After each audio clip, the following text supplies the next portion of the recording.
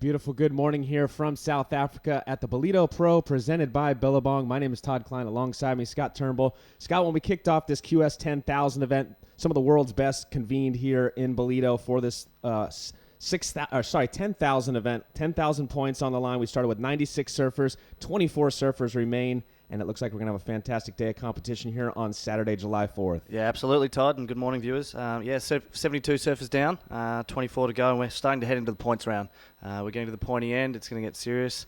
The boys have been on point the last few days free surfing, and we're going to see a lot more of that today. As we look at the conditions, yesterday we had some surf out there, but unfortunately a lot of closeouts yesterday. Prominent low tide really wreaking havoc, so calling the competition off yesterday. In the afternoon, we had a northerly breeze come in, which really chopped things up. But what it's done this morning is we still have a little bit of that residual bump out there. So it's kind of making the waves really peaky, not as closed out as what we saw yesterday afternoon. So it looks like we're going to have a fantastic start to the competition here in the round of 24, kicking things off with Aleo Moniz, Kanoa Igarashi, and Keanu Singh in that first heat. And the tide's pretty high this morning. We had a very high tide last night due to the full moon. And it looks like we're going to have a great day of competition. Before we kick things off, though, let's look back at some of the highlights thus far here at this QS 10,000.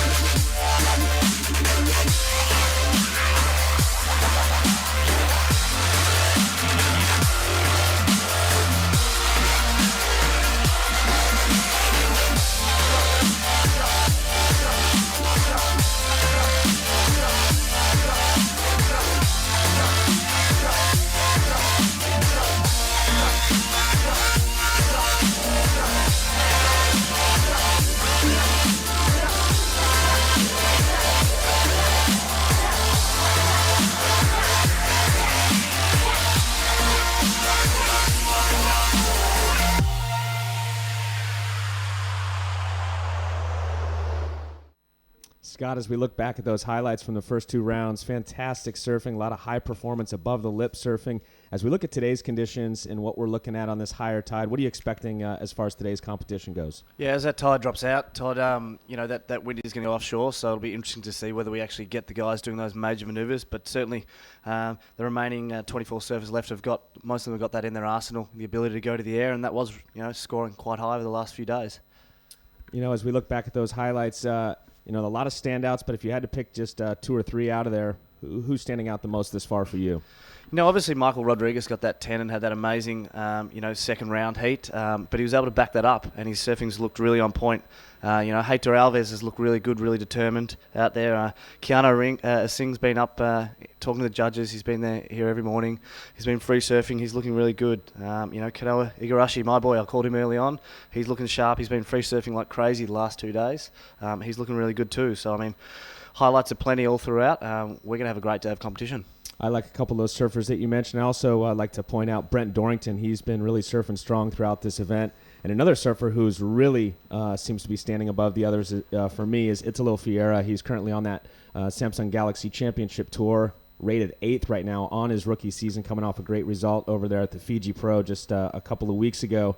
So he's coming in here with a lot of momentum with that 5th place finish. And he'll be coming up. Italo Fiera will be in heat number 4 in an all-Brazilian heat, David Del Carmo and Caio Abelli. So some great matchups coming up.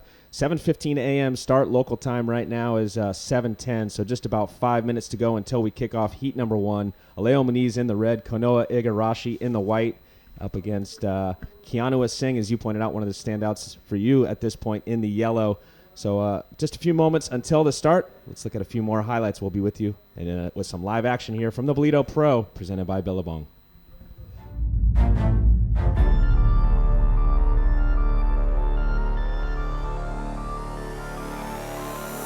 QS is a battle, like it's where all the dreamers are. We all want to qualify and be on the World Tour, it's a big goal, it's a big dream, so it's a battle. Every heat it's super hard. Everyone is really focused and surfing really well.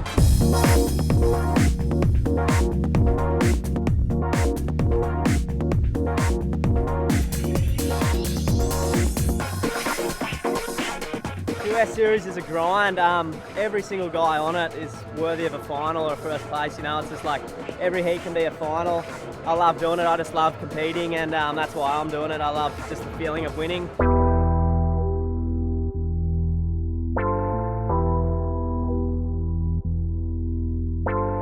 My focus is to get on the CT.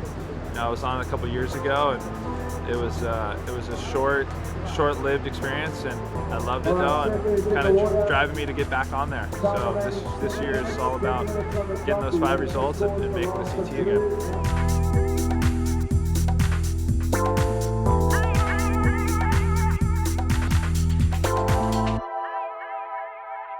Yeah, the tour is the best. It really makes me really appreciate that I'm on the tour. Coming to these events, it's you see people with no sponsors that are struggling, making it one event to another just by the prize money, and it makes me really appreciate what I have and where I'm at, and I just hope I don't fall off. It makes me really want to fight hard to keep my spot.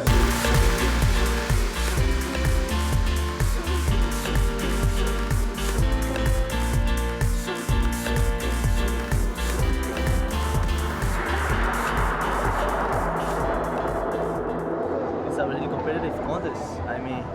There is so many Flotins guys who want to make the tour, so they surf so much, and you have no easy hit at all. So that's really good, just to be training and also try to win hits, and if you win, you get 40 grand. So that's awesome.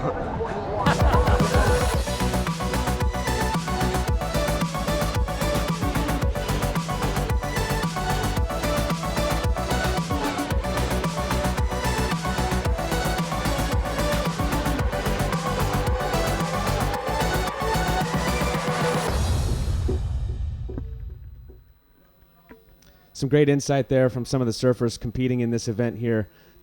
This is the Ballito Pro presented by Billabong. QS 10,000 World Surf League. QS 10,000, one of the biggest qualification series events this year. A lot of events. I was looking at the schedule last night, Scott, on the WorldSurfLeague.com. 37 QS events scheduled for 2015, this event being stop number 14, so a lot of events to go, 23 remaining to be exact here in 2015, but this is a massive opportunity for those surfers that we just saw there in that highlights package. You heard a lot of them say, it's all about making that big stage, the Samsung Galaxy Championship Tour. Some of them had been there in the past, some of them are currently on it, but they want to make sure that they keep their seeds up here and finish strong. You need to make it into the top 10 on the qualification series if they want to make it onto that championship tour in 2016. Yeah, spot on, Todd. This round of 24, you're looking at, if you do have an exit, we've got 3 surfers. If you do get a third in that, an exit at this point of the competition, you will take home 2,200 points. So that's a good bankable amount of points. But the guys, getting this far, they want to go a lot further and look to move into those higher point scores to take home for year's end. Well, let's have a look to see who we're going to kick things off here with heat number 1, Alejo Muniz, who is the first surfer out from last year's championship tour. He was on the tour last year, looking to get back on there. He'll be in the red. Kanoe Igarashi, one of the young upstarts coming out of America, in the white. Keanu Singh, a current championship tour surfer, in the yellow. So a great matchup right here, all regular foot surfers. And as we said, it's a higher tide right now. We're going to see a lot of the waves taking place very close to the beach. And underneath them right now is rocks, but you can't really see it on this higher tide. And hopefully we don't have any encounters. Yeah, that inside's really quite shallow, and that's where the guys are going to be finishing their moves. As we see that sort of wave breaking right on the edge there, they're going to hopefully look to end up there and fit in as many manoeuvres as they can. The young junior, Kanoe Igarashi, he's got his work it out from today, as we see up and riding Alejo. Yeah, drawing out first wave there, bit of a cutback. Wave kind of flattens out, and he kicks out. Alejo Muniz has a very interesting background. Originally from Argentina, but has long resided in Santa Catarina, Brazil. His brother here with him, Santiago, he'll be coming up in one of the heats down the road here in round 3, the round of 24. So both of the Muniz brothers getting a good result here so far. As you pointed out, 2,200 points on the line here in the round of 24. You'll take home $2,700. And one of the comments that stood out for me in that highlights package was, there's quite a few of the surfers here on that qualification series that don't have sponsors and really can add a lot of pressure. But the good news is when you start to get into these rounds, at least you're covering your costs and maybe starting to put a little money into the bank and get ready for that next event. Yeah, absolutely. Is interesting enough. Every heat Alejo's had so far, he's always made sure he's on the very first wave. So that's sort of paid off for him. I think he's got some high scores over the last 2 rounds in the round 2 and round 3. Not so much just a 1-point ride for his opener in that one. So you'll see he's just going to sit off the other 2 competitors now and just wait to pick off the scraps, any waves that they don't want to take at this point. As I mentioned, last year, Alejo Muniz was on the championship tour and just missing out. He's the first surfer to get the call-up when there's injuries.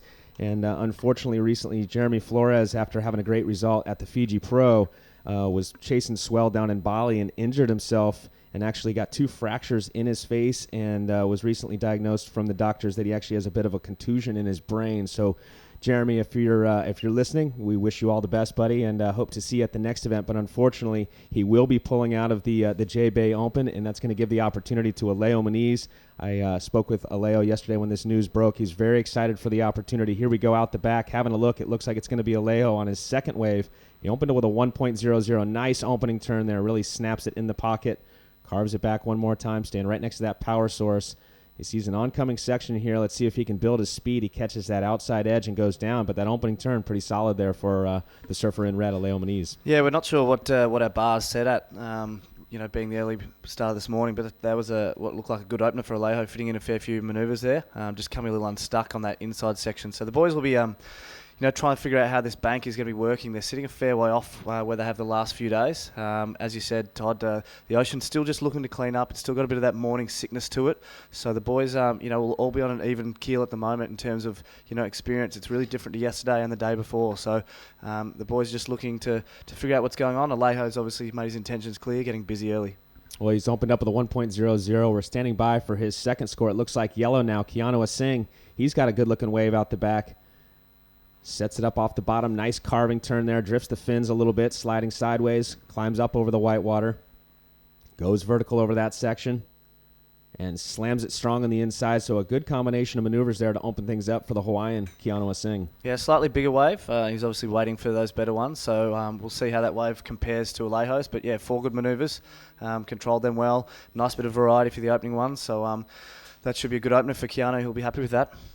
And you were talking about the conditions. Yesterday we had much longer lines coming from the southerly direction. On that lower tide, we had a lot of closeouts yesterday. That's why we did not hold competition. It was pretty much straight-handers, if you will. But late in the afternoon, that wind really picked up, which since we've been here, we hadn't seen come from that northerly direction, Scott. And it came up out of the northerly last night, blew all the way until the sun set. And you still have a little bit of that residual bump out there, but it actually seems to have made the waves peakier. We noticed those first couple waves there for Alejo and Keanu. Pretty nice open face for these guys to perform on this morning. Yeah, absolutely. And as the land heats up and goes offshore, it will get cleaner. So let's have a look at the start of that opening exchange. As we see, this is Alejo Menez's first wave. Nice little pocket he jams right there. That's his second maneuver. Just getting back to the power source. Just gets caught up here a little bit and just you can see the water just rushing off the inside bank and just comes unstuck there. But a few manoeuvres for Alejo. The judges are going to hold off on their scores. Just wait to see a few more rides before they set the scale for this morning. As we're saying, Todd, that wind will clean everything up and it will make it a little bit smoother for the guys. That tide is going to drop off and hopefully we do see that swell that is predicted to come for today. Yesterday was meant to be a 0.8 swell and today we are looking at a 1.6 with a longer period. So hopefully that means a lot more waves for the guys and a lot more scoring opportunity. And some of those weren't afforded yesterday. That's another reason we went on hold because there just wasn't as many waves coming through. Well, Alejo opened up with a 5.50. Keanu Asing, he had a better opening wave in my opinion. Yeah, absolutely. His first one, bang, jams it, really throws a bit of variety, a bit of style. Judges like that for the first turn. It shows a degree of commitment, and that's what they're looking for.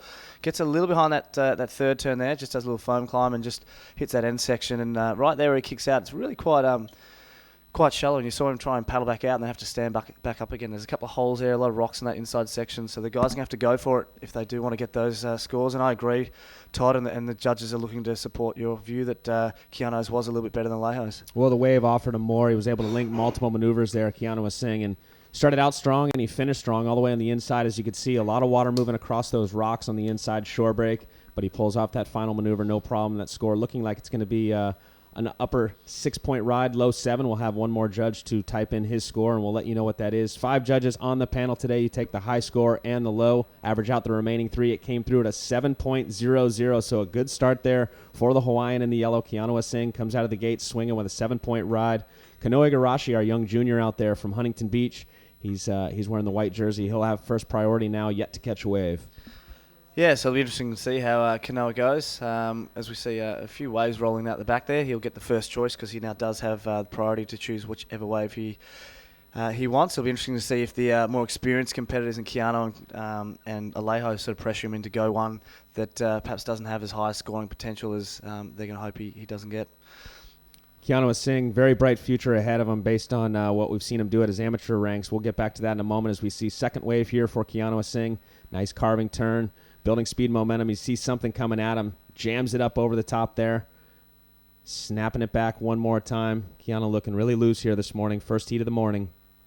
Goes vertical again.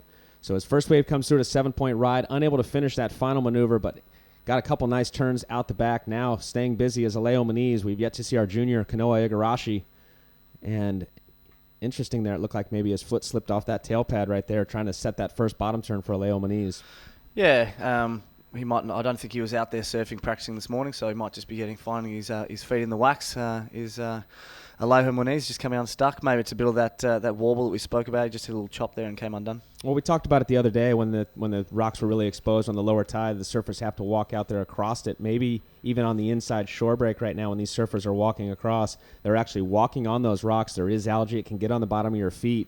And as I mentioned, some surfers will wax the top of their feet so they can rub the top of their foot on the bottom of the other to get that moss or slime off. But who knows, just speculation at this point. But nonetheless, he didn't complete that first bottom turn to set things up, so he goes down early.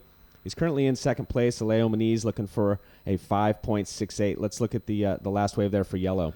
Yeah, not as smooth or I think as big as his second one. He just does a little wrap around just to start and open up. I like the variety in this wave, but obviously that turn not too bad there. Gets the fins free out the back. this one gets held up a little bit in that one. Does really well to recover from that in that little section there, and just comes unstuck and doesn't complete that one on the inside. So not as good as his first one.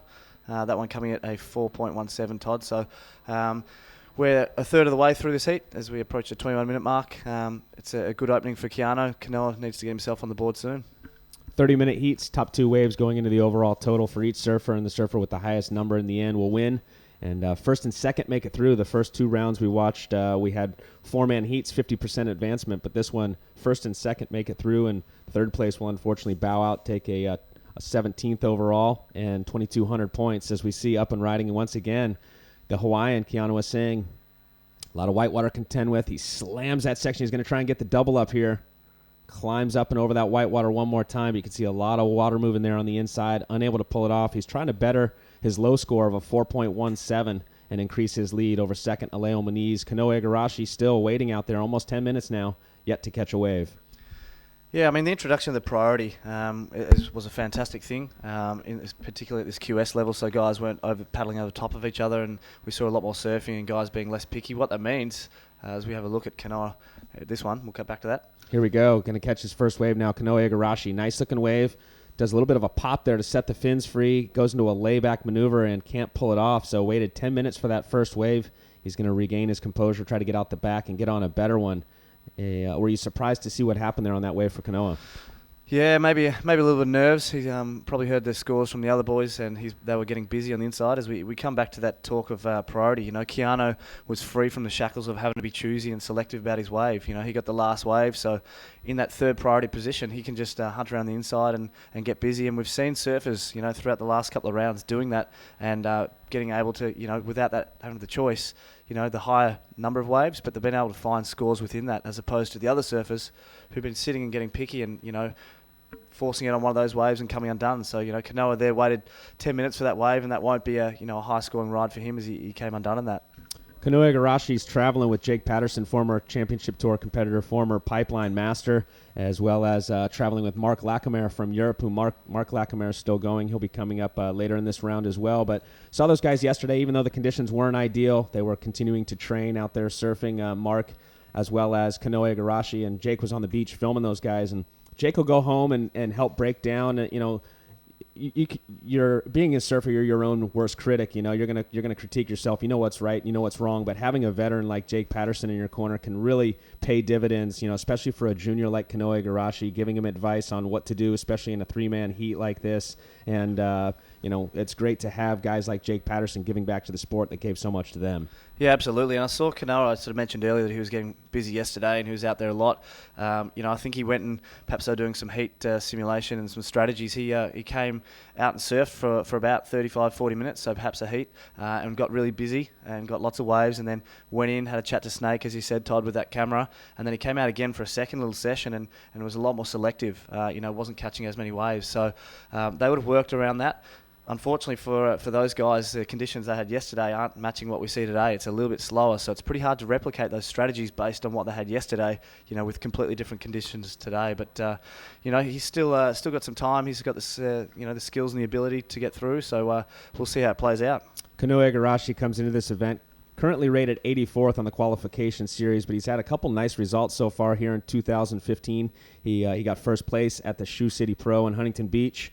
It was a QS 1000, so not the massive points, but what it can do is really give you some confidence getting a win like that. There were some big-name surfers in that event, and he also he won a big junior event this year earlier in Australia, the Hurley Australia Open, and in the Pro Junior division. He also, just about a week or two ago, won the Los Cabos Pro Junior, so really ripping up the Pro Junior ranks, but wants to get a big result here in this QS 10,000. As we look out the back, this is Aleo Moniz.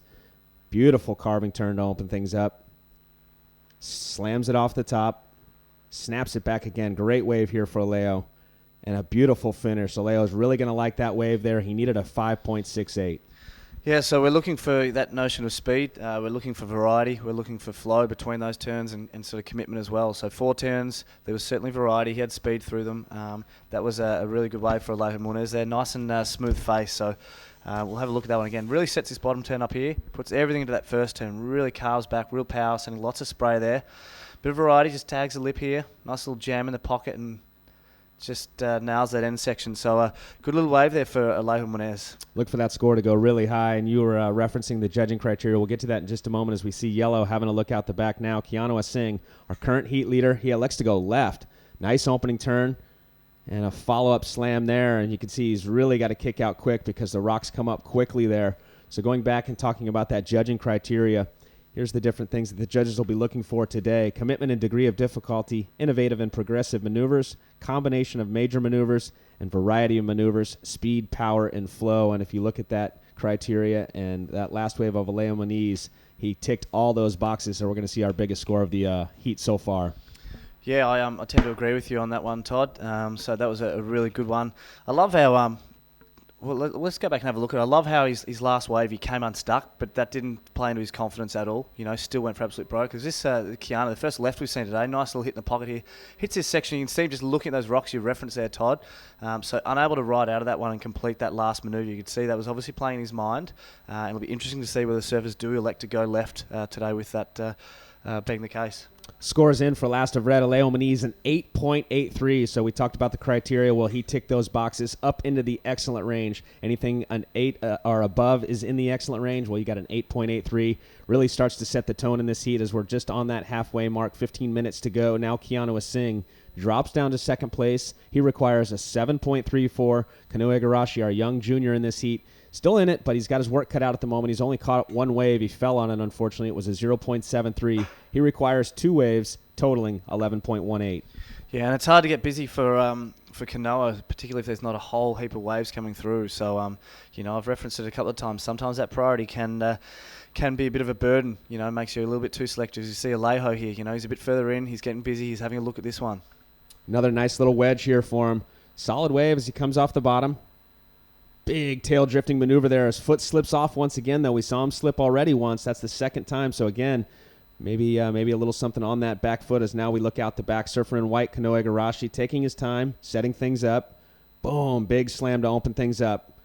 Climbs up and over that section, drifting the tail. Solid surfing there for the young surfer out of Huntington Beach. Yeah, better wave that one. Only two chances to really get the job done. So it'll be interesting to see how the judges have a look at that one. A bit bigger wave, but a good start for Kanoa. He'll take some confidence from that, and perhaps now that he doesn't have that priority, he can start playing the inside guy game and start getting busy underneath the other two boys. But yeah, we saw Alejo coming unstuck. I like particularly, I think it was 3 waves ago, his 0.43 where he went big at the beginning. And you referenced, Todd, maybe his foot was a bit slippery from that wax. His 8.83 was the next wave he got. The first turn was a massive one. So, obviously that wasn't playing on his mind, that he came off on the earlier one. But perhaps it's showing that chop out there and that morning sickness is causing a bit of a challenge for the guys on the face there, coming unstuck on that last one as well. So let's have a look at White Kanoa here. Just waits for this wave to stand up. Really nice first turn. Nice and vertical, fins out. Really had to work to get his bottom turn set up and get back up into that white water that was already coming over. So only 2 turns for him, but that first one was a really nice one. Nice and vertical. A lot of speed through that one. But as we said, only 2 turns for Kanoa. We'll see what the judges think about that. And we actually just caught last minute there. We saw red. We'll get to that in just a moment, but riding that wave all the way through to the inside. So once again, Alejo Munez up on another wave. He's our current heat leader. And Kanoe Igarashi, though, his second wave there, I was impressed with his surfing. Small sections are a small compact area for him to get into the lip, but he was able to perform. This was what we missed during that last replay. Alejo, classic Alejo, first jam. Second one, he knows he needs variety, so really cooks it even further. Here, just waiting for the inside section to stand up. Just jamming that end section. Really shallow there. Managed to get a 5th turn in there right on those rocks. So, getting really busy, looking really compact and surfing fast and tight in the pocket is Alejo Munez, looking very sharp and on point this morning. Alejo surfing very strong. As I mentioned, getting the call up. We'll see him coming up July 8th at the J-Bay Open. Very excited to get that opportunity as an injury replacement for Jeremy Flores. As we mentioned, unfortunately, Jeremy Flores pulling out of that one due to an injury. We wish him all the best and a speedy recovery. But Alejo going to look to capitalize on that opportunity. He's already been in a couple of events this year. As an injury wild card. He's just recently coming off a 13th place finish at the Fiji Pro. Prior to that, he had 2 other opportunities getting the call up as an injury replacement. He got a 25th at the Rio Pro and a 25th at the Drug Aware Pro. So having a good go. He wants to get back, though, full-time on that Samsung Galaxy Championship Tour like he was. He kicked things off in 2011. He'd been on the tour 11, 12, 13, 14, and he finished in the top 10 in 2011. So he's got the talent. He's just got to get back there for the opportunity. Yeah, and with those opportunities to perform at that CT bigger level, we see this year that the guys are able to keep their points or retain their points that they score, which we haven't seen in the past. So, Alejo will be wrapped that he's able to get that opportunity. As we said, big shout out to Jeremy Flores. He's sitting number 1, I believe, on the QS rankings at the moment. He doesn't need to. He's obviously going on those trips and still going for broke and, big waves and waves of consequence, and unfortunately paying the price. So, these guys are the best servers. We shout out to Jeremy and hope he does get better. But with that, Alejo gets his opportunity. Scores in for last of red, Alejo Muniz, a 7.67. So fantastic surfing here for the Brazilian. Increases his lead over second. Now Keanu Singh requires a 9.50. So it's starting to become a battle between yellow and white. Kanoa Igarashi in the white and Keanu Singh for that second position. First and second make it through. Third will bow out. So Kanoa Igarashi, his last wave, comes through at a 6.00. He now requires a 5.18. So keep an eye on yellow and white and see how things unfold here with 10 and a half minutes to go. Yeah, we can see in that pullback shot, the guys are really close to the beach. So for Alejo to fit all those turns, and he's doing very well as he's having a look at this one. He's staying super busy, catching these insiders that are really allowing some vertical face. Unfortunately, he catches that outside edge, and he goes down on that one, but he's got 2 solid scores to his name already. He's our current heat leader. His last wave prior to that one, a 7.67. Yeah, I mean, it's really interesting for mine. I'm keen for your input, Todd. What do you think? Where do you think his confidence is at right now? He's fallen on a fair few waves, yet he's got 2 really high scoring waves.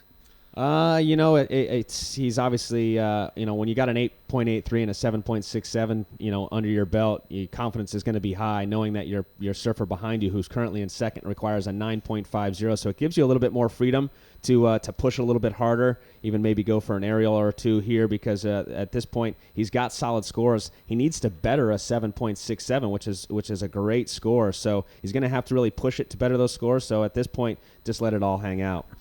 Yeah, absolutely. And just on Keanu, some of the boys have been training in the water. I know Keanu's been out surfing. He's actually been doing some CrossFit with his girlfriend. She's went and bought some pads the other day, and the boys have been mixing up, doing some mixed martial art training, a bit of cross training to keep them fit and healthy on those lay days as we see up and riding.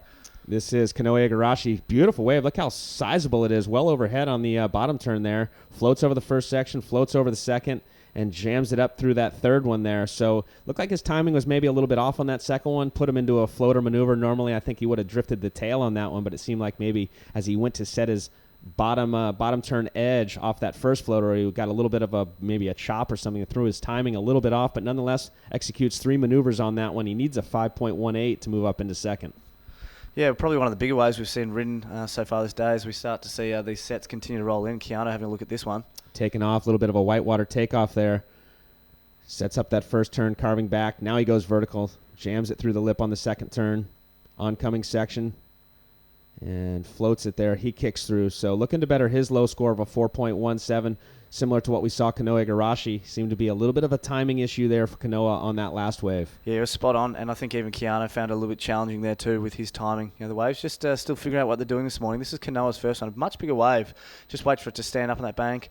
Really critical turn there, controls that well, but as you said, just wasn't sure what he was going to do. It wasn't a really critical turn, ended up as a floater. Recovers quite well with that end section, but that timing, as you said, was really important, and the judges are critical. These guys are the best. They're going to want to see him execute those maneuvers, really cleanly and come off the bottom. They're not going to want to see them doing mid-face sort of turns or mid-face setups, so they will be a little critical on that, but that'll certainly go into Kanoa's top 2, that one, looking to replace a 0.73 low score. On those 2 waves there for Kanoa and Keanu, it seemed like they didn't get the face, the vertical face that we're seeing that Alejo Muniz has been able to find with that 8.83 and 7.67. So we'll see if those guys can find a little bit more vertical face as we look at the last tier of Keanu and check out his timing. Yeah, he just got caught up a little at the start there. That second turn was much better. Here he's trying to get onto that low road, and the timing. That one just sort of, was breaking towards him, heading towards sort of deep water, shallow water. It's still trying to figure out what it's doing there, and I think Keanu's still trying to figure out himself how that one played out. And as you said, just not a smooth face from those bigger waves that Alejo was afforded on the waves were a little bit smaller for his one. So it'll be interesting to see if the guys adjust their strategy from that and start looking for those bigger ones, or if they do start getting busy underneath that priority. Well, we'll see how that exchange comes through. And last of Kanoe Igarashi, judges liked it. 6.50 takes him all the way up into second place now. Keanu Singh drops down to third. The surfer in yellow now requires a 5.50. So, as I mentioned a few moments ago, Aleo Moniz really holding this heat down with his 8.83 and a 7.67. I felt it was going to be quite a battle between second and third for that next advancing position. And Kanoe Igarashi capitalizing with his last wave at a 6.50. Yeah, Kanoa's been sitting third for the most part of this heat, so moving up into second here. Keanu obviously not going to want to bow out and take that third position, so he's going to want to get busy. 5.5 certainly isn't beyond him. He's having a look at this one, seeing how he goes. Here we go. Keanu Singh trying to get out of that third place position. Nice opening turn. Comes out of it with some speed and momentum with a big section coming in front of him. Nice floater there. Free falls. He likes it. Kicks out. So 2 solid maneuvers there for the Hawaiian in yellow. Did he like it, or was he selling it to the judges? You know, he missed a couple of sections there, really looking for that big end section. And, you know, floaters, whilst that was challenging, aren't the most critical maneuvers that these guys can perform and have been performing. So we'll see how the judges view that one. Let's have a look at it again. A smoother one because it's a little bit smaller. Just sets up. Beautiful first turn here. Hits that first section. Really looking down the line, looking for something big. And we turn into a floater. Bit of a critical landing, but floaters, as I was saying, not necessarily the most critical maneuver choice that the guys can be making. So looking for a 5.5. I'm going to say he's not going to get it on that one.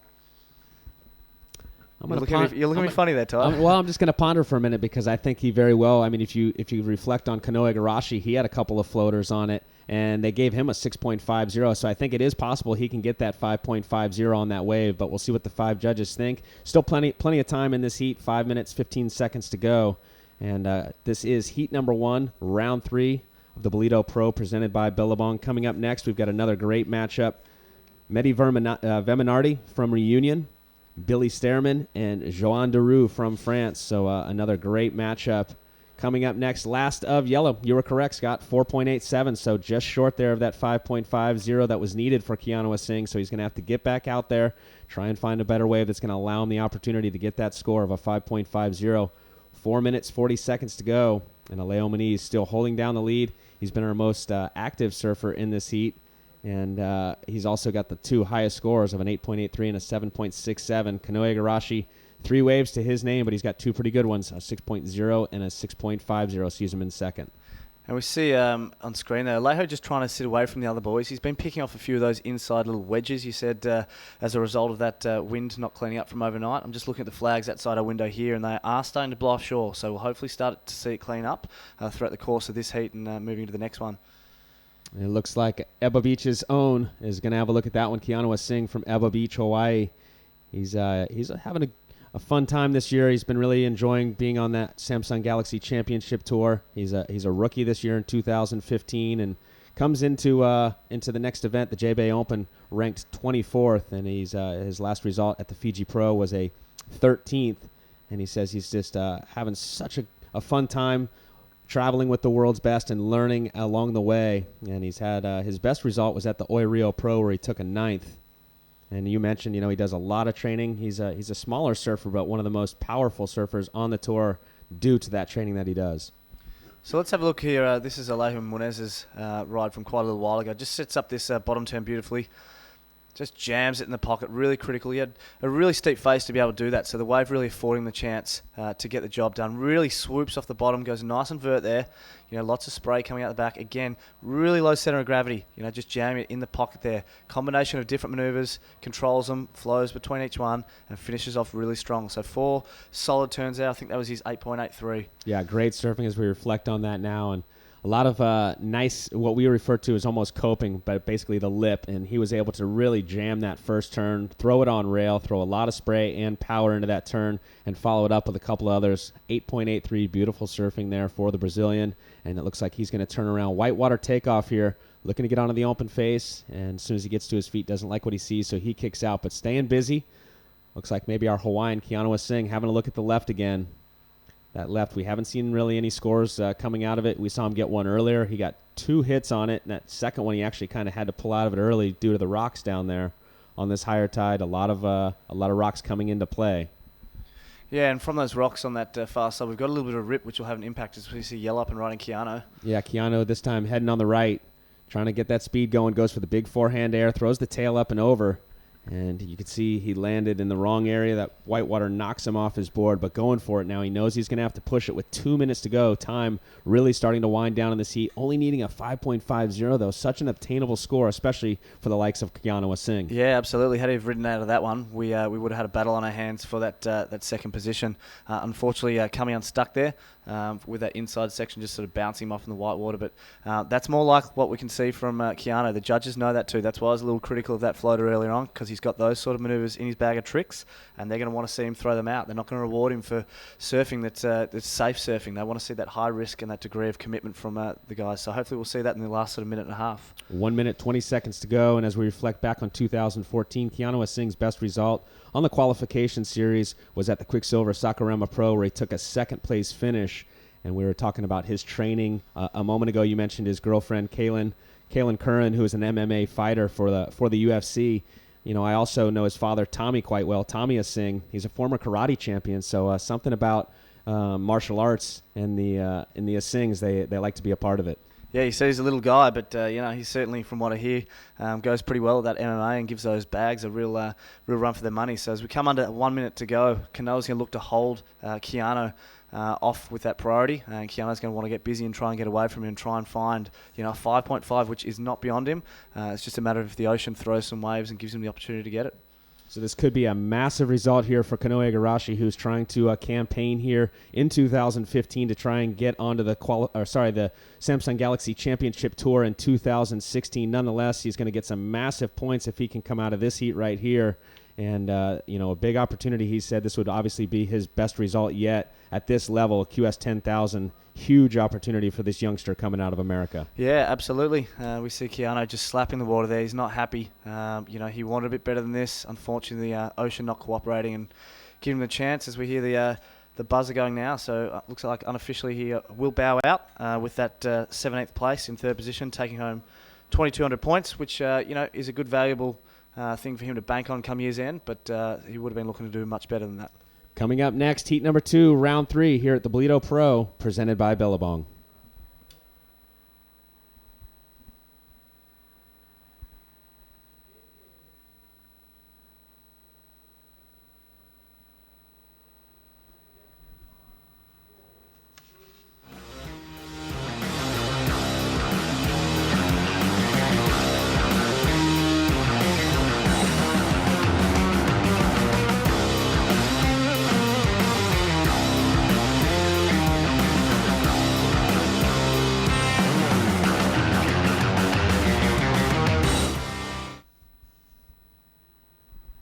Now hitting the water, heat number 2, and right out of the gates, Joan Duru on his backhand, slams it up through the lip there, and he kicks out. So we kick things off now with heat number 2. In red, Mehdi Veminardi from Reunion. In white, Billy Stearman from New Zealand.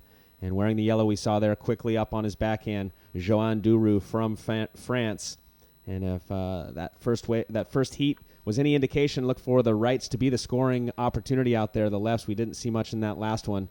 And let's see, 2 surfers there representing France in this heat up against Billy Stearman from New Zealand. Yeah, we've got 4 Frenchmen still in the heat, so the boys going well. Mehdi Veminardi from Reunion Island originally, now residing in France. Obviously a little bit safer training ground over there in France. As we see, this was the first wave from surfer in yellow, Joan Duru. Bit of a fuller section here, so he just sort of waits for this wave to stand up on the inside, really working to get through that flatter section. Only one major manoeuvre. It was a good one at the end, hitting that oncoming section, but not a whole lot before that. So judges won't be throwing too high a score at this one in live action. This is live here as he goes up into that first section, tries to slam it, timing a little bit off. He goes over. So opening up with a 3.67, it looked like just before we went to that replay there of Joan Duru of that 3.67, we saw Mehdi Veminardi out the back catching a wave as well, goofy footer. And we'll have a look at that wave now and see if it comes through and it's going to give him any opportunity at some scores as we look back on this wave. Nice opening turn. Yeah, Mehdi, nice and vertical on that first one, which is great. A little jam in the pocket here. We can see just gets a little caught behind that section, but deals with it quite well given what he was afforded. So 3 turns there. Not a bad little opener for Mehdi. Nice and vertical on that first one. The second, not as strong, but able to complete that wave and ride out. So he's on the board. He's getting busy. Billy Stearman from New Zealand out the back just waiting. Coming into this event, Mehdi Veminardi, he was 216th on the QS, and looking to climb obviously way up past that right now. He's only surfed one event so far this year. That's why he's got such a low ranking. Last year he finished 100th overall on the qualification series. So a massive opportunity, as we said, here at this event. 10,000 points, and the estimation of the cutoff to make that championship tour next year is 18,000 points. So you can get more than half of that here at this one event alone. And I was doing some research last night, and one of the things I noted, if you divide 5 or 18 by 5, that's the best, the most results you can keep is only 5 events. You got to break that down. We'll get to that in just a moment as we see out the back the surfer in yellow, Joan Deroux. Nice turn there to open things up. Snaps it back again. Very powerful surfer, especially on his backhand, Joan Deroux. He's about 4 maneuvers now, looking to finish strong on the inside. Nice maneuver there to finish. So Joan Deroux staying busy, opened up with a 3.67. Medi's wave, though, as we saw in that replay a moment ago, Scott, and you walked us through it. A little bit more critical on that opening maneuver, and that shows in the scoreline, 4.83. So, Todd, you were talking about, the guys obviously can go in a whole heap of these events throughout the year in the QS, but only get to keep their top 5 results. You said last year, I think we were talking about the cutoff points being 16,000 to qualify. You think this year 16,000? Last year was that? Saying 18, I believe, 18, this year. Right. Okay, so as we'll come back to that, let's look at the Joan Deroux's third wave here. Just a nice little hook in the pocket. That coping you talked about, that one's got a little angle on it, so he's able to get in the pocket, get some critical turns there. That's his 4th one.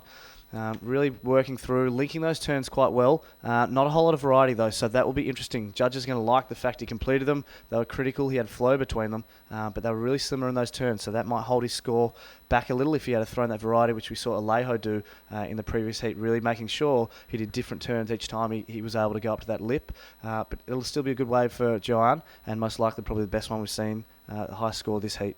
So, you said we divide those 5 results for that 16,000. What does that get you at as an average per event that we need to get?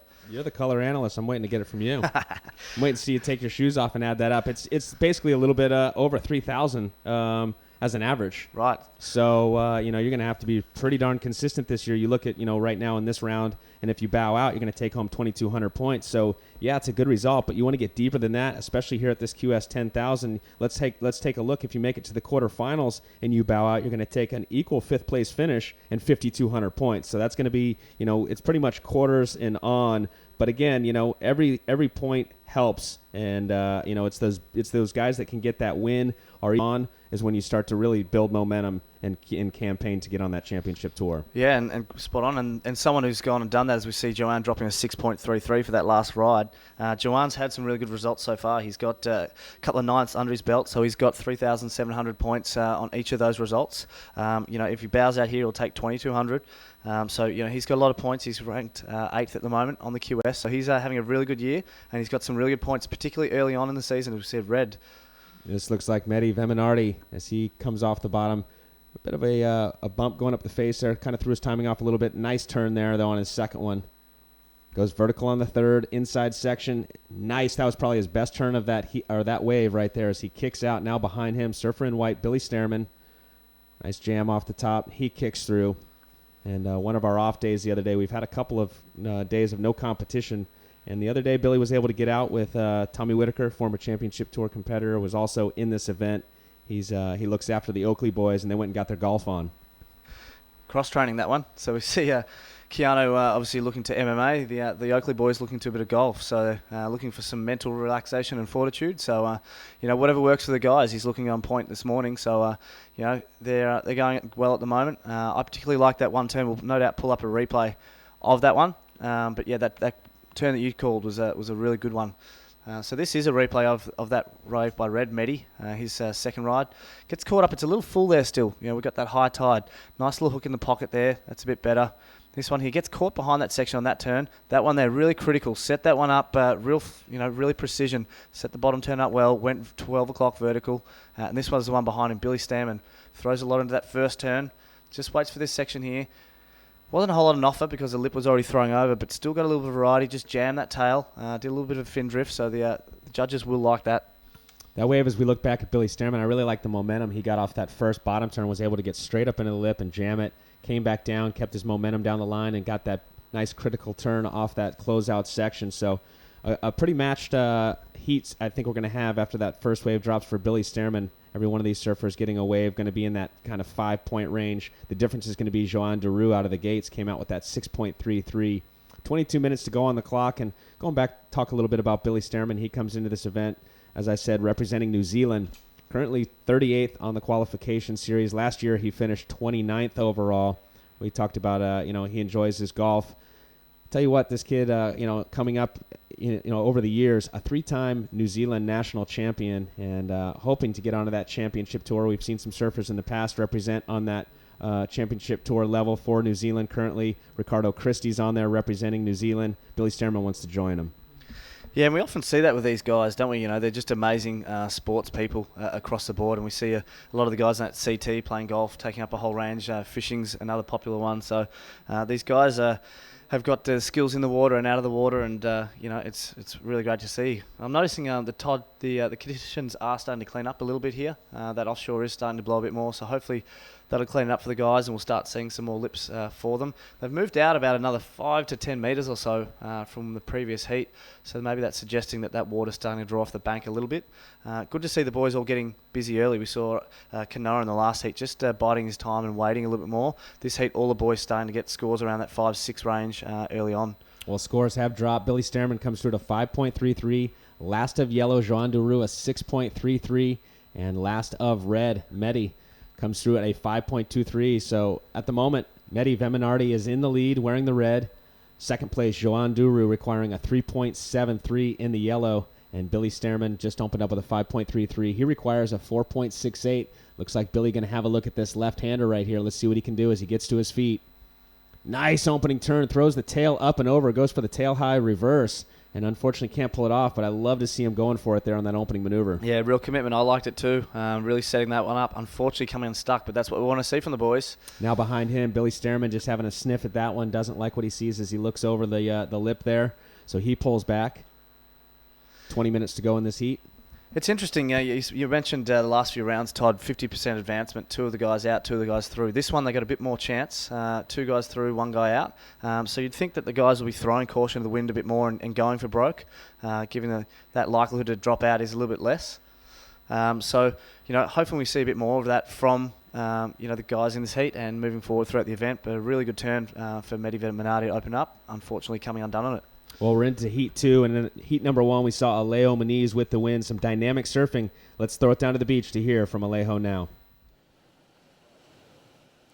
All right, we're down here on the beach live with winner of the first heat of the day, Alejo Muniz from Brazil. Alejo, tell us about surfing the first heat this morning. Were you up bright and early to come and have a look at the conditions? Yeah, we've been waiting for that heat for 2 days. I've just been really passionate and surfing a lot with my brother. It's always good to have a win, especially in this round, because then you go to man-on-man heats.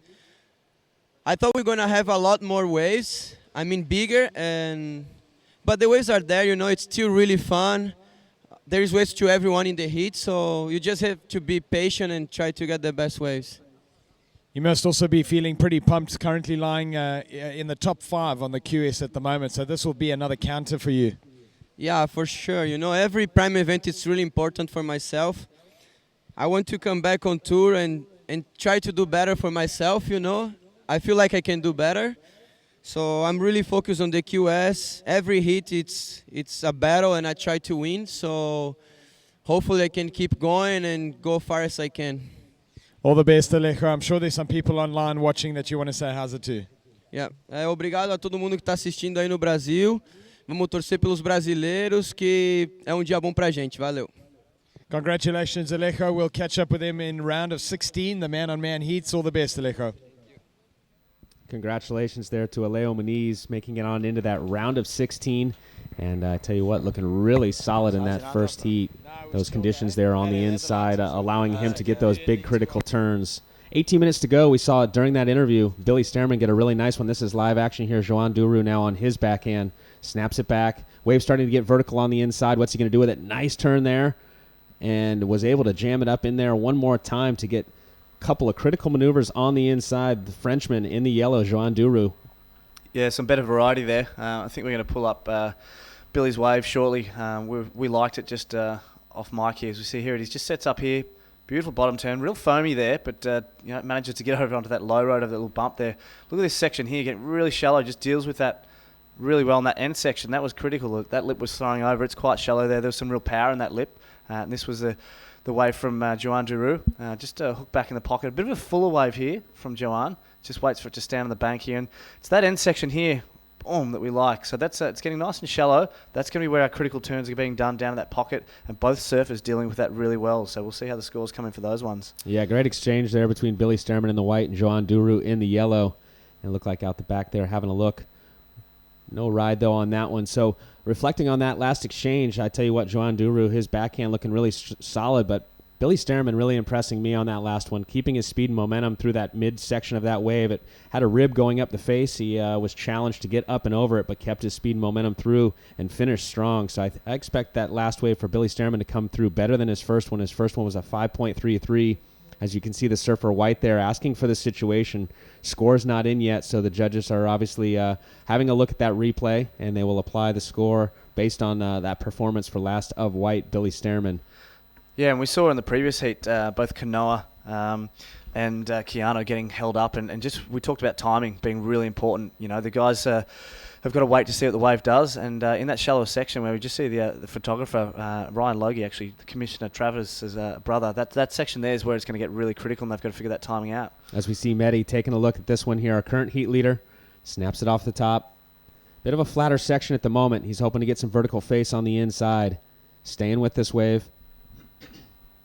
Carving it back one more time, so he never got that vertical face like we saw him get earlier. And some of the waves that we've seen hitting that inside bank, that one just kind of flat all the way across. And scores starting to drop for last of white and yellow. Currently, at the moment, a surfer in red is in the lead, Mehdi. Joan Duru looking for a 3.73. And, well, he's just dropped that. Well, we're actually waiting on scores. Billy Stearman has just taken the lead. Now Joan Duru is just flopped. So let's regroup here. Let's start over because multiple scores just posted at the moment. Joan Duru is now our current heat leader, the surfer in the yellow. He's got a 6.33. His last wave was a 5.83. Billy Stearman, his last wave came through at a 6.10. He's now in second. So before that exchange, Mehdi was in the lead. Now he finds himself in third place looking for a 6.20. So a great exchange there between yellow and white. Yeah, and if we look at Joan's first wave, it was a 3.67. It was a good wave, but he didn't have the variety. So he's mixed it up. He's taken that on board. And, the last two waves we saw from him, that 6 and the 5, had that real variety and was mixing up his turns, a bit more critical. So that's what the guy's going to need to do. Interesting, we looked at the scores required to advance over the last few days. It was around that 13 to 14 points that the guys needed. So Joan's sitting in 12 at the moment as we just get past the halfway mark of this heat. It'll be interesting to see if that is enough to get him through in this heat or not. A lot of the guys were looking for those 7s, and I think we've found, Todd, throughout the back end of the heats, the guys are pushing a little bit more, going a bit harder, needing those scores, and we find the scores sort of reflecting that towards the back end of this heat. So potentially 12.16 might not be enough for him to advance, but at the moment he's looking really comfortable in first. So far this morning, I think the difference is really the wave selection. You know, where we saw a wave a moment ago that Mehdi got, and it really was more of a flatter-faced wave, and it doesn't allow you to get those critical turns off.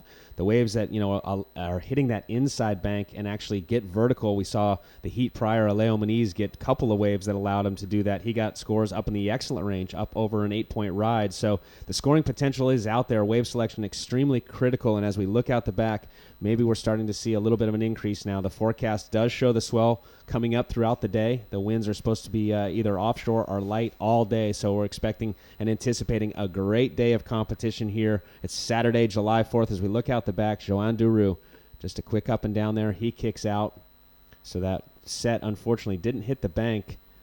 It sometimes shifts and goes just to the north of us and actually hits the rock outcropping in front of us. Normally, that's where the surfers are sitting, is out in front of us. Here we go. Nice opening turn there for Joan Duru. Throws the tail there on the second one, goes for the reverse. That first one was nice vertical snap. Second one, though, he goes to drift those fins, throw it into reverse, and goes down in the second maneuver. Yeah, and what's going to make it really challenging for these guys, I noticed Billy and Mehdi, I'm not sure if Joanne were out free surfing this morning. And even in the last half an hour, the conditions have changed from when they're out there free surfing before that first heat of the day to what they are now. We can see where that pullback shot, those rocks on the inside are just starting to get a little exposed. That water is going to start stripping off there and is going to start pulling through that lineup. So the guys are going to have to be aware of their position in the lineup. We saw that as a bigger set, as you said, Todd, that swell is coming up today. Bit of a bigger one there. So Joan went the outside wave. He had priority. It was a little bit fuller as it moved off the bank there or off the rocks you referenced. But then he was able to, with knowing he had third priority, take the inside wave and almost pull off a really critical manoeuvre on that inside, but unfortunately coming unstuck. So really interesting position with 13 minutes to go, just under 13 minutes in this heat.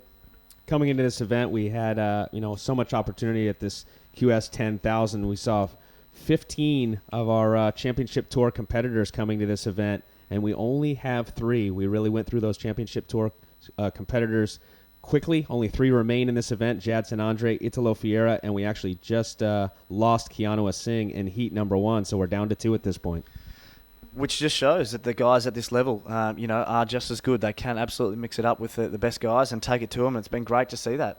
We've had that reflected on the CT this year as well. A lot of those top names, Gabrielle, Kelly, are down in the rankings.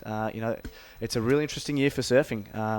We've got the guys who might be lesser known. As you mentioned, Mehdi Veminati. He's down in the 200s in the ranking, and he's taken to these guys, and he's into this round of 24, and he's going to really improve that position with those points. And he's on his way up, and the same with some of these other lesser-known surfers. They're really progressing, so it's great for our sport. It's really interesting to see, and if you're a betting man, it makes it real hard, I suppose. Yeah, you don't want to gamble on the sport of surfing. Too many variables, I believe, but you look at the likes of Kelly Slater and what he's been able to do. It's unbelievable. It's mind-blowing. Greatest surfer of all time, 11 world titles, and as we say that, do you think that anybody will ever match that? Oh, look, it's... the discussion's been had so many times. It's just so unfathomable. We just can't imagine that it will happen again. The guy is just amazing. He's just a freak. We certainly don't. When he does choose to retire, we've been having that retirement discussion for about 10 years now, I think. Hopefully he doesn't go out and bow out with a really low ranking. But we think from discussions I've been having with people like the likes of Martin Potter, who know him quite well, he's got a lot of other interests outside of surfing at the moment, and perhaps that's playing on his focus and why his results are a bit further down this year. 43 years of age, and still his performance. We saw him at the Fiji Pro. Unfortunately, didn't get the result he wanted, but we saw him get a 10-point ride there, and we saw him surfing next level. Also, a lot of the free surfs there. Kelly Slater just going mad. You'd have to think, though, he likes his chances going into the next event, the J-Bay Open, coming up July 8th. Are we going to see him in some QSs later on in the year, you think? I doubt that you're going to see... well, you know what? You'll probably see him at the Vans U.S. Open of Surfing coming up, but right now he's not worried about qualification series events. He's excited for the opportunity to go compete next week in July 8th at the J-Bay Open. Yeah, and guys like Italo Ferreira really took it to him in Fiji. That's his playground, Kelly Slater. Italo coming off the QS last year and progressing on that CT and having some great results. So we're going to see him later on in the day. And, his surfing has just got really, really confident from taking it to the likes of those big guys. And we're seeing it here translating into these QS events. And as we're touching on, I think the story is that this event could be anyone's. Absolutely anyone's could take this out. We said that all of our previous winners have bowed out of the event. So we are going to see a new winner at some stage. Well, let's check in on the situation with 9 minutes, 20 seconds to go. Joan Duru is in the lead wearing the yellow. He's got a 6.33. He's also got a 5.83. Sees him into the lead. Second place surfer Billy Stearman, representing New Zealand in the white. He requires a 6.07. Billy's being very selective. He's only got 2 waves. So we see yellow here. Our current heat leader, Joan Duru. He's going to take off, get to his feet, and kick out. He doesn't like what he sees once he gets to his feet. Surfer in red, you mentioned his name a minute ago, currently 216th on that qualification series. He's in third place at the moment, requiring a 6.20. Yeah, so a bit of a slower patch throughout this part of the heat. The boys got busy early, got some 5s and 6s in that first sort of 8 minutes. Just been a little quiet, a little wave-starved over the last 8 or so minutes. Just waiting for that ocean to sort itself out. The tide is pulling some water off that inside bank. You can see just there from that pullback shot. So the ocean is still sorting itself out. It is getting a little cleaner as we get offshore. So the boys will hopefully be given the chances to really go big. I'm sure they will as these sort of sets start to figure themselves out. But I think the key to today is just getting busy, getting lots of waves. We saw some of the surfers earlier on. Kanoa was really biding his time, waiting for those set waves, and we see sometimes they come off the bank. It looks like Joan Duru here, once again taking off. Nice opening turn. This is a better looking wave here for Joan Duru. Waits, sets up that second turn, and goes vertical on the third. Solid surfing there for Joanne Duru. What I didn't like, though, about that on the end, it actually showing a little bit of frustration. I thought he surfed that wave very well. We saw a couple of days ago, we talked about Nathan Hedge and the confidence that he always kicked out with. I would have liked to have seen him just kick through and with some confidence and paddle out the back. Yeah, I quite like that wave as well. I was surprised too, Todd, with that kick out. Bit of a bigger wave. He did have third priority, so he wasn't wasting opportunities. The first turn was a real solid one. I didn't mind it. Second one here, again, nice and critical, and links it really well into that last one. So, I'm not sure if that's a style thing or if it's a frustration, as you suggested there. But that's going to be a good wave there. We talked about body language playing a part on it. Judges aren't judging body language, but it can say a lot about how a surfer's going in that space. So we'll see how those scores come in for Joanne. But you and I both like that wave. As we see a wave out the back, looks like this one's going to close out. No surfers going. Last of yellow. They didn't mind it at all. They like those maneuvers. 7.50, Joanne Duru, so increases his lead. Now Billy Stearman in second place requires a 7.73, and Mehdi Veminardi to move up into that second position, he requires a 6.20. So again, three-man heats here in round 3. Just to reiterate, first and second will make it into the next round, and third will bow out here, taking home some much-needed points, 2,200 points, an equal 17th place, and $2,700. Yeah, so with just over 6 minutes to go, Joanne certainly pushing his score a bit more north of that 12-point range, which did have him at more risk. Now, as you said, the surfers behind him needing a 7.73 and a 6.2 respectively, so making it a little bit harder for them as we see him having another paddle. He's under priority. He's going to do this. He's going to get busy, Joanne Duru. He's going to go and look to get busy and try and push that score up and try and replace his low score of 6.33 and continue to make it harder for the surfers behind him. So Joanne Duru, his strategy is to be busy in this heat. He's caught 8 waves. Billy Stearman's caught 2, and Mehdi Veminardi has caught 4. So employing that strategy of staying busy out there, Joanne Duru, and at this moment it's paying off as we see him once again taking off here, setting up this inside section, looking pretty good, getting his speed momentum. Look for an aerial. He goes for that big backhand air, throws the tail up and over, can't pull off the landing there. But Joanne Duru staying busy in this heat, trying to better his low score of a 6.33. As we look out the back, it looks like red and white see something. They're paddling hard, trying to get in position for a nice takeoff here. Let's see what happens here. Looks like white is going to go. Billy Stearman jams it up over the first section there, climbs over the whitewater. Look for this inside section. There he goes. Oh, and as he snaps it, he immediately tries to set the inside rail and catches the nose. Just looking too far down the line there. And again, with those bigger ones, still a little bit off the bank there. We saw Joanne on the inside and had some smoother face to work with his last wave of 7.5. Billy and Mehdi waiting out the back for that bigger one. And, just that rip's still trying to figure itself out on the left-hand side there. So just off the bank a little bit and just causing some problems there for that surfer. Well, with 5 minutes to go, let's look back at our highest single wave score. Our wave, I should say, the 7.50 for Joanne Duru. Some beautiful surfing here on his backhand. So whitewater takeoff here, just sets himself up, looks over the shoulder, just sets his bottom turn really nicely. Nice little hook in the pocket there. Heads back to the power source. Doesn't force the issue, just waits for the wave to stand up. That's what the judges like about this one. Nice and vertical on that one. And links straight into this next one. Lip coming over. 11 o'clock going straight through it. So 7.50, good little wave for Joanne Duru. That's the highest of this heat, as you said, Todd.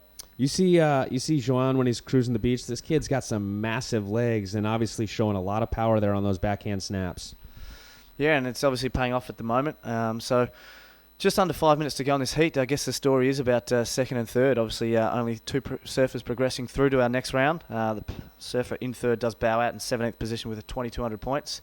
Mehdi in third at the moment. Hopefully, he's going to make sure he continues to build on that 200 ranking, and he's going to want to get busy, and looks like he's having a look at this one. Here we go, Mehdi. He needs a 6.20 as he gets to his feet. Nice opening turn, throwing a lot of spray out the back. Carves it back one more time. So 2 good turns so far. He's not done yet. Climbs over that next section.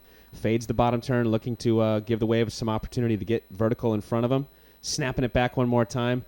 And on the end of that wave, a bit difficult there, but negotiating through those couple of turns. Out the back, though, he had some nice backhand hooks. Yeah, really smooth, and we can see that 200 ranking reflected in his sponsorship, a really blank front of the board there, but his surfing ability not reflective of of that. He's was surfing really on point there, really on edge, really good transition from rail to rail there. So a really good wave for Mehdi, looking to drop at 4.83.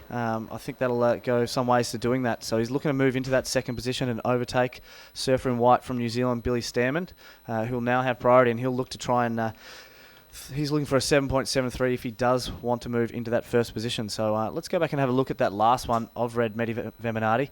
Mid-size wave here, really drives off the bottom. Beautiful hook there, you know, a lot of power. Nice little wraparound pocket carve there. Just deals with that white water section nicely. Just having to force as the wave flattens out a little bit here, but sticks with it. Nice little hook and just a bit of variety, trying to throw the fins in that last one. So a good little wave there for Medi Veminardi. So Veminardi trying to take the second place position from the 3-time New Zealand national champ, Billy Stairman. Right now, Billy's got a 5.33 and a 6.10. He requires a 7.73 if he wants to move up into first and take that from Joan Duru. Score starting to drop now for last of red, the surfer from Reunion, Medi Veminardi. He has, as we mentioned, he needs a 6.20. He's not going to wait for the scores. He's going to take off once again and try to stay busy, get a massive score out of this one. Bit of a setup turn, jams it up through the whitewater, comes off the bottom, slams it one more time. So that one now not allowing the open face that we saw him get on the wave prior. Scores in for that wave prior, a 6.63. So he does take second place now from Billy Stairman. Billy drops down into third place, requiring a 5.77. He's up, and he gets to his feet and kicks out immediately as that wave closes out. So a big change there. Surfer from third moving up into second. Medi Veminardi, now Billy Stairman in third place, wearing the white, requiring a 5.77. Time winding down, 1 minute, 40 seconds to go. Yeah, and maybe Billy feeling the pressure there with that situation change. You know, he did have priority there. We're just under 2 minutes to go. I was watching that wave out the window, Todd, with live action, and, you know, that was going to be a closeout all day long. So I'm not even sure why he took off there. Perhaps he was just hearing those scores come through for Medi and just feeling a little bit of the pressure. So now he's got, you know, just over a minute to try and find that score. He needs a 5.77, but it's not beyond him. Heat number 2 in the water. Coming up next, a great matchup. I'm really liking this one, Scott. Heat number 3, Brent Dorrington up against the big Hawaiian Ezekiel Lau and Maxime Husino. All three of those surfers have been standouts throughout this event. Obviously, everyone in this round has, but I tell you what, Brent Dorrington's really impressed me, as well as Ezekiel Lau. For such a big surfer, he's able to perform in these smaller beach break conditions. And Maxime Husino, he's been able to get above the lip, do a few aerial maneuvers. We'll see if he can pull one out here in that next heat coming up in 45 seconds time. Right now, it's still Billy Stairman sitting in third, wearing the white. He requires a 6.04 after that last wave for Medi Veminardi came through at a 5.50. Joan Duru, though, he's been the most busy in this heat. He's got a total of 9 waves. Finds himself in first place with the strength of a 7.50 and a 6.33. Yeah, you're right, Todd. If you're at home watching this and you've got something to do or somewhere to be, don't. There's going to be fireworks. I'll be sitting front row watching it. It'll be a crackerjack heat, that next one. As we're coming down to the last 15 seconds, Billy Stairman just not looking like he's getting the waves that he's going to need to progress himself through. So he'll be really disappointed. Still a good result if he does bow out just now. 2,200 points for that third place. 7th place overall in this event. Still a lock.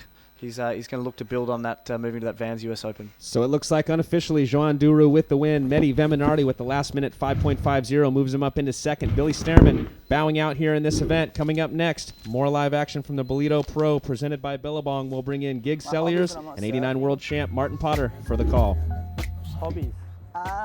Maybe stretch a little bit. Yeah, mountain bike. Go to the gym. Play tennis. Cruise, I guess. Listen to some music and spend some good times with my friends. Play some skateboard too with my friends. I like eating, that's a hobby. On my downtime, I like to do a lot of boxing. That's like the other sport that I really love. I train in my spare time sometimes. And I don't know, skateboarding and ping pong, bro. Yeah, I got a little baby boy at home and try and, when he's not at daycare, I'll go to the beach and get him surfing a bit. And that's it.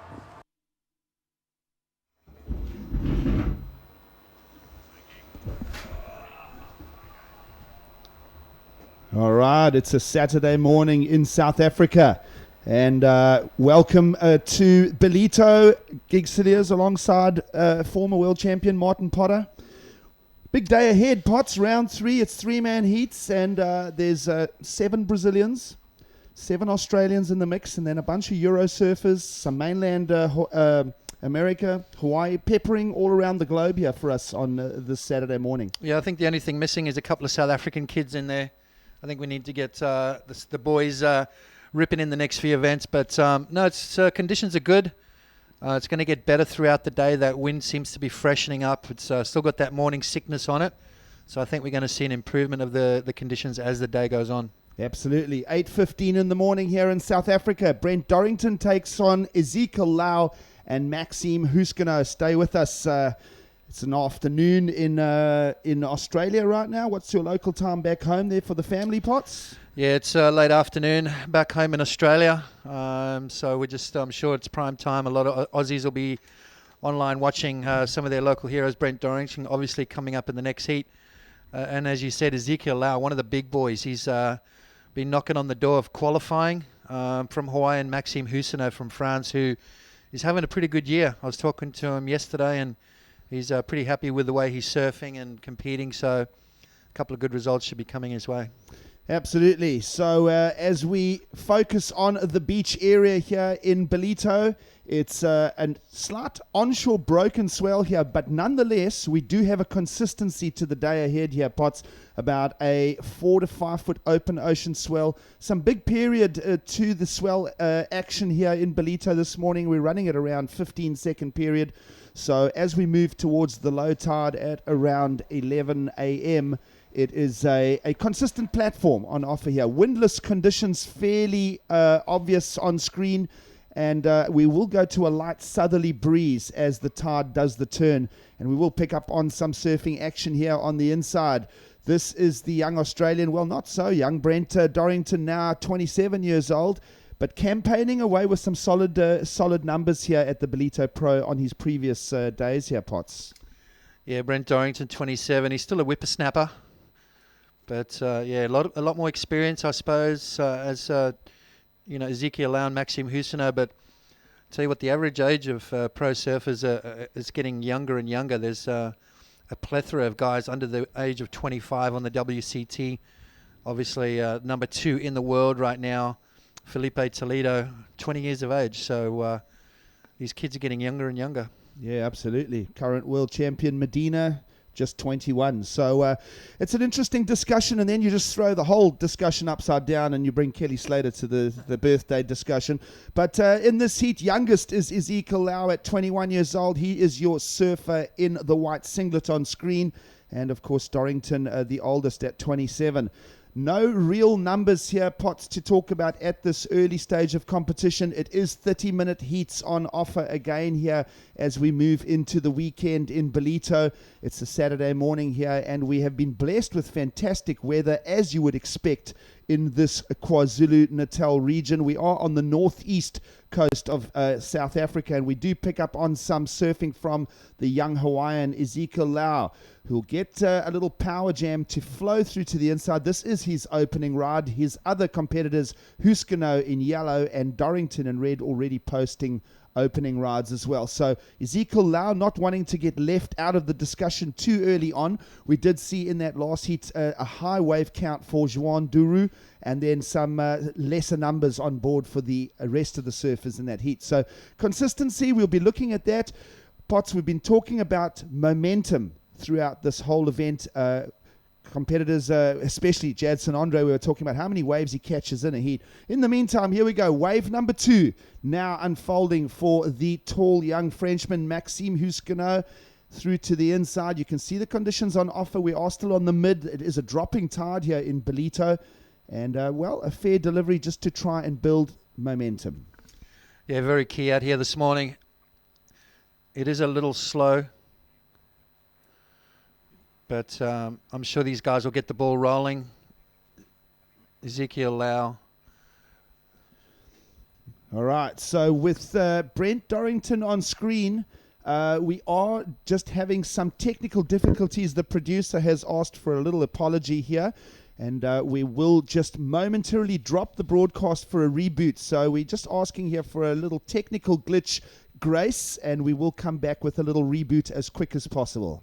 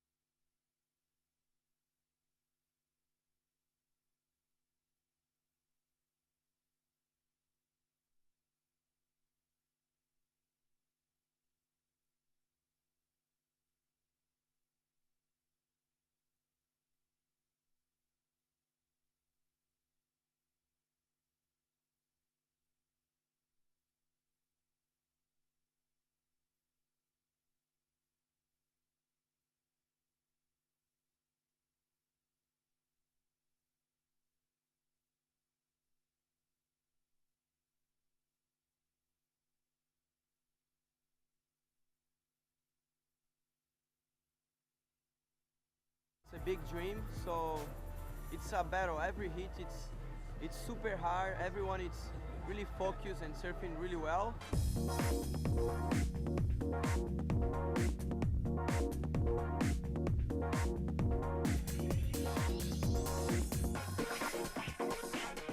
US Series is a grind. Every single guy on it is worthy of a final or a first place. You know, it's just like every heat can be a final. I love doing it. I just love competing, and that's why I'm doing it. I love just the feeling of winning.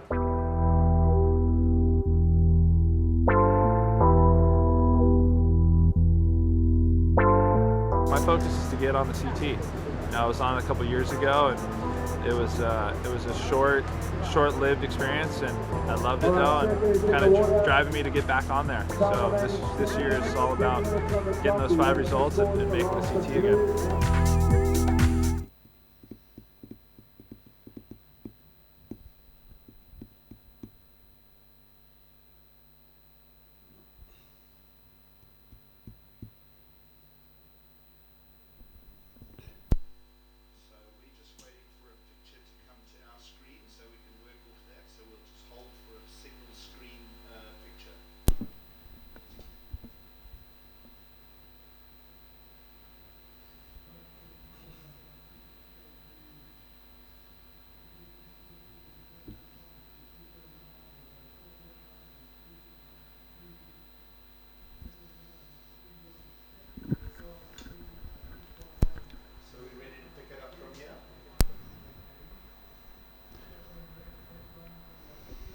All right, so a momentary reboot there, and welcome back now from wherever you are locking in around the globe. It is a Saturday morning here in South Africa, local time now just approaching the 8:30 a.m. mark. It's a good afternoon to everybody in Australia on the East Coast, and probably now just an early evening for our folks in New Zealand as we pick up action here in round 3 of competition. On screen, your surfer in motion is Maxime Husquenot. The Frenchman has already posted 2 rides, and he'll just crack a big closeout maneuver to wrap up a 3rd ride here. There is still a full 20 minutes remaining, and now Australian Brent Dorrington will just snap away here in the mid-tide conditions on offer here on our, well, what is our penultimate day of competition here. We will wrap up the event here this weekend and go for a finals finish tomorrow on Sunday. That is the way the schedule's looking. Potts, just looking at the numbers, checking in here, no real big digits to talk about. A 4.83 on his previous ride, and Dorrington with a 5.23. Brent Dorrington, though, good momentum here in Ballito. He really has hammered away on his heats. That he has. He's got the single highest scoring ride of 5.23 as we see live action. All right, here we go. This is our Hawaiian in the mix here in this round 3, heat 3 encounter. Big slash there from Ezekiel Lau. Also wave 3 for our tall Hawaiian in white. And we are just waiting to cross down to a beach interview. We'll wait for that thing because we want to hear what Jean Dury has to say about conditions. And now picking up again. This is good momentum here. Nice flow for Maxime Husquenot through to the inside. And yeah, you can see nice tight action here. The boys all using that same right-hander on offer this morning. Beautiful conditions yesterday, Potts, but we had to go on hold.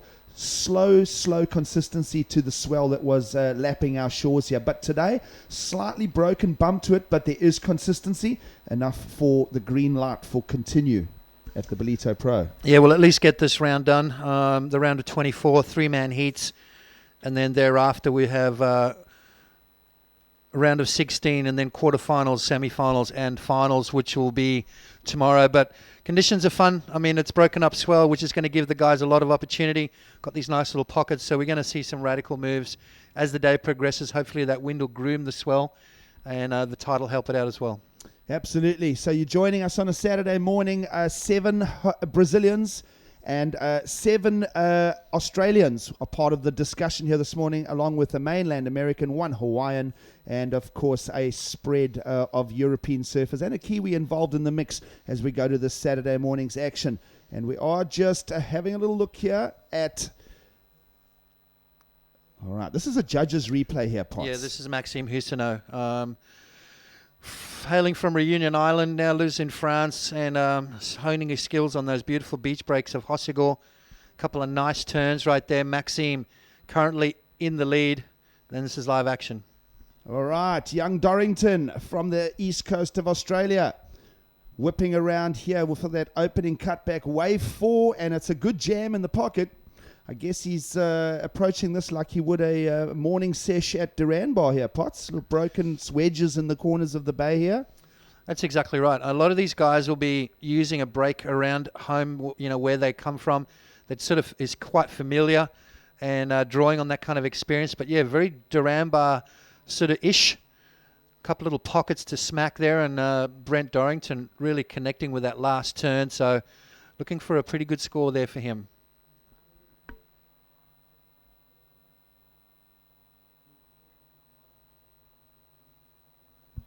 All right, so let's look at a couple of stats here for Dorrington Potts.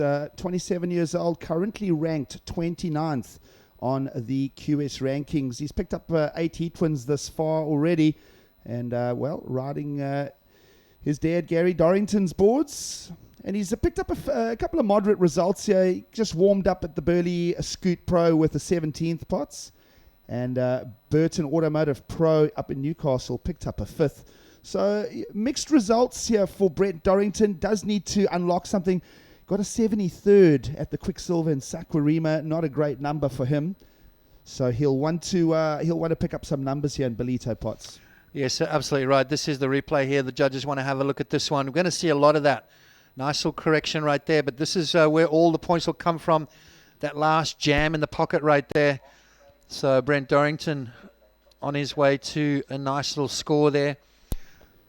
We're going to see a lot of small scores. We're going to see seesaw battles throughout the day.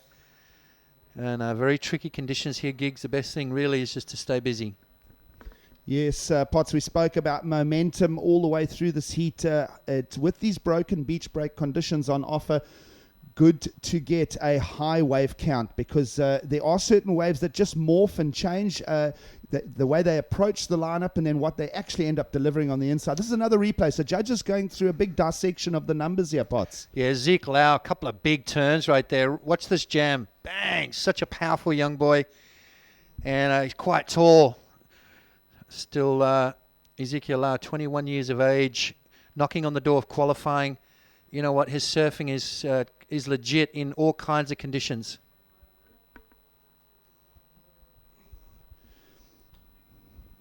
All right, so major technical problems here. We do apologize from the broadcast perspective here. We're going to momentarily shut down and reboot again. So for you viewers out there across the planet, a little lapse as we reboot again. We do apologize for the inconvenience. Go and get a beverage, and we'll see you in around 5 to 10 minutes.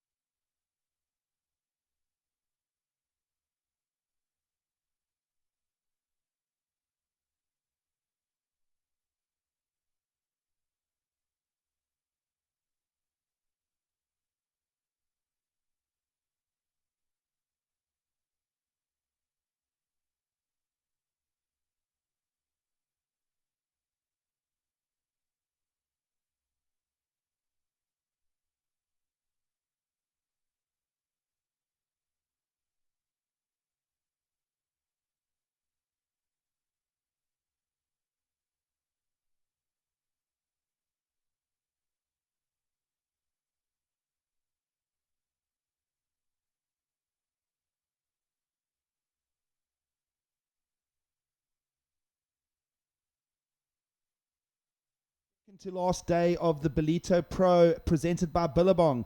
3 surfers on screen and looking for a advancement to the next round. They are Italo Ferreira in red, Dave DeCarmo in white, and Caio Ebeli in yellow. An all Brazilian affair here. 7 of them entering round 3 here on this day of competition, and 3 of them packed into this heat here. It's a tough order here with Italo Ferreira, of course, World Championship Tour slot number 8 at this stage, and looking very, very good here in Ballito, dare I say.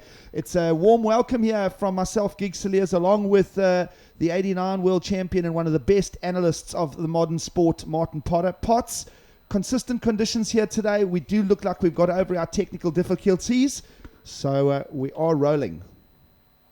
All right, so Potts, before we get going on taking this day apart on conditions, let's pop down and let's get a word from the heat winner from that previous heat.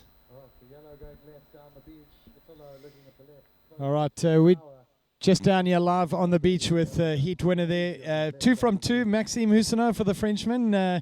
Going through, you guys are pretty pumped for Team France. Yeah, of course. As we say in France, allez les bleus. But yeah, we've been doing really good. It's tough to see the French going further. I think Johan's been really close last year, and I wanted to be there too. So we really focused this year, and hopefully we get there. Your last big QS event, the one in Brazil, you got a 9th over there. So this is now equaling that result. You're going through to the round of 16. I'm sure you're going to want to take it all the way through. Yeah, of course. You always try to improve and learn from your mistake and what you've done. So I will give my best, and we'll see how the condition will be.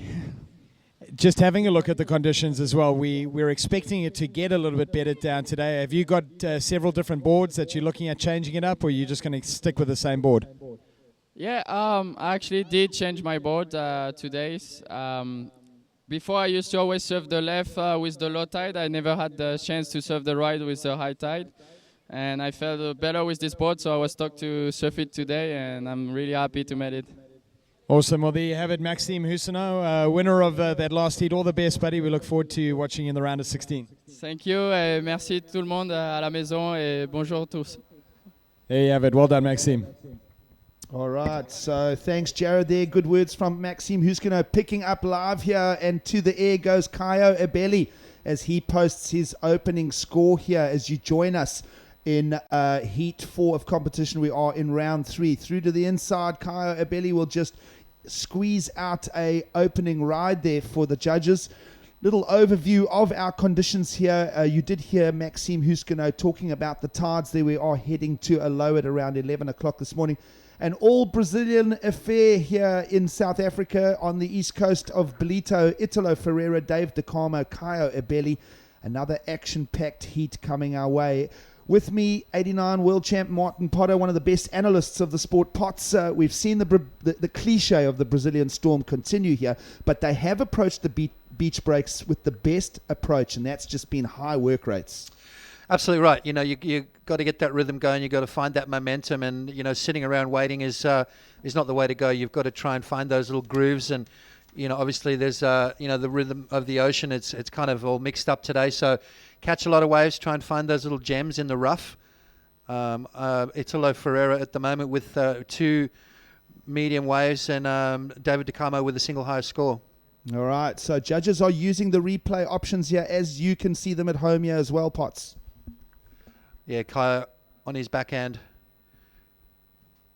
And a couple of nice little turns there right into those rocks. A lot of commitment from these guys. Italo Ferreira, he's been lighting it up, doing some big airs. And right there, that's just a little taste of what this kid can do. He's been on a roll this year so far. Number 8 in the world on the WCT. All right, here we go. DeCarmo, who got some big numbers out of the judging panel a few days back before we went into the lay day period.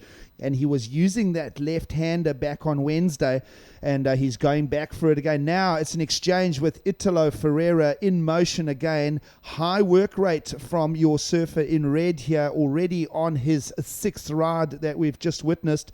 So Italo Ferreira working the beach break conditions here. We do seem to have almost 2 swells running in the ocean here. A little bit of a leftover of a northeast swell that's coming left to right on your screen, and then a more every now now and then we are picking up some bigger period lines coming straight out from sea in a sort of 16-second period. So a little bit of crossover of swells here, Potts. Let's have a look at that little flurry of action. Yeah, surfer in white, David DeCamo, better known for the guy to upset Mick Fanning over there in Brazil a couple of years ago. These guys riding all the way into the rocks there. So David DeCamo showing some commitment on his backhand. Italo Ferreira, quick jam off the top. And another quick one there. Fits a couple of good turns in a short space. Italo trying to replace a 3.67 as his second highest scoring ride. Big scores just about to be dropped in for Caio Labelli's opening wave. So we're going to see a little bit of a seesaw battle here, Giggs. All right, so judges are still locking numbers for all of our surfers as they have peppered the scorecards for the judges to consider.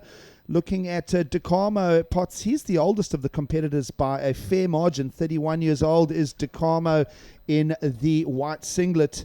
And, a much younger Italo Ferreira in his rookie year on the championship tour.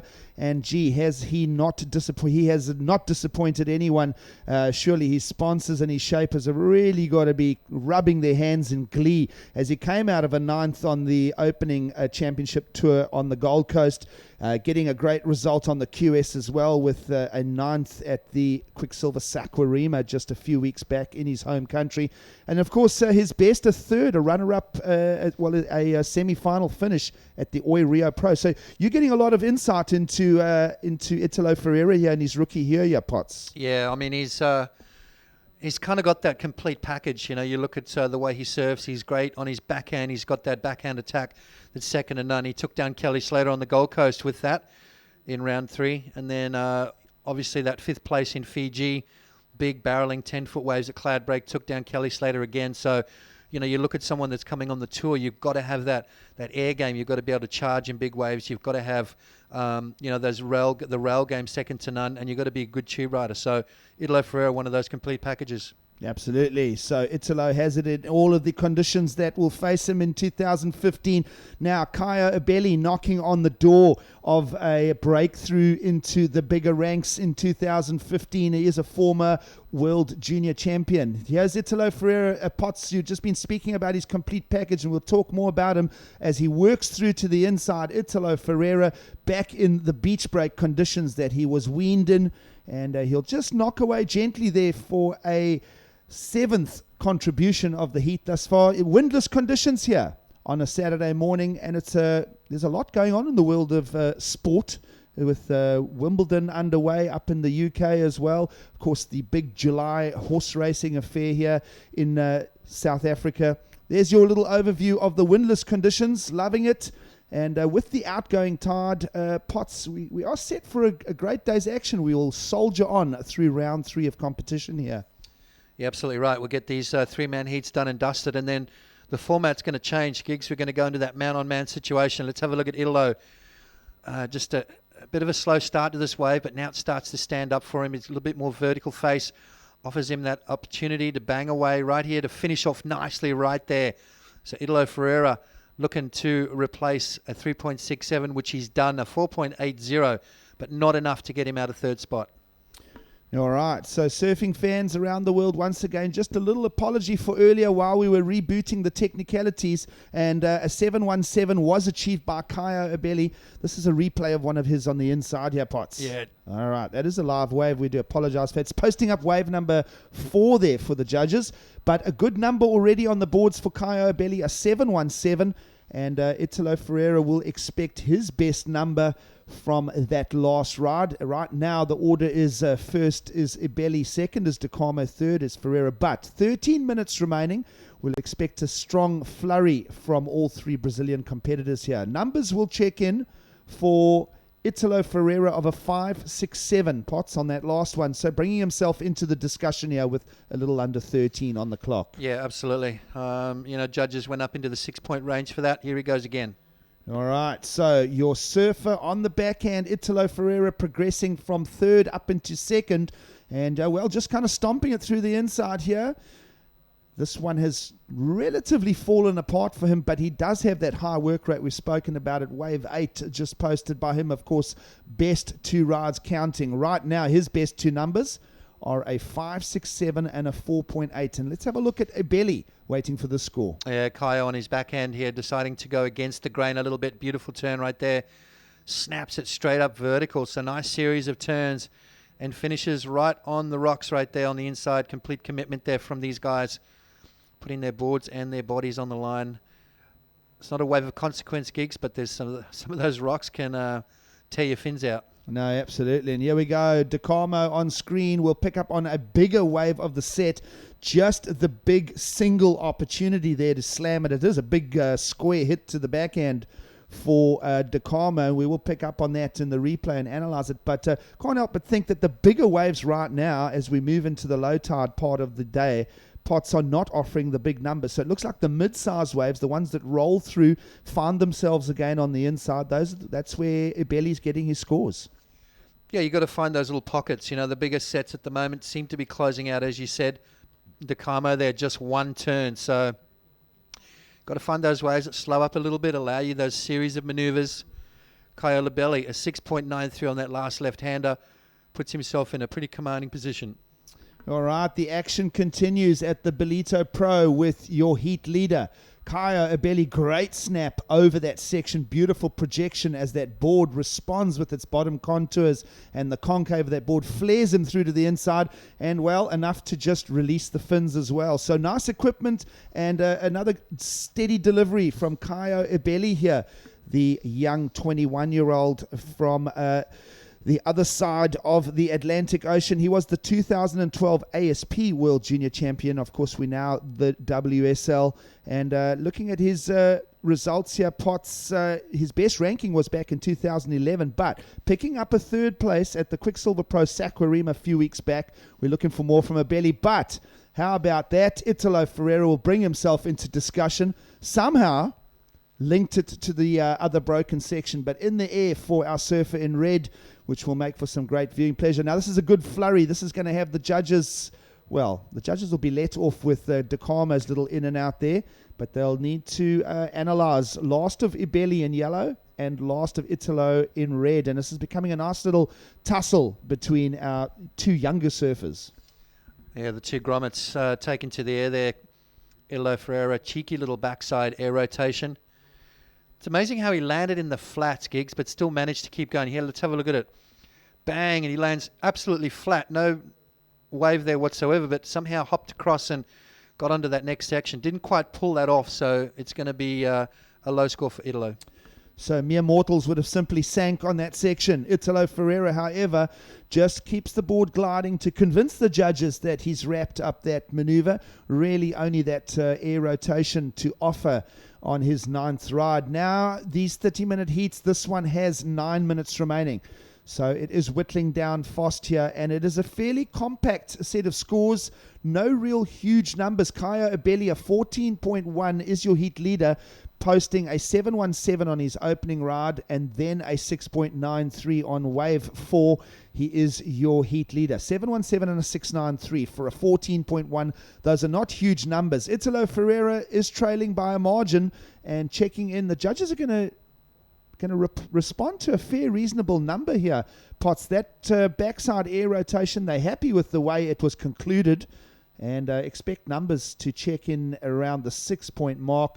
It's not going to change Italo Ferreira's position, but it might just strengthen one of his counting 2 rides. Does it? By a small margin. Yeah, he's just trying to solidify that second spot right now. Top 2 guys go through, so you know, with these 3-man and 4-man heats, all you got to do is get yourself into those top 2 spots. Coming later in the day, Gigs, we got the man-on-man situation, which is a must-win situation. Absolutely. So right now, first and second advance, third falls away, and right now with 8 minutes remaining, Dave DeCarmo is lying in third. This is your heat leader on screen, and just a little buckle in the swell. We spoke about 2 potential swells running in the ocean here at the same time. A little bit of bump coming out of the northeast, which is left of screen for you, your viewers. And then some bigger ground swells bringing in those more structured lines into the lineup here in Ballito. It is now 9:30 in the morning, and well, I lied, 9:10 in the morning, so still early on. A big Friday night here in the entertainment program in Ballito, the rock festivals at Salt Rock, which is just a kilometer or two from here, all part of an amazing package that the Quadacuza municipality have put together, a smart strategy from the World Surf League and a strategic partnership with the Quadacuza municipality means that this is the 47th year that this professional surfing event runs with a new hat on. It's now the Ballito Pro presented by Billabong. Of course, history is started back in 1969 with the original Gunston 500. The young Gavin Rudolph from then Port Elizabeth won that event, and it was the beginning of a rich history all the way through the Mr. Price chapter. And now here we are in 2015, Potts, and we're checking out some numbers for Kaio Ebeli quickly. Nothing really has changed there. So first is yellow, second is red, white is third, 6.5 remaining. 6.57 required by David DeCamo, so not much really. A couple of big turns and he's right back in the mix, but time is going to be the enemy right now. 6 minutes remaining.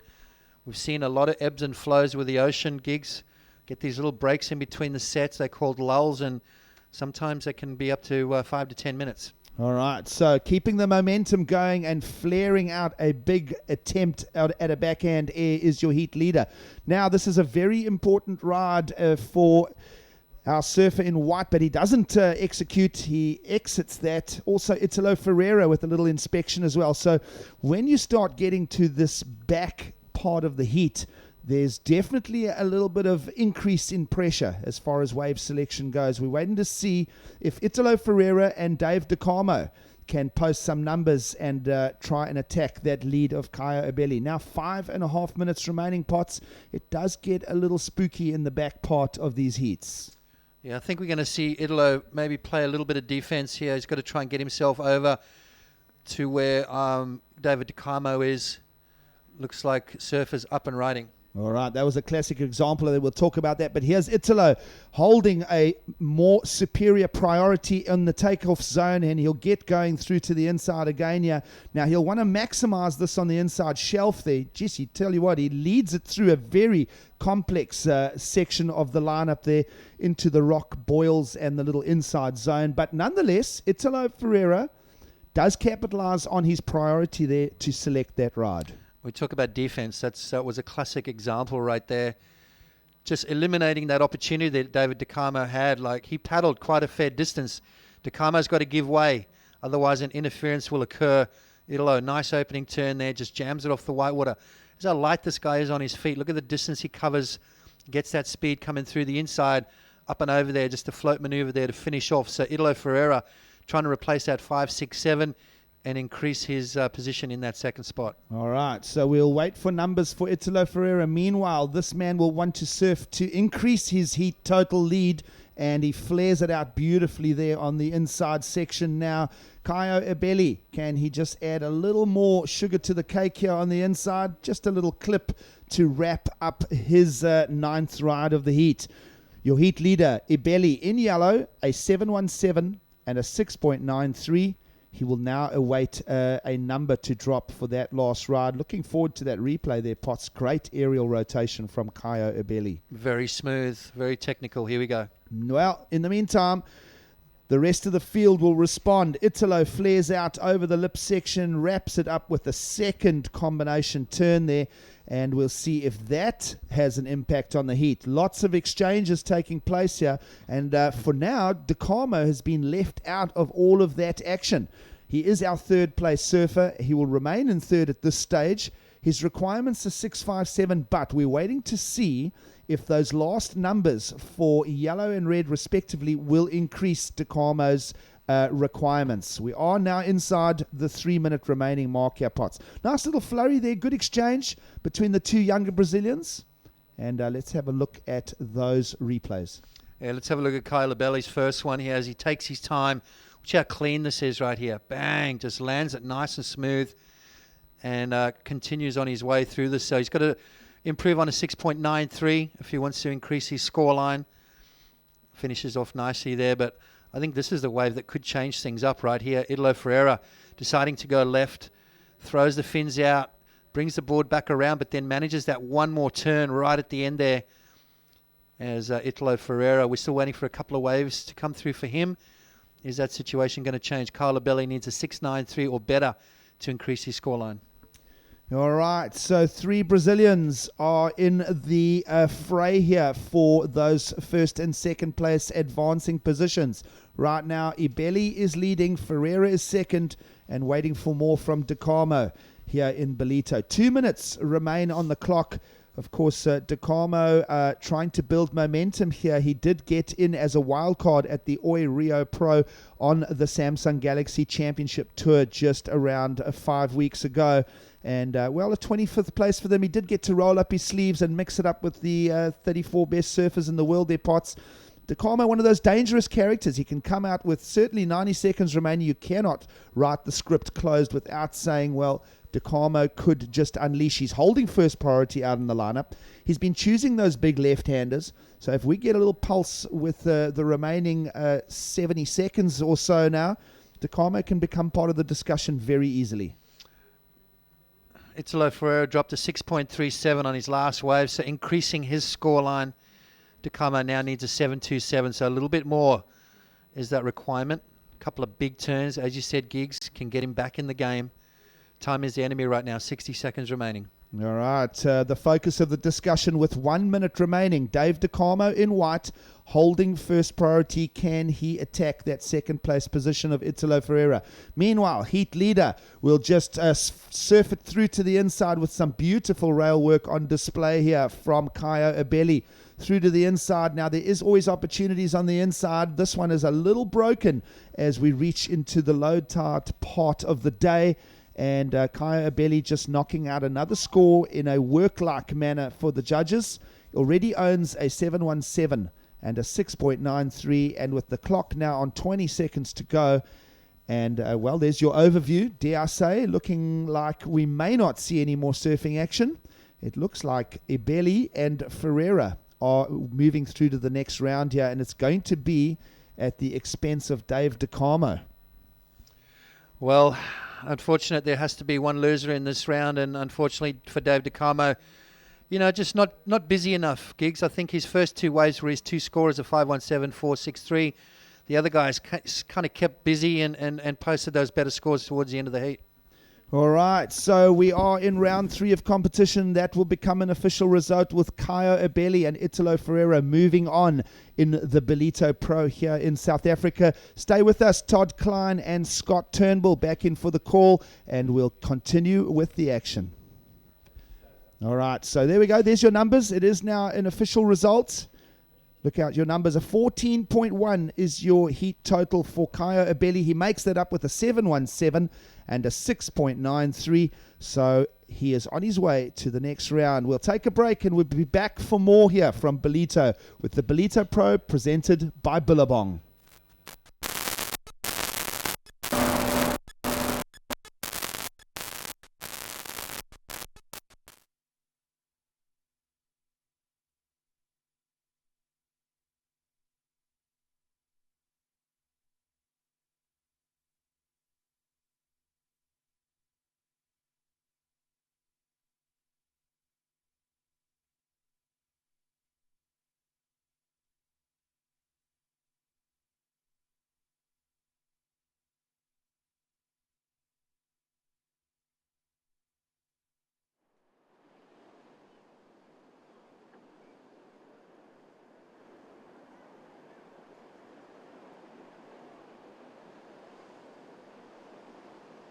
So we'll make an early check-in call for the next two, Santiago Munoz, Ronnie Zibizarreta, and Mitch Cruz coming up next.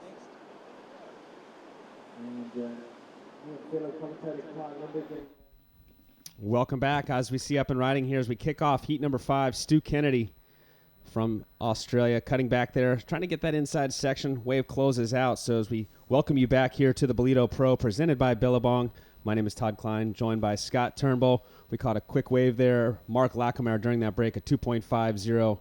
He's our surfer representing France in the red. Mitch Colburn in the white from Australia, and Stu Kennedy in the yellow. So Mark Lacomere and Mitch Colburn, both goofy footers, up against Stuart Kennedy who is a regular footer. Yeah, Mark's going to hope to replicate the feats of his fellow countrymen, Maxine and Joanne, getting through earlier today in first position, and also Mehdi getting through also. So he's going to look to keep the French flag flying in this heat, and Stu Kennedy, no doubt, getting busy early, so he's going to look to try and progress through. We'll no doubt touch on that unique board for those people who haven't seen it so far. We'll talk about no doubt throughout the heat. It's looking really good in these conditions. So actually, colors were a little bit off there when we first posted those graphics. There are the correct graphics. Mark Lackamere in the red, in the white, Mitch Colburn, and in the yellow, Stu Kennedy. You talk about that board for Stu Kennedy. He's been riding it throughout the event. You know, the surf for basically the entire event here at the Ballito Pro, presented by Billabong, in about that 3-foot range, Scott. And the board that he's riding, a little 5.6 Tomo. It's actually an epoxy, and it seems to really be suiting these tight pockets out here. Yeah, absolutely. You know, he's got nice, clean conditions. I know it's got a couple of channels underneath, so that's going to make it go really well as we see surfers having a look at this one. Yeah, nice looking set out the back. It looks like the surfer in white. It's going to be Mitch Colburn. He goes vertical on that first one. Late first maneuver. That wave really pulls back, gives him some nice vertical face here. He cuts back. Look at this inside section. Just floats over it. So 3 maneuvers there. I was waiting to see him kind of drift the fins a little bit, but getting his feet into the wax, that was his second wave there. Or actually, sorry, that was his first wave there for Mitch Colburn in white. A couple small scores for Stu Kennedy, a 1.00 and a 3.67 to kick things off. But going back to the discussion about his board and his performance so far, you know, again, being that it's only 5'6", it really fits into the tight, you know, pockets out here. And he's really been able to throw it on rail as well and push that back foot. So let's have a look at Mitch again on this one. A bit of a bigger wave. Just behind the section there, just gets a little foam climb. Here gets a little bank turn. That was a nice little turn. Lots of spray in this one. Nice and vertical, critical.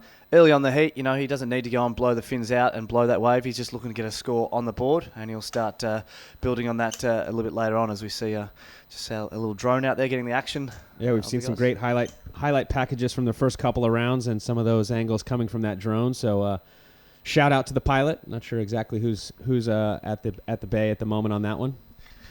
Going to be big in the Christmas card list, I reckon, this year on the request list. So let's just have a look. We've got Mitch Colburn. You know, he missed the CT qualifying in 2013 by just 2 spots, and then last year, you know, I spoke to him just before his heat before.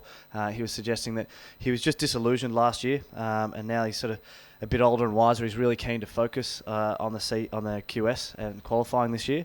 So he's having a good year so far, and even in this event, he's looking to continue that form through.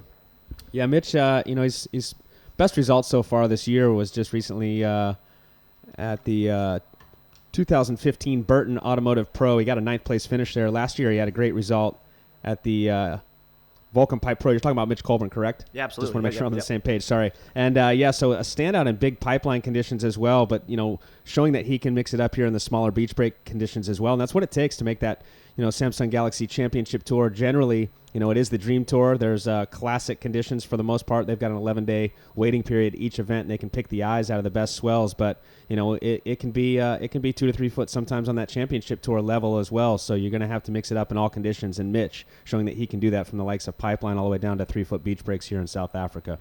Yeah, and 2013 he won the Sakurama event, so not too dissimilar the conditions to what's being presented today, and you know, looking really sharp and on point. And we just look at that first score that locks in by the judges. They liked it. They liked it, Todd. 7 points for that first one, particularly that last hit. So well, what I really like about this wave as we pull it up here, you know, he comes off the bottom, and this first turn is a little bit late. He actually climbs up and over that lip. So even though it was late, it was critical. But look how that wave pulled back. It looked like it was going to close out. It doubles up for him. He's able to get a nice carve off the top, and then draws out that bottom turn, is able to square up that rail and go vertical one more time straight up into that closeout.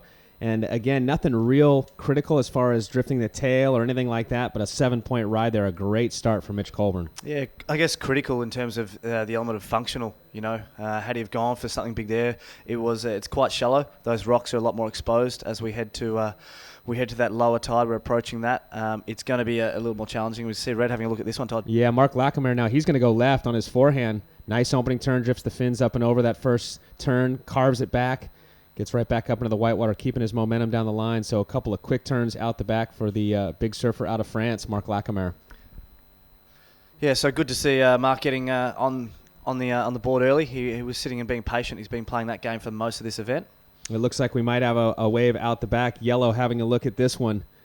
And he goes up and over. So with 23 minutes on the clock, it's Mitch Colburn in the lead with that 7.00. Stu Kennedy in second, looking for a 3.34. And Mark Lacomere, his first wave, a 2.50. He requires a 2.18. We'll take this opportunity to go down to the beach live for the interview with the winner of the last heat. All right, we're down here live on the beach with winner from that last heat, Kai Belly from Brazil. Kai, always tough when you got a three-man heat and all of them are Brazilians. Yeah, it's like to me it's the most important heat because after that you go to man-to-man, which is my favorite heat to surf. So yeah, just pretty stoked to make through this heat and hopefully keep going. Maybe the waves change here a lot during the day. Like the tides change every 5 minutes. The waves are totally different than it was before. So yeah, I'm happy. Al Hunt yesterday released a report on the cutoff point and the points on the WQS, and what was interesting to note was from 11th to 18th, there's only 620 points that separate 8 surfers, and you're obviously lying 11th at the moment, so just how important is a good result here for you? Yeah, I'm not really thinking about points right now. I just want to keep surfing and trying to do my best in the heat and possibly move on.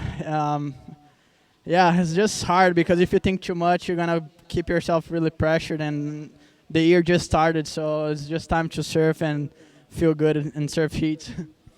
Well, Kai, we look forward to watching you in the next round, especially man-on-man, as you say. Tough priority calls there as well, and hopefully the conditions will be a bit better for you. Yeah, thank you. All righty, congratulations there, Kai Belli, and interesting headspace there. He says, at this point, not thinking about the points and just trying to capitalize on the opportunity that presents itself in front of him, and doing so here at this event. The Ballito Pro, presented by Billabong, now finds himself into that next round, the round of 16, the man-on-man matchups.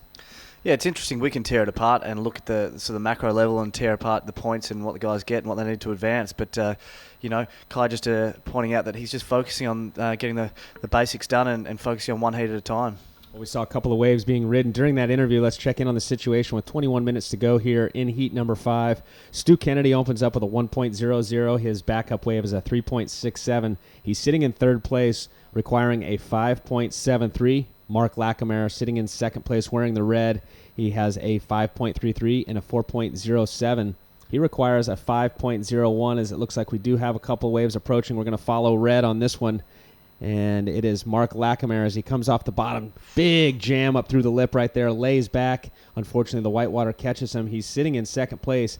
He was requiring a 5.01 and a great turn there, but unable to pull it off, Scott. Yeah, and I was just checking that one out through the window live action. He was doing Mach 5 when he hit that section. That was amazing. So let's have another look at it here as he comes off the top. This is perhaps the one whilst we're in that interview, our 4.707 ride for Mark Lacomere. So just 2 turns there, a mid-size range wave and a mid-size range score for Mark on that one. But yeah, what I liked, coming back to that last one, Todd, he was just absolutely flying. Knew he just had the one section. It was a closeout sort of down the beach and just flew down the section. And so hard to control those fins, in that white water. It can be so unstable. As we just check out the guys from the Dolphin Coast Water Patrol, getting the best seat in the house out the back there, just working real hard, looking a little under pressure. Yeah, it's always good to have that safety element out there. We're not seeing the jet ski assist here at this event like we see on that Samsung Galaxy World Championship Tour. But here, it's a safety element. Should there be an injury or, anything else out there, those guys are there to assist. As we see Red having a look now on his backhand. Nice opening turn. Jams it up through the lip again. So 2 good maneuvers here for Mark Lacomere, and he'll kick out. He was requiring a 5.01 to move up into first. Yeah, and just before we go back and look at that one, just to go on about the Water Patrol, those guys, I think it was 2011 here, we had Hawaiian-like conditions at this exact beach. We'll come back to that white. Mitch Colburn on this one. Yeah, better looking wave here as he carves it back, actually throws a little water on the back there of Mark Lacomere.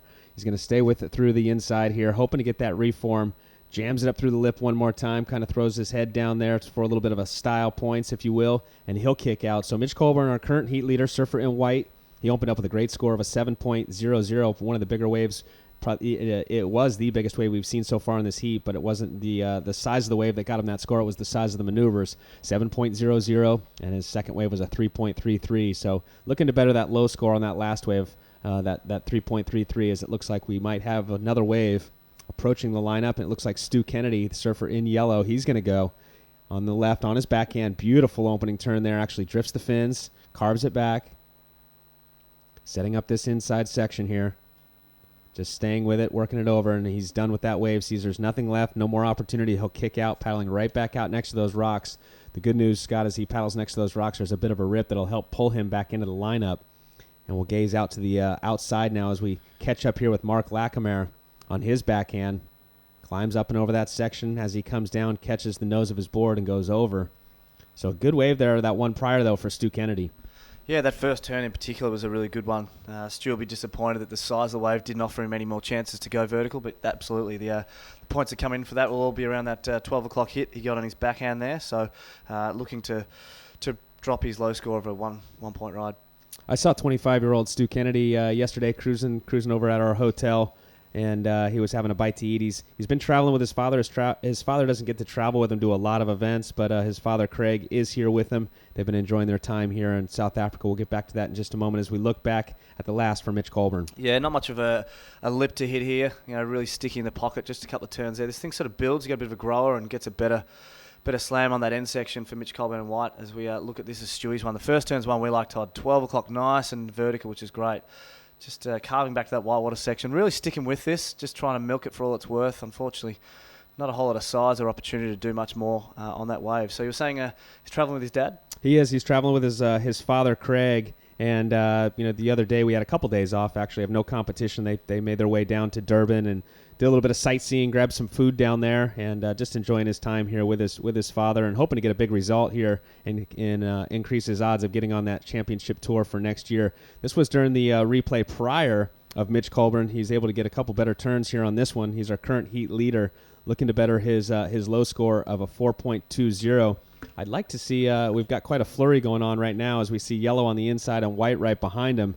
Mitch Colburn, again, on the back end. This one looking really fluid, keeping those hips open, going top to bottom. But I wanted to see if maybe we could pull up if we do have a break here, Stu Kennedy's wave, the one that we're still standing by for scores, and slow-mo that first maneuver because, as you called it there in that replay, he went 12 o'clock, but what I really liked about it was once he got to 12 o'clock, he applied the pressure to that back foot, got the fins up and over, and let it drift a little bit.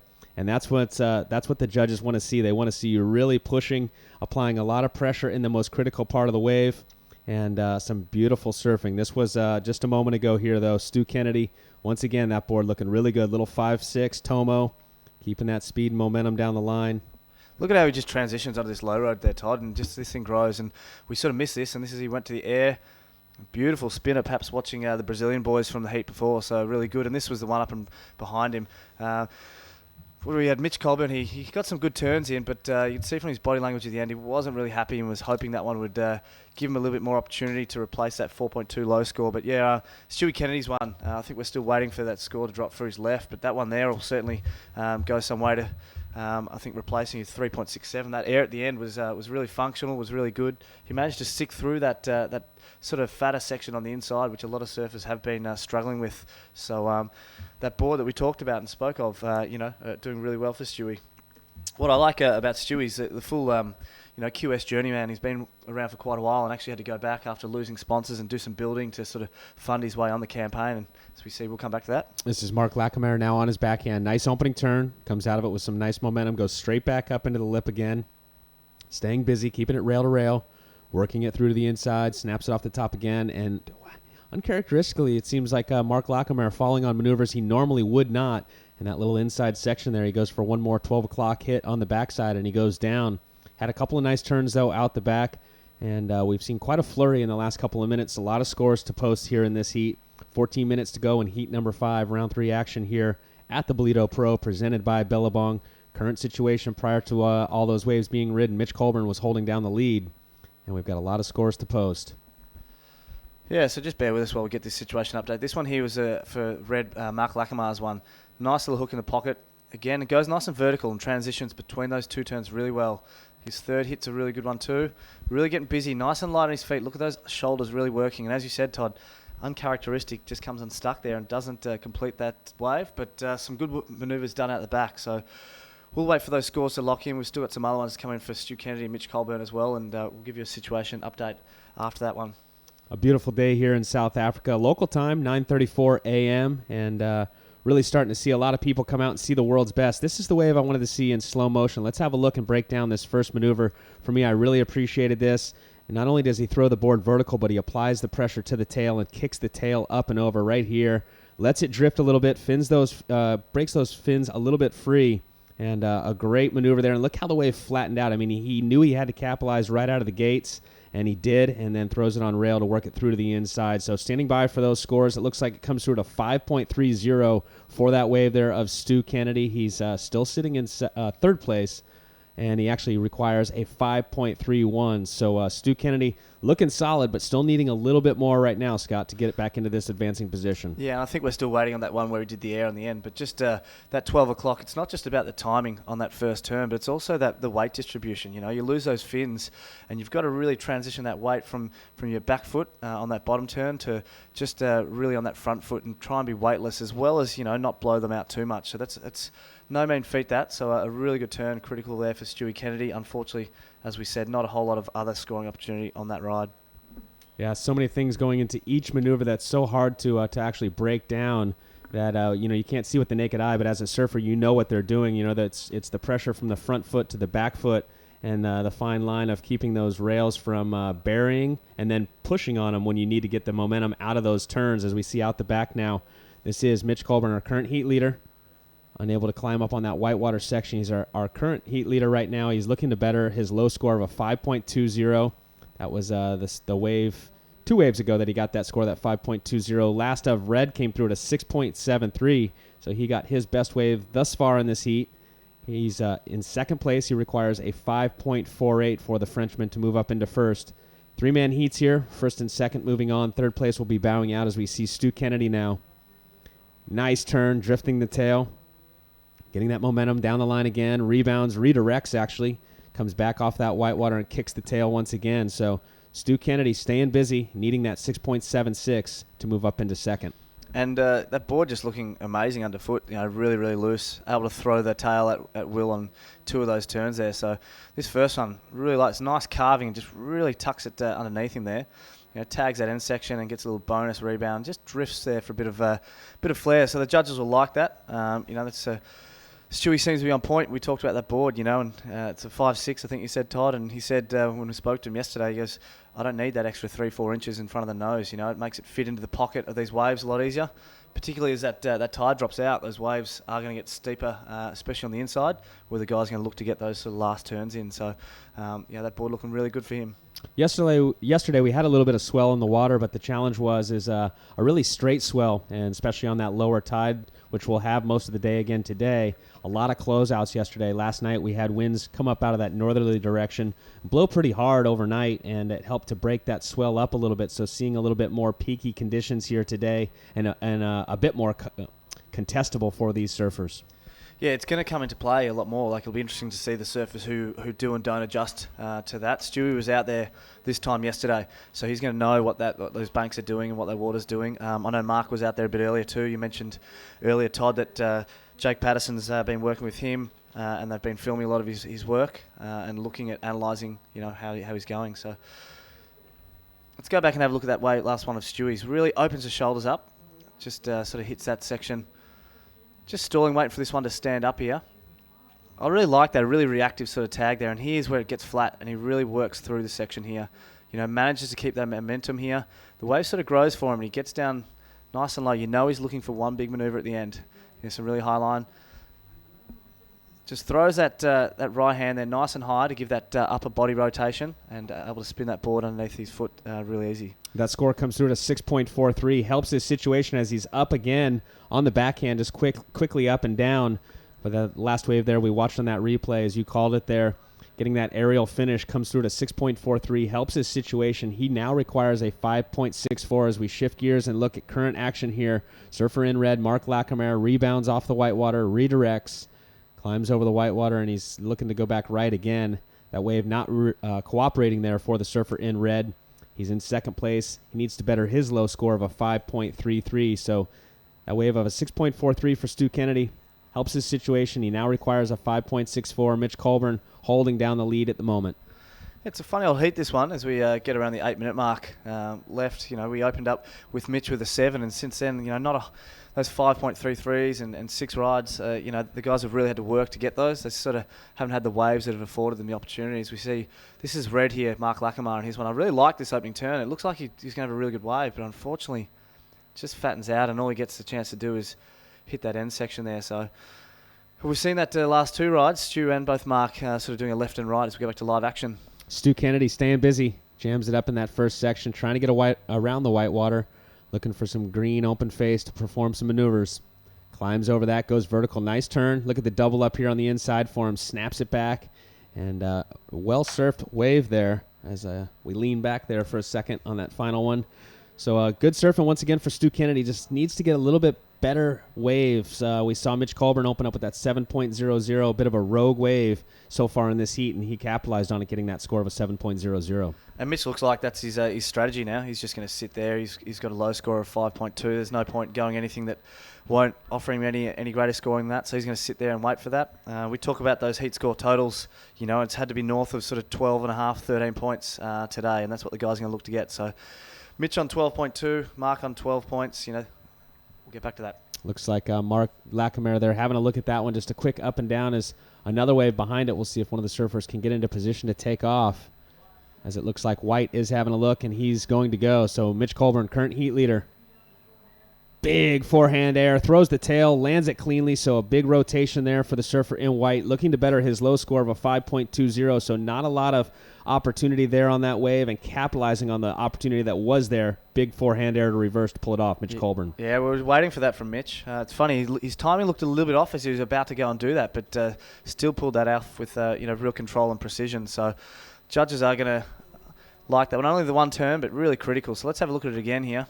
As he sort of takes up. It was a bigger wave. He's been waiting for this. Looking to put down a 5.22. Sort of almost started that bottom turn early, but once he got up there, he was able to project out and rotate nice and clean and ride that one out. So a good little wave there by Mitch Colburn, who's currently sitting in first.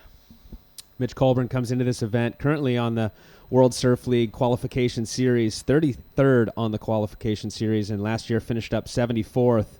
He's from the Sunshine Coast of Australia.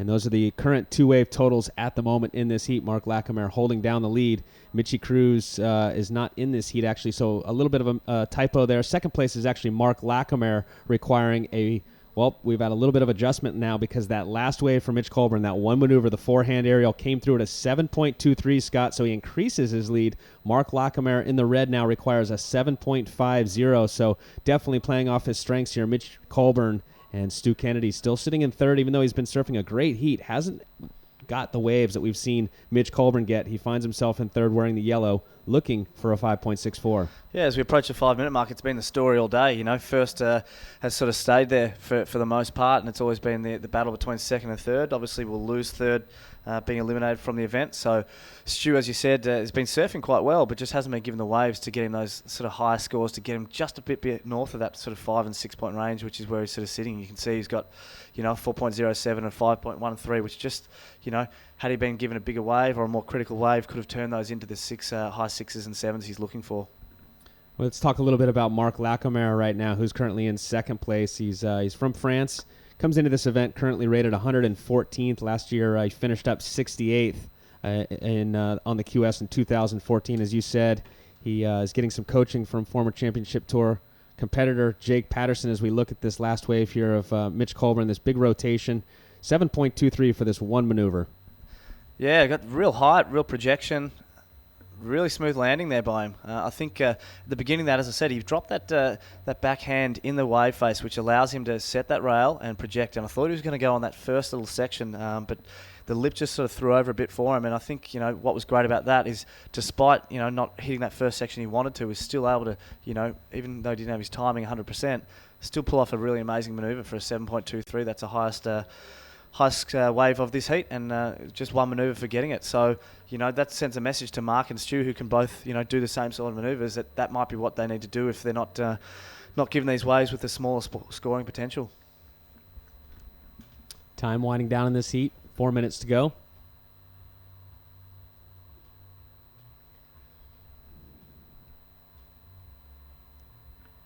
as these surfers all waiting out the back patiently, looking to better their situation right now.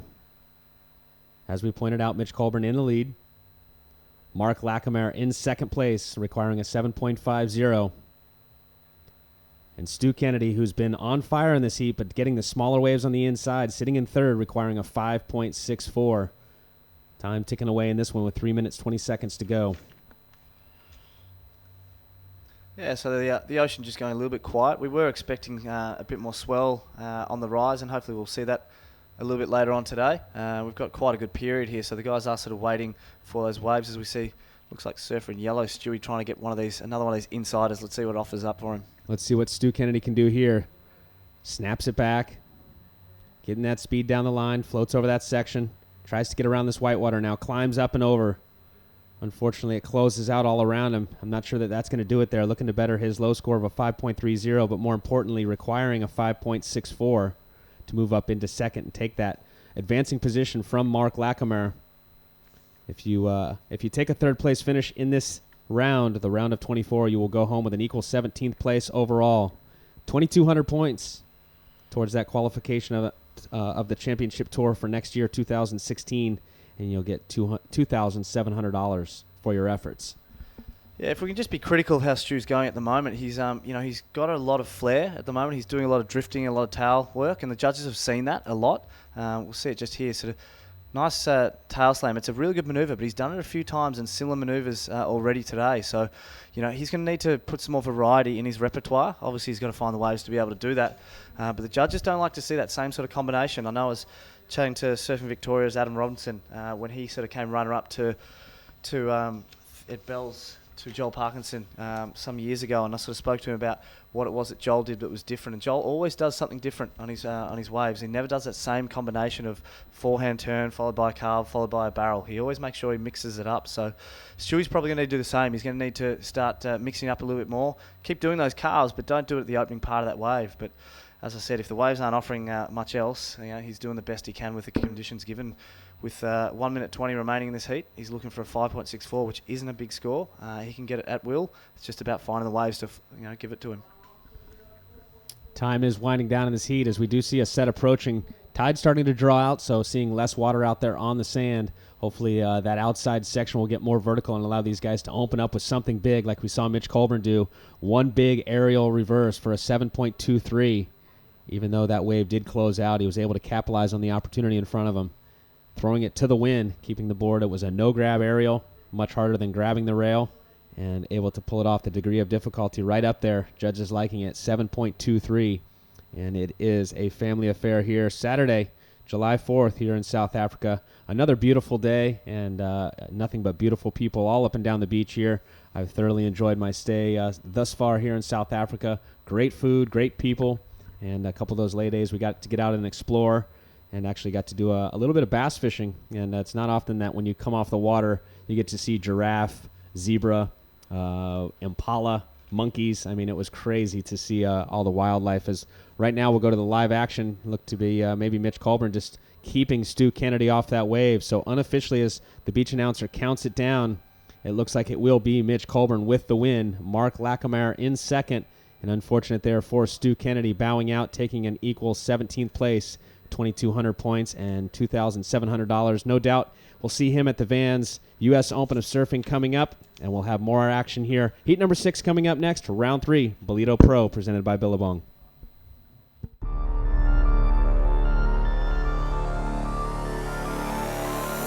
QS is a battle, like it's where all the dreamers are. We all want to qualify and be on the world tour, it's a big goal, it's a big dream, so it's a battle. Every heat it's super hard, everyone is really focused and surfing really well.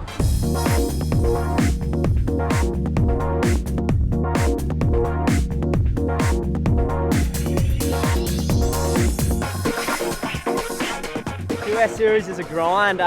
Every single guy on it is worthy of a final or a first place. It's just like every heat can be a final.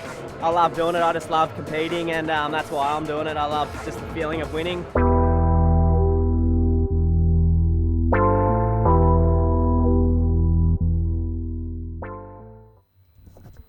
Welcome back as we now open up with heat number 6 in the water, more round 3 action here at the Ballito Pro presented by Billabong. Santiago Muniz in the red, Goni Zubizarreti in the white, and Mitch Cruz in the yellow. And we've already seen one of the Muniz brothers make it through earlier. Aleo Muniz won his heat number 1 over Kanoa Igarashi, who took second place, and Keanu Singh getting third. So in the competitors area up there, Scott, I was watching the brothers hang, and Aleo giving some advice to his brother before he hit the water here in this heat. Yeah, so I'm not overly familiar with the two guys. I've seen them surf a lot. What's the question I guess come to mind is that Alejo is surfing under the Brazilian flag. You mentioned that he is from Argentina, whereas Santiago, his brother, is actually still flying the Argentinian flag. Do you have any backstory on that at all? I don't. I appreciate you starting up the bus. You might as well go ahead and run it over. But I know they are both from Argentina, and I think over the years Santiago has spent a lot more time there and has chosen to represent that country versus Brazil, and so it's unique in the brothers representing different countries, but nonetheless a fantastic talent in both of them. 2011 Santiago Muniz was able to win the ISA World Championships, so he's got a big title to his name. 22 years of age. His brother is 25. So as I said, the older brother giving a little bit of advice this morning to his brother, and I was chatting with him in the competitors area, and he also said the same thing that I touched on earlier. The winds blowing overnight out of that northerly direction really did help to break it up a bit. Yesterday we saw a lot of straight-handers, a lot of closeouts. Today a lot more contestable. And he said the better waves that he got in the morning were the ones that were coming at him. As we see Mitchy Cruz here, nice roundhouse cutback there, and banking it off the whitewater, and he'll kick out. That was his first wave. But going back to the discussion with Aleo Muniz, he said that wind overnight did help to kind of angle the rights a little bit more at you, and he was able to, he said you could find the ones that were coming at you. Those are the ones you were going to get your score, and if you got the ones that were kind of going away from you, it was a lot harder to put something on the board. Yeah, well, I mean, great coaching insight. How often do you get a coach who can actually go out there and surf a heat just before you and give that actual insight versus the one on the beach? As we said, red here, Santiago going now. Yeah, Santiago is going to have a go on this one. As you can see him generating some speed. Looks like he wants to take flight as he widens that stance. He does. Grabs the rail. Goes for the forehand air reverse. He pulls it off. So similar to Mitch Colburn that we saw in the heat prior. Mitch, the only difference would be that Mitch was going on the left as a goofy foot, didn't grab rail. That one there, Santiago grabs rail, but nonetheless a fantastic start here for the surfer in red, Santiago Muniz. Yeah, really good turn that one. Nice and high. So I look forward to seeing that one on replay. So a really good start. Interesting, we sort of talked that a lot of the guys were opening up with medium scores and we're just playing it safe, and we're getting more critical towards the back half of the heat. Santiago, obviously not flying to that school of thought and deciding to go to the air and get busy. You called it early, Todd. He's got that nice wide stance that tells you, right, there's only one turn in this, and I'm going to go to the air. So have a look at this grab to hold it beautifully. Nice, really tail high there, and rotates in the white water and shows the judges that he does ride out of that and complete that successfully. So I imagine that'll go into the good to excellent range, that score. The judges will like that one. Fantastic surfing as we'll shift gears. Look out the back. It looks like yellow now. He's going to take off. Mitchy Cruz, he doesn't. He pulls back. And the other day, Mitch was out having a free surf, and right now his surfing is so spot on, and it comes down to in these smaller conditions is a lot of these guys obviously have the talent. It comes down to wave selection. We'll see if Mitchy Cruz can get the waves that he needs to post a score as he takes a smaller one here on the inside, carves it back, banks it off that whitewater there, and kicks out. So just a couple of quick turns there. Scores already posted for Santiago Muniz for that forehand air reverse, 6.83. So sets the tone for this heat here in heat number 6. Surfer representing Argentina. He's back up again now. This is going to be Goni Zubizarreti. His first wave as he draws off the bottom there and doesn't like what he sees, he kicks out. So going back to Santiago, his first score is 6.83. Yeah, so I guess to make that more critical and to get that score up into that excellent range would be, remove the grab, which we saw Mitch Colburn earlier on got a little higher score because he didn't have the grab in his, which makes it more technical. That grab helps you keep the board underfoot, and it makes it a bit safer, I guess, if you can say that. Also, his rotation, was a little delayed once he was in that whitewater. So 6.83, we've got a full heat ahead of us. They know that Santiago and the other guys can do better than that, so no point throwing an 8 at him. 6.83, it's a good start for Santiago. Couple of small scores now on the board for the other two surfers. Surfer in yellow, Mitchy Cruz, 3.17 and a 2.33, has him in second place at the moment, requiring a 3.67. Goni Zubizarreti in the white, he's opened up with a small score of a 1.17, finds himself in third, looking for a 4.33. going back to that aerial maneuver we saw Santiago Muniz do, where, as you pointed out, he grabbed the rail, makes it a little bit easier. Not to take too much away from it, but it's almost a little bit of a training wheel, if you will. It helps with your landing. It's not as difficult. There's a lot of room for error when you don't grab because your board can separate from your feet. But you could see he was telegraphing, widened up that stance a little bit. This section coming at him, beautiful pop off that, gets his tail high, grabs that rail. He'll let go of it right there in the whitewater, engage those back fins, and it spins him automatically around. The whitewater engulfs him, and he comes out cleanly out the front. So for one maneuver there, comes through at a 6.83, 5 judges on the panel, and you take out the high score and the low, and you average out the remaining 3. A couple judges there threw at 7-point rides. Yeah, 7s and 6.5s, so they're all on the mark. The judges, they know what they're looking for.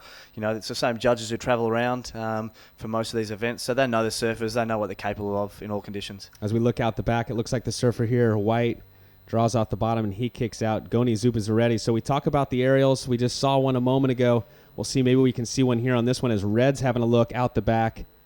He comes off the bottom. Vertical snap there. Nice surfing here. Santiago trying to make it through to the inside section. He's got a lot of whitewater to contend with.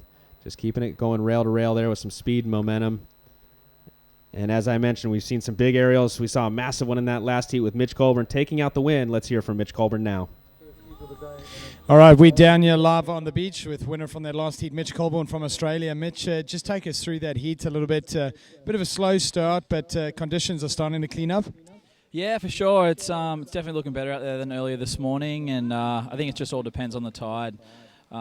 Just those perfect tides are the really fun heats, and yeah, pretty slow heat, but a couple of 7s and snuck through, so I'm stoked. And you will be stoked as well. Your best results of the year so far give you a good bit of push through to the second half of the year, especially going off to Huntington Beach next. Yeah, for sure. I really want to make this result count, and then carry the momentum through US Open, and then the rest of the year. We're talking to Al Hunt from the WSL, and he's talking about probably about 18,000 points is going to be the target to qualify. So, when we start pushing in, we're talking about 4,000 points from this round onwards. You obviously got an aim to get through to, things like quarters, semis, and final. Yeah, I try not to think about the numbers too much. Just, trying to make those quarterfinals and above. I don't want to freak myself out too much going in towards the end of the year with all the numbers and stuff. So, yeah, just keep it simple. All right, well, there you have it. Mitch Colburn from Australia through to the next round of 16. I'm sure we'll see you a little bit later today. Looks like we're going to surf that round. All the best, bud. Cool, thanks a lot. All righty, Mitchy Colburn on into that next round. And we've heard that from a couple of the surfers now in their post-heat interviews talking about they don't pay too much attention to the points. You wonder if they're just saying that because I think I'd want to know where I stand and kind of what I got to do. But at the end of the day, you got to get the scores and keep progressing through the rounds and get the results to find out, it doesn't matter, but at the end of the day, I think I'd be checking those scores. I don't know about you, Scott. Let's have a look out the back as we see White here driving down the line. Goni, big slam there. He needs some open face, though, to follow it up. He's going to stay with it, looking for a reform on the inside. Goni Zumazaretti from Spain. And here we go. He's finally going to get back onto the open face, and right as I said that, he goes to set that rail to climb up and just kind of bogged a little bit there on the inside, but a beautiful turn out the back. Yeah, perfect. That slam on the outside was a nice one. Unfortunately, he stuck with that for a long time, and then just when he was about to set up his bottom turn, just on the bricks there, it just shallowed out on him a little bit. So going back to what you were saying before, I've also thought the same thing. Are the guys just saying that, or are they really able to just compartmentalise it and just break it down by heat, or is that just the old company line cliche? Well, it's interesting because I saw Keanu Singh, who's unfortunately bowed out in this round. He'll be getting ready to head down to the J-Bay Open coming up July 8th. And he was over there. He actually was crunching the numbers. He wanted to know what he got as far as points for this result, which will be 2,200 points. And then he went over and looked at the computer and saw where he was coming into it and added it up. So, some of the guys do pay attention to it as we look out the back. Surfer in yellow having a look. And he carves it back. Mitchie Cruz going to stay with it through the inside. He kicks out, so that was a smaller wave. He currently was in second place, requiring an 8.83.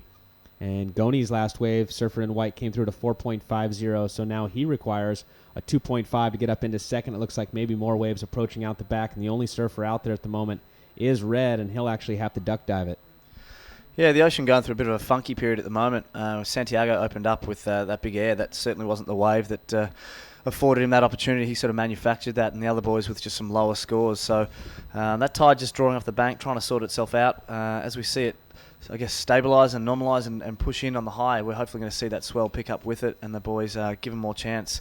It's a lot glassier than it was this morning. We talked about that morning sickness from that overnight north you referenced, Todd. It has cleared up a bit, but we are starting to see a few more of those waves. Like Santiago just had to deal with them where he duck dive that are closing out across the bay and not quite sticking to that bank.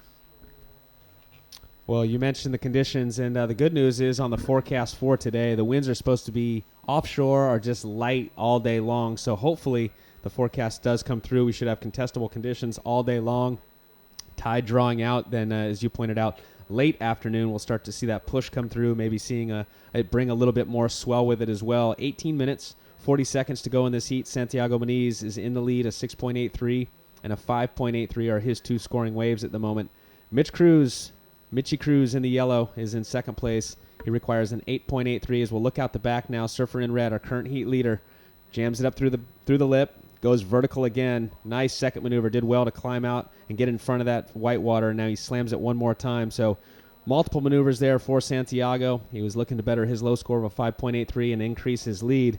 As now we'll look at yellow. He's going to go left as well. We saw this the other day on the lower tide. A lot of guys electing to go left.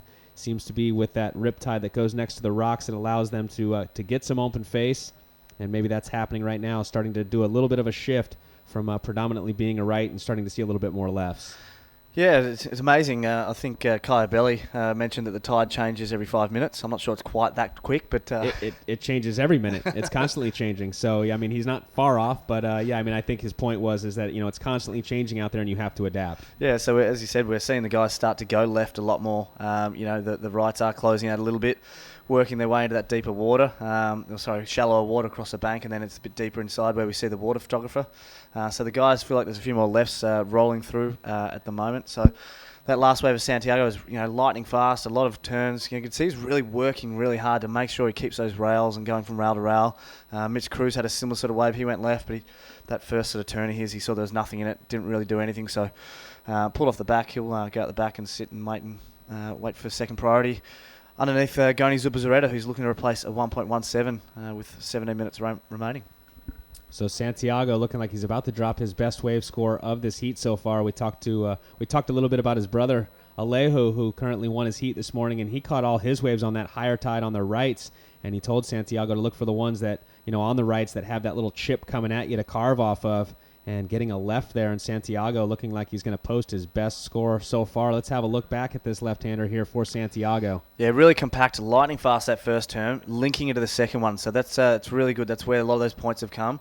You can see him working really hard just to finish that off and just show the judges it's not just two turns there. As it looks like we do have a surfer out the back having a look. And still there on the replay of him paddling back out. 7.50 for Santiago Muniz. So he does increase his lead, Scott. Santiago Muniz, he's two scores now, a 7.5 and a 6.83. And this was, as we were coming out of that replay, last of yellow, Mitchie Cruz. Yeah, so this is a better opening turn for Mitch there, so he's going to stick with this one here. Gets a little soft, you can see, just waiting for that wave to stand up and really hits that intersection and just gets a little low road. It's nice and shallow in there. You've often referenced the rocks there, Todd, on that inside section. So by going left, the guys are, showing a bit more commitment, and it is a little shallow. Well, it's funny because, they had a shot a moment ago there of the beach and the crowd, and right there at the water's edge, where the water's just coming up onto the sand, there's a ton of rocks, and those rocks this morning were submerged underneath the water. We had a very high tide this morning with that full moon, beautiful moonrise yesterday early evening, and setting this morning as we walked down here. It was still dark out, very cold this morning with those offshores. And the surfers this morning surfing right over those rocks. Now that tide really starting to draw out. All those rocks exposed, as you can see there. And it's becoming more of the outside maneuvers that we're seeing go into the score line. And 7.50 for last of Santiago Muniz on his left-hander. And Mitchie Cruz, his last wave, comes through to 5.07. So he helps his situation. Goni Zubizarreta, he's up and riding now. And he requires a 4.41 as he lets that tail go a little bit there on that first turn. Slams the oncoming section. Looked like he was maybe going to redirect, decides against it, and keeps going down the line, and he kicks out requiring a 4.41. Yeah, that's a better wave for Goni. Goni, interestingly, hasn't made it past the second round this year, so already with his best result so far, he's going to look to keep going within this draw. But a similar situation to we've seen in the last few heats. It's a story of first got a few scores and the battle between second and third for that last qualifying position to move through to the next round. But yeah, much better wave for Goni Zubizarreta. Well, we're just past the halfway mark here in this heat number 6. 30-minute heats here today. We've got 14 minutes to go in this one. Let's talk a little bit about what's at stake here in this QS 10,000, Scott. As I mentioned earlier, there is a lot of events on the qualification series, and we started this event with 96 surfers. We're down to 24, 10,000 qualification points on the line. The estimated cutoff to qualify for next year's Samsung Galaxy Championship Tour is 18,000 points total, so you can get more than half of that right here in one event alone. And as pointed out in that last interview by Jared, the points are very close coming into this event, and only 600 points, 620 points to be exact, divide the surfer Caio Abelli in 11th and the surfer that is ranked number 18th, Michael Rodriguez, as we go live here with Santiago. Beautiful carving turn on the first one, throws the fins out, busts an air on the second one. He's not done yet, does a little wipe of the nose. He's going to regroup, set up the inside section, snapping it back. Starting to make that inside connection, building speed, floats over it, jams it up one more time. So wow. Santiago looking really solid in this heat right now. Yeah, that's one of the better waves we've seen ridden, I think, for the most part of today. Santiago, look at that thing going north into the excellent range. That was lightning fast. Amazing the variety of manoeuvres that he was able to execute on that wave and do them with precision. So I look forward to when we bring the replay up of that one. That'll be a great wave by Santiago. And it's feast or famine. He's just, he's got some great scores, another great ride there. Well, meanwhile, at the other end of the scale, Mitch Cruz is just looking for something in that range as well, but just can't at this stage find it. Well, that's because he's dropped down to third now. Goni Zubizarreta, he dropped that 4.70 on his wave prior, so it moved him up into second place. So Mitchy Cruz needing a score. We'll look at Goni right now out the back, live action, nice opening turn. And unfortunately, that left doesn't allow him to get any more maneuvers off. So just one turn, he'll kick out and get out the back. So as you pointed out, Mitchy Cruz sitting in third wearing the yellow, requiring a 4.13. And this was the last wave where we saw Santiago just go nuts. Yeah, an amazing opening turn there, which is great. Sets this one up. I like he's going for the air, not at the beginning or the end. He's gone midway through the heat, and he's able to ride through it, which is great. A little tail slide. Not much on offer there, but still manages to do a little tail slide to keep in the position. Tiny little floater, and just, what do we call those ones, Todd? Just a floater slam? Yeah, he actually, he jammed up through that lip and was able to get momentum up and over it. A lot of guys would have just done a standard floater, but not him. He pushes a little bit harder and makes it more of a critical maneuver as we'll look out the back now. Surfer in yellow, Mitchy Cruz. He needs that 4.13, flatter wave, so he cuts back. He's going to try and bank this points now on the inside, waiting for something to happen, and it doesn't, so he kicks out. And unfortunately, not getting the waves that he needs at this point. Still a lot of time, though, on the clock. 11 and a half minutes to go. These three-man heats. Plenty of opportunity out there. First and second will make it on into that round of 16.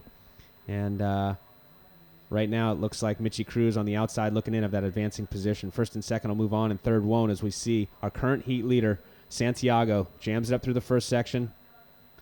Again, busts the fins free, does a forehand aerial, went for the rotation, couldn't pull it off. As we look back, though, at that wave prior where he was able to do multiple maneuvers, did an aerial on it and other off the tops, an 8.33. So playing off his strengths, getting stronger and stronger in this heat, the surfer in red, Santiago. Yeah, just owning this heat, dropping a 6.83 and a 5.83 throwaways. He could almost sell that to the other two surfers right now. They'd really want those waves. And we saw at the end of that, Mitch Cruz just, bit of body language, just not happy that the waves just aren't giving him a chance to get that scoring potential. As we go back and we have a look at this wave of Santiago, the opening turn, just that big swooping front hand just to set the bottom turn up, really opens the shoulders and drives planting that back foot. So real power turn to start, which is great. Here, look for the air. Just a little lip section, even though it is a bit flat, he's still able to execute that and ride out of it. So you'd think otherwise he'd be done here. We've had surfers only get sort of 2 turns throughout the course of today. This one just grows here. Just waits for it to stand up. So just a little power slide just to wait for the wave to come to the inside here. It gets a little shallower on the inside as we hit the bricks here. Does a little, I don't mind this, a little stylish rail grab floater on a ankle high, and that thing just a slam and just lets those back fins. So I really like that last manoeuvre, Todd. Just the weight transition was really good. It was amazing to see the projection he was able to get on that knee-high inside section and get up and over that lip, but multiple maneuvers, good degree of difficulty there, mixing it up with the different maneuvers as well as that aerial in the middle of all that. 8.33 scores up in the excellent range there for the surfer in red. So he's got a 7.5 and an 8.33. So fantastic surfing for the surfer representing Argentina. And Goni Zumi-Zaretti, he requires now 2 scores totaling 15.84. As really it's a one-man show at the moment with Santiago running away. So it's going to be a battle between Mitch Cruz and Goni here to get that second advancing position here and move on into that next round. And scores still dropping for one more wave of Goni, and it's going to help his situation. It's going to make things harder here for Mitch. And it looks like we might have another wave approaching. As we'll check in here, it looks like it's going to be yellow. Mitch Cruz, he's paddling. He wants it. He's got to his feet. Beautiful arcing turn to open up. Banks it off the white water there. He's going to try to get some momentum out of that to get it out onto the open face. He's unable to do it, so he climbs up the white water and closes things out and kicks through.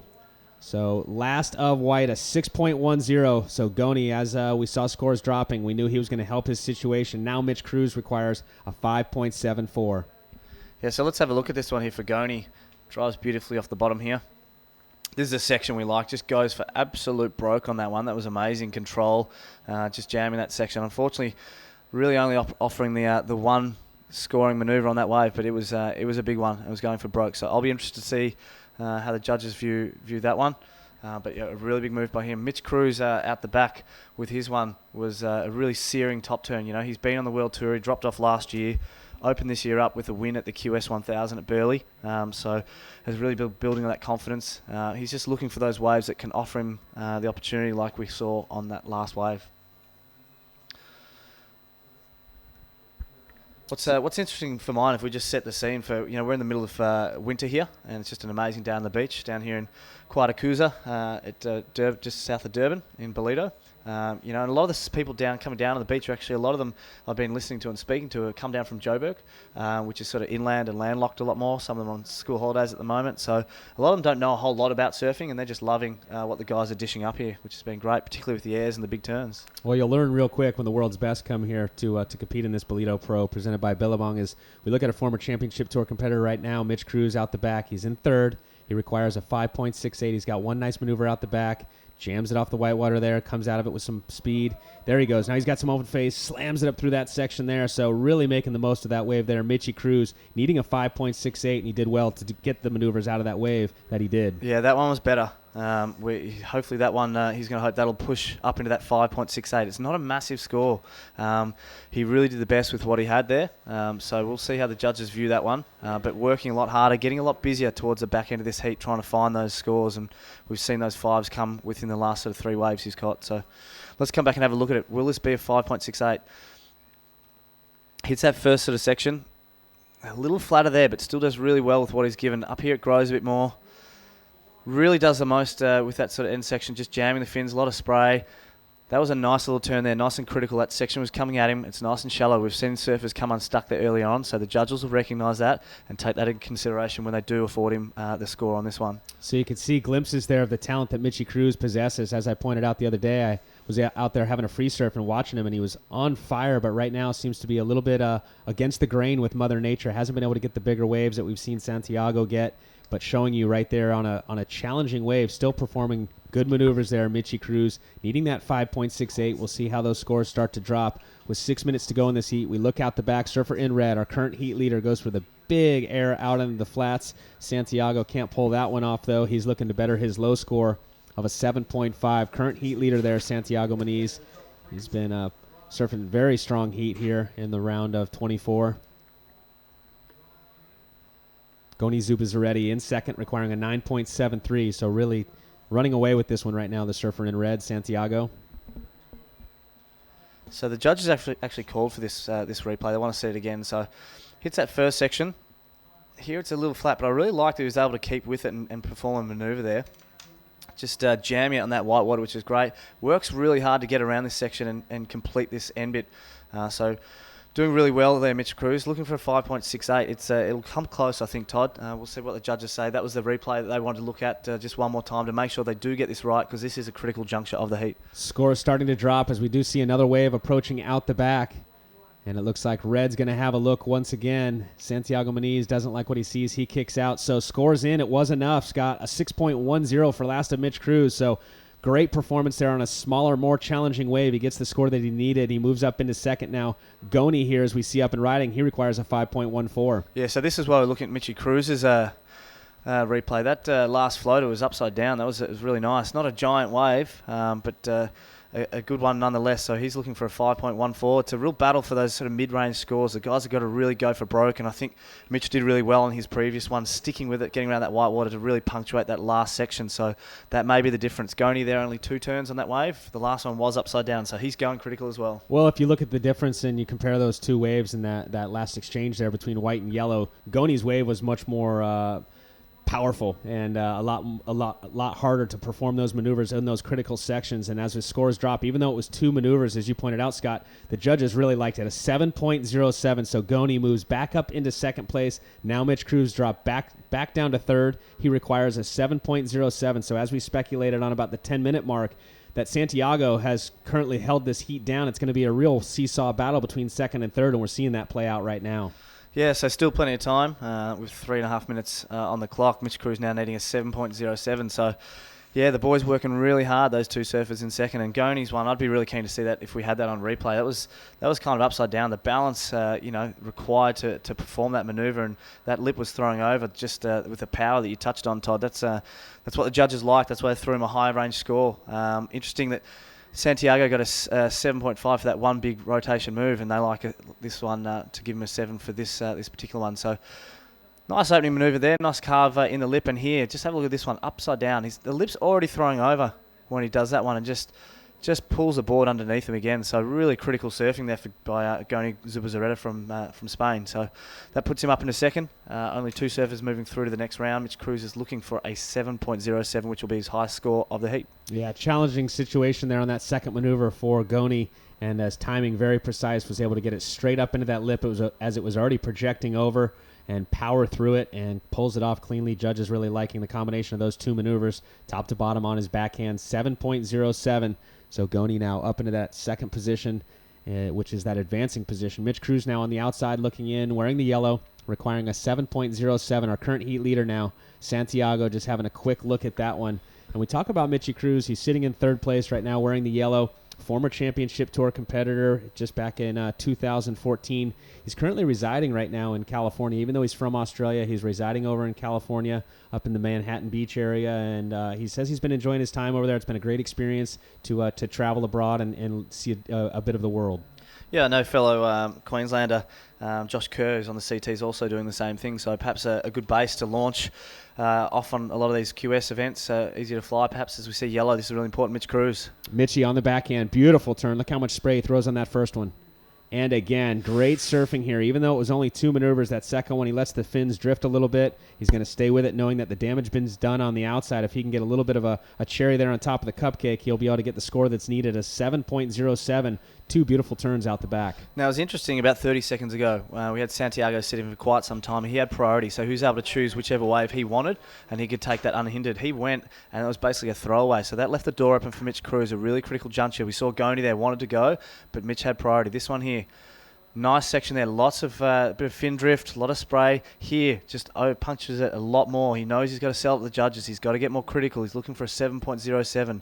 Sticking with it, hoping this wave will offer just a little bit more on the inside. So only two maneuvers on that one, 2 major maneuvers. We'll see whether he gets that 7.07. You know, Goni's was a more critical wave in terms of it had more power, but Mitch's, that first turn was a really nice one. It was 12 o'clock through the fins. The second one was good too. We've got a seesaw battle on our hands, Todd. Let's talk about that a little bit, because Goni's wave just prior that got him up into second place was a 7.07. It's the exact score that Mitch Cruz needs.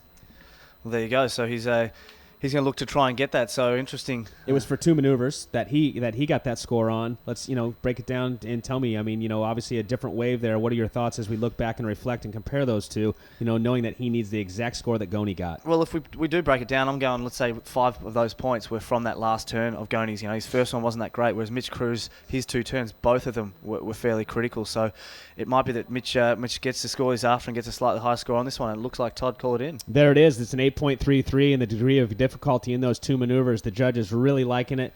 It's tied for the highest single wave score of this heat right now. Michi Cruz unofficially moves up into second place. Santiago Muniz with the win.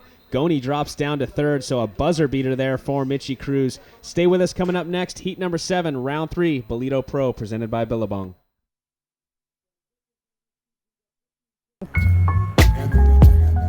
Hobbies? Maybe stretch a little bit. Yeah, mountain bike. Go to the gym. Play tennis. Cruise, I guess, listen to some music and spend some good times with my friends. Play some skateboard too with my friends. I like eating, that's a hobby. On my downtime, I like to do a lot of boxing. That's like the other sport that I really love. I train in my spare time sometimes. And No, skateboarding and ping pong, bro. Yeah, I got a little baby boy at home and try and, when he's not at daycare, I'll go to the beach and get him surfing a bit. And that's it.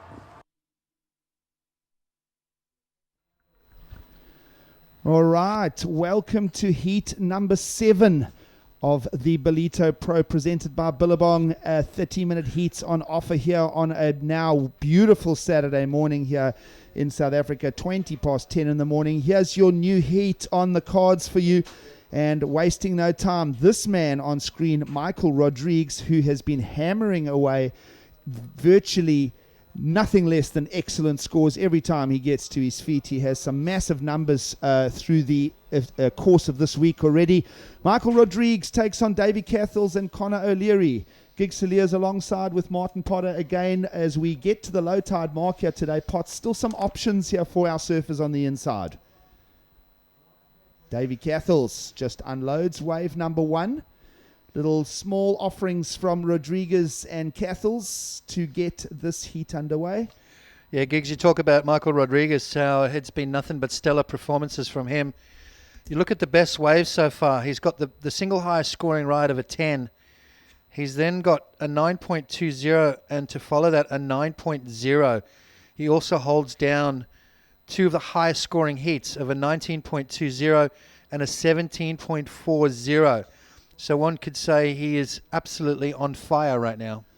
Absolutely. Michael Rodrigues, subject of much discussion here this week in South Africa with big numbers for the 20-year-old from Sao Paulo, Brazil.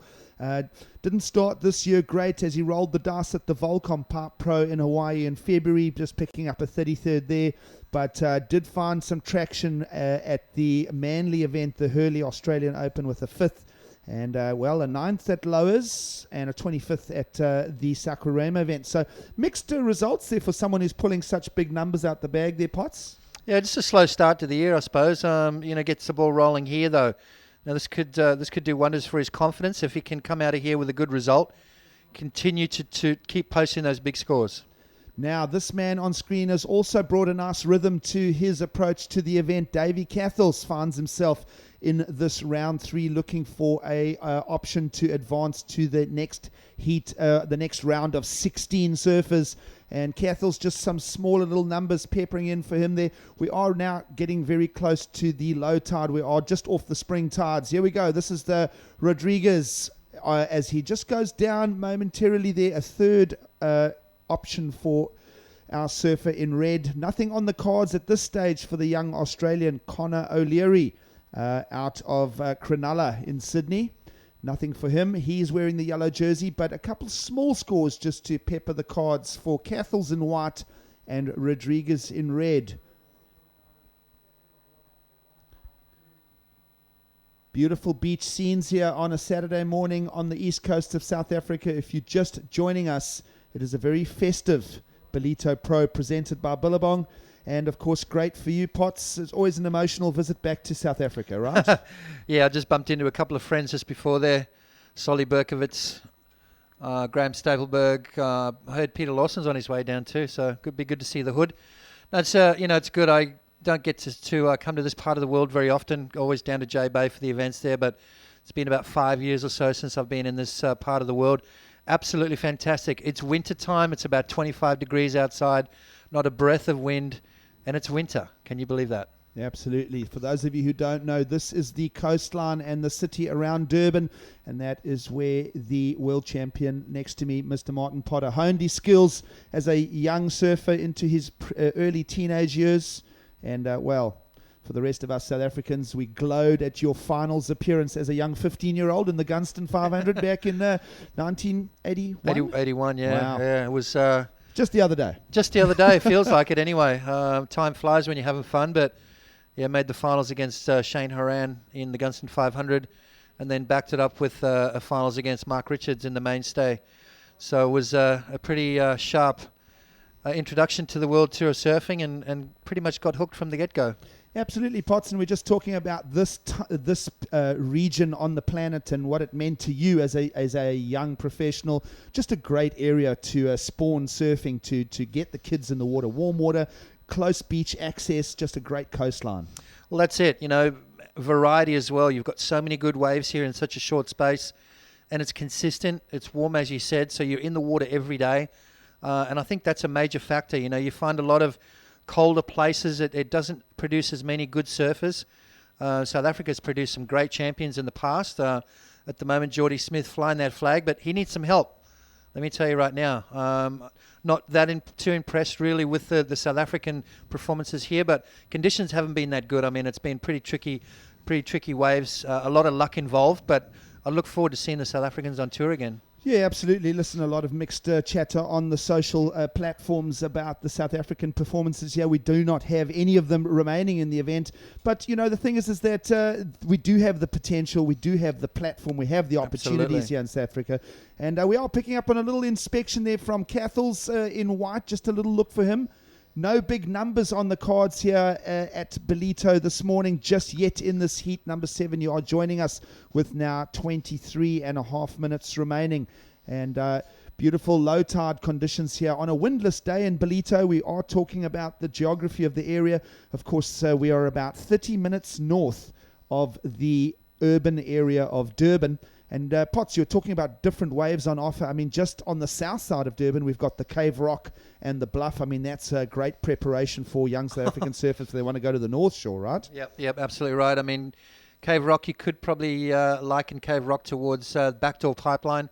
It's a super hollow wave of consequence reef underneath you, so you kind of get that familiarity with that kind of wave. You can rip out at the rock. There's no problems at Backdoor, that's for sure.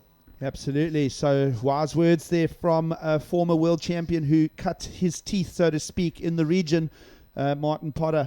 Now we are picking up on some action here as we get some motion from the young Australian Connor O'Leary, who gets a good crack to the lip there on a nice walling option. Great attack to the lip line there for the goofy forward from Cronulla.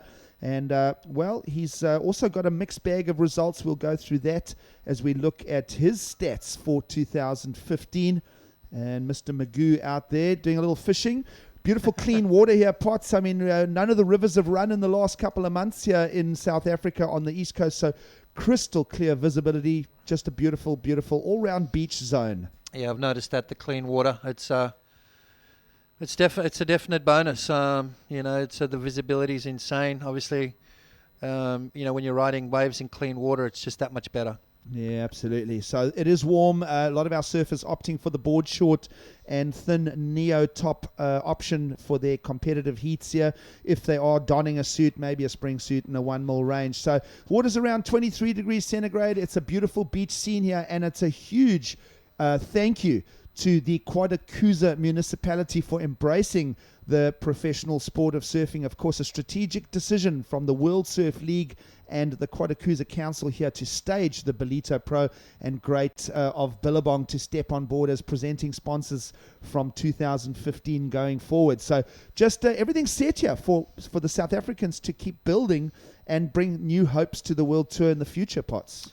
Yeah, and I think maybe that they need to draw on the experience from their past champions, from the guys that have cut their teeth on the tour. There's a lot of good South African surfers, a lot of legends of the sport come from this part of the world. So it'd be good to see them put back in and create some sort of performance camps like they do in Australia.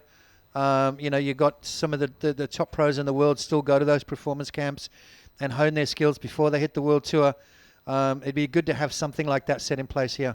Absolutely, and let's just pick up on a surfing action here from Cathals, who's keeping a work rate here through to the inside, the young surfer from the Narrabeen area, and he'll just work it through to the inside. Little double step up the bump there for Davy Cathals. Keeping a work rate going is the young Australian, and we'll wait for some numbers to check in now for Conor O'Leary's big forehand attack. Judges just going through those scores, just digesting it, waiting to put some numbers down. So Cathals in white, Rodriguez in red, O'Leary in yellow, with now 20 minutes remaining on the clock.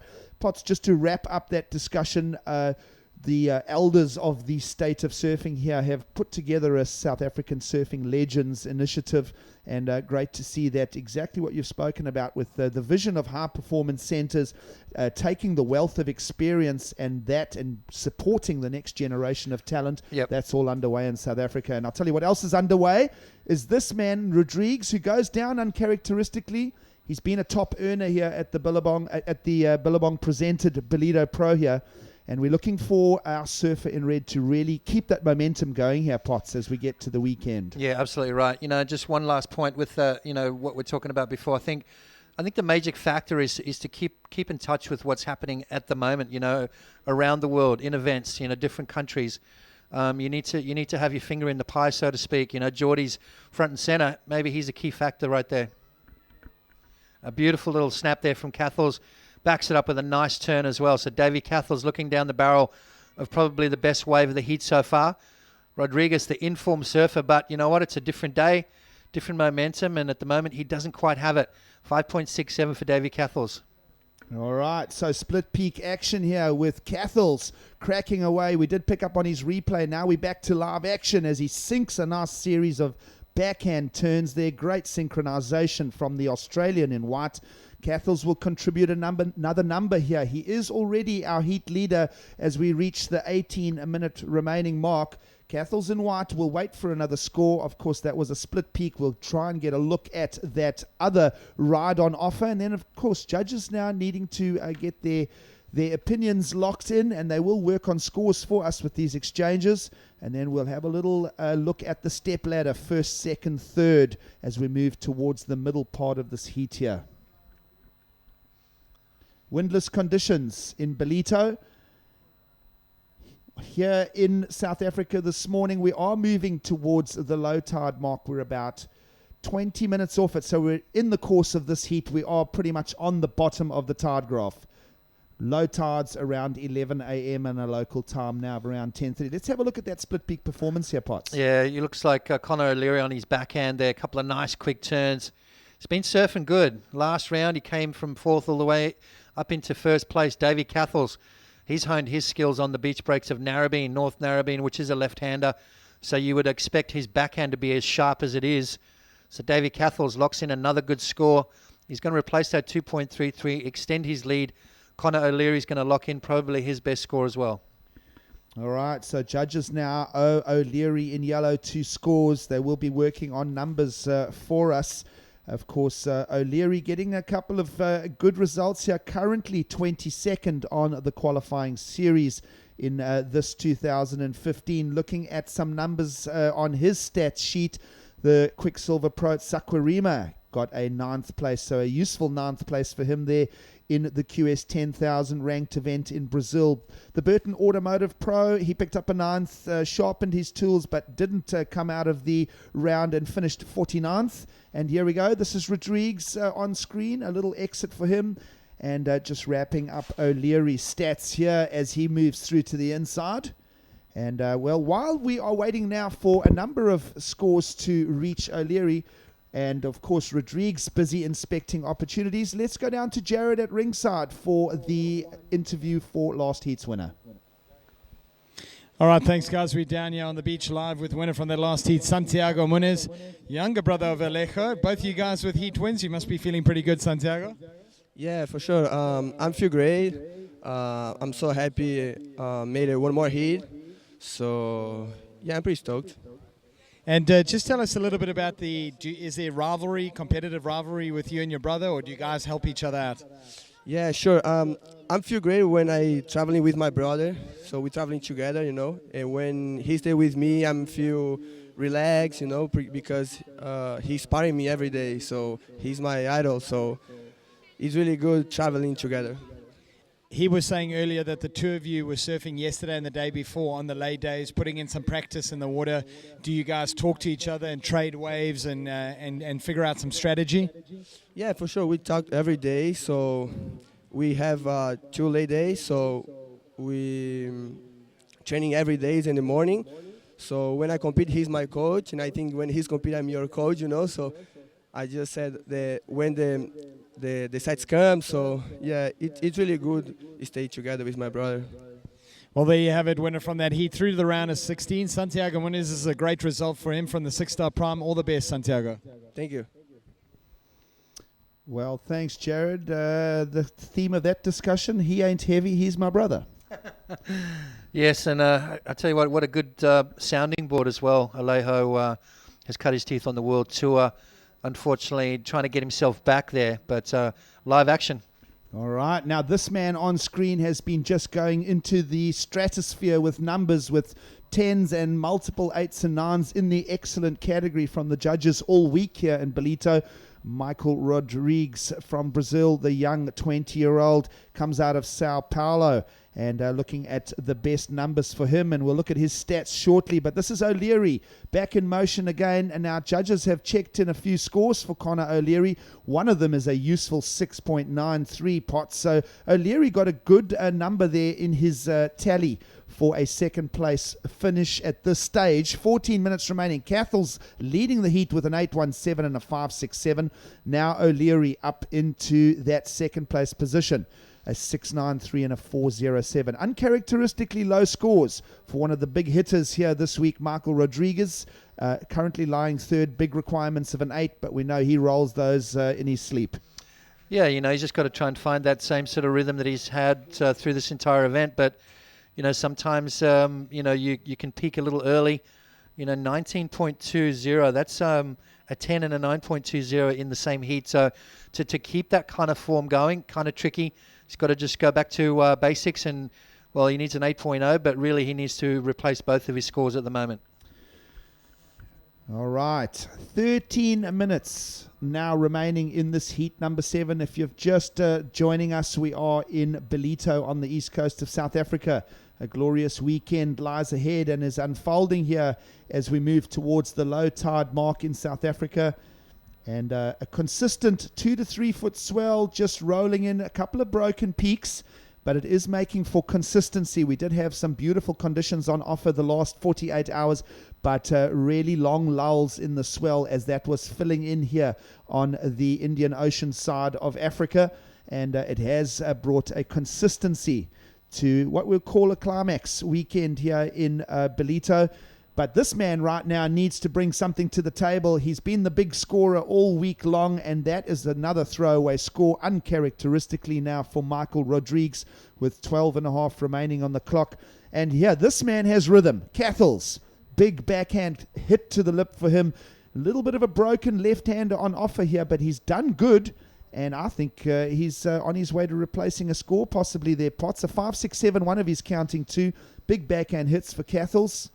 Wily competitor. Smart move there from Davey. He realised that his best score so far, that 8.17, came from a left-hander. So sticking to his strengths, I think a very smart move there from him. Just trying to replace that 5.67. One big turn out the back. Didn't quite get a good connection through the inside. All right, now without that priority, he'll just pick up on another ride on the inside. This is Michael Rodrigues as he's looking to unlock the bottom of the tide graph here in Ballito. And that's going to prove to be a frustrating effort for him already, going on to around the 9-wave mark for Rodrigues. Nothing more than a 3 and a 2.6 and just a peppering of decimal scores. That is not the Rodrigues we've seen this week so far, and he'll need to get into the rotation discussion out on the main peak, Potts. Now, this is that discussion you've been talking about with your coaching input aspect, plan A's, plan B's, even plan C's. So Rodrigues at this stage may need to just have a mind shift if he's going to break his rhythm and start putting some decent numbers down. Well, he looks a little flustered. He's catching a lot of average waves, and you just got to look at his scoreline. Started off with a 3. He should have built on that, but he's actually gone backwards. So once that starts happening, you've got to change it up. Hit the reset button, maybe find a different part of the lineup and just start trying to, get that momentum back that he's had. All right, so can this be the momentum builder? It's not. And another throwaway score for Rodrigues. And the flip side of the discussion is Cathles in white and O'Leary in yellow have just kept a steady rhythm going. And, Cathles an 8-1-7, one of his counting two, and also a 6-9-3, one of Connor O'Leary in yellow's counting two. So there are the good to excellent range scores available out there. Potts Rodrigues has just got to find that click. Well, there's only been two, though, so that's a tricky part. With that tide going out, we're going to see a little bit less consistency in the water. We're going to see maybe one or two good ones come. It's just that luck of the draw too, that roll of the dice is putting yourself in the right place at the right time, making sure you've got priority when those good ones do come through. Absolutely. So it is beach break conditions here. Sand bottom waves, the banks held together by these granite coves here in Ballito. And Rodrigues will now eventually become part of the discussion. Just what you said there, Potts. Looking to unlock, and boom, there it is. Well, that's what he's been doing. He's been just throwing caution to the wind. He's been lighting it up, big hacking maneuvers, and then straight into something special. Here we go. Connor O'Leary up and riding. Right now, backhand attack with a good rhythm for the young Australian from Cronulla as he unlocks another wave for us here in Ballito through to the inside. He's been getting some nice cracks off the lip on the outside there, Potts. And this one, good work done on the outside again. Not a big offering on the inside, so he kind of forced the issue through to the reform section. Didn't really materialize.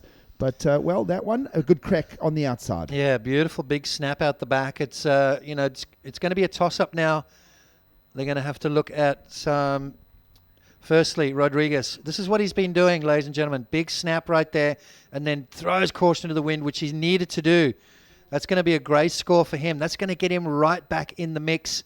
Needing an 8.20, but right here, Connor O'Leary, that first turn, and then right there, throws the tail out, gets a little bit more rotation, spicing it up for the judges, and then looks for that connection all the way through the inside. The thing I like about Connor is he doesn't give up on a wave, does he, Gigs, all the way to the death. Well, forced that through to the inside, and if there is just a little suck bowl option on the inside there's another whole conclusion to a ride waiting to happen. So a couple of big bumps arriving now, as you see on your screens. Now, some of these sets have been just a little too much meat in the period of the swell. They become closeout options. So there we go, big wave on offer, but nothing really to harvest. All the surfers will ignore that set. So it looks like those mid-sized options are where the key wave selection lies here, Potts. Well, we talk about Rodrigues needing something special to kickstart the heat. He's got 8 minutes remaining. An 8.0 required from him, and massive scores slowly trickling through. Let's have a look. Starts off with the first turn that sets everything up. Look at this bottom turn, straight in a beautiful snap right there. Then gets the speed going and connects absolutely perfect there. Gets those fins nice and high, lands backwards, re-engages the fins, and then it spins that board around for him. So great technique from him. So far, it looks like he's going to get that score and move up into the top two. So important score just about to be locked in for Rodrigues.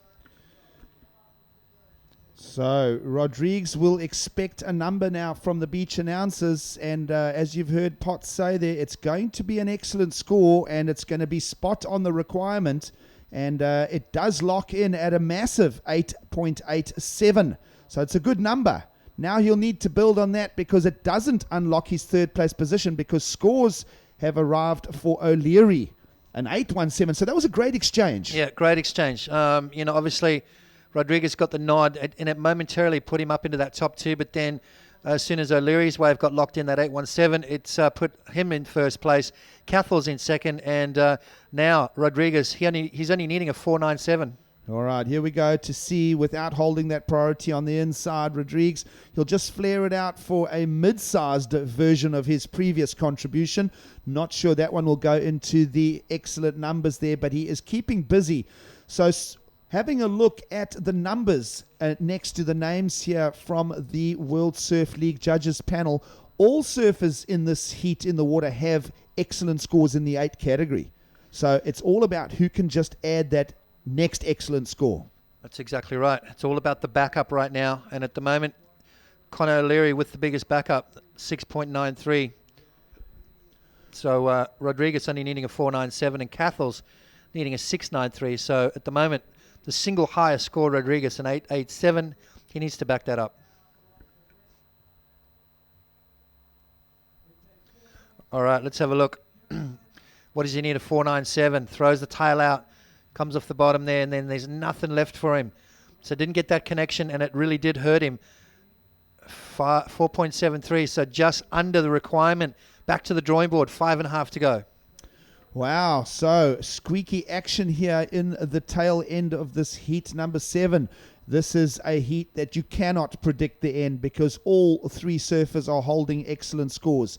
O'Leary at this stage leading in the yellow singlet. The young Cronulla surfer has an 8.17 and a 6.93 to his credit. He is our heat leader in yellow. Davy Cathels from Narrabeen has an 8.17 and a 5.97. Now here we go. This is the danger man in the discussion. Little inspection from Michael Rodrigues. He does have the single highest score of an 8.87 in this heat. Here we go now. This is the answer from Cathels lying second, looking to solidify that second place position. Needs to drop a 5.67 on that delivery to widen the distance between himself in second and Rodrigues in third. Yeah, I tell you what, it's a close heat. Not much is separating these 3 surfers right now. And as Rodriguez does, drops another big score, but at the moment, the backup is hurting him. Here we go. All right, now this man lying third effortlessly rotates out the lip, but it will be an undone effort. It does fall apart on the landing for Michael Rodrigues. As Potts says, it's back to the drawing board. Now less time on the cards. 4 minutes remaining for your surfer in red. So situation, O'Leary in yellow leads. Cathels lying second in white. All 3 surfers holding 8s in their cards. And of course, Connor O'Leary has the best of the second scoring rides. Thus, he is the heat leader, a 6.93. Davy Cathels' other counting ride, along with his 8s, is a 5.67. And of course, Rodrigues holds a 4.73 as one of those counting rides. So this is going to be a squeaky finish here, as we call it. 3.5 to go now. And all 3 surfers will be paying attention to any opportunity now with just the little time remaining, Potts.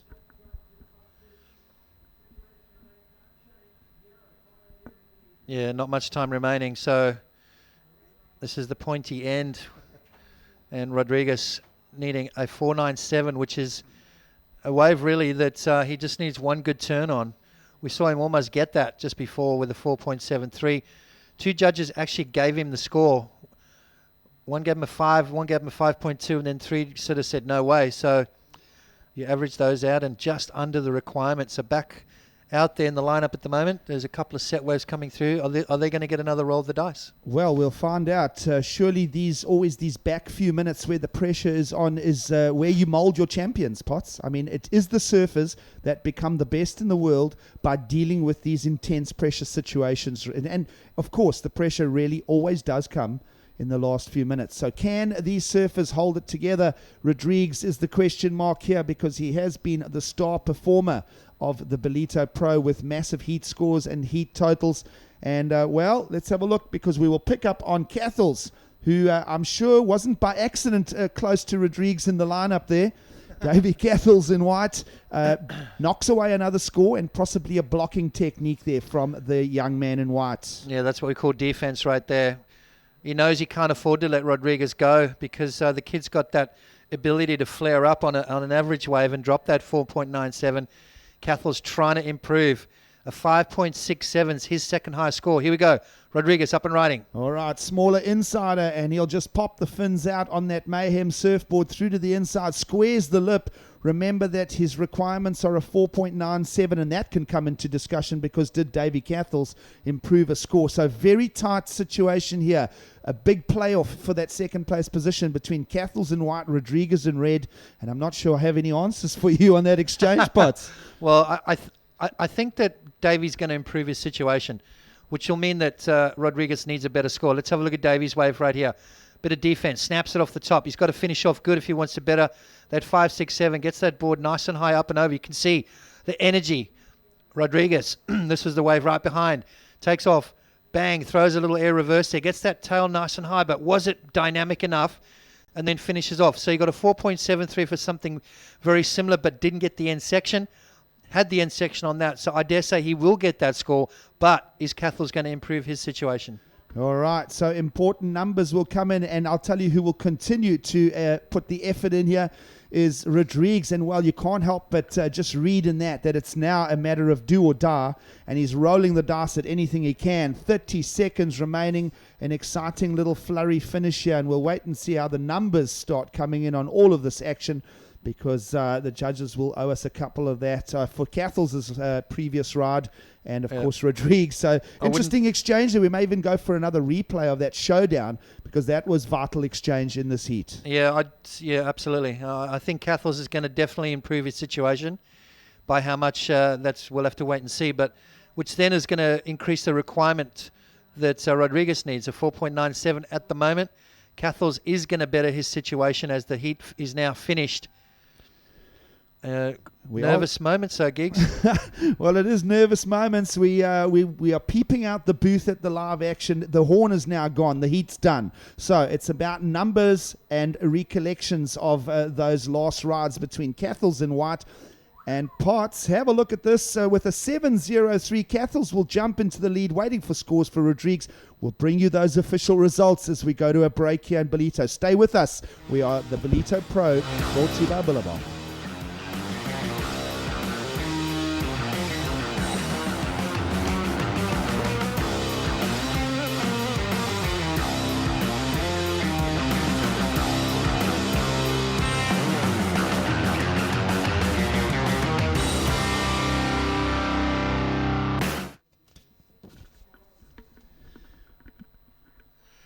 Well, just still waiting, Giggs. A 7.03 for the last wave of Davy Cathell's. That put him into the lead. And we always said that was going to increase the wave required from Rodriguez, and it does. A 6.23 required by Rodriguez. And we're still waiting for those scores to come through. All right, so now that result is official. That last ride of Rodriguez is not going to change his situation, and that looks like it will be the official result. We will wait for the printouts, but Davy Cathell's smart surfing at the end there. I mean, that was a technical block. There was around 2 minutes 15 on the clock. Cathell's went patrolling over to Rodriguez, did the full block, and actually found himself a scoring number on that. So smart surfing from Davy Cathell's. You know, that was incredible stuff there from him, because he was quite a distance away. And then realizing towards the end of that heat, what am I doing? I need to get over there. I need to play some defense. But, you know, it was a double whammy for him. He didn't only just hold Rodriguez off, he improved his situation. All right, so we are waiting for that official wrap-up of that heat. Meanwhile, this will be your new heat on offer, as I'm sure wherever you're watching from in the world, it's a Saturday afternoon. Surely you're not at work. You're unwinding in weekend mode and enjoying the surfing with us. The Brazilian flag will fly in now the light side shore conditions here in Brazil. Heitor Elves is in the red singlet along with Jadson Andre in yellow. They'll take on the upstart from Australia, Solly Bailey, who's building momentum in 2015. And, well, with that heat on deck, it will wait for that official result as well. We still don't have those stats for Rodriguez's last score. So that'll be a good topic of discussion here.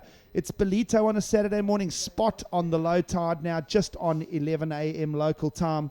And we'll see if that low tide makes any difference to the rhythm of the swell here. We've been speaking about the bumps in the ocean surface from a northerly direction swell, and then, of course, a new southerly ground swell. So a couple of big sets washing through the bays here in Ballito, but a consistency for this second to last day of competition here.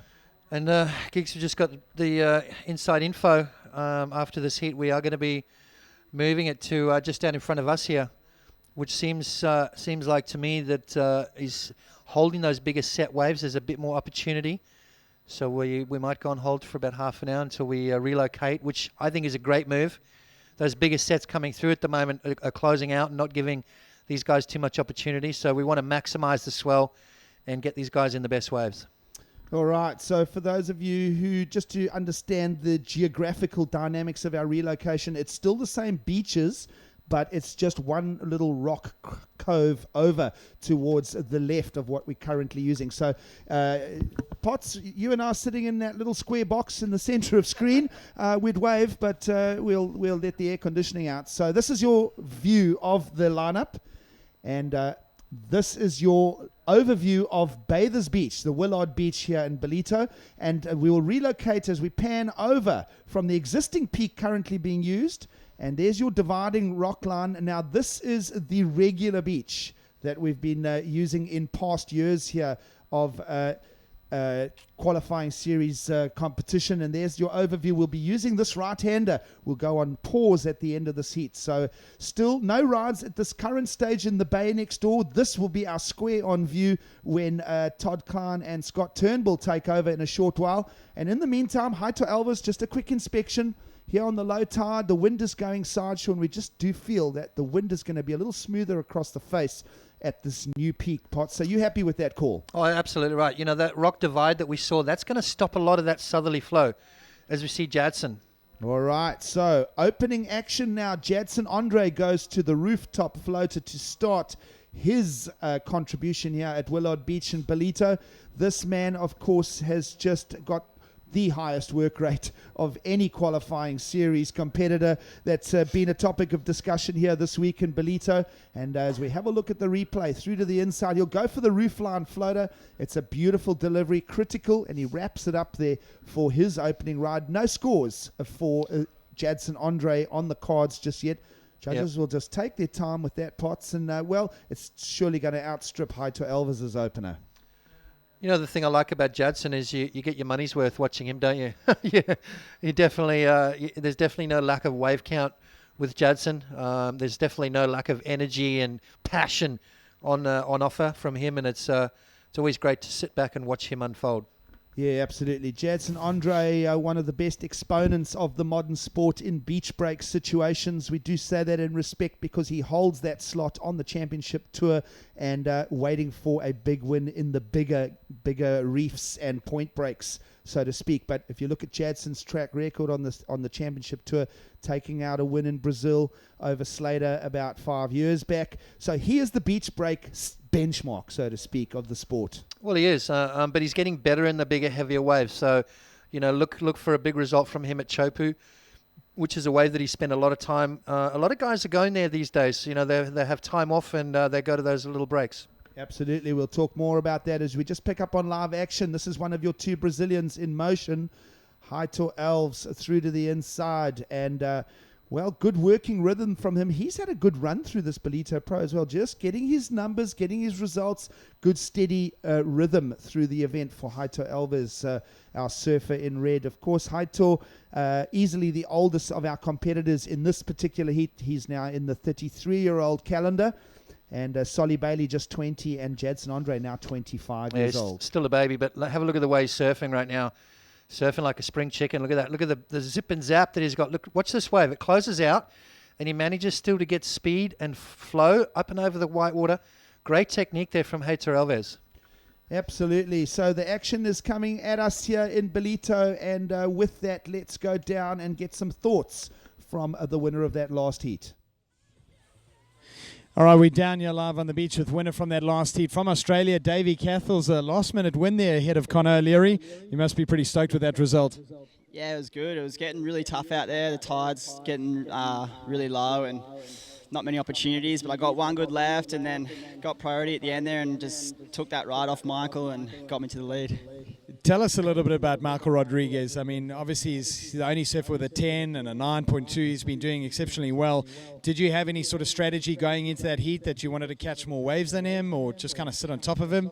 Not really. I mean, he's so gnarly. I only saw him for the first time like a year ago and he's just doing crazy airs. Another Brazilian, he's just stomping them all the time. And I didn't really have a game plan for him. I just had my own game plan, try and get my own scores, and yeah, just hoping that he wouldn't go out there and do a backflip or something. Well, with that heat now behind you and through to the round of 16, this is now by far this year your best results on the QS. It's only your fifth event, but you're in that precarious place in the mid-30s, so this should hopefully give you a good push as you start getting into the top 10 soon. Yeah, hopefully make a few more heats in this one and, yeah, get in that top 10, and that'd be nice.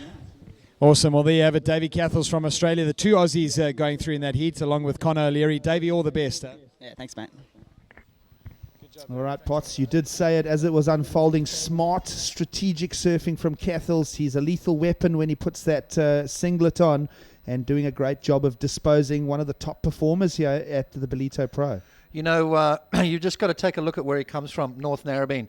It is one of the toughest breaks in Sydney to get a wave at. So, you know, you've got to have that game plan. You've got to have that aggression and that go-for-it attitude. And, you know, obviously everyone that comes out of that region, you know, all the way back to Simon Anderson and, you know, Tom Carroll spent a lot of time there, Damien Hardman, you know, Laura Enova. You know, they're all tenacious competitors. They're all fighters.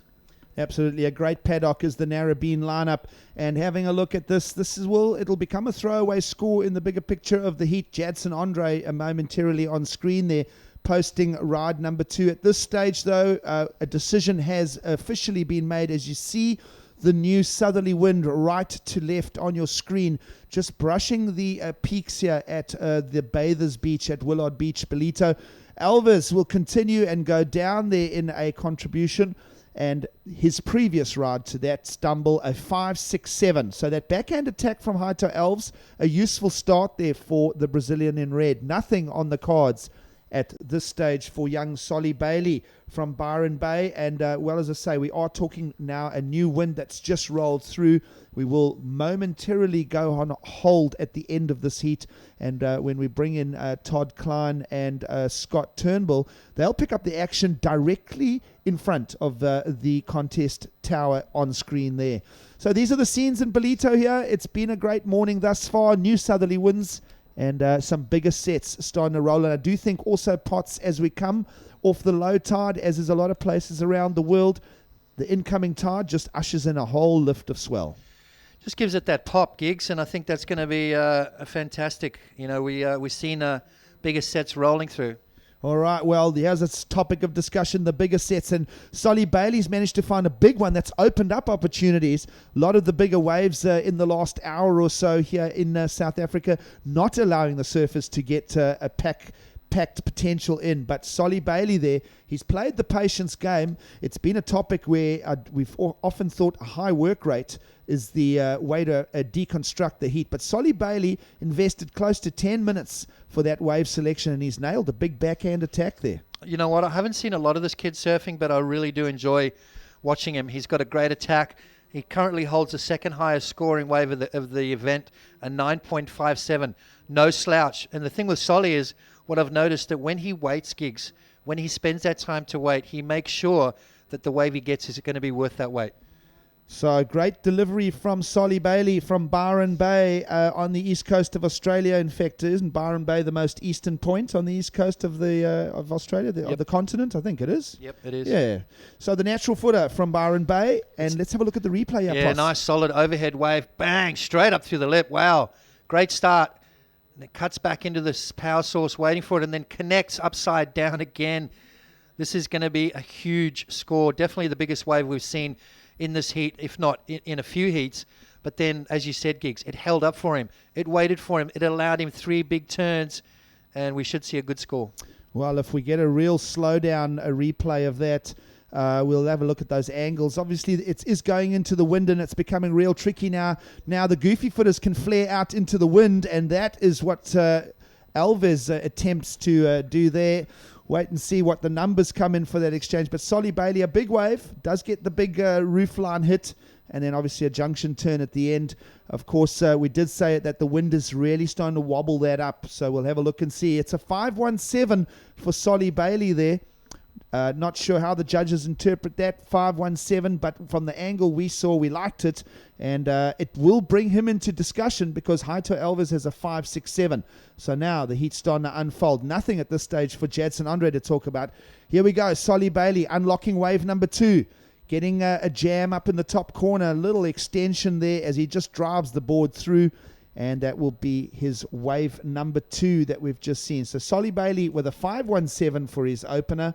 And now judges will pen a number for that second score. In the meantime, the clock now says 19 minutes remaining.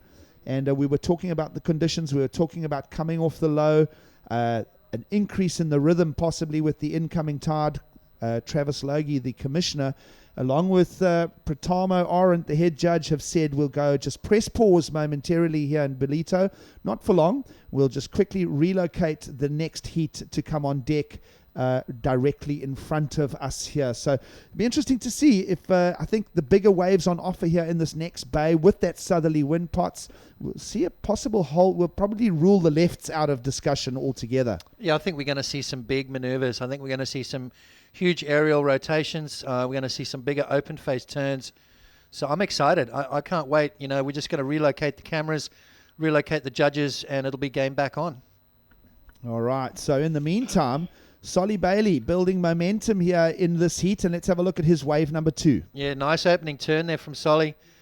Didn't quite connect that last one there, so that's going to hurt him just a little bit, and then up and over the white water, fades out the back. So it's not going to be a huge score, but it's going to put him up into that first spot with a 2-wave total. 517 on his opening wave. This one's going to be like a mid-range 4, which is going to be enough to get him into that first spot. All right, so numbers will check in for the young Australian, and it's going to be useful enough, as you've just said there, Potts, to put him into the heat lead. Those are not big numbers for a heat lead, though. A 517 and a 467, and looking at a winning total right now of a 984, it's going to need to be improved upon, because the big hitters, Alves in red and Andre in yellow, will certainly start answering back. No, well, it's just a good base. You know, he's got that 2-wave total, and now he's got something to shoot at. So what his basic game plan now is to, every time he catches a wave, to better that second highest score. Just keep cranking up the points, keep bettering his situation. The thing he's got to do right now is paddle back out, make sure he establishes priority, and comes out firing. Now, here is a reply to Bailey in the form of Heitor Alves. Backhand snap for him as he moves through to the inside now. There looks like a reform opportunity here. He'll just momentarily hold it in, gets that crack in again. So this will be a useful number for Heitor Alves at this 16.5-minute mark. Nothing other than a 5.67 and a throwaway 1. So bye-bye to the 1-point ride with that last ride of Heitor Alves. And we'll wait and see what kind of value comes to that. Some big cracks on the backhand there for the Brazilian will start bringing him into a discussion. He's going to need to lay numbers, because we haven't seen much from Jadson Andre just yet. And I can tell you now, boy, that will all change as that clock starts winding down.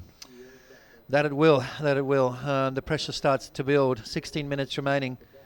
You know, the funny thing about Heitor is his wave selection. You watch the waves that he's getting. It's allowing him multiple turns. So the judges have to kind of throw good scores at it. He's milking them all the way through. He's not making too many mistakes. That's going to be his second good score. I think it's going to rival his 5.67 gigs. It's going to be sort of in that range.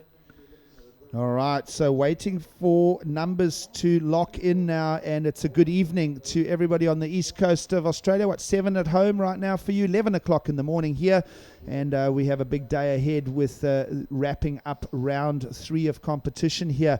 And it looks like event organisers will continue into that round of 16 surfers remaining here. Potts, with a little relocation imminent at the end of this heat. We do have a lot of surfing entertainment for our audience around the world. In the meantime, Heitor Alves will just have a little in and out inspection of that, looking for opportunities to throw another number, and the judges are asking for a replay. So here that is for them as well as you at home. Yeah, nice straight up and down turn right there. And again, gets that board super vertical. Nice rotation on that. But the thing with Heitor is he never gives up on a wave. He'll just keep plucking away, keep building those points as he moves through the inside. Another tag right there, and then one more just for good measure. So Heitor Alves, definitely, as you said, that 1.0 is Gonski, and he's going to replace it with a fairly good score that is more than likely going to put him back up into the lead. All right, so Heitor Alves in 2015, a very low ranked 107th on the qualifying series on the World Surf League at this stage. No real big numbers. He did have a roll of the dice at Manly at the Hurley Australian Open, just a 49th there. Not a great visit to Newcastle either, with a 73rd. But the lowest pro was a little better at 25th position. Now let's have a look at this again. This is that replay. And another little contributing effort there from Heitor Alves. Potsy did lock in a 7 on that previous ride, so that's a momentum builder right there. 7, that's a great score. Now he's got to look at replacing that 5.67. That's their mission right now. Once you've got that 2-wave total, there's no use catching a wave that's not going to increase your scoreline and put you in a better situation. So a 5.67 that the judges, the beach commentary is keeping these guys informed on what they need, what their 2-wave totals are, and in the back of their mind, they've got to try and better every time they stand up, better their situation. All right, so folks back in Byron Bay will want to start making some noise and holding some thumbs. Solly Bailey now down into second position, holding a 5.17 and a 4.67, and it is at the expense of that last ride of Haito Elves in the red singlet, a 7. So it's a good number. Expect more from your new heat leader in red. Bailey now down into second, and well, have you ever seen a heat this quiet for Jadson Andre? I haven't. Now let's have a look. Solly Bailey will respond to the requirements here as he goes to work. Wow. And that is a useful wave right there. So requirements of a 7.5 pots, and he blows that one up nicely. Good backhand roll of momentum for Solly Bailey there. So that's exactly what he's doing. He's bettering his situation every time he stands up. Smart competitor. That comes from, training. That comes from just fine-tuning your game plan. Even when the pressure's on, you need a good score. You just stick to your guns. Forget about what's going on around you. You can't control what your opponent's going to do. You can only put yourself in that position to get those scores yourself. And I'll tell you what, that is going to be a pretty close to that 7.50 total that's required. Well, the beach is now reaching capacity here on a warming Saturday morning in South Africa, and we'll expect a top order score for the Australian in white, and wow, it's an 8.67 pots. This is the replay. Opening turn. Nice smash right there. Straight up and over. I love this last turn here. Boom. Gets that board nice and vertical. Gets a beautiful zip off that top of that wave there. Great surfing there from Solly. 8.67, which was huge. Judges went up into the 9s. 2 judges threw a 9 at it, 2 8.5s and an 8. You dropped the high and the low, averaged out 8.67. So now Solly Bailey's looking to replace that 5.17, so he's getting better and better, as is Heitor Alves. He needs to replace that 5.67. Let's have a look at a little bit of a slower replay here. See him getting his feet in the right spot there, just tags it nice and clean to kick things off. Up and over the section right there. Beautiful timing. And then right here, this is the maneuver of the wave. Bang. Nice and tight in the pocket there. Perfect timing from Solly Bailey. The judges ate that one up. Well, plumb on target is Solly Bailey with an emphasis on power and combinations there. A good number, an 8.67. Now, no, this man is uncharacteristically quiet. He's now picking up on a left-handed. Jadson Andre will just suddenly go from no revs to 5,000 revs RPM there and starts redlining for us with around 11 minutes to go. And Jadson Andre, our surfer in yellow, finally becomes part of the discussion in this heat. We are waiting to see how judges will interpret that. And, of course, we'll go for a little relook of that forehand attack of Jadson Andre right here. Big hit for him as he goes around that section. Good crack. And, wow, good strong combination there, Potts. Love that last turn from him. It was an amazing... I'd like to see that last turn again, because that's where all the bickies are going to come from, the big points. Jadson Andre... Tell you what, he is being very, very docile in this heat compared to normal. But that wave there should spark him back up, kickstart his heat, and we're probably going to see him catch about 20 waves from now on in. Yeah, absolutely. Well, surfing fans around the world will want to relook at that replay of Jadson Andre. Remember, Solly Bailey achieved an 8.67 just a minute or two back on the big left-hander. And, well, we're back with live action. Heitor Alves will not be left out of the discussion. And that is a big 2 combination hits there for the man on the backhand. Now, he'll try and squeak it through. As we mentioned before, it's on the low tide. So some of these result in a little pocket like that. And some of them don't. And you have to roll the dice and head through there and see if you can just put a little exclamation mark on the delivery. And Heitor Alves cracks a good job. Let's have a look at this again of Jadson. Yeah, Jadson's wave here, straight off the bottom, straight into that first turn right there. Connects perfectly. See how he's got that down the line momentum, which is so important out here. Out on the open face, just jams it because he needed that last turn right there to turn this thing into a score, which he did. Score's dropping now. It's going to be a mid-range 7. He's ultimately looking for an 8.94, but it's going to kickstart Jadson Andre's heat. He's got the juices flowing now. Yeah, absolutely. A great textbook adjustment there out of turn 2 into turn 3 pots, and we'll expect a number to drop for Jadson Andre shortly as we move into around the 9-minute remaining mark. Let's have a look at Jadson. Yeah, this was while we were watching that replay, Jadson did this. So we talked about how quick he's going to just get kick-started. We're still waiting for that last score to final judge to lock in his score. It's going to get him right back into this heat, that's for sure. Oh, this is becoming a great 3-way grind for heat wins here between Solly Bailey in white, who is our heat leader at this stage. But numbers checking in for Elvis in red and Andre in yellow. Let's have a look at this replay here. First turn, how vertical was that right there? And again, straight up through the lip. But then as Heitor does, he never gives up. He never gives up on a wave, this kid. He's going to milk this one all the way through and get a bonus section on the inside here. Keeping that board moving rail to rail, jams it up through the lip again. Finger click right there. That's a semi-claim, but I tell you what, that felt good for him.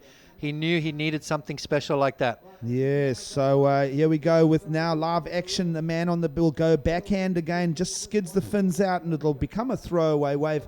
But Heitor Alves, it's got nothing to do with the distance that he covered, folks. It was the combination of the power that he found on the 2 turns on the outside, and then, well, that big power crack on the inside. Maybe even a replay of that, Prots, because that was a great wave from Heitor Alves. An 8.93. It's a big number. It's the top number of the offerings from all of our 3 surfers, with now just around 7 minutes to go. Heitor Alves right back in the discussion. Wow. A couple of judges went into the 9-point range for that. 8.93 for Heitor, an 8.67 for Solly, and then an 8.10 for Jadson's air reverse.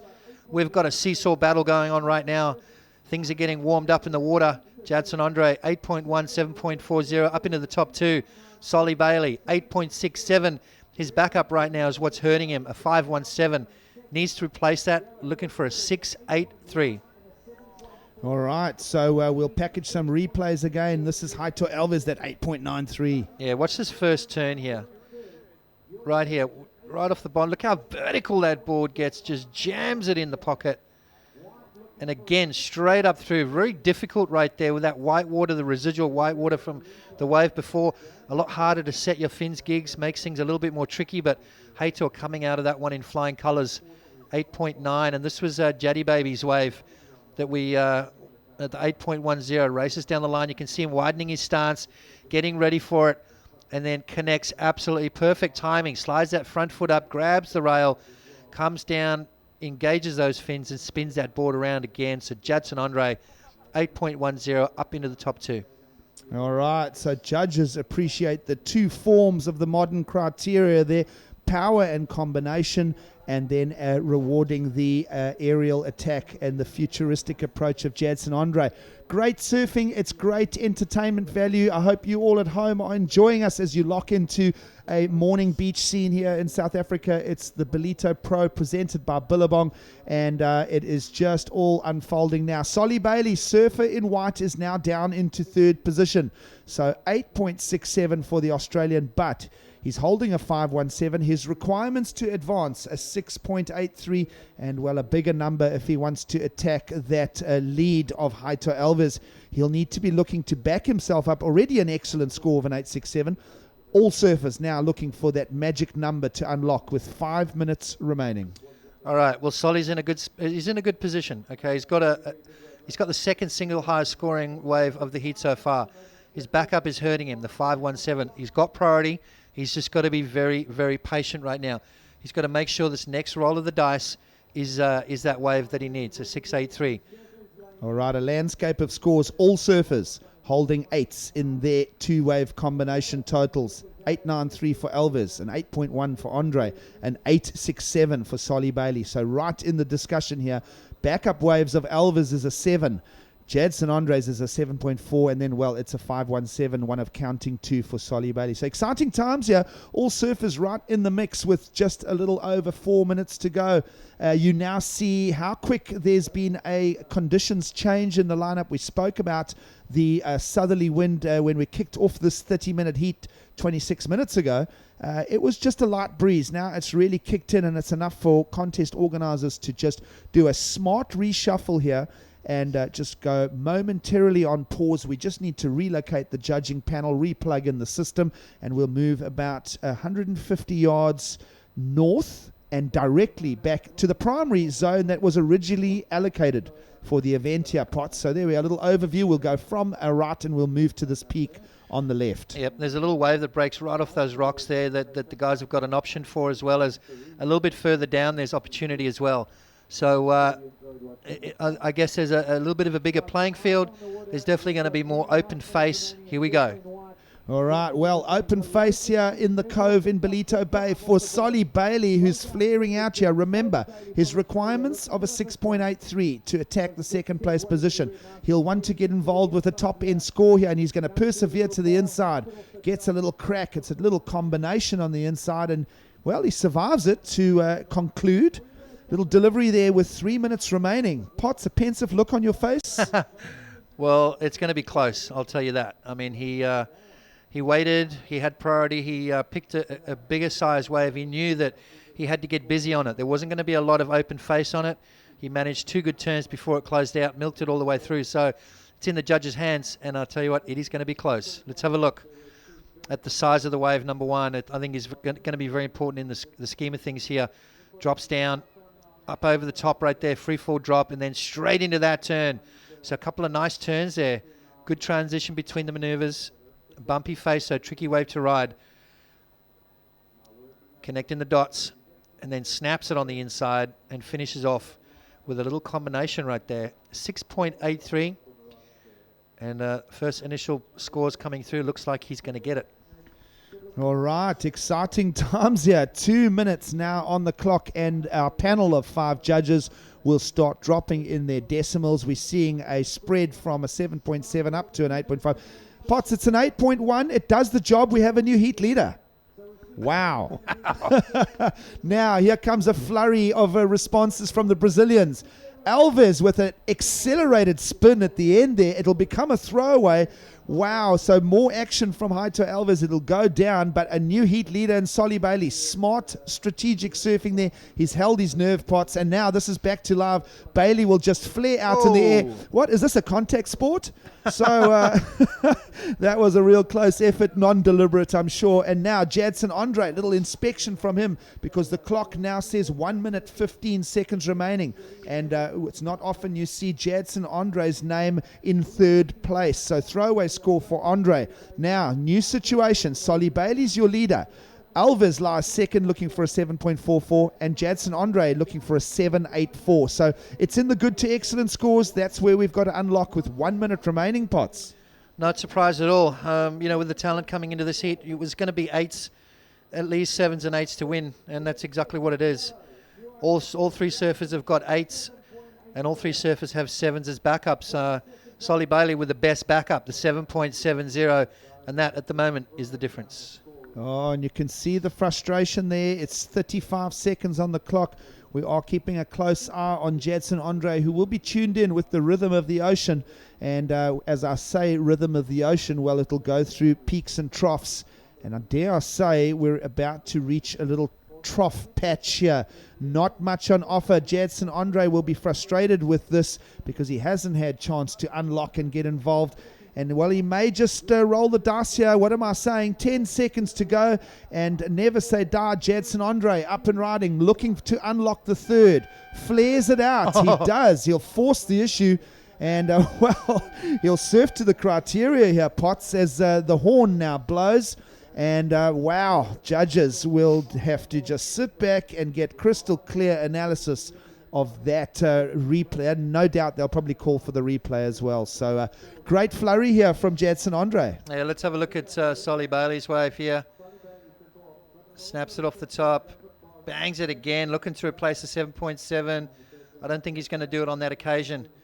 So Solly Bailey looking like he's pretty solid in that first place. 8.67, 7.70. Jadson got a wave in the dying seconds. But is it going to be enough to get that 7.84 requirement? All right, viewing audience, don't go anywhere. We're waiting for numbers to drop, and we'll bring you those official results as we go to a break here at Ballito. It's the Ballito Pro, brought to you by Billabong.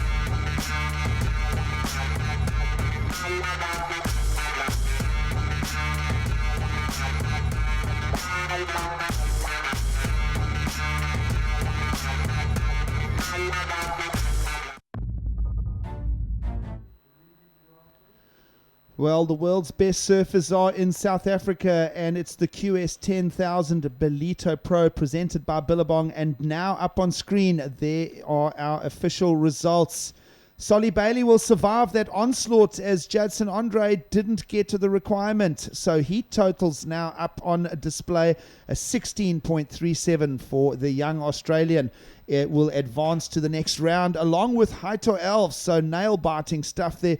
Great entertainment value. Great stuff here in South Africa. I mean, look at the scoreline, 16.37, 15.93, 15.50. That was about as good as it gets. Yeah, absolutely. So last-minute effort there. We did say Jadson Andre would kick in, but not enough. So, wow, big result for Solly Bailey there, moving into the round of 16 surfers remaining here in Ballito Bay in South Africa. Fantastic stuff from the young man who needs a bit of a breakaway result here in 2015. Currently 77th on the QS. He will accumulate some points for his purchase of his air ticket down to South Africa. The Byron Bay youngster will definitely improve some numbers on the rankings there. Moderate results here for the young man from the east coast of Oz with a second place in the Sunset Beach Pro Junior earlier on this year. Not much to report at the Volcom Park Pro with an early round exit. Not a great visit to lowers either.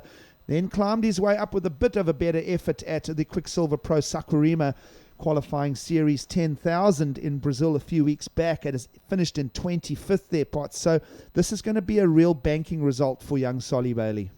It is. I mean, sometimes you get a good result like this. I mean, he's been surfing good. As I said, he's got the second highest single scoring ride of a 9.57 so far in this event. So the kid can surf. It's just a matter of something clicking. And then once it does, it's almost like those floodgates open and then results will follow. So, overviews here of Ballito and some wind issues to deal with as we come off the low tide here in South Africa. Now around 11:30 local time, 11:25. We are going on a 30-minute break, and then we will recommence as we continue with the action here. We come off the low tide. That new southerly wind has kicked in, and better, bigger, more open-faced waves on offer for us at the original event location right in front of the Ballito Pro Tower here. So we will go momentarily on hold, just enough time for you guys to flip the steaks on the barbie and grab a few beers, because it's a beautiful evening entertainment coming your way if you're watching from Australia.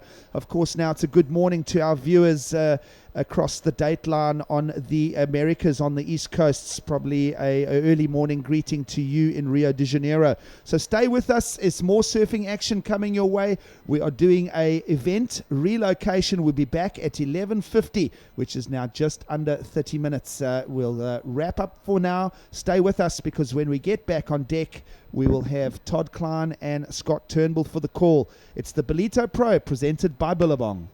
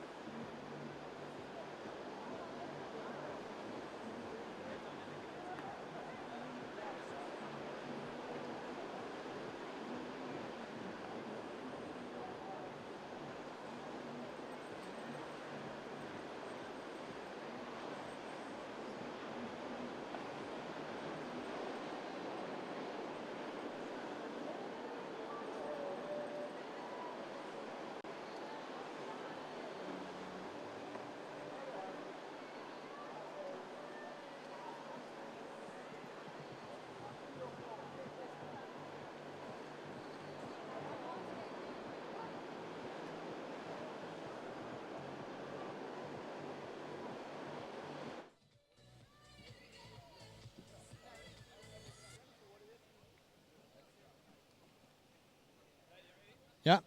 All right, we're down on the beach live with winner from that last heat, Solly Bailey. Solly, take us through surfing against two of Brazil's top surfers as well. Must have been a pretty tight heat. Yeah, the surfing level in that heat was incredible. It was just so hard to, pick the right waves out there, and fortunately I got them and got through. We saw that it was less than 1 point separating all three surfers. At one stage, everyone spent a point of the heat leading, second, third. It was all over the place.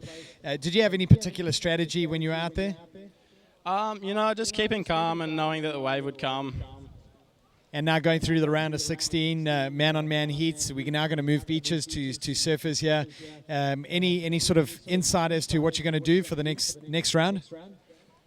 I've been surfing here as well all week, so just do what I've been doing, I suppose. All right, and lastly, anyone you want to say how's it to back home watching online? Just family and girlfriend again. Awesome. Well, there you have it. Solly Bailey, winner of that last heat in the round of 24. Go through the round of 16. All the best, bud. We look forward to watching you. Thanks.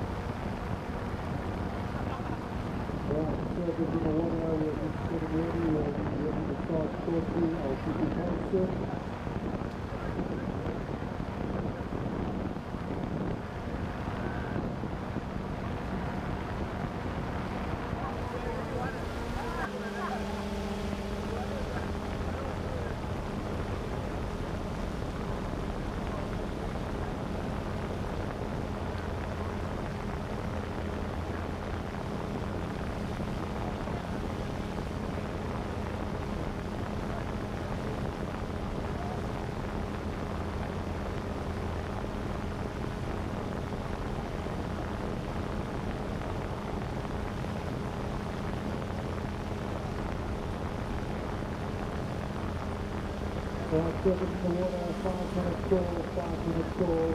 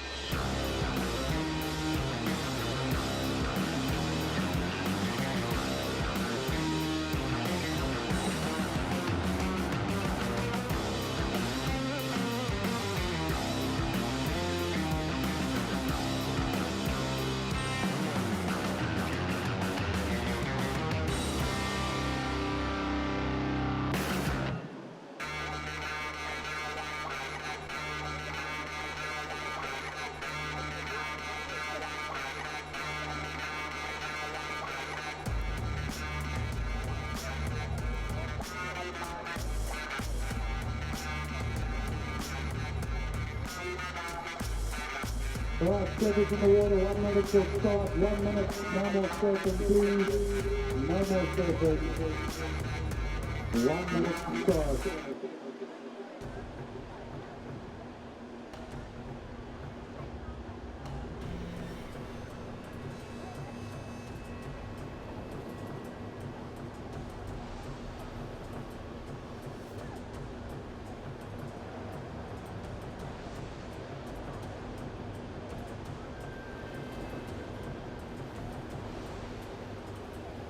Right, 30 seconds.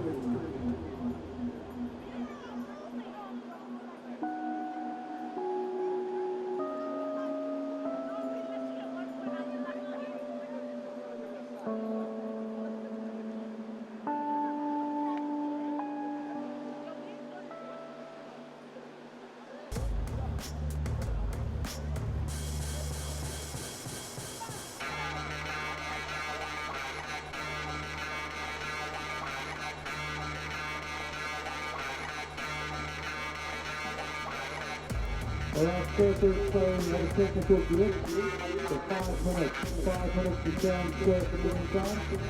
I'll give you a 1 minute heads up to show you the better power. So if you guys can just, you can free surf, they'll be up in 5 minutes.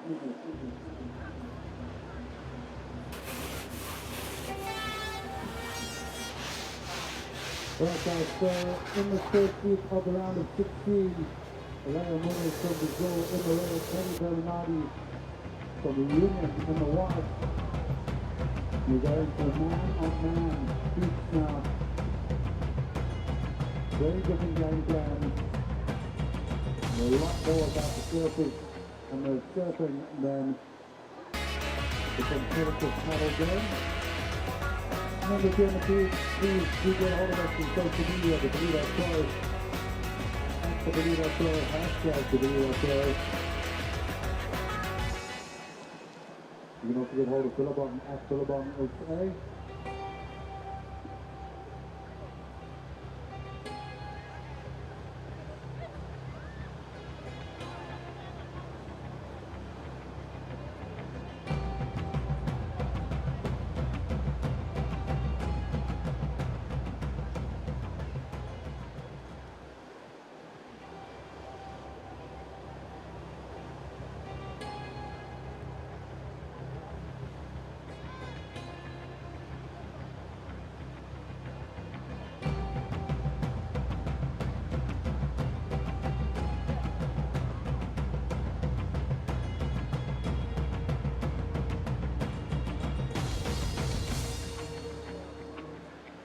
Alright, so as we move into the round, we stay with 700 heat and we shoot surfers in the water.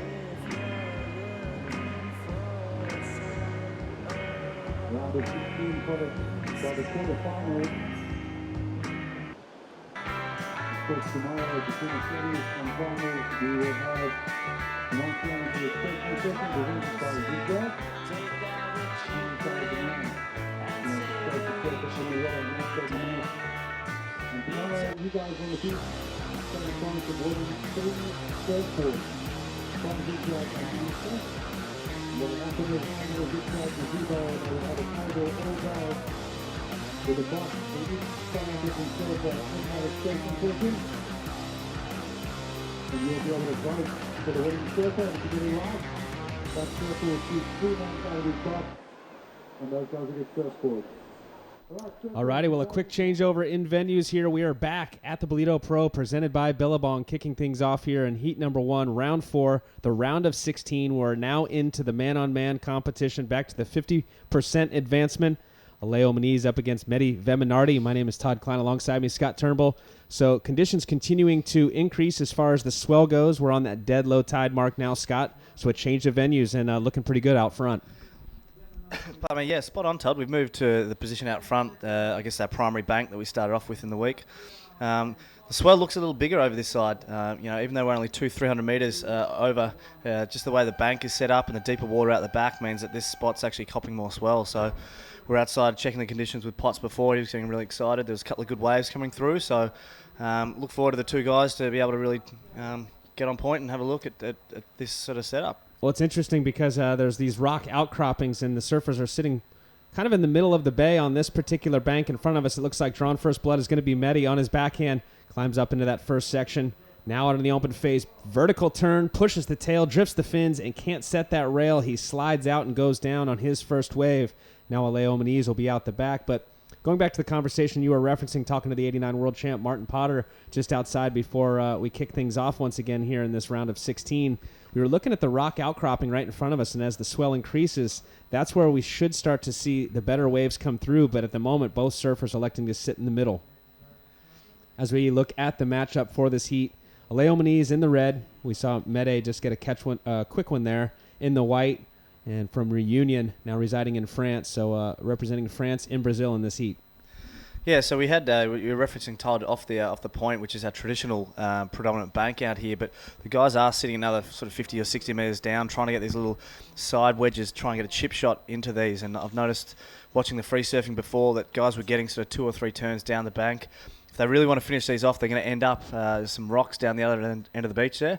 So they're going to really end up in close to those rocks. So hopefully that comes into play, but in a good way, rather than putting the guys at risk out the front here. As we make the move, Scott, and we see both these surfers sitting more in the middle of, I'm going to continue to reference, I'm not going to say bay actually, but the beach break here. They're sitting in the middle of it as opposed to sitting out off the end of that rock outcropping.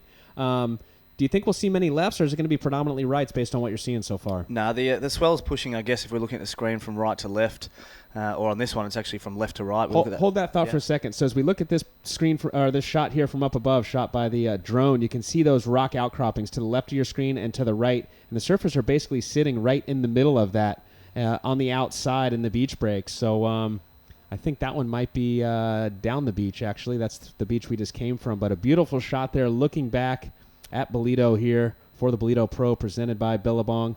A solid crowd here on the beach. It is Saturday, July 4th. We're coming up on noon, just about lunchtime here. People will start to fill their bellies as they know and anticipate a big afternoon of competition. We're hoping to push through this round here, the round of 16, leaving us with the quarterfinals hopefully tomorrow morning. Yeah, and I guess back to that, we've got Alejo we saw predominantly going right this morning. He was loving those little pockets that we referenced. Meanwhile, Medi is on his backhand with a lot of these right-handers, so it'll be interesting to see how that comes into play throughout the course of this heat. Two-man heat, two surfers in this heat, so it means that they have got a lot more choice. But potentially, as we're seeing from this point on, that with the move off that sort of shallower bank and looking for these bigger waves, we might not see as many waves coming through for the guys. So with the change of going man-on-man versus the three-man heats and the change of venue, I'll pose a question for you in a minute, but right now it looks like it's going to be Leo Muniz. He's waited for this wave. He's going to take off now and catch his first wave as he builds that speed up, jams it off the top. Nice opening maneuver. And again, even stronger on the second. He's got an oncoming section. Look for a big finish here and a third. Great surfing there. We hear the ambient sound outside. The crowd likes it. Beautiful start here for the Brazilian, Leo Muniz. Yeah, and he was super fast as he was earlier this morning. So great surfing by Leo Muniz, really taking his chances. I know we talked about earlier on, his brother Santiago's still in. The two of them have been sitting down the front here watching this bank. We spoke to QS Commissioner Travis Logie. He was getting input from all the boys, all the judges as well. Some of the guys wanted to move, some wanted to stay on the previous bank. But the two boys suggested that we might be going down here, and they've been down here for the last hour or so watching this bank. We saw that shot there of the contest site. The winds, the flags there showing that southerly breeze that we've got going. As I look outside, it does look like a set approaching the lineup. It hasn't quite got over into the middle yet where we see the surfer in white. Medi sitting. Let's have a look at this opening wave for Leo Muniz. What a great start to this heat. Yeah, so it seems a little flat just to start off. Hits this nice section here, and here's a money turn. Look, it just holds his setup. Bam! Beautiful control through that tail slide. Lots of speed. And just jams it at this end section. So a great little opening ride for Leo Muniz. I know we're changing venues, and with that, the judging scale will adjust a little bit based on these conditions. Even with that said, look to see that wave go up into the excellent range. Your thoughts, Scott? Yep, absolutely agree.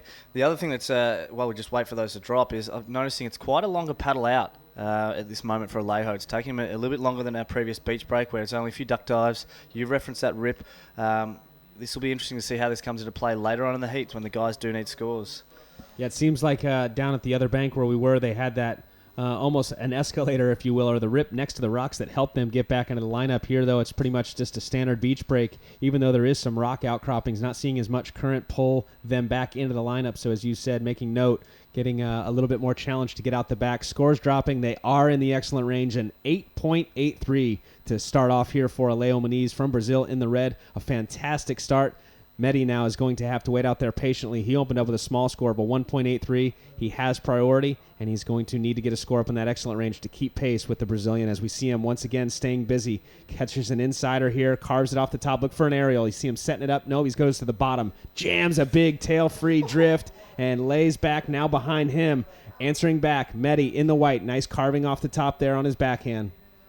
Sets the tone, slams it, drifts the tail. So beautiful surfing by both surfers. But again, the exchange, I'm going to have to lean towards the surfer in red as his wave allowed him much more maneuverability. And that final maneuver just putting the hammer down Leo Muniz. Amazing surfing we got here. This is a good call by Travis Logie to move us over here. The guys are going crazy. And, particularly if we look back to that first ride and the score that came in while we wait for these two to get locked in, 8.83. Really on point surfing, really fast precision. This is the second wave of Alejo. A little smaller, as you said, Todd. Insider. Nice little carve to open up. Setting down the line. We thought he was going to go for an air, but look at this. Jam. Just the control just to keep over the board there was amazing. And Medi on the one behind him just bides his time, sets up nice and vertical on the first one. Great little hook to start off with. And he goes, you know what? You can do that. I can do that with my backhand as well. So both surfers, critical surfing, sliding the tail. Yeah, great surfing, Todd. Yeah, fantastic surfing by both surfers. And as we look back at Alejo Muniz' final maneuver there, just a testament to his core strength as, he lays back. He was under his board, throws the tail up and over, sets the fins free, and then lays back in the whitewater. It's all about that core strength, pulling on your abs to get yourself back over the board. No problem for him. Plenty of strength, pulls it off cleanly. That's going to be a fantastic score to back up his 8.83. As we saw him paddling out, kind of surprising to see him swing around on more of an inside wave. But I think his thoughts were, and his strategy was to get another solid score on the board and apply even more pressure to his competitor.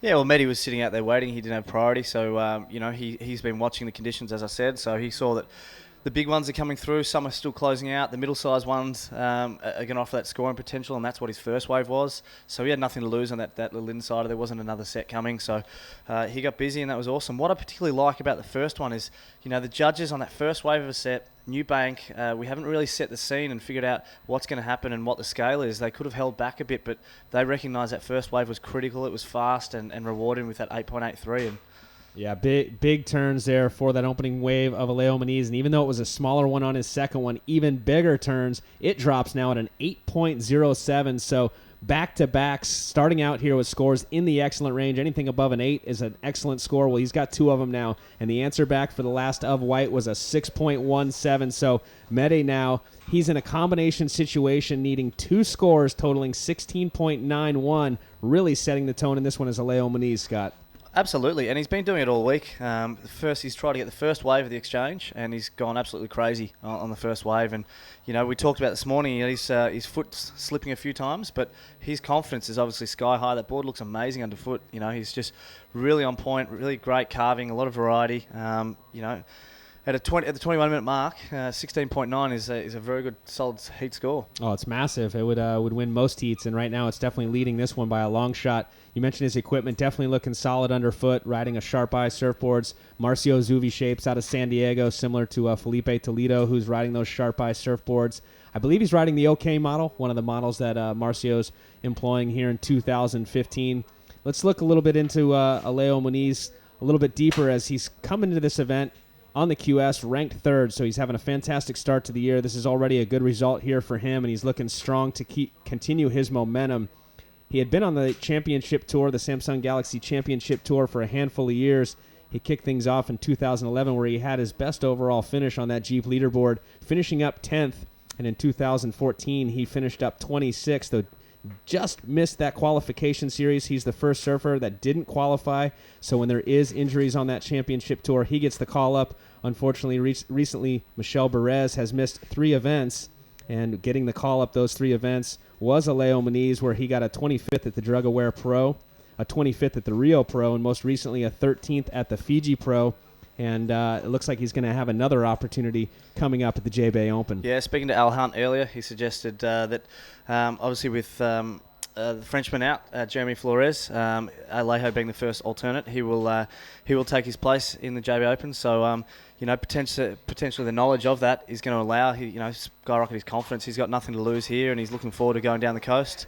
These right-hand practice isn't going to give him, it's going to help him out a lot as well. Yeah, we saw just recently, I caught it actually on Jeremy's Instagram, where we saw he suffered an injury, unfortunately, chasing swell. I believe it was in Indonesia, and he was optimistic that he was going to be able to make it for the J-Bay Open, but just sent the official notice into the WSL and notifying them that he recently visited the doctor once again and was notified that he has 2 fractures in his face and also has a bit of a brain contusion, which hopefully it's not too serious. He's optimistic and seems to think that he'll make a full recovery here shortly, and may even see him over at the Vans U.S. Open of Surfing, the next World Surf League QS 10,000 coming up. So if you're listening, Jeremy, our thoughts are with you, buddy. Wishing you all the best. And in the meantime, we look forward to seeing Alejo get this opportunity once again. This will be his 4th consecutive event coming up at the J-Bay Open. And I was walking the trail with him and asked him the other day his thoughts going into having this opportunity at J-Bay, and he says it's one of his favorite stops on the tour and really looking forward to the opportunity. Yeah, and rightly so. So let's have a look back at that last one I read. Really drives off his bottom turn here. just opens those shoulders up beautifully, planting that back foot and just carving, not washing off too much speed. And here we see him just looking down the line here, waiting for this section to stand up. Long dry bottom turn and boom, just lays back. As you said, look at him just sitting in that white water. He's got nothing to lean back on there. That's all soft and that's all core getting him up there. So amazing surfing by Alejo Munez. Well, we see both surfers there looking like they got caught inside just a little bit by this set. And it could be strategy by Alejo Munez. I mean, if I've got 2H to my name, I'll sit inside and draw my competitor as well and make them think that the lineup's closer to the beach so that those sets continue to break on our head, because two massive scores in the excellent range for Alejo Munez and Mehdi Veminardi right now looking for two scores totaling 16.91. Yeah, and it'll be a real test. We said Mehdi's rated down in the 200s on the QS, so this is his best result to date. So, he perhaps hasn't had the same competitive experience as Alejo, so he may not pick up on that tactic if that's what Alejo is imploring here.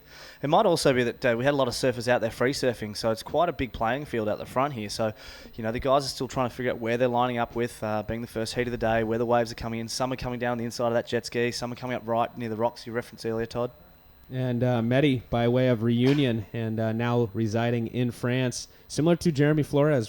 Jeremy Flores used to be from Reunion, and it's interesting because Jeremy seems to get his best results on those big, open left-handers that are kind of similar to what they see down there over the reefs in Reunion. So Mehdi, being a goofy footer, probably relishes in his home conditions, but really has been performing well throughout this Ballito Pro here on these beach breaks as well. Yeah, absolutely, and it's been cool watching all the Frenchmen sort of hanging out together and pumping each other up. We've still got a fair few in the draw, which is great. Maxine Houssano still in the draw. Johan Duru, Mark Lacomere coming up here soon as well. So yeah, it's all about the Frenchmen. We've seen been the Brazilian storm of late. What are we going to call the French assault? Well, they called themselves the Euroforce. I think they had 4 or 5 of them on the tour at one point. Not as many this year on the championship tour level, but the Euroforce, similar to a lot of the countries. Even the Hawaiians, it's good when you have that nucleus of a core group of guys that support one another through the highs and the lows. And, it's beneficial for, all of those guys that when you have a tight group like that. So the Euroforce is what they call themselves. They do a lot of training, and their blood is thick. They travel well. Yeah, and I guess it's no different to, be it your club contests or your local level contests. Everyone hangs out the beach. They love surfing, love watching surfing, and helping each other out. We can see if I just look down the front there, Ramsey Bookheim's hanging out with Mark Lacomere, so he's part of that Euroforce as well, all just supporting each other. They do a lot of training in jiu-jitsu as well as physical training just to keep their bodies in top form. And we made mention a moment ago, Alejo Munez. He's in top form currently in this heat, an 8.83 and 8.07, and a big slam once again. A lot of speed going into this next section. Goes for the forehand air. Looked like he went to grab it. Remember now, the wind is from the south, so it's at his back. Had it been in the front, it probably would have kept the board underneath his feet, but it looked to maybe blow his board out from underneath his feet. Can't pull off that final maneuver, but I love the go-for-it attitude in the surfer in red. Yeah, absolutely, and excellent point you made there, Todd. We saw a lot of the guys in those last few heats before we changed venues, going left and actually into that wind. That board was sticking to their feet with the wind. Now with mainly rights, where it doesn't look like there's too many lefts out here, those rights, it's going to be a lot harder for those surfers who are relying on those aerial surfing to use that to get through. So that'll come into play today in terms of the surfers, but loving the attitude of Alejo, just going for absolute broke on that one. That wave comes through at a 3.50. Not going to change the situation. We're halfway through the heat here, 15 minutes to go.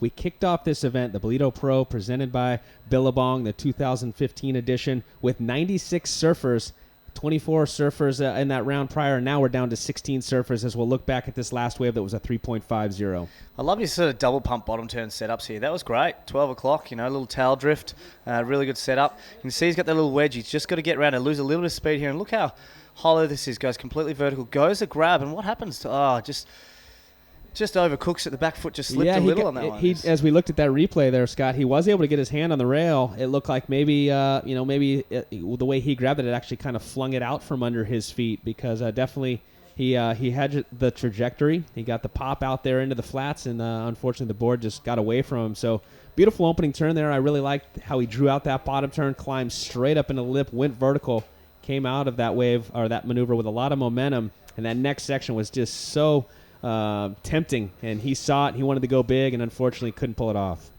And if that's an indication as to what we've got coming up, we've got a lot of amazing surfing ahead of us. He's he's getting busy early. Mehdi obviously waiting. He knows he's in a combination situation, so he had priority on that one. He let Alejo go. He knew that there wasn't his high scores that he's going to need to get through on that one. So he's just waiting, biding his time for the moment as we just sit and wait for the guys. They're still trying to figure out what's happening with the situation. You can see there's probably about 10-15 metres between those surfers there, just trying to find where these waves are going to come. 25 years of age, Alejo Muniz, currently holding this heat down by a strong couple of waves, an 8.83 and an 8.07. Alejo traveling with his brother Santiago, who will be coming up here in heat number 6, matched up against one of those Frenchmen we referenced a moment ago, Marc Lacomere. That will be heat number 6, so a great matchup. We're into the round of 16. Hoping to finish this round. There's 8 heats, 16 surfers remaining, and that will leave us with the quarterfinals tomorrow morning, hopefully. And the surf is supposed to continue to pick up throughout the day. We have seen it increasing this morning when we woke up and walked down here before the sun rose. It was pretty darn small, and fortunately for us, the forecast has come through.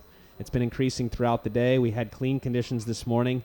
The southerly breeze, bit of a side shore from the right of your screen to the left, has started to kick up as we'll kick things off out the back now. This is Alejo Muniz, our current heat leader. Nice carving turn. Looking down the line, he's going to go for something big. Goes for the forehand air and pulls it off. 4 feet prior to that, where he pulled that off, was that rock outcropping. And it's funny because when the water is over it, you can't see him at all. As soon as he passed that rock outcropping, it was exposed, but no problem for him. He had passed it, pulls off a nice air reverse. And he didn't even need to get that critical. He's sitting in a really comfortable position, but he's obviously hungry. He really wants this, and he's looking absolutely on form. It didn't look for a moment like he was never not going to stick that wave. He was really well set up, had really good control, and that was a great manoeuvre. So it'll be interesting to see how the judges view it. Let's have another look at it here. Just sets up again that beautiful bottom turn. It's the core of every surf, every key manoeuvre. I mean, just down the line. Boom. I like that he had that rotation. He was rotating through the 180 as he was still heading down the face on that one, as opposed to just sitting in the white water and then spinning around and engaging those fins. So critical surfing, Alejo Muniz. Alejo's surfing right now is so on point. As you saw, as soon as he landed out into the flats, he was already engaging those fins and spinning right back around. Didn't miss a beat in any one of those maneuvers. Transition very smooth as we look out the back. Solid wave here for our surfer in white, Mehdi Veminardi. Doesn't like what he sees. He kicks out, so in rhythm with Mother Nature as well right now. It seems like Alejo Muniz can do no wrong. He's already got an 8.83. His lowest score is an 8.07, and score's starting to drop for his 4th wave. Again, looking like it's going to be knocking on that excellent range. He may even better his low score of an 8.07. Right now, Alejo Muniz can do no wrong. Yeah, and you can see Mehdi not happy there. Bigger set sort of closed out on him. Whereas Alejo's gone a couple of those smaller inside waves, which have had that wedge on it. He almost just referenced earlier the chip shot to get in. So he gets his first turn and then heads towards that closeout end section. Well, let's look back at this last wave. It comes through at an 8.33, so building strength in this heat. Unbelievable surfing here for the Brazilian. I talk about his equipment and how smooth the transition is from maneuver to maneuver. That opening turn, nice gaff. You can see him start to get on those toes to generate down the line. He sees this ramp right here, punts it, tail high, grabs the rail. Critical landing right there, and as soon as that tail lands, it spins him back around. You can see the front foot all the way up by the nose. He pulls it back, looks at the judges. Please drop an 8.33. They do. Increases the lead now. Mehdi Veminardi in the white requires an even better score, 2 of them to be exact. He's in a combination situation chasing 17.17. It's all the Alejo Muniz show at the moment, just surfing incredibly well. If you're throwing 8.07s away, you've got to be really telling your other competitors that, hey, you got to watch out for me because I am in tune. And certainly if I was the other surfers in the next heat, I'd be certainly watching what he's doing, particularly with his wave choice. He's only getting those 2 maneuvers, but the last one's really adding a really big ramp for those big maneuvers, which is really critical, and the judges are loving it. So he's already had, as I mentioned, he comes into this event currently 3rd on the QS. He's had some pretty good results this far on the QS, and let's look in at some of those results. He got a 9th place finish at the Oakley Lowers Pro, which was a QS 10,000 as well, so massive opportunity there. Came out of there with some big points. He was the winner at the Burton Automotive Pro, which was a QS 6000, a 9th place at the Hurley Australian Open, which was a QS 6000. So some great results so far on the qualification series, and looking like he's already got another one, and he's not going to stop here in the round of 16, looking very solid to make it into the quarterfinals.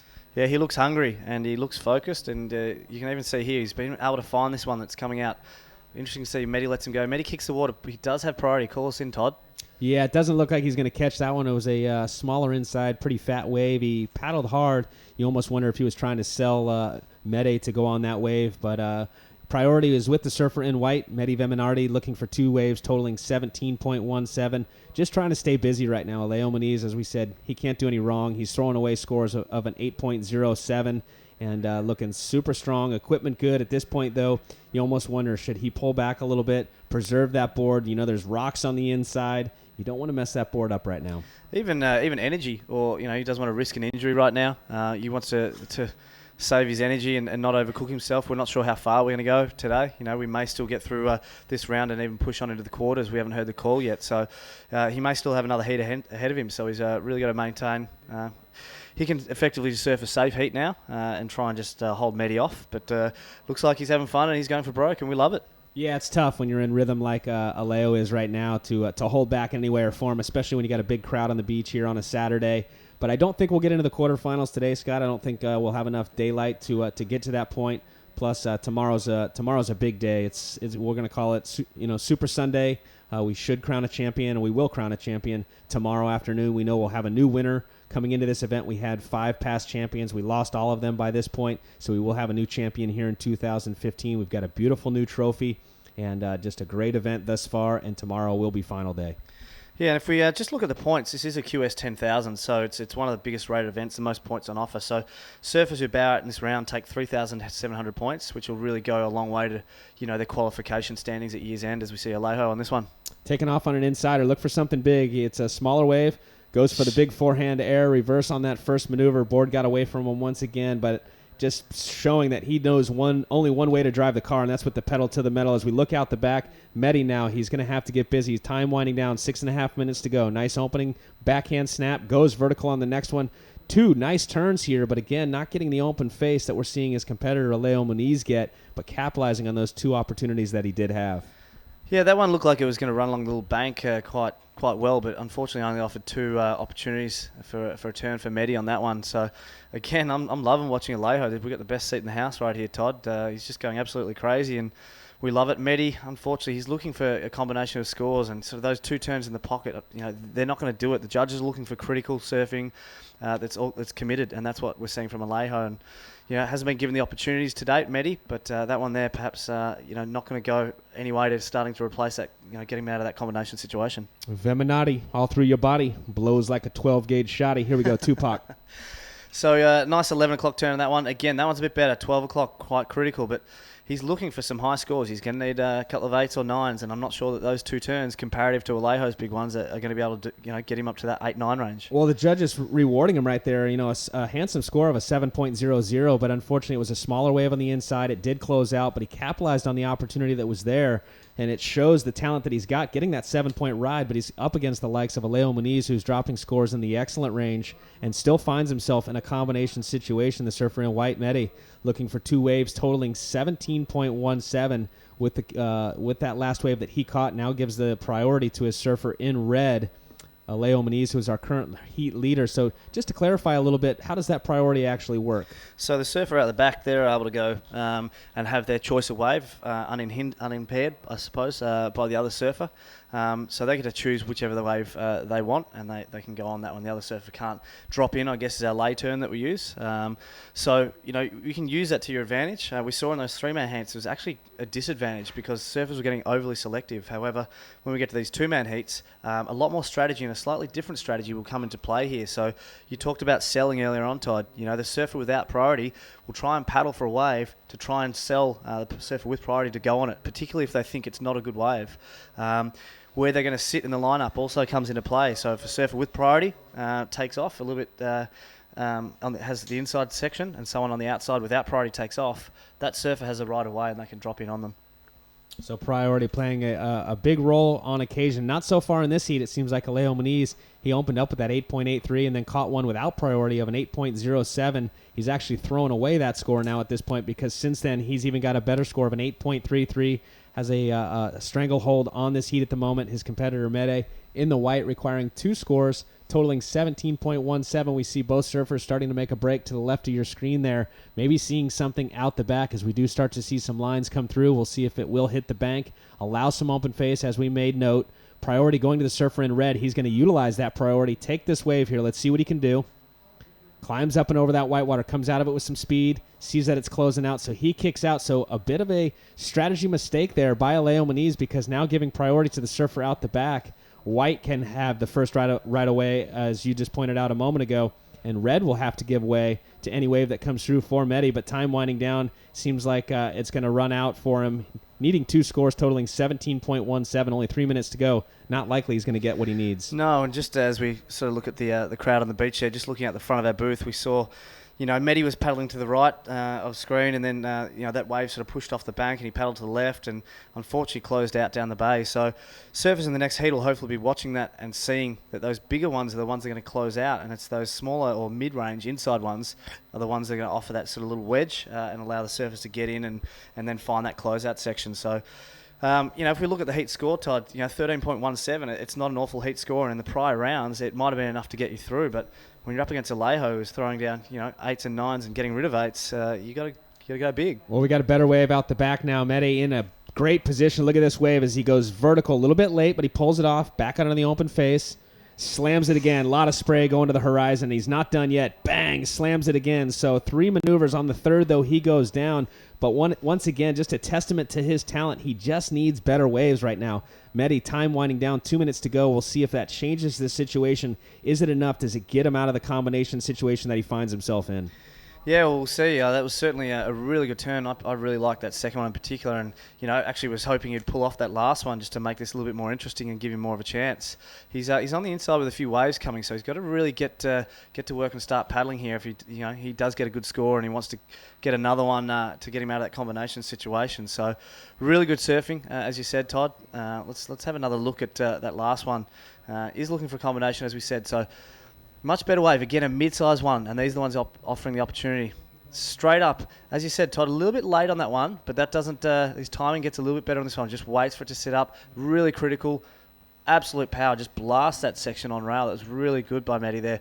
Sort of has to head out to sea. There's a little angle refraction there for him with his oncoming section, and I think that's what was his undoing. Just couldn't get out in front of it. Fantastic surfing right there. As I watched that replay, I didn't mind that first turn. I mean, even though he went up into it late, it was a critical maneuver. He pulled it off. The second turn was strong too. Had he pulled that third maneuver, there's no question he was coming out of that combination situation. As it is, 2 maneuvers, it's still going to be a strong score for him. Probably the best of the heat so far, but the unfortunate thing is time winds down.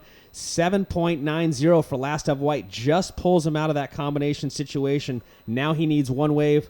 Almost a perfect score, a 9.26, 35 seconds to go. Yeah, great heat. Too little, too late. Didn't have the opportunities. Just better wave selection by Alejo and really good surfing by Alejo. So, as I say that, we do see a set approaching, but we found these sets, a lot of them aren't offering those opportunities and are closing out the bank. As I look at Mede's way down the beach, Alejo does have priority, so Alejo may have to go on this one, but it looks like does just push off the bank a bit too much there, and Mede may be out of time. So as you said, maybe a little bit too late there for the charge of Mede. It looks like he's going to bow out in this one, unfortunately, but a great result for him here in the round of 16. He'll regain and repack, get things ready for the next event, the big QS 10,000 coming up in California at the Vans U.S. Open of Surfing. Coming up next, heat number 2, another fantastic matchup here in the round of 16. Joan Duru up against Kanoe Igarashi. Stay with us. More live action here from the Ballito Pro.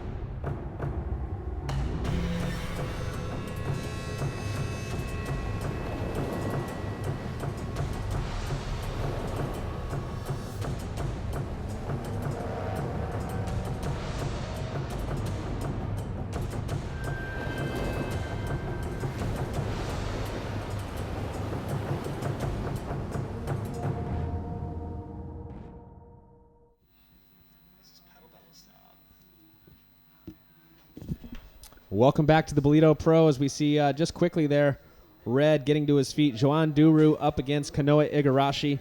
30-minute heats here in the round of 16. We just saw a fantastic result there for Aleo Muniz over Mehdi Veminardi in heat number 1.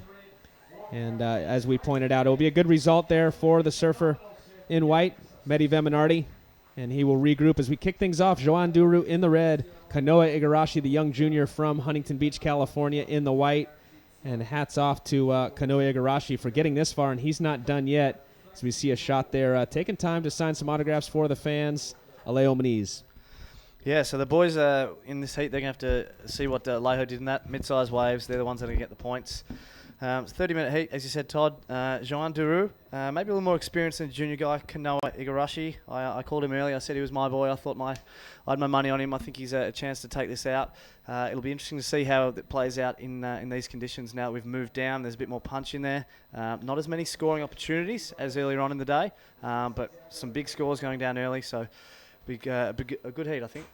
What impresses me about the young 18 or 17-year-old coming out of California, Kanoa Igarashi, is his maturity at such a young age. You know, he's been traveling for quite some years. I remember it seems like it was just yesterday his father pushing him in on the south side of Huntington Beach Pier, and now he's one of the best world juniors coming up and having a go here on the qualification series. A big event here, big opportunity. It's his best result to date in a pro event. QS 10,000. He has won a 1,000, a QS 1,000 earlier this year, the Shoe City Pro. But this one so far, I mean, you got to take your hats off to the youngster coming up here in the matchup right now in the round of 16. Yeah, so walking away, if he does lose in this with 3,700 points, is going to go a long way to. I thought he was your boy. You were letting him go all the way to the finals. I said if he's going to the finals, he's taking 10,000. Todd, don't worry about that. But if he does drop out, 3,700 he'll take away. That'll really improve his standings. But what the guys want to do, they really want to get into that next round. So they drop out now 3,700. Next round is 5,200, and that's a long way towards that 16,000 point cutoff we suggested might be year's end. Well, it looks like breaking to the left of your screen is the surfer in white. And it looks like he is going to have a look. Kanoa Igarashi, solid wave here. He's got a lot of whitewater to contend with in front of him. He sees that, and he kicks out. So with priority there, he unfortunately gets a wave that's not going to change or give him a solid score. The opening score for the surfer in red was only a 1.43, so a couple of small scores after seeing Aleo Muniz in that last heat posting constant scores in the excellent range. Now, it's interesting where the boys are sitting. Probably a long way down. Joan Duru is probably about 50, 60 metres down from where Alejo took off and got his really good scores. As we see Kanoa just out of frame there. He took off a lot further down even. So the guys are shifting around. They're still trying to figure out where these waves are, where they're happening, where they're taking off, and where the actual zone is here. And I speak about the maturity of Kanoa Igarashi at such a young age and the way that he approaches his competition. And you have to attribute that to some of the surfers that have helped him along the way. Currently, he's here traveling with Jake Patterson, who is kind of the team manager and pit boss, if you will, for the Quicksilver crew. He's also helping Mark Lacomere. As we were leaving yesterday evening from the competition, we saw those guys having a free surf, as you pointed out, Scott, running some mock heats. And then they also video that. They go home. They can critique it themselves, but, being a veteran championship tour competitor himself, Jake Patterson can really give these guys some guidance, and it seems to be paying off as both of those surfers are into the round of 16. Yeah, absolutely. There's something to be said for that coaching. And, you talked earlier on, Glenn Hall was coaching Matt Wilkinson, and he'll be doing that down at J-Bay as well. So we're getting more professional as a sport, as we see down the beach, Kanoa. This is another fast one here, and he sees it right when he gets to his feet. No harm, no foul, though. He didn't have priority, just having a look to see if there was any opportunity. So the waves, these first few waves coming through in this heat, a little bit different than the last one. We saw a little bit more peaky conditions. This one really seems to be straight-handers. I'd have to say Kanoa Igarashi kind of sold Joan Duru on this one as he goes for two massive floaters, though, and he pulls it off. As I looked at that, it seemed like Joan started to pull back, wasn't going to go on the wave. Kanoa turned around and acted like he was going to go. Joan Duru went ahead and committed two big backside floaters. Yeah, and we talked about that with regards to priority earlier on, and they got a split second to make that decision.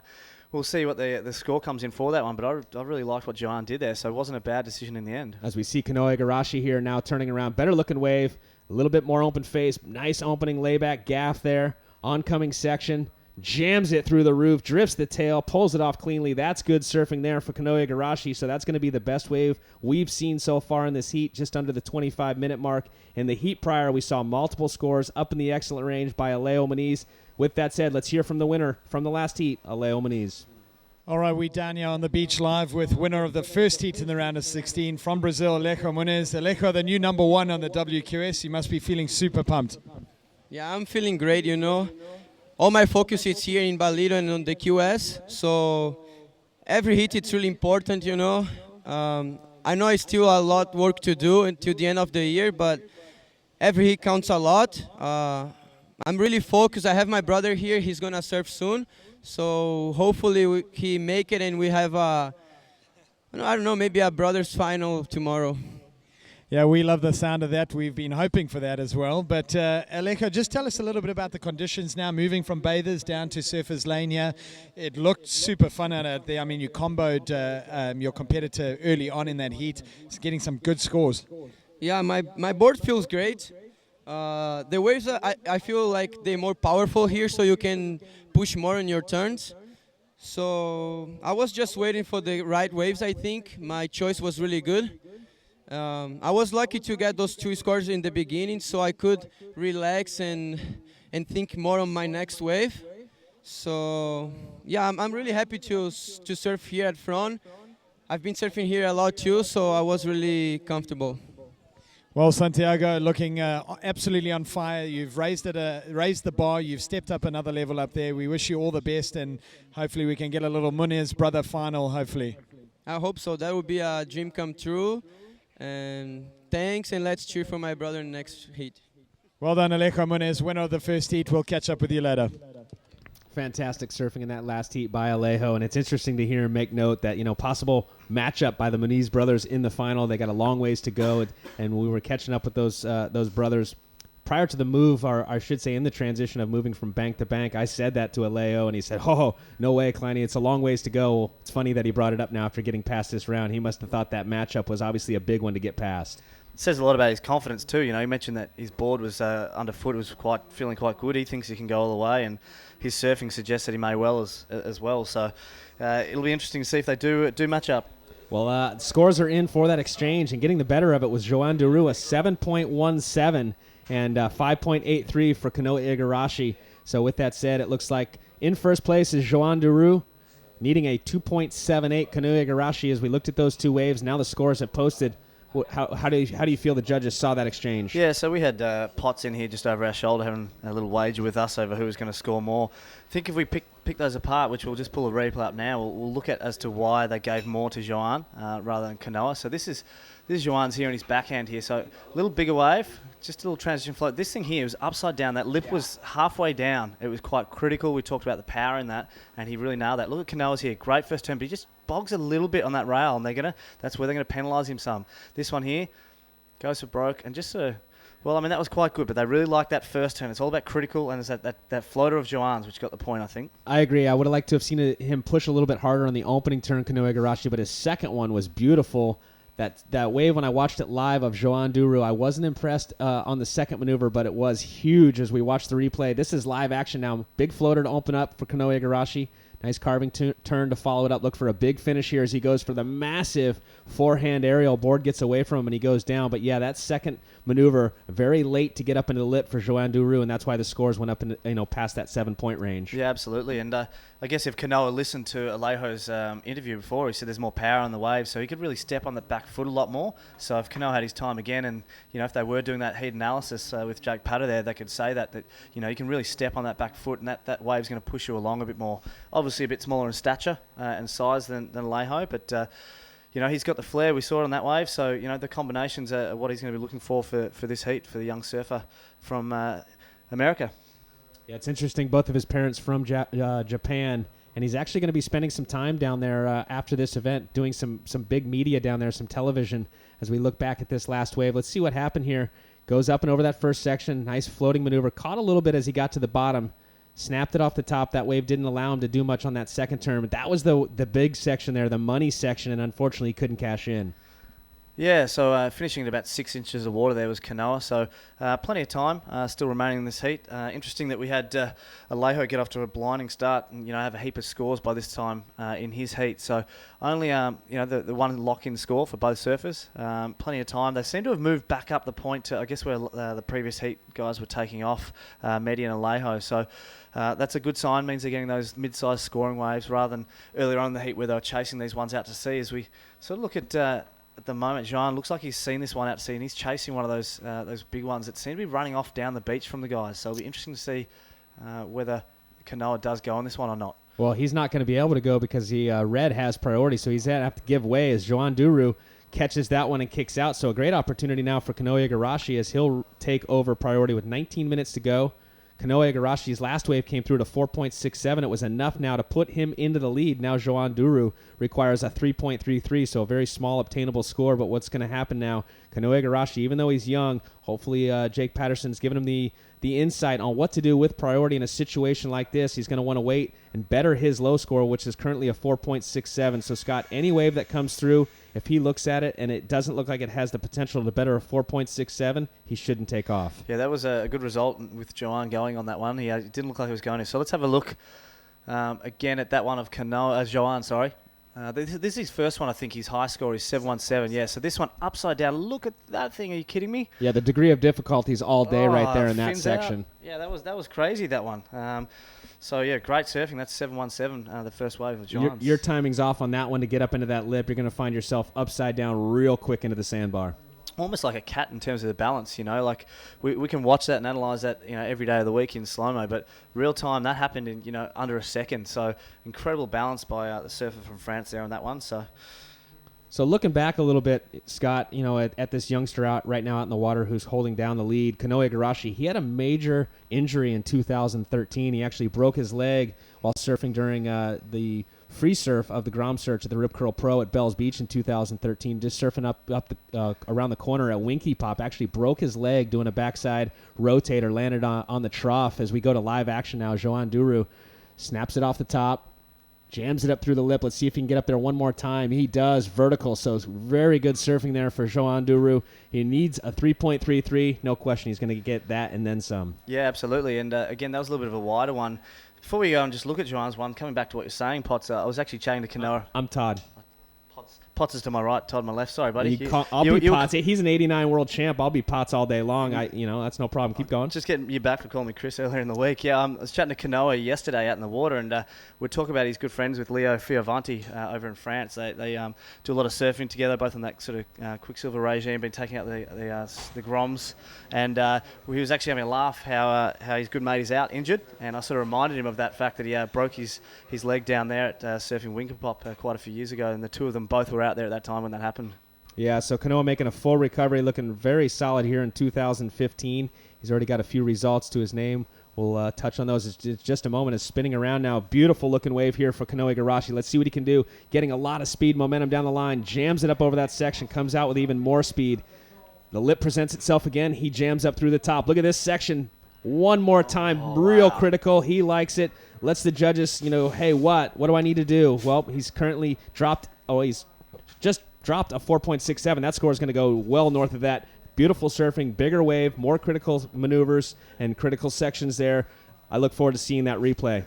It's almost like a point break. The distance that he travelled on that one, and the speed he maintained throughout that whole wave, and the control hitting the lip. That was a fantastic wave by Kanoa. So let's go and have a look at that again. Long way down the beach. He's takes off. Oh, sorry, this is Joan Duru's last one. So just a little hook in the pocket, straight into his next one. And up into this third section there. So this is the one of Kanoa's here. Just bides his time, hits that section, doesn't overcommit, maintains his speed through. Jam, that one there, really critical. Comes straight out with absolute speed. Look at this section here. Managed to get a turn, free fall out of the lip. Says the judges, what about that, huh?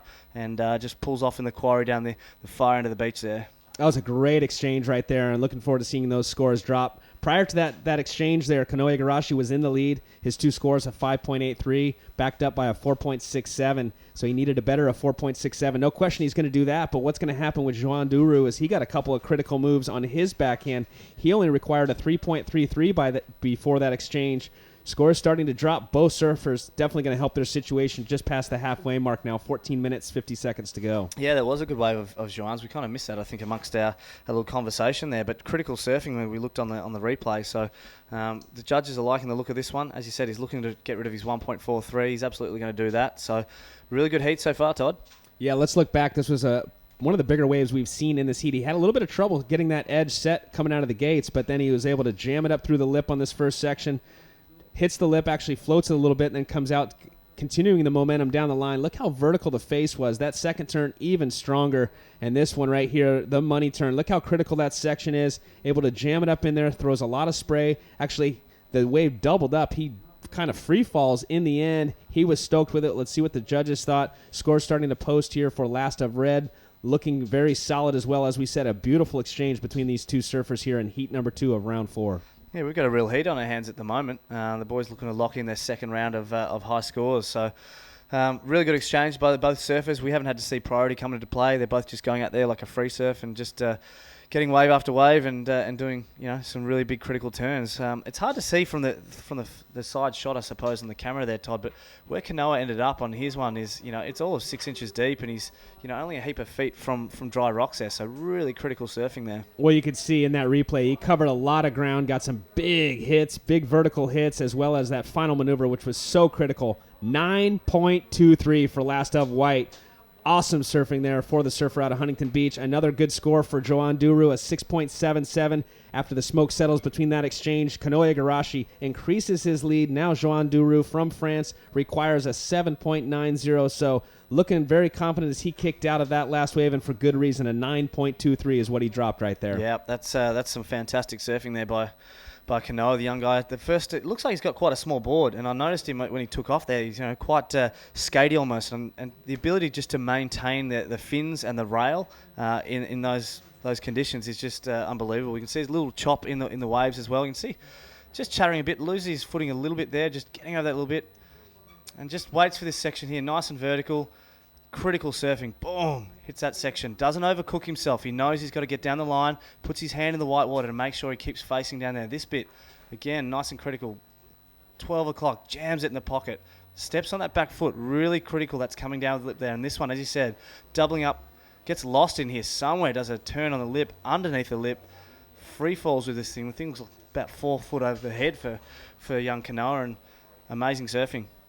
Yeah, that wave really came together for him, and he capitalized on every opportunity that he had. It seemed that he got stronger and stronger as far as his maneuvers went down the line on that wave. A 9.23, 5 judges on the panel. They gave him everything from a 9.5 down to an 8.88, so you take out that 9.5 and that 8.88.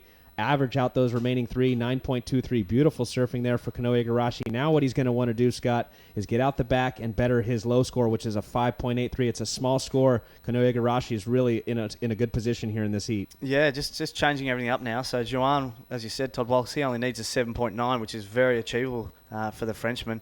If Kanoa does go and increase on that 5.83, it means that Joan will need obviously a lot more than that 7.9. So he'll know that paddling into his next wave. He's got over 10 minutes to do it. He knows he's going to have to start going for broke and get critical and get beyond that 7.9. So he makes it harder for Kanoa if he does decide to lock in a smaller score. Coming into this event, Kanoa Igarashi, 84th on the qualification series, and obviously going to climb way up after this event alone, and going then into his backyard at the Vans U.S. Open of Surfing coming up in Huntington Beach. As I made mention, though, between this event and the one coming up in Huntington Beach, he's going to head over to Japan, where his parents are from, and he's got some major media commitments down there. He goes each year, and he's a big name down there. Obviously, he's becoming a big household name around the world, representing the sport of surfing, but especially in Japan. Having that heritage and the background of his parents being from Japan, it's really cool to see Kanoa Igarashi go back there and have the opportunity to get some mainstream media. Yeah, just amazing surfing too by him. He's quite a measured young kid. It's he's had a lot thrown at him. He's been touted as a star for some years now, and with that sometimes you can get a bit ahead of yourself and get a big head and get caught up in it's a flashy industry at times, but really composed by the young guy, and he's a really nice guy, always asking other people how they're going and asking other people how they are, and really personable kid, and that's he's got a cool level head, and he's got good supports around him. You can see, Jake's down here supporting him. We said Mark Lackamar with some coaching as well. So not just natural talent. You need to have more than that. Well, we mentioned, and we gave a shout out to Jake Patterson for helping with the maturity and competitive savvy that Kanoe Igarashi has. Another surfer and good person that's in his corner is Chad Wells, who runs the team for Quicksilver back in the Americas. And Chad's one of those guys that you mentioned a lot of surfers at a young age could get a big head. Chad will tell you how it is. He'll set you straight right away, and I guarantee there's been multiple conversations between Chad Wells and Kanoe Igarashi that has helped keep Kanoe's feet on the ground. Yeah, and it's really hard to do. We heard some of the other guys say you got to take your wins with your losses. It takes a real level of maturity and some real time competing.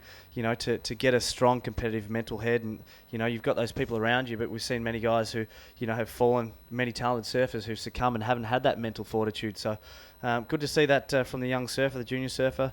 It's interesting. We've lost all these CT guys who you'd think through their experience and their ability, should be pushing a long way into this draw. And on the other side of things, we've got Mehdi, who just bowed out in the last heat, rated in the 200s. We've got Kanoa, who I think he's up around 80, but still on the junior series. So it's amazing to see where our sport's going. Yeah, 84th coming into this event on the QS ratings, and as you said, having a fantastic year as well on the junior series. He won the Hurley Australian Open Pro Junior earlier this year, and just recently came off a win at the Los Cabos Pro Junior. So a very good year so far in 2015, continuing with that momentum here at the Ballito Pro, presented by Billabong in a massive event. This being a World Surf League QS 10,000, so a huge opportunity for him to get some points and even maybe have a good solid go here in 2015 to qualify for that championship tour for 2016.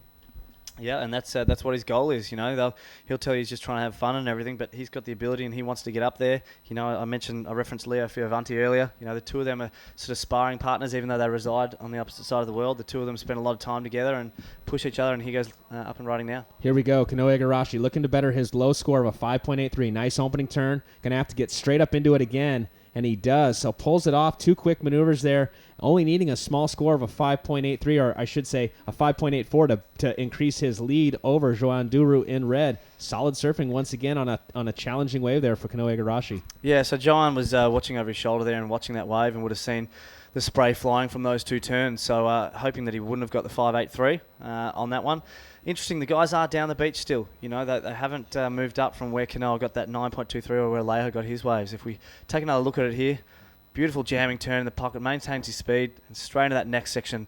Kind of late, but manages to control it. Perhaps he meant that just to show, hey, I can mix it up in this critical section. I did it earlier, I'll do it again. Great surfing by Kanoe Igarashi, looking to replace a 5.83. After watching that wave on the replay, 7 minutes to go, you think that will go into a scoreline? You keep putting me out on the branch here, Todd, and make me do it. I'm going to say... That's why they pay you the big bucks. I am on the big bucks, yeah. I'm going to say, let's get specific. Let's go flat 6. Okay, yeah, I think it's definitely got that. It's a gray score. It can go north of it, it can go south. It's in the eyes of the. It's a subjective sport, and we'll see what the judges thought as five are on that panel. It comes through to 5.67, and let's look back at that wave one more time for last of wet here. White Kanoe Igarashi. So just waits for this wave to stand up. Jams that section, and just a speed he maintains from one turn to the other. Plants his hand in the face there, just held off a little on that turn. I think, he did that on purpose, just to wait for it to get critical, as we see live action Joan Duru. Yeah, he already had one turn. On the second one, though, there he goes down, so possibly nerves setting in with 6 minutes to go. Joan Duru looking for a 7.90. The last wave there for Kanoe Igarashi came through, as we mentioned, a 5.67, just short of what he needed to better his situation. He needs a 5.84 to increase his lead over the surfer in red. Nonetheless, they're showing, once again, good surfing on a challenging wave there for Kanoe Igarashi. While we were looking at the last replay there of Kanoe Igarashi, this is the wave we missed here of Joan Duru. So it takes off on this one here. Sort of a mid-face turn. Didn't really attack the lip there, so the judges aren't really going to like that one. That one they will like, but unfortunately Kanoa's going to like it more because he came unstuck. Joan won't be happy with that one. Very uncharacteristic.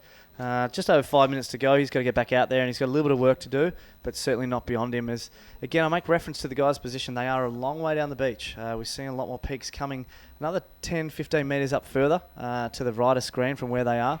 So I'm not sure if that's a tactical manoeuvre by Kanoa. He's had priority, and he's sitting out in that spot. Whether he's trying to encourage Joan to come out there with him, because we've seen those ones that run down the beach, most of the time they do close out. They've definitely pushed further to the north on the peak right now since that first heat. Once we made that adjustment in heat number 1, we saw Leo Moniz sitting more directly in front of us, getting scores up in the excellent range. But this heat, they moved down a little bit, and a massive score for Kanoe Igarashi, a 9.23. He's currently our heat leader.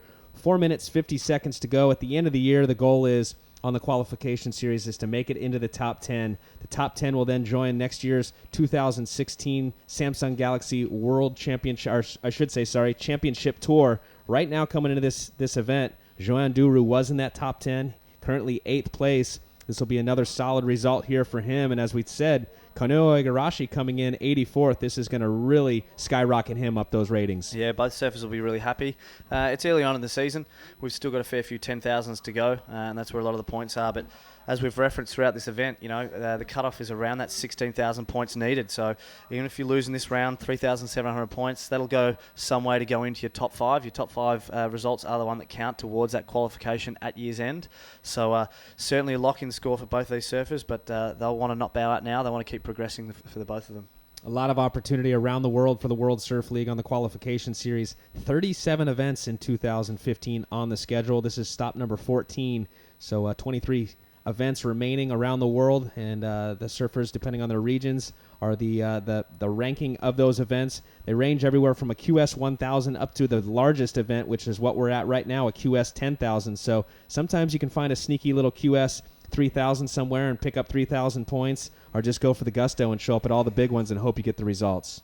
Yeah, it's interesting you mentioned that, Todd. Chatting to Trav yesterday, WQS Commissioner, he said there's not a lot of QS 6000s, which are the next step down from the 10,000. So he said a lot of the guys, might find themselves having to chase those 3,000 come year's end and wish they had them. So this is Kanoa's. Looks like he's 9.23, is it? Yep. So great first tag. This one here, look how critical this is. Bam, 12 o'clock, and the speed he just goes through that.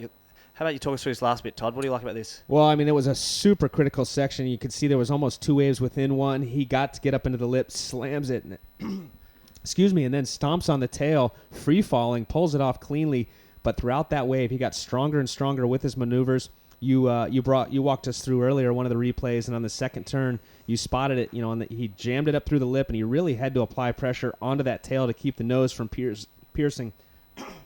Excuse me, my Snickers is getting to me. And, he did really well, surfed that wave. But, more importantly, he picked off one of the best waves we've seen come through since we've moved over to this bank. He capitalized, cashing in on that 9.23. Yeah, and if we just keep overanalyzing that last section there, he had a lot of momentum with that wave. It was a big double-up wave that was pushing him forward. He had the rocks right there in front of him, but still he was able to, with that speed and momentum, was still able to stamp on the back foot and make that tail drop. So, really critical on-point surfing. As we just sort of come to the latter part of this heat, you see the guys making some moves. There's something on the horizon. Time winding down, less than 2 minutes to go. Johan Duru needs a 7.90. He's going to have a go here on his backhand. Gets to the flats. Goes vertical there on his first turn. Gets hung up, though, and can't make it back down the face. So that wave's not going to go into his scoreline. He's going to have to get back out the back quickly with 1 minute, 45 seconds to go. This is the point where you see Kanoe Igarashi become Johan Duru's best friend. He's going to sit real close to him with priority and try to keep him from catching a wave. Yeah, like white on rice, and he's actually wearing the white too. So they'll be best friends for the next minute and a half. I'm not sure what Johan can do. Obviously, he needs a wave to come first. He'll hope for a couple waves set. He'll try and make sure that Kanoe goes in one and hope that his one is a bit better. So really critical juncture right now with just approaching the 1 minute mark. We do have the guys paddling for the horizon. There is something out there. Let's see how this plays out. You can see both surfers making a move for something. They see a wave coming. With priority is the surfer in white. He's going to use it. Keep the surfer red off. Kanoe Igarashi. Nice opening turn. Free falls back down.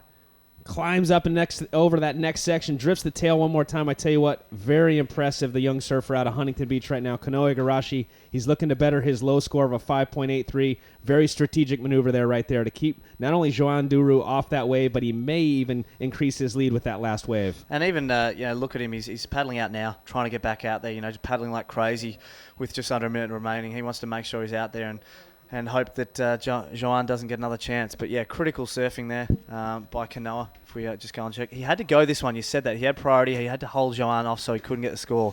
Goes absolutely vertical on that one. Slides a tail, so nice and critical, and just airdrops through there. this nice foamy section again. Just a little fin waft in the control. How he comes down from that height with that speed, with that forward momentum, and doesn't nosedive, I've got no idea. What impressed me the most about that last wave is a lot of surfers would have put their board up and just let it fall back down with the lip. Not Kanoa. He pushed through that one and actually got the tail up and over the lip and kicked it. So really showing that he's not afraid to apply that power to the turns. 7.40 did increase his lead. He will win this one right here in round 4. Heat number 2, Kanoa Igarashi with the win over Joan Duru. A good result there for Joan Duru. He'll regroup and get ready for the Vans U.S. Open of Surfing coming up next. Coming up next, the 89 World Champ and Gig Sellers. For the call, more live action here from South Africa.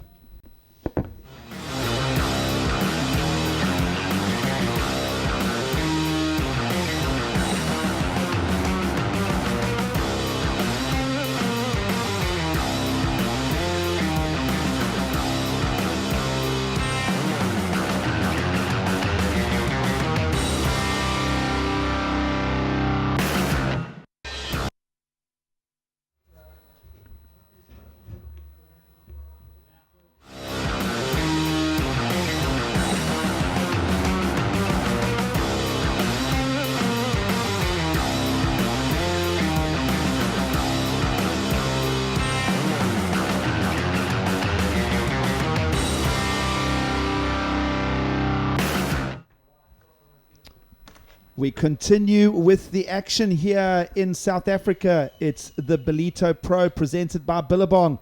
And on screen there, Kanoa Igarashi comes out with a good result and some momentum on his side now. Gig Cilliers along with Martin Potter for the call, and we have done that strategic relocation. In fact, Potts, we were just discussing it outside the booth, that it's just a rip bowl with lots of wind on it now, the existing contest area, but grained out, nice walls on offer, and some top range scores coming in as we progress through the day. That it is. So we saw Alejo Muniz get off to a flying start, dropping some 8s, and we just seen Kanoa Igarashi drop a 9+ ride. So definitely a great move. This section of the beach definitely handling that wind. I think those rocks that divide the two beaches, it's kind of helping out with that wind. Yeah, absolutely. This is the regular zone of competition here in Ballito.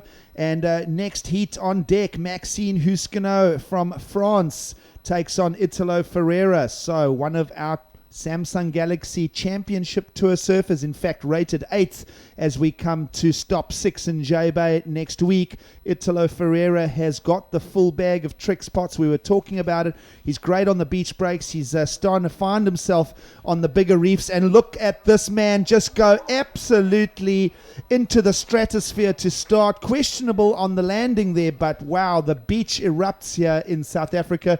The Ballito crowd are on their feet. It's just great beach scenes here. And Italo Ferreira reaches for the skies. Tell you what, he doesn't need much of a wave to get a big score, this guy, and that's what we've found out about him so far this year. You know, he's the kind of surfer that can manufacture huge points on a very short space of wave, Gigs, and all he needs is a little bit of vertical face, a little bit of wind assistance, and this guy is going to take to the air. Yeah, I thought you needed waves for this sport. Well, let's have a look at this right here. I mean, it's literally a closeout. So there's one roll of the dice. You can see him pumping, getting his feet. Now he widens his stance just that little bit more, gets that foot on the kick pad and connects absolutely perfect. Look at that. Super high right there. Slob grab. Lands in the white water and very, very close to pulling that one off. The judges deemed that an incomplete ride. 1.50. Oh, my. Well, I'll tell you what, he had the cameraman baffled there too. And now Maxime Husquenot will unleash on that opener. So roll of the dice to open here. Both surfers reaching into the top end of performance. Both of them go down, but great entertainment value from both surfers there. Maxime Husquenot, of course, on the forehand on the right-hand breaking waves. We did mention that we are back now at where all the action has taken place since the World Surf League have run their events from 2009 onwards here in Ballito. So this week, what we call Surfers Beach. We were using the Bathers Beach next door, but good call. The winds are out the south. Commissioner Travis Logie pressed pause. We did a slight relocation, gave you all chance to recharge beverages. And, well, the action continues here in Ballito. And, I mean, how was that the height of Italo's aerial assault there. We may even ask for a replay of that just for value because it was so hard. But in the meantime, smart surfing from Maxime Huskino, now a mid-size wave. He'll use this through to the inside, gets the first crack, now the second. So just a smart working decision there from him early on.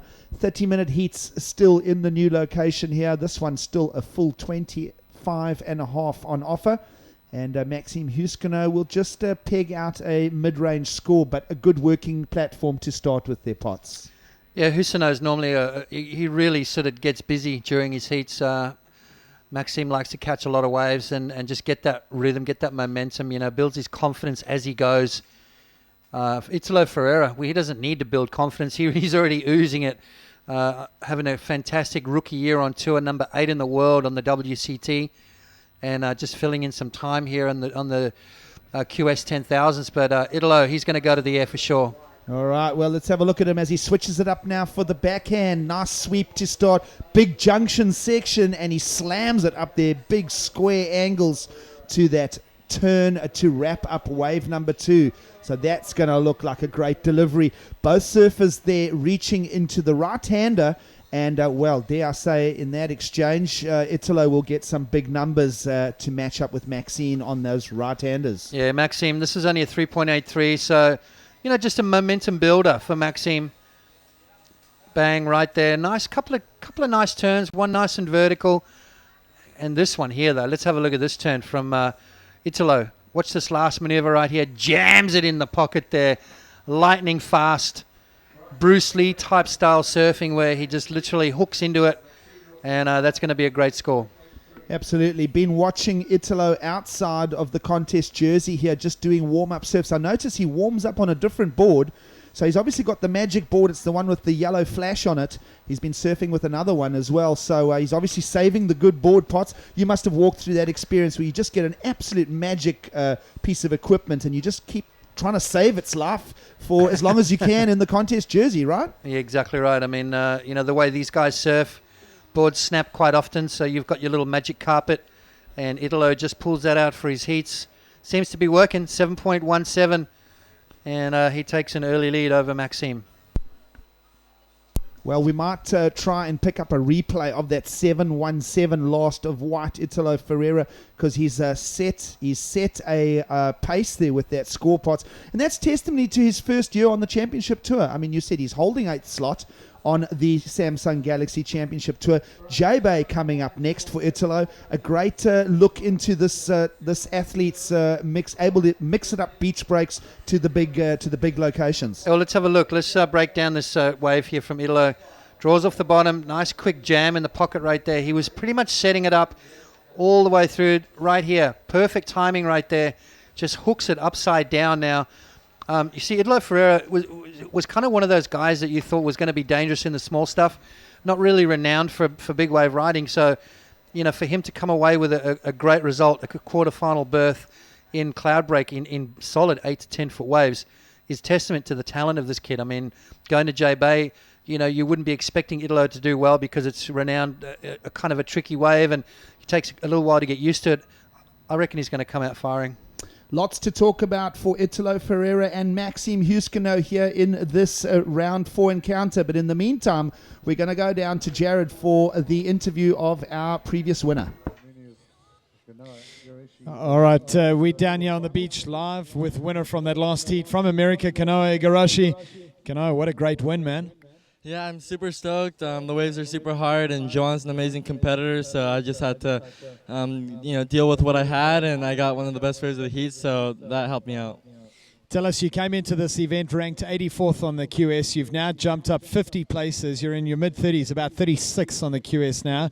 Best result of the year by far? Yeah, by far my best result I've ever had in a QS, so I'm super stoked, and I'm stoked with the points I'm getting, and I just want to keep going. So off to Huntington Beach next for the US Open. You'll be carrying a lot of confidence already with this result, and we've still got quarters and semis to go. Yeah, I mean, that's my home break, so I can't wait to do that event, and I just want to keep the momentum going. And lastly, first time in South Africa, first time in Ballito as well. Impressions? I love this place. I love everybody down here, and everybody loves surfing, and it's great to see down here. Awesome. Well, there you have it from America. Kanoa Igarashi, actually a junior surfer as well, and doing an exceptional job here at the Ballito Pro for 2015. Kanoa, we wish you all the best for the quarters. Thanks.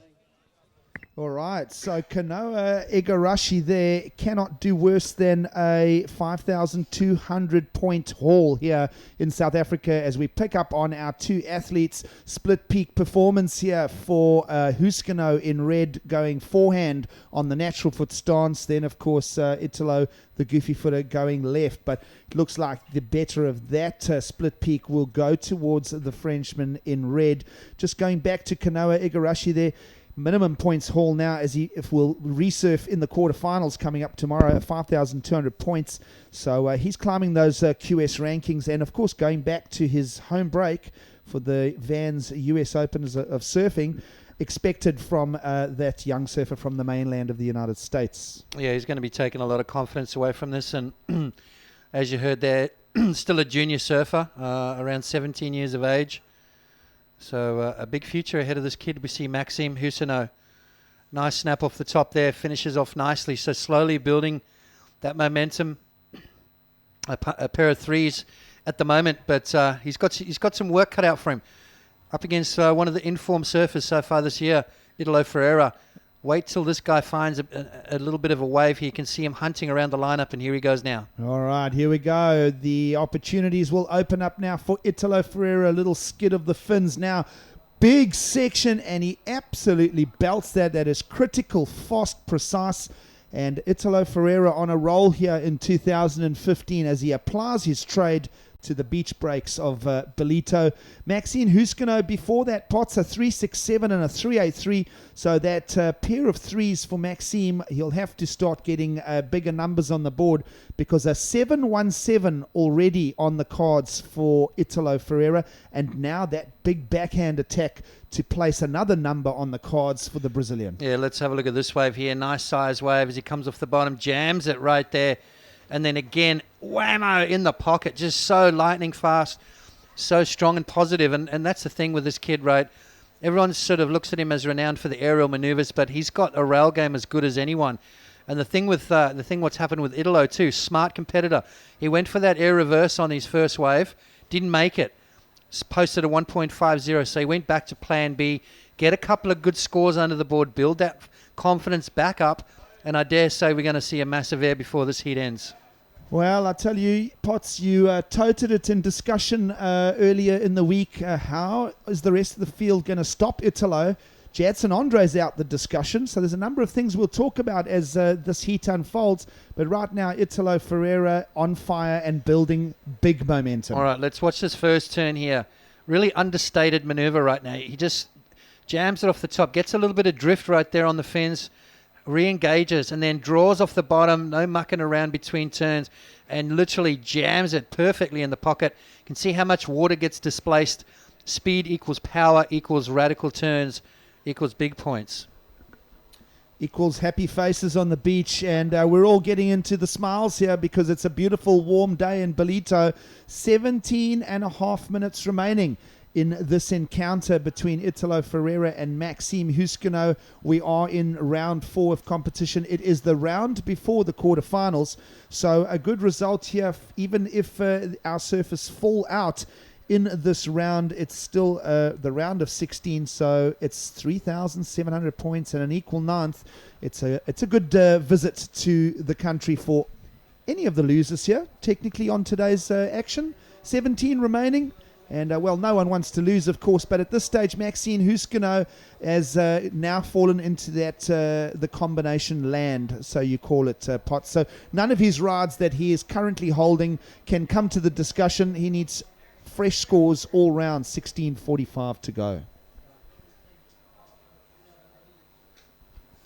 So, yeah, 8.50 gigs.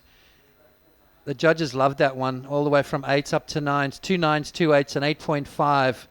So you drop the high and the low, averaged out, 8.50. His backup now, a 717. That's going to be gone.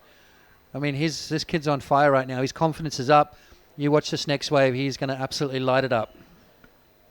Well, great aerial views of the contest site here in Ballito. We are 30 minutes north of Durban. This is the Quadakuza region. It is a beautiful wave-rich and vegetation-rich area, very similar in geography to what you folks would have in the New South Wales area north of Sydney. Just golden coves, lots of sand, beautiful clean water. It's pretty much board shorts for most of the year here, and a very popular holiday destination, the La Montagne Hotel on screen there.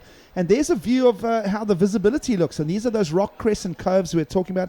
Great footage from the production team there as you have a look at the bays. In fact, that is the very bay that we were using. The surf is now to the left of that. So great overview of Ballito here, Potts. Absolutely right. I think it's pretty much very similar latitude as, say, the Gold Coast. I mean, it's very similar to the north coast, the upper north coast of New South Wales, the Lennox Head, Byron Bay area. Nice and warm, those beautiful right-hand point breaks, sand bottom waves, nice warm water, a very friendly sort of lifestyle. Here we go. Well, talking about friendly, Italo will want to look at this left-hander and get friendly with the end section as he runs through to the inside. Just a little tweak there in that wave face. In fact, a little buckle as the wind was just ruffling it a touch. So Italo will contribute that as a throwaway score.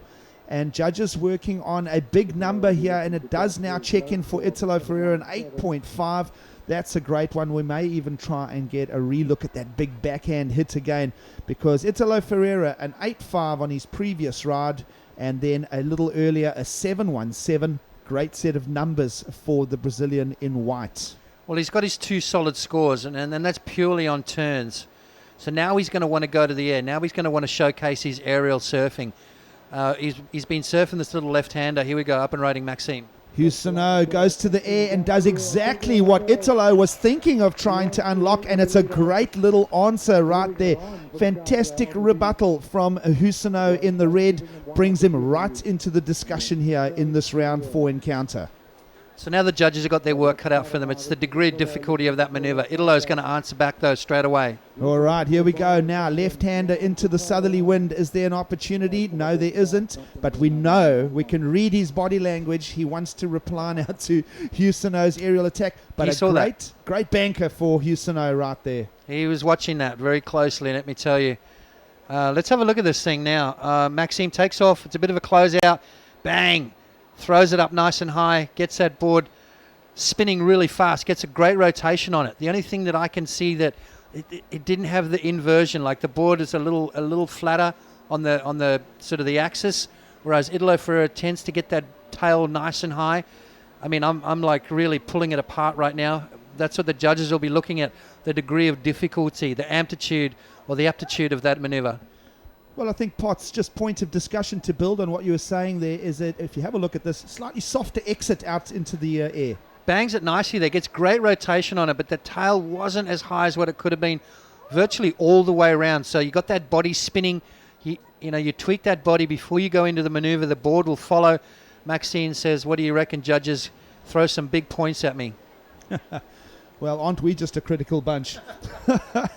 But a fantastic approach, and it's going to move into the good to almost excellent range of scores there, Potts, as the numbers start coming in. And while the judges are peppering those numbers, they're going to need to take in this as well, because Husino races again, and it's a smaller section, but there it is. Press replay, and he contributes another score just like that. So Husino, previous to these two lefts, was using the right-handers, not really banking big scores on his open forehand attack on the rights. Changes play, goes to plan B right there. And wow, now he's banking plan B points. 7.6 on the wave before. And he's going to back it up with another good score. Italo Ferreira 8.5717. Let's have a look at Maxime's last wave. A little bit of a smaller one, but you can tell he was looking for one thing and one thing only. He's got that feeling now. He wants to do some more areas. The crowd loved it. So do we. Bang, right up and over the rocks right there. Critical stuff from Maxime Husino. Now what he's doing is he's getting inside Italo's head right now. Now Italo thinking, I've got to go to the air, I've got to go to the air. So there's going to be a sense of urgency coming into Italo's surfing right now. Well, that's what I love about the script right here. Hey, Potts, he's taken Italo's strengths and used them to build the very scores he needed against him. So Italo, top exponent. Now, exactly as you said, Potts, do you think he'll even be putting himself under pressure? Well, I dare say he would. I mean, he doesn't want to be shown up. He's thinking, hey, I'm the CT guy. I'm the guy that's supposed to be doing these big turns. Maxime has taken it to him. I love it. All right, so now 11 minutes on the clock. The Frenchman opens up now with another right-hander. Big wall ahead. He'll just ram it over the lip there for let's call it a middle order score. Now more right-handers as the South Swells start penetrating the beach with the incoming tide. That will be a throwaway score. So nothing wrong with a little bit of momentum there for Maxime Husseneau.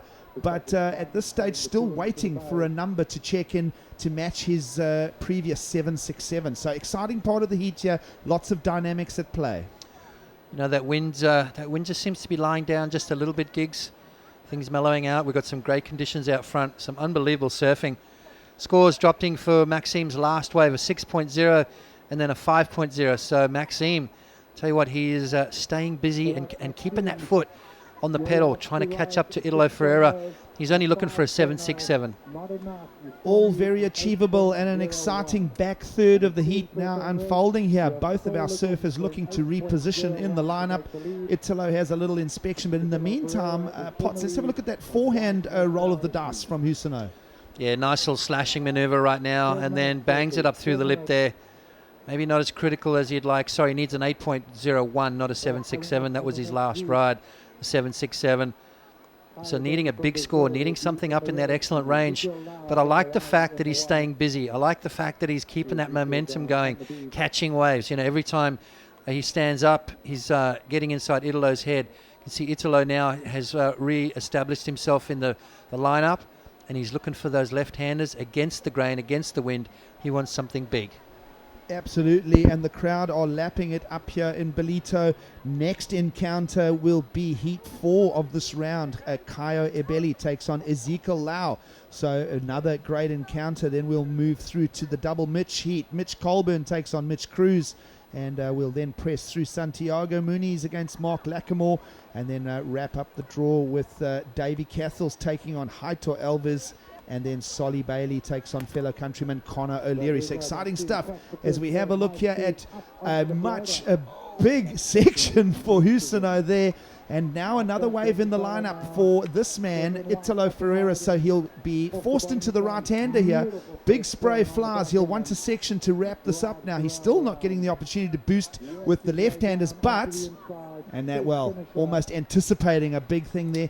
Little roll of the dice from both of our surfers picking up on that set there. Pot's not going to play massively a part in the bigger picture here, so to speak, because Husseneau looking for an 8.01, and then numbers for Italo Ferreira, an 8.5 and a 7.17. He's got to challenge his own 7.17 to improve his lead. Yeah, and that was a big backside jam. Nice opening turn on that set wave, but just kind of finished with a bit of a fizzle. We were expecting something big, but with the wind the way it is, Skiggs, it's going to be hard to do the airs on the rights. That wind blowing the board away from you. Here we go. Let's have a look.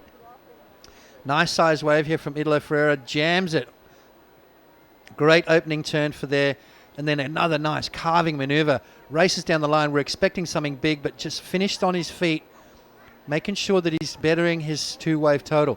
A 7.17 is his second highest scoring ride, so a big ask there to better that. All right, so Italo Ferreira can just roll out scores at will. It'll be another good contribution, so we'll just be watching the decimals on this last ride, and to see as the judges, 5 of them on the panel on duty here, start peppering in scores. One is as low as a 6.8, the other around the 7. So it's just short pots, a 6.93. No change to Maxime Husseneau's requirements. With 7 minutes remaining, the Frenchman needs an 8.01. Now, does he hold out for a big right-hand wall, or does he go back to what's working for him into the wind going on the backhand on those lefts? Well, you look at his 7.67, one judge threw an 8 at that, so he's got to look for something similar. Maybe something with a little bit more inverted. I think his board was a little bit flat on the axis. I think he needs that tail high. Get those fins up and way above the lip. He can do it. I've seen him. He's got a great air game. The other option is to find a right-hander and unload some big frontside turns. So right now he's just got to keep his options open.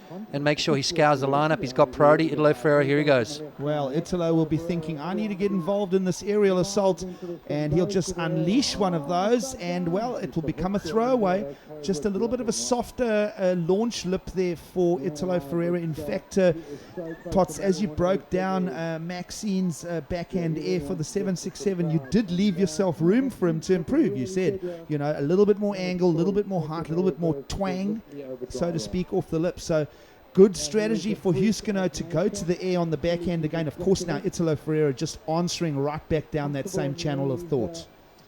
Yeah, but you can see Italo's trying to force that issue too. I think that's not playing into his hands right now. He looks a lot more calmer on his backhand. I think his options are a lot more limited on his backhand. Once he takes off on a left, he's got that frontside attack. He's got a bag of tricks as deep as anyone's. Let's have a look here. You can see him racing down the line, looking for that air. He needs that air. He wants one. Doesn't quite get the pop off the lip there. Comes down a little bit upside down and then doesn't get that spin around as quick as what he wanted. So a little bit off balance there for Italo Ferreira. Pretty rare to see that, but it's a heat situation and the pressure's on. Oh, well, a fine line between completion and incompletion there with now 5 minutes to go. And, well, of course, beach commentators can't say what we're about to say, but there are some great lines rolling in here again. So we'll expect more action as Italo in white looks to position for a thing. And down the line, the cameras will pick up the Frenchman now. Oh, little stumble. Those are those little chops on the face, Potts, that we're starting to worry about with the southerly wind. But there are the ramp opportunities into the wind. Let's have a look here as this exchange now unfolds. This is a big clean section for Italo.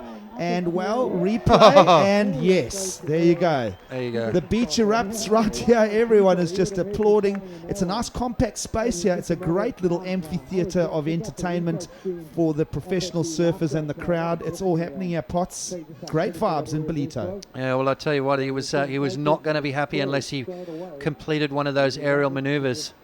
Let's have a look at the replay here in a sec, but he was definitely on the hunt for one of those. Got his 2 scoring rides, so he's got his 2-wave total. Now it's just let's have some fun. Let's impress the crowd.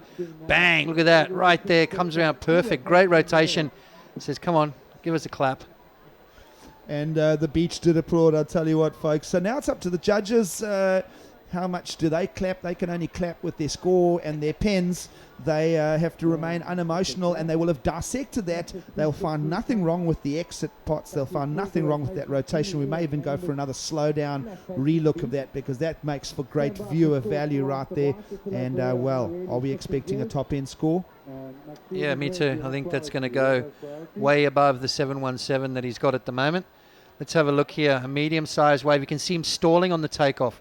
Now he races down the line, draws off the bottom, and connects absolutely perfect. See how more inverted the board was compared to Maxime's wave? Maxime's board was a little flatter on the spin, whereas Italo Ferreira gets that board super inverted and just makes things look a lot more critical, a lot more exciting, and it's that pizzazz that the judges want to see if you want to go into the excellent range, which he has done. Well, the beach erupts again. They are constantly clapping because it's a 9.4. So, guess what? Maxine has that problem again. Early on in the heat, he was in combination. And, well, now against one of the top surfers in the world. He's got a great act, Potts. As you said, he's been taking it to the beach breaks all around the world on the qualifying series last year. Italo Ferreira certainly earns his place on the Samsung Galaxy Championship Tour, holding 8th position on the Championship Tour itself. And, well, I'll tell you what, rocketing through the QS ladder right now with another great delivery here. A 9.4 and an 8.5. Excellent stuff. A 17.9 heat total. It looks like the Brazilian in white is on his way to the quarters, Potts. Yeah, 2 minutes to go. It's a big ask right now for Maxime to get himself out of that combo situation. Try and rally back. I mean, tell you what, there's nothing wrong with the way the kid's surfing. He just came up against one of the informed guys, and we talked about it earlier. Who's going to stop him, and how are you going to stop him? I mean, he's just proven that he's got rail game to get big points if he has to. And then once he gets that base going, once he gets that confidence up with a 717 and the 8.5, The rest of the time he was going for those big airs, and it was only a matter of time with this guy when he's going to make one. Absolutely. So Italo Ferreira writing big numbers down for the judges here. The good part of Maxime Houssino's efforts here, the young 23-year-old Frenchman, is that he will go from 35th on the qualifying series in 2015, and he'll climb to finish at around the 19 mark. So it's not a wasted effort, this trip to South Africa for the Frenchman. 1 minute remaining now, and in combination, he does at least leave with a good climb up the ladder, and he'll be looking forward to the Vans US Open of Surfing coming up in the back part of July. On screen is your man in second place. Going back to talking about Italo Ferreira as we go to the last minute here, Potts. Going to be great to wrap up tomorrow with a lot of Italo Ferreira discussion in the beach break situation, and then we were talking about it earlier. Let's see how he unfolds on stop 6 of the Samsung Galaxy Championship Tour with the big walls of J-Bay. So a good insight into a great year for this young man. And here he goes. Wow. Let's just wrap it up for you folks. Italo will just flare it out there. It's another little tumble, but it has no impact on the order of proceedings here. Italo Ferreira, folks, is on his way to the quarterfinals. Great numbers with a 9.4 and an 8.5. The beach has been enthralled, and so have the Brazilian counterparts here. We did start the day this morning with around 7 Brazilians still in the draw. And, well, Italo now moves through to the quarterfinals. Exciting surfing here in Ballito. Stay with us because we've got more coming your way after the break. It's the Ballito Pro presented by Billabong.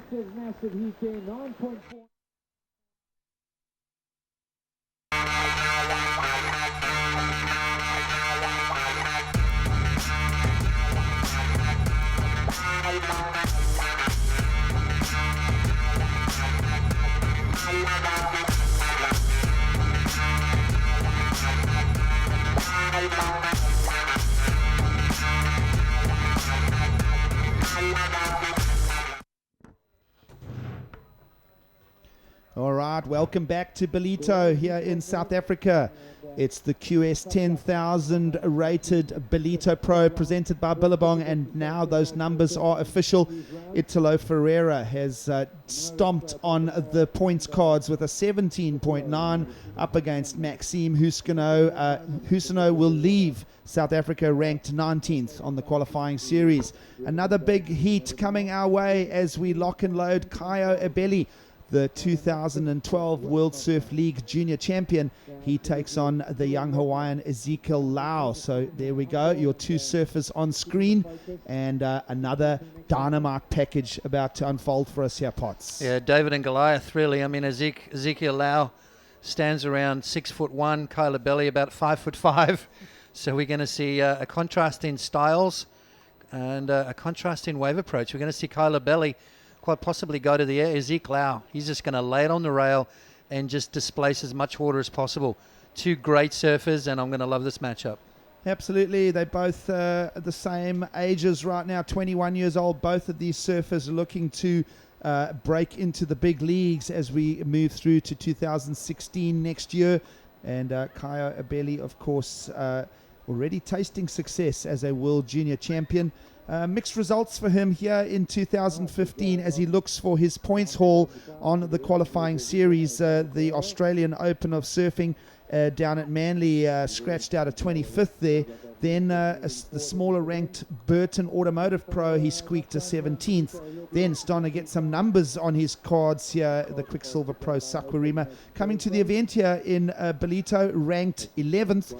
That third place position back in Brazil a few weeks ago in Saquarema. He'll tuck that into his bag of tricks. So good numbers for Caio Abelli as he builds momentum through 2015. Worst that Caio can do here is by entering this round, the computer generates he cannot finish worse than 6th on the QS ladder right now, and of course possibly more waiting if he progresses to quarterfinals or not. Top 10, that's what you've got to be by the end of the year, and then you've got to take into account the WCT guys that are trying to double qualify.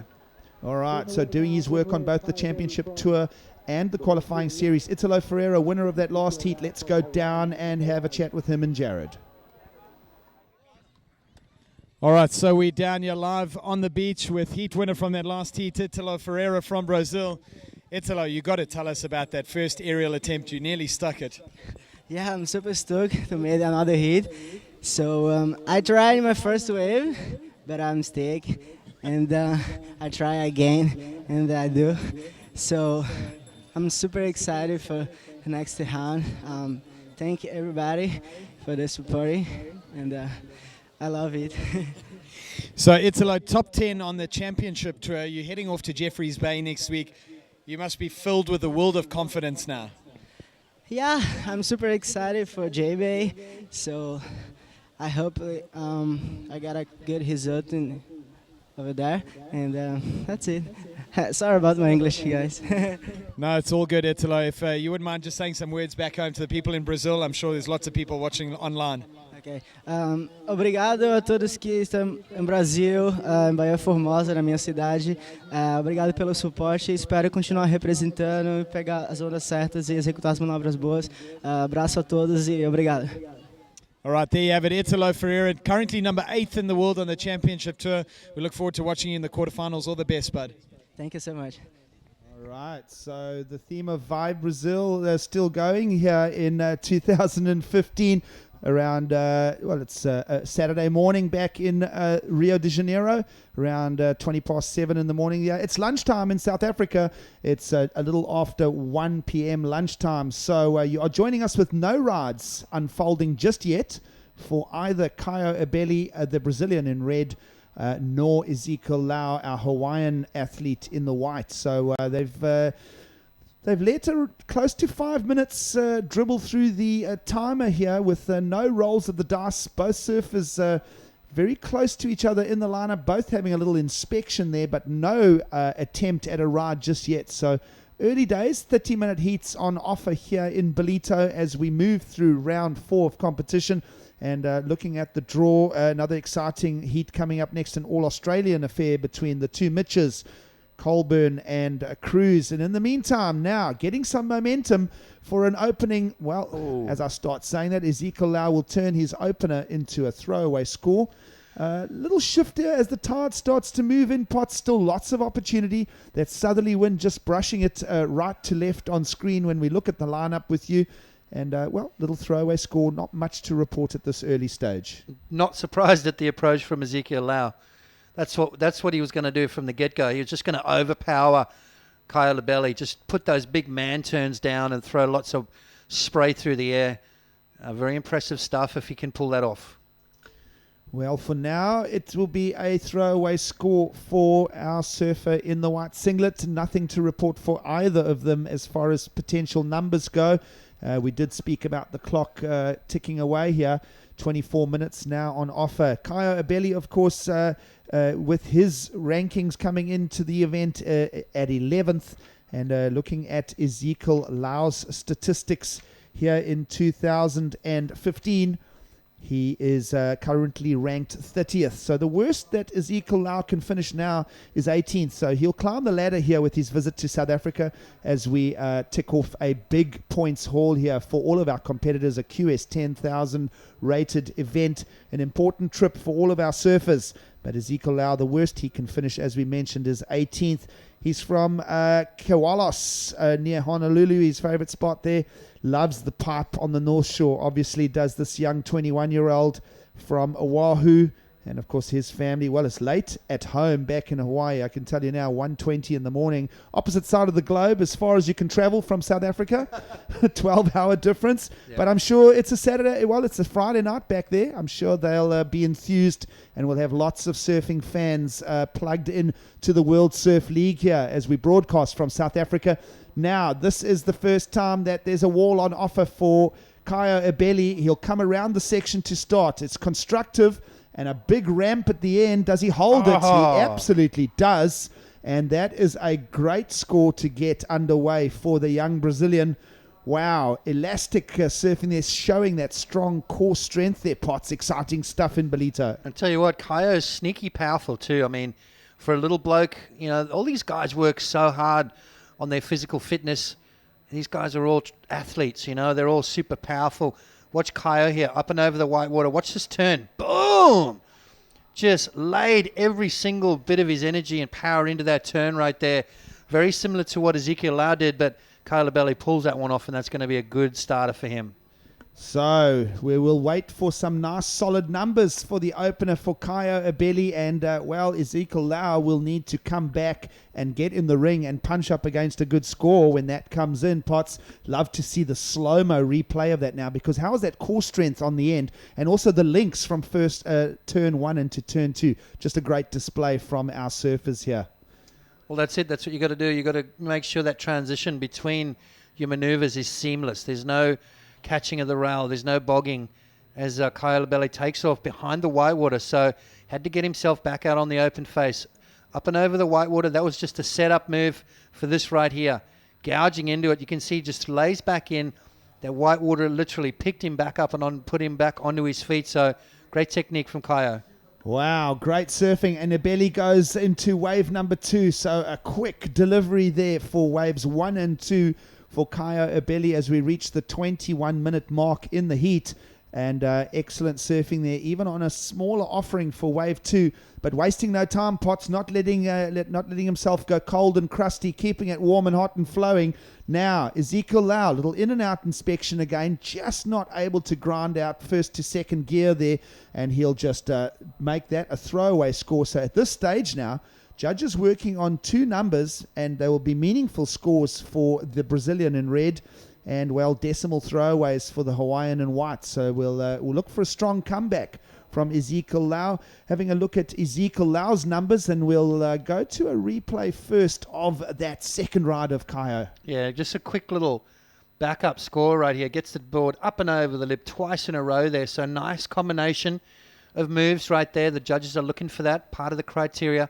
Combination of major maneuvers, speed, power and flow, variety of repertoire, a key factor, and pretty hard to do out in conditions like this. Well, Kaio Abelli negotiates through the ricochet end section of wave number 2 to peg a 5.5 from the judging panel.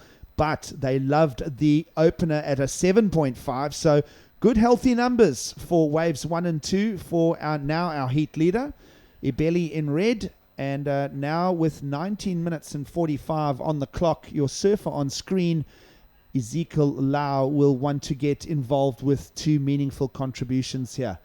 Wind blowing from right to left on your screen. As you can see, that is the southerly wind. We are on the east coast of South Africa. We were talking about the geography of the area, making comparisons with the beach, water temperature, and the types of waves on offer here. Very similar to the northern New South Wales area.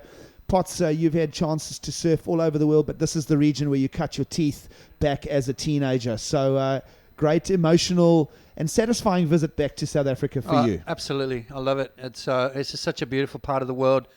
You know, it's as you said, it's where I got the ball rolling for my career. It's got a lot of variety, beautiful warm water, friendly local people, and great food. So definitely one of those bucket list things. Check it off. The airport's literally 10 minutes away. You can fly straight in. You can be here in the water in no time at all. Beautiful hotels all the way along the beachfront here. And as I said, plenty of waves on offer. Yeah, absolutely. The King Shaka Airport will be your destination when you fly to the Quatakuza region here.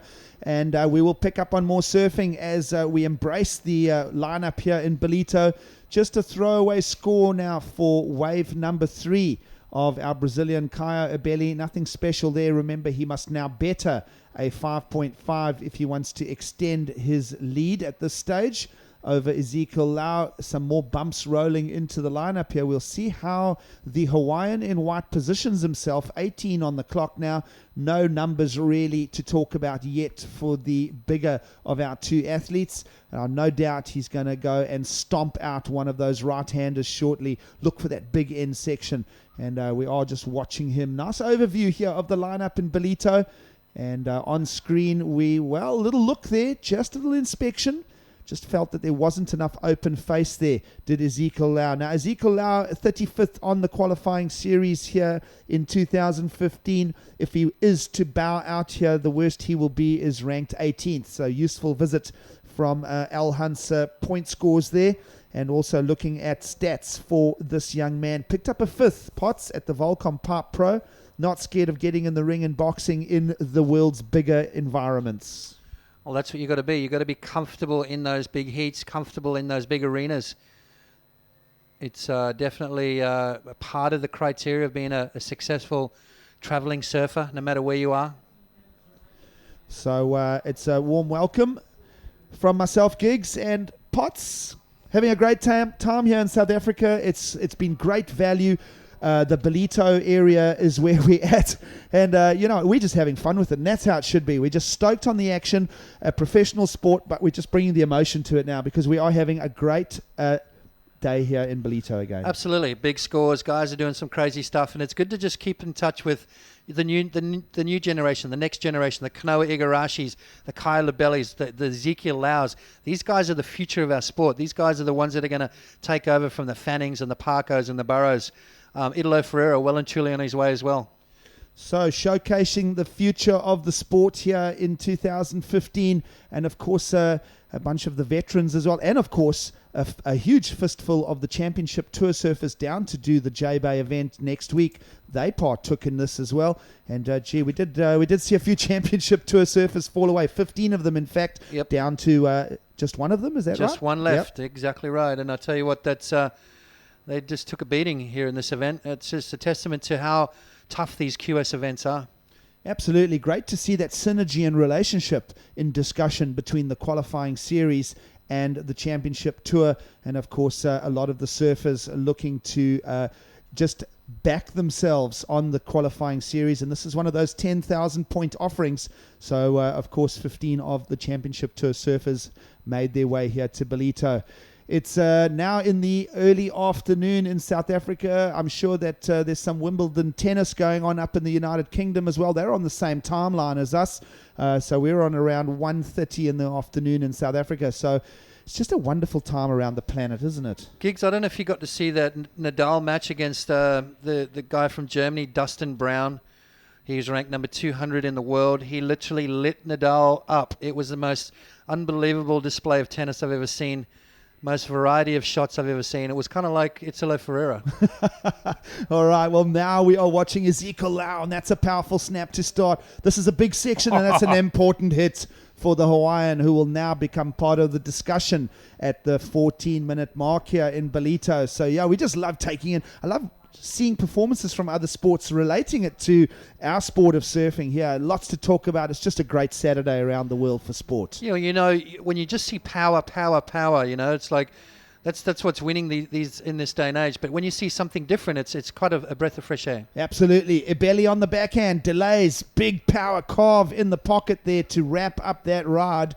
And, it is dangerously close to one of those inshore rock areas. But Kaio Ibeli has nailed a solid wave on the backhand there. Wait and see, folks, if that betters one of his counting two. He's got to unlock a 5.5 or more to extend the lead in this heat at this stage. And, of course, now Ezekiel Lau becomes part of the discussion with 14 minutes to go. Let's have a look at the Hawaiian. All right, watch this turn from Ezekiel Lau. We knew he was going to bring power into it. Watch this right here. Bang! Holy man turn. I mean, that was incredible stuff from a very young man. Surfs with a lot of maturity, and then on the backhand, the contrasting styles. Kai Labelli, whiplash fast up against the power from Ezekiel Lau. This heat is starting to warm up, and we're going to see some great scores. Absolutely. So 13.5 now on the clock, and it's all happening here in Ballito. Of course, I can see the Water Patrol ski on the outside there as well. That's Damon Pneumaticus running the World Surf League Water Sports Patrol here on the skis. A lot of businesses involved in the efforts here. It's a huge thanks to all of them, including, of course, Zigzag Magazine. They will be putting up some money tomorrow for the expression session as well. Monster Energy, and of course, the Quadacruiser Municipality, along with their strategic sponsorships from MSD and various other people. Of course, Yamaha jet skis. It's all just a great collective effort here, and showcasing the top 96 surfers in the world. We did say goodbye at the early stages to all the South Africans in this event. A lot of disappointment and, of course, question marks about Geordie Smith's knee injury. He is in the rehab process, And, he's got about another week, less than a week now, four days to go, Potts. And then the stop 6 on the Samsung Galaxy Championship Tour. Geordie Smith will be a huge subject of discussion when we get down the coast. Yeah, and make sure you guys go and check into worldsurfleague.com and check it out. First day of the waiting period is on Wednesday here in South Africa. So it's quite possibly a start from the get-go. You don't want to miss any of that action, that's for sure. So, overviews of the lineup here further up the coast from J-Bay. We're about 1,000 kilometers north. It is the Quadakuza region. It's the Ballito Pro presented by Billabong. The beautiful subtropical climates of the east coast of South Africa, and just a great, reliable surf destination. Not too much shark problems here either. Just wanted to mention that because we're having a little overview here. Clear water viz.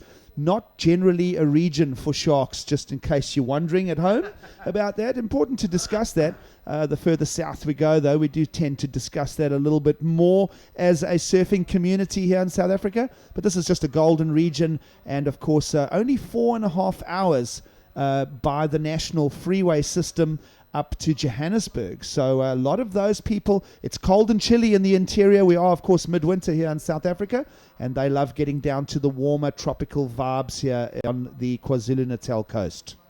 Why wouldn't you? It's sunny and warm down here. Beautiful scenes at the beach. I can't believe it's winter. I mean, I remember that as a kid growing up, never needing a wetsuit. I mean, I surfed most of my grommet days in board shorts, and then only started really wearing a wetsuit once I started traveling further down south, East London, J-Bay, all that kind of stuff. But growing up as a kid here in Durban, you didn't need a wetsuit.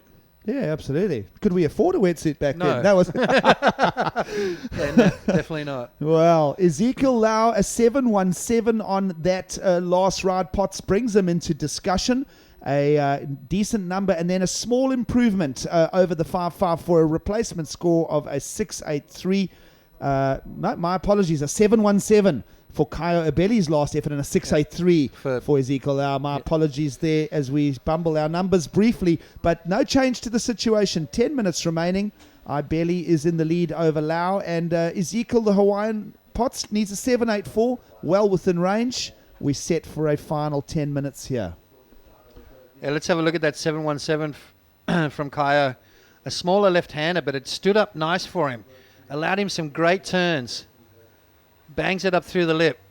Finishing off nicely right there. So good surfing from Kaio and a good backup. All right, so we are dissecting the scores that already have been established by our surfers in this heat, and picking up that replay of Kaio Abeli for a 717.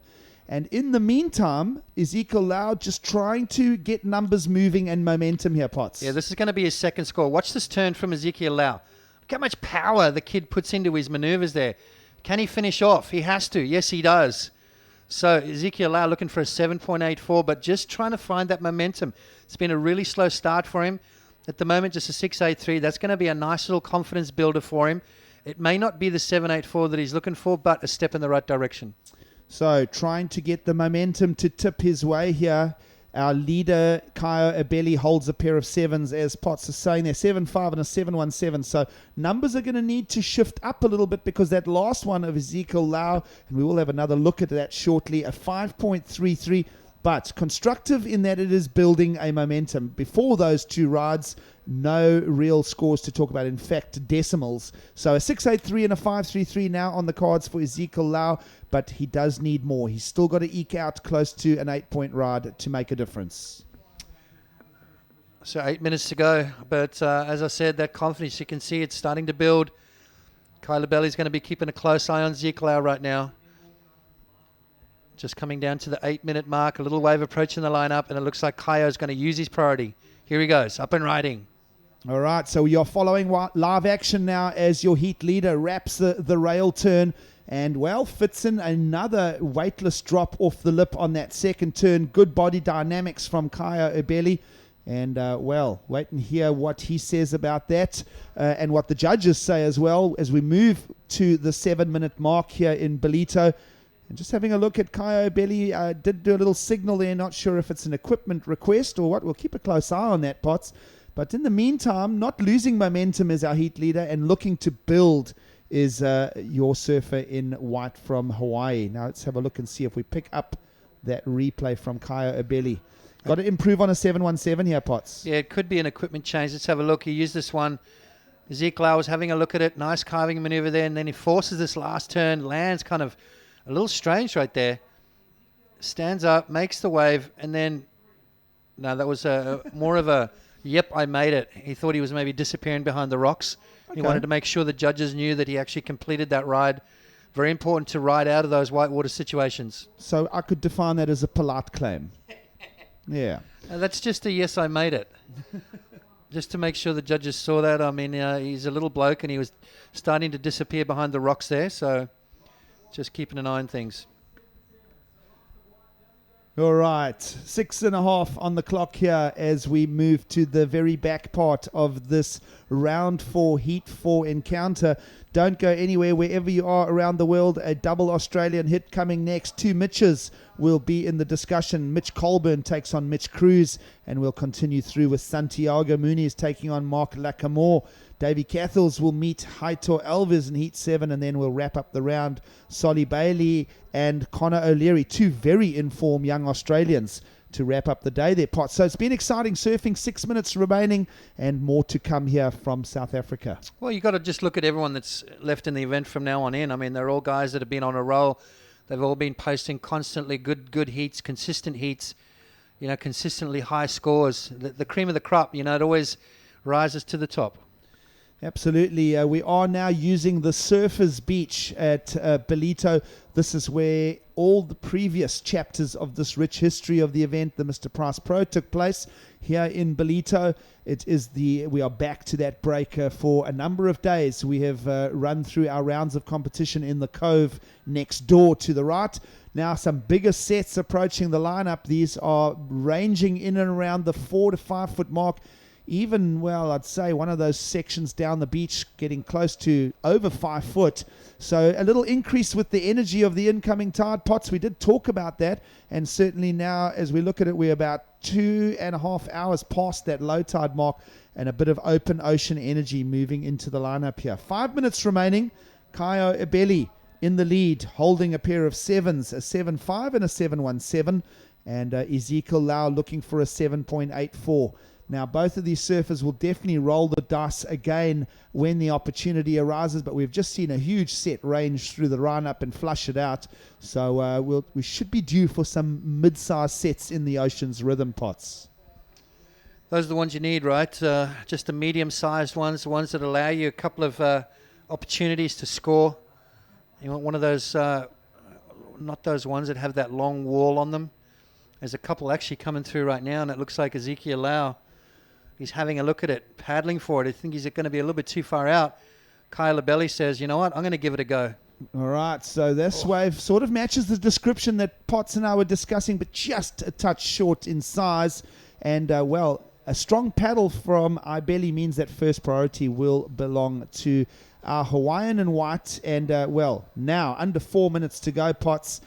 He's got to bank an excellent ranged score, or he's got to get real busy real quick and look for some packages of good scores. So interesting to see what Ezekiel Lau plays out now. I think the way the ocean's going at the moment, the rhythm of the ocean, I think is basically it's going to have to be a Hail Mary. It's going to have to be that one big ditch effort towards the end of the heat. I think he's going to run out of time. Kaio Abeli, on the other hand, staying busy. All right, Abeli directly in front of the judges' tower will pick up a smaller to mid-sized left-hander. Beautiful electric rail work from the young Brazilian just to keep the scoreboard ticking, so to speak. He's not holding first priority, so he can't challenge any first choices of Ezekiel Lau wave selection-wise. So he'll just click away a little number for us here. It is a compact lineup in Ballito, so it's about a 30-second paddle. He'll be back in the lineup, maybe even a touch less than that. So now, 3 minutes to go. Ezekiel Lau, does he need a bigger requirement? Let's have a look at this. Nice little opening turn right here. Gouges back into the power source. Nice clean face. Snaps it nice and tight. So that was a good little wave there for Kaio Abeli.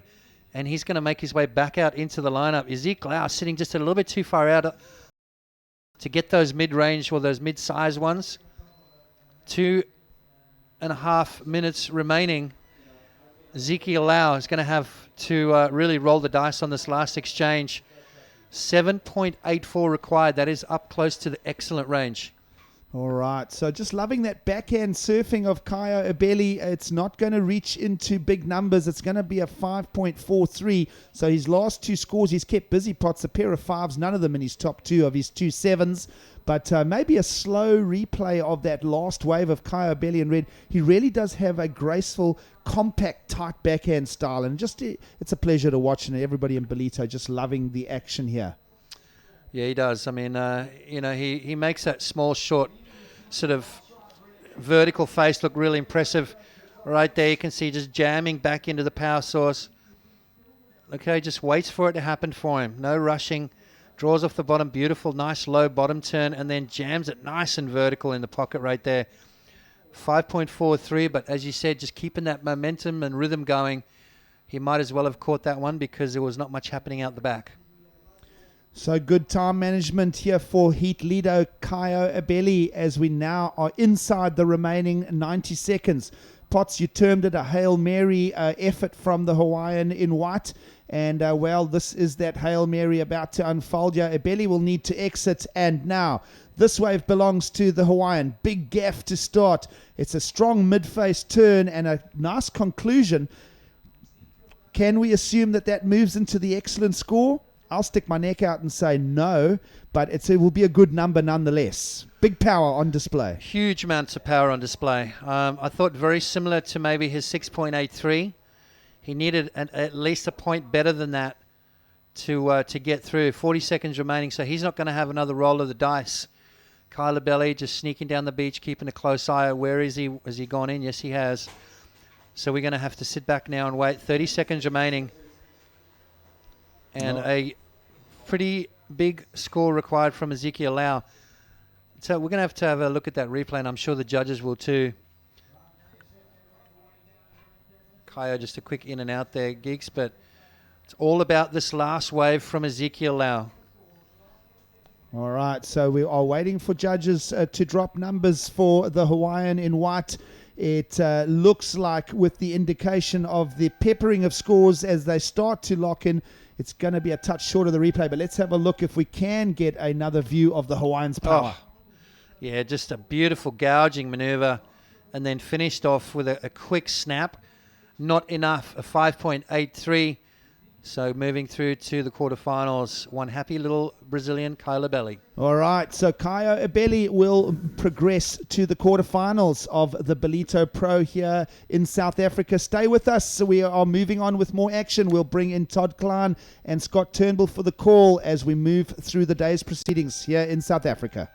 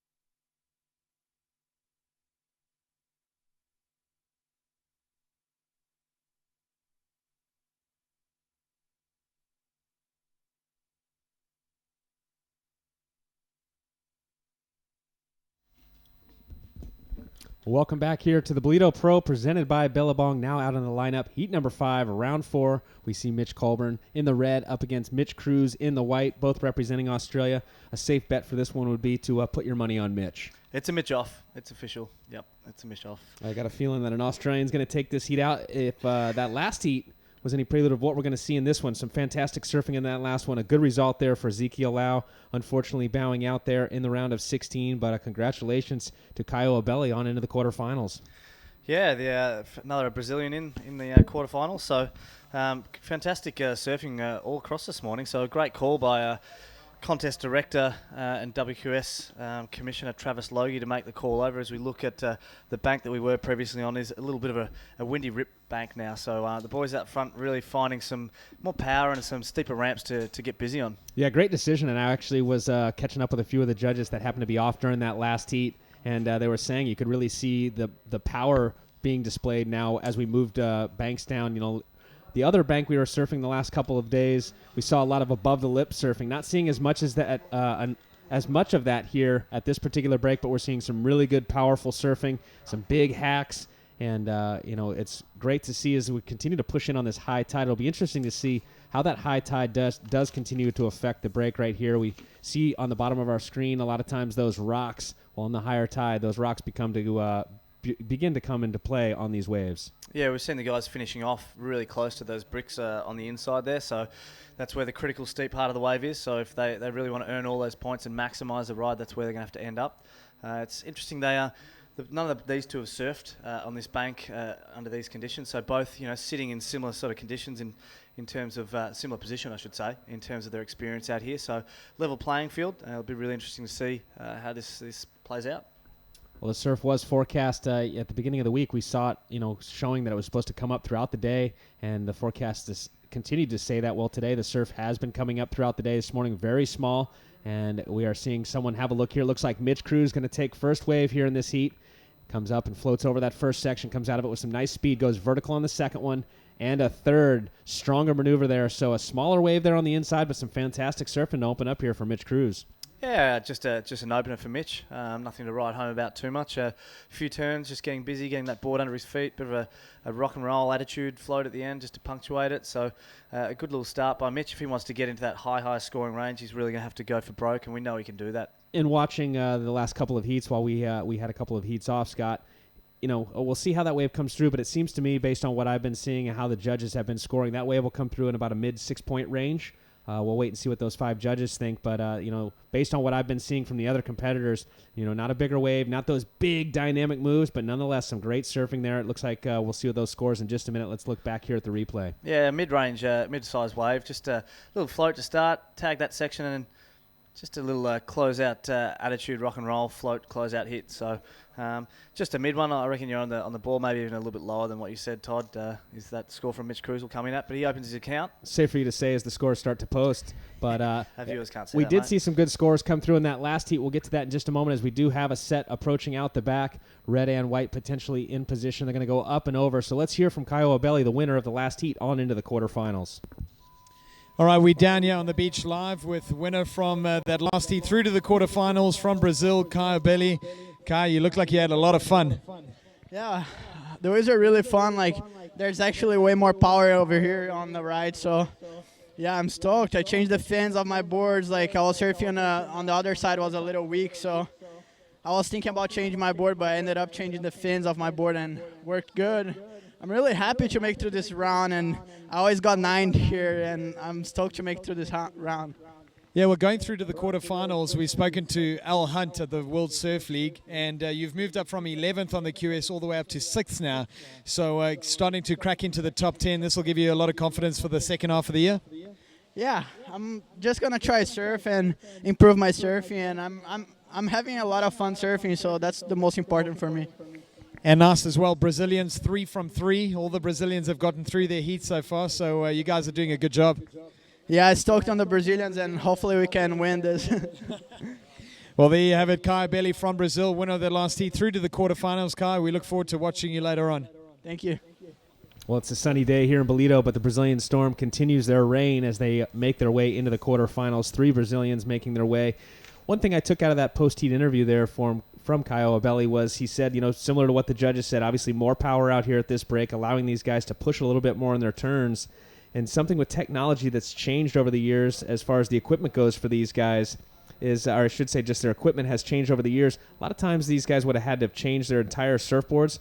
Now with the removable fins, he was able to just change the template a little bit, use the same board, but apply more pressure into those turns. Yeah, spot on, Kalani, and not to try and pull you down. But chatting to Mitch Cruz before this heat, he's actually upped his board by 2 inches, he said, from where he was surfing this morning, that smaller bank. And whilst we're in that interview, this is just a wave from Mitch Cruz, just a little one, just keep him busy, under priority, just checking that board out, seeing how it feels on the smaller waves, and just trying to get fired up and get moving under Mitch Colburn's priority. So interesting, he actually went a little bit bigger in this He's heat. gone to a 5.11 now. Out on that smaller session this morning, he was on a 5.9. He's up to a 5.11 for this heat, knowing there's a bit more power out there. Well, a change in venue as far as the break goes, as well as the swell continuing to increase on this incoming tide. 22 minutes remaining in this heat. First couple scores in for Mitchie Cruz, a 5.67 and a 3.0. Let's check in with Colburn here as he's going to go on his forehand on a left. Nice opening carve. Snaps it back. Look for something big here. Climbs up and over that white water, and he has to kick out because it does close out. So a lot of the waves we've been seeing, in this heat so far and in the heats prior, a lot of rights we did see at the end of that heat. Kiowa Belly getting a rare left with a couple of nice backhand hooks. So Mitch Colburn electing to go on his forehand here in his opening wave. Yeah, and Idolo Ferreira in heat number 3 was also looking for those lefts. So if we can just refer to the boys by their last name for the save us of repetition. Colburn there, just finding a left and finding one on his forehand. So it looks like it's good that there's both lefts and rights of the boys out there, and Colburn looking to be flaring on that forehand. And Colburn recently getting married to his longtime girlfriend, Christy, so congratulations to them, and especially Christy if you happen to be listening. So tying the knot, maybe either feeling less pressure or more pressure now, who knows? We know that marriage comes with a lot of commitment, but nonetheless, you got to find your soulmate, and it looks like Mitchie has done so. Congratulations to him, and looking forward to hopefully getting even a better result. This is a great start here for him in this event. He's already into the round of 16. Make it out of this. He goes into the quarterfinals, and coming into this event, he was rated 33rd on the QS. So continuing with his momentum here in 2015 as we look back on his first wave. Yeah, really smooth transition between both those turns. A jam on that first one, and then just a bit of a foam climb just to finish. So only 2 turns for Mitch Colburn on that one. As we look at the stats, I just went and tore apart our stats man, Al Hunt, in between the break, and he's actually moved up 11 spots into 22 at the moment. That's Mitch Colburn, while Mitch Cruz has moved up 23 spots into 32 on the ratings at the moment. So the boys making a real charge at this stage, and they're going to hope to keep making that charge as they progress further through this competition. Well, as we mentioned, it's a massive opportunity here to climb the ratings on the qualification series with the biggest event on the QS, a QS 10,000 points being rewarded to the first place finish. But as you can see, we're not even into the quarterfinals yet. And in this one, if you bow out, you will take a 9th place finish and 3,700 points home and $4,300. So a solid amount of points. But you get into the quarterfinals and look at the difference. It goes all the way up to 5,200 and an equal 5th place. So a big difference here if you can make it out of this heat. Yeah, absolutely. And further on those stats, we've got this is a second of our 10,000 WQS points rated events this year, the second of 9. So we've got still 7 to go in the back half of the year. So the back half of the year, it's going to be really loaded. So, we're quoting these stats around the 22 at the moment now. They'll certainly change a lot throughout the course of those next 7, as well as the QS 10,000s and lower rank 3,000s you mentioned earlier on, Todd. Well, another thing, to mention, following up on what you're pointing out there as far as those primes, or I should say the QS 10,000s later in the year, is that, a lot of the surfers that are currently on that championship tour, they're banking on re-qualifying through the results out of the 11 events on the championship tour. But as you start to get into the back end of the year, they start to see that they're rated around that, 22nd to even, the low 30s. That's when they jump on the QS and start chasing it, and they come in with high seeds, and you really start to see a shift as, a lot of those guys that are in the top 10 will fall off because those championship tour competitors get on. Here we go, Mitchie Cruz, nice opening turn, climbs up and over it. As he gets into that next turn, he catches the edge and goes down. Mitch Colburn opened up with a 5.00, and he is currently in second place, requiring a 3.68, so unfortunate there for Cruzy as he catches his edge on that second turn. It's going to be really interesting. We've got Mitch Cruz on his natural footer, and Mitch Colburn is a goofy footer. With the way the guys are sitting here, they almost can split this peak. And I think as Mitch Cruz paddled into that one, I think he would have liked to have been on his forehand and gone right.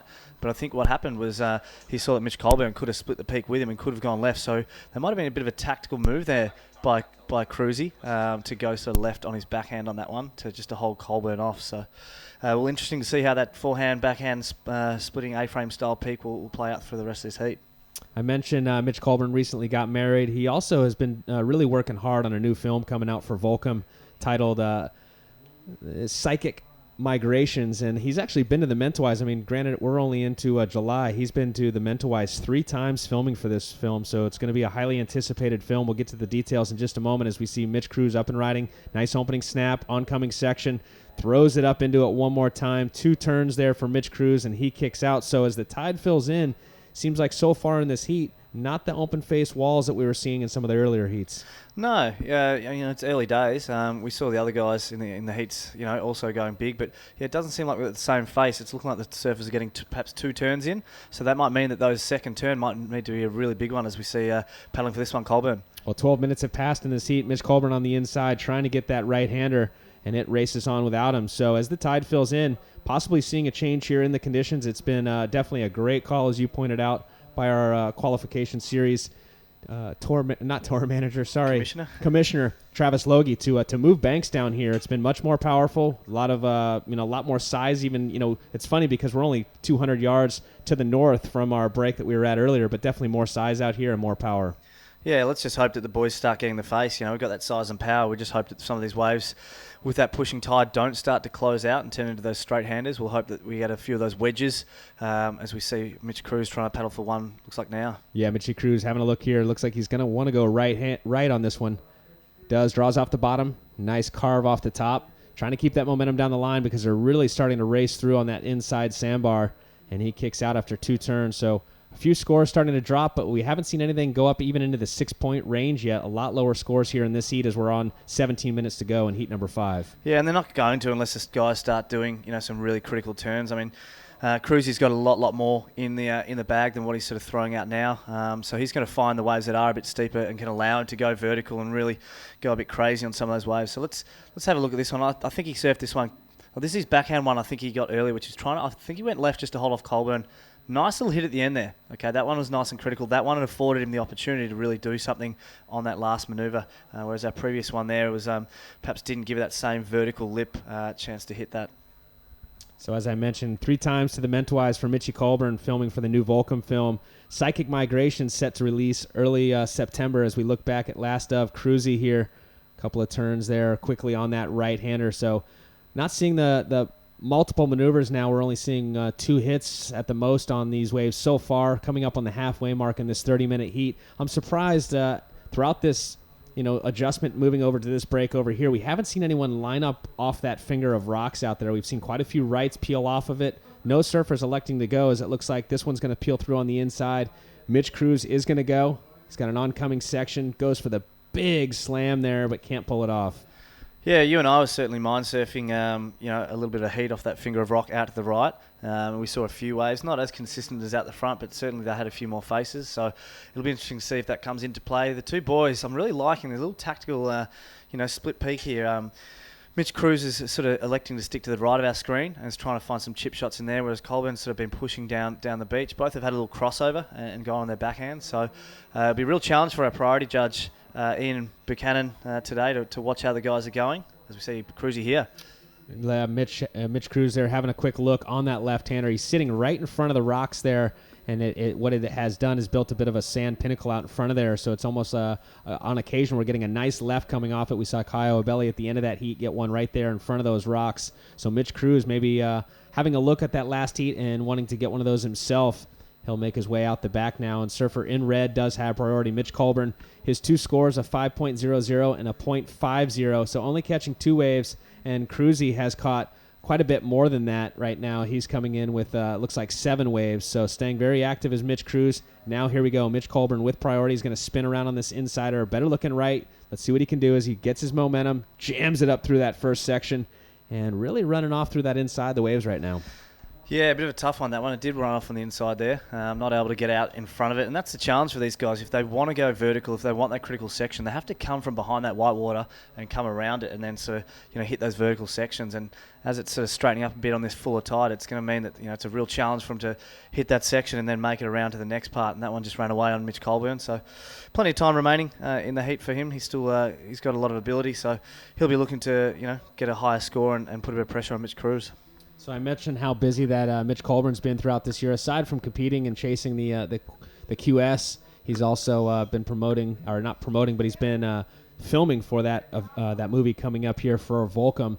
Also, Mitch Cruz, he's been promoting a new film that's just released, actually, for Reef, one of his sponsors, called Exit, and he was actually just traveling the East Coast of the United States, and said he really enjoyed that. Going back there to the East Coast, it was his first time back there, and said he really enjoyed the people back there. Yeah, looking forward to both those films coming out. I'm sure they'll be amazing. Both guys have got incredible highlight reels to date, so looking forward to seeing them. What I noted with interest during the break was the two different strategies the guys had in terms of planning for this heat. Mitch Cruz was up in the competitors' area, was actually picking Alejo Muniz's brain. Obviously both ex-tour competitors. I was picking his brain. He got an amazing heat in our first heat of that round of 16 this morning. Meanwhile, Mitch Colburn was down the front of us in his collared shirt, Volcom shirt, sitting with Matty Bemrose, who's their pit boss manager. So both with really different approaches to how they're going to tackle this heat. Well, here we go. Better looking wave now for Mitch Cruz. Goes straight up into that first section. Oncoming now. And bang! Big slam there to finish. So once again, 2 hits, but a better finishing maneuver there from Mitch Cruz. That will be his 8th wave. He's currently in the lead right now. He's looking to better his low score.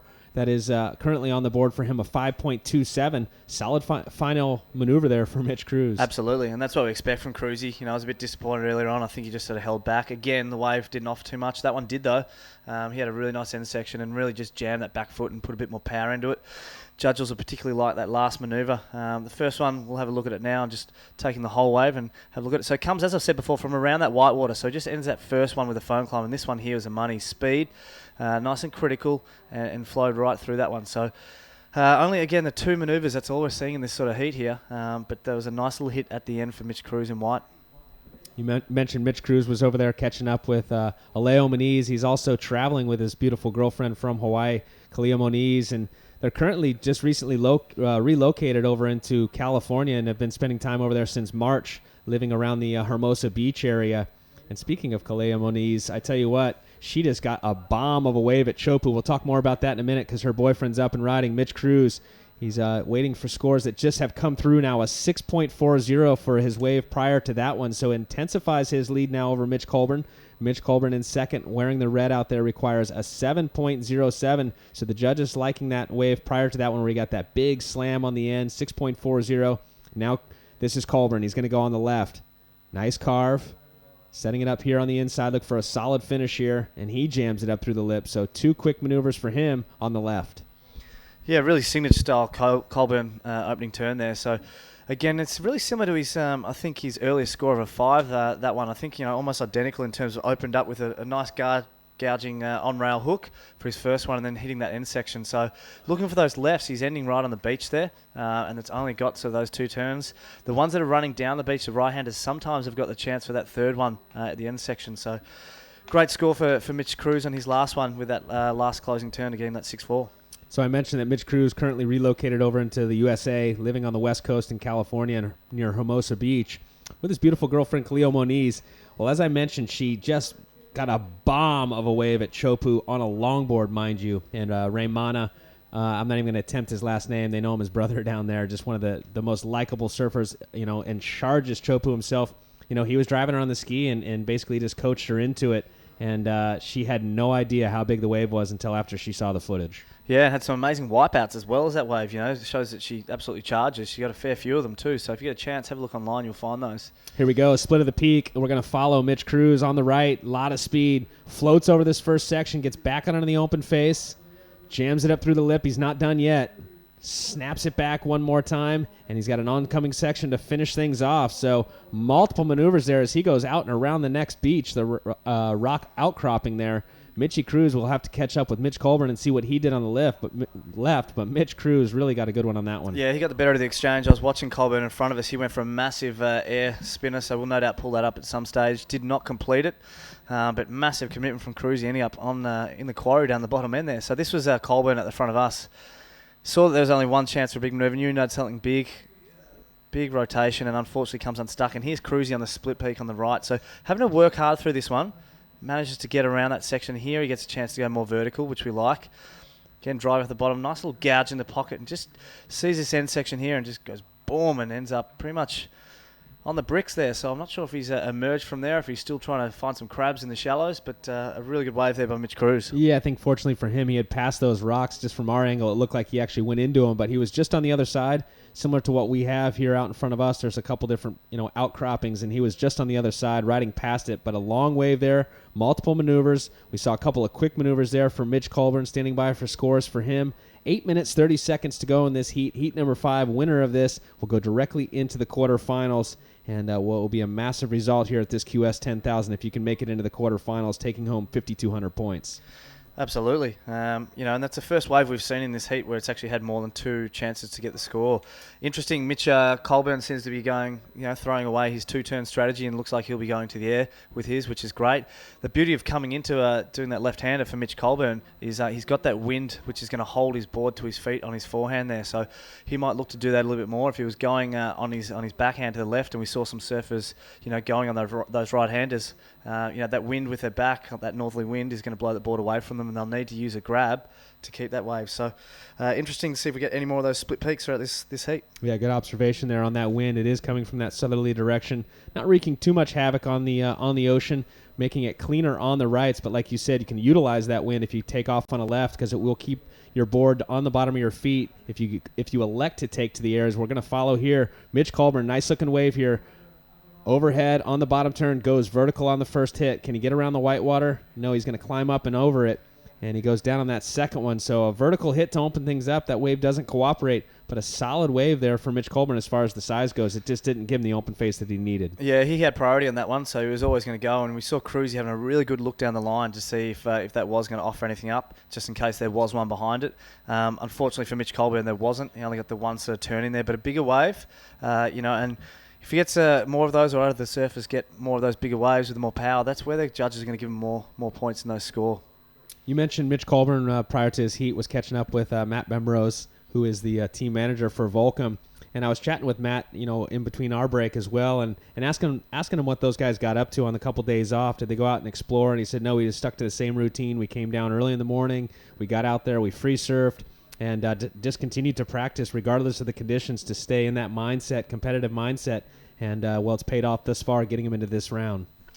Yeah, we heard from Kai Belly in the last heat just saying he's just surfing and just wanting to have fun. I know Tommy Witz is behind the scenes there telling him what to do, but, his emphasis is about fun. And some of these other guys are, obviously more about that coaching and that diagnosing what it is that's happening in these heats and practicing for them. As we see Mitch Colburn down the beach having a look at the left from a really interesting position. We're on. I'm just watching live action out the front. Looks like we're taking in Mitch Cruz's replay of his wave here. So this was his good scoring wave. He's 6.40. Just came down with that one. Here we see him getting more vertical, which is great. On that, that's what he wants. More opportunity to do that. The wave's still not done, so just does a bit of a carve in the pocket here beautifully. It's a little full through this end section as he approaches the crumbly oncoming section. I'm not sure if the judges deemed him completing this, whether he rode out of it or not. A bit hard to see. Looks like he didn't on that one. So that was his 6.4 over from a couple of waves ago. Yeah, super challenging there. Was that the 6.23 that just came through? I think that's what just posted there. With 10 waves coming through, it's a bit hard to keep up with. Yeah, no, it is. But I think that last score came through to 6.23. And to your point, I don't think they'll deem that as complete. It was a very challenging section there as the end. You get a bit of a refraction coming off that rock outcropping there, and you could see all kinds of stuff going up the face. And as he was coming down off that vertical final maneuver, unfortunately couldn't ride out of it, but nonetheless it does go into his scoreline. Mitch Cruz is 6.23, continues to lead this heat. Mitch Colburn now requires a 6.83. This heat's really ticking away here fast with 5 minutes to go. Yeah, so just while we're taking in Cruzy's the replay of his 6.23 or 6.4, whichever one it was, we did have Colburn out the front. We'll see if we can't pull up the replay of that one and just drop to 5.2, which was his second highest scoring wave. So if we're able to pull that up, we will, and just have a look at him getting busy. So at the moment, we've got Cruzy out with priority out in front. Yeah, as we did watch that wave just prior to going to that replay of last of Mitch Cruz. Mitch Colburn did go to the air on a smaller inside left, was able to rotate it around, and judges giving him a 5.20 as we'll check in here and watch the replay of that last wave. Yeah, so as we said, on those lefts, he's got the ability to use that wind and pretty much lands on absolute dry rock in there. You can see, you said it earlier, Todd, when they're riding, you can't necessarily see that, but certainly as that wave draws all the water off the reef when the wave gets closer, really critical surfing there. So just the one manoeuvre, not really high, not big on the rotation, but a 5.2. Had he have stuck that one earlier on that he came unstuck on, I imagine it'd be a lot bigger. So it'd be interesting to see if he does actually keep going to the air. Heat number 5, round 4. Win this one, you go into the quarterfinals. Local time here, as we saw, a pretty packed beach. It's 2:13 p.m. July 4th, which is a Saturday here. So it's been pretty busy all week down here on the beach, coming out to see the world's best surfers here at the Ballito Pro, presented by Billabong, due to school holiday. So it's been great timing here with the World Surf League to bring the world's best here during a holiday season. And, everybody coming out to see the surfers, and it's been a fantastic event this far. Tomorrow, we should be crowning a champion. Yeah, and I'm looking forward to seeing who that is. We said that we've lost all the previous champions from the event, so we will have a brand new winner, which is obviously really exciting. As the boys just try and find their way, getting a little bit slow at this part of the heat. Looks like Mitch Colburn, again, will he go to the air on this left? Let's see. Well, he's going to have to because it's a short wave. He goes for it. Almost a bit of a flip there. He was underneath the board, but nonetheless, his board did come out from underneath him. He couldn't ride out of it. Going for the rotation once again. Mitch Colburn there. Score is going to come through very small, not going to go into his score line. He knows he has to go big. 3 minutes to go. But with that said, he only needs a 6.83. Not a massive score, but the conditions continuing to change. As this tide comes in, we're seeing less open face for these guys to perform their maneuvers. In particular, I'm amazed at how much he's able to just generate that height and get the speed necessary. You know, he only had like 2 pumps on that wave, and it wasn't overly steep. But the guys are just going crazy. So been a really funny heat, this one. The guys have been really busy, but just haven't been given any of those really steep walls that we saw a couple of heats ago. So perhaps the tide coming into play in this one. Here we go. Both surfers having a look. Surfer in white does have priority. He's going to use it. He's going to go on the left. Mitch Cruz, a lot of speed. Look for a backside air. Big rotation. That's a scary landing right there. He's landing as the lip is bouncing back up. That's when, you can break a board as well as injure yourself. Let's hope everything is intact there. As we see right behind him now, Mitch Colburn goes for a massive forehand air. He grabs straight air, and he rides out of it. Our 89 world champ Martin Potter, fellow commentator, he likes it. He's applauding outside. We'll see what the judges thought. Was it enough? Needing a 6.83, time winding down. That was a great wave right there for Mitch Colburn. Yeah, there's only one person here who didn't like that one. That was Mitch Cruz, who saw that one from about 4 or 5 meters away. So he's going to know that'll be a big score for Mitch Colburn. We knew that he was going to do that. We knew he was going to go to the air on his backhand. We know he's got that in the arsenal. He's tried a few, hasn't pulled them off. Let's have a look at that wave one more time. Absolute height, absolute propulsion. Grabs a rail just to make sure it's safe. Head in the hands. He's happy with that one. So, and this is live now. Answering back. Mitch Cruz goes vertical once, blows the tail out, slides it, pulls it off cleanly. So he answers back now. A good exchange here between these two surfers in the dying minutes. 1 minute to go. Mitch Cruz just blows the tail out. Prior to that, Mitch Colburn just took absolute flight, getting about 5 feet into the air. Straight air, and lands it cleanly. So a great exchange between these two surfers in the dying minute. Yeah, and I watch with interest as Cruzy actually comes in on that one. So he's got about a minute to go. I predict the paddle out to be 15 to 20 seconds. So there is scope for him to get another wave. He'll know that Mitch Colburn have priority, but if there's a 2-wave set, there could have been a chance for him to get another wave. We see Mitch Colburn now. We'll have a look out the back. He's watching Mitchy Cruz on the beach. Colburn takes off. Carves it back. He's going to have to get busy as this thing goes vertical on the inside. He slams it up through the lip again. So another solid wave here for Colburn. The beach erupts. They like it. So a beautiful last 2 minutes in this heat. It was a little bit quiet throughout, but in the end, this heat has really gotten exciting. Mitch Colburn's heat lasted about a minute 40. I've got no doubt he's going to lock in a big score for that air, and I really liked that one as well. That was some critical turn, particularly right at the end. It's going to be interesting. Both surfers are on the beach, and they're going to just wait for the judges. They're going to sit back. They don't have to force this start of this next heat. They're going to watch those replays and really tear them apart, compare them, and throw the scores down.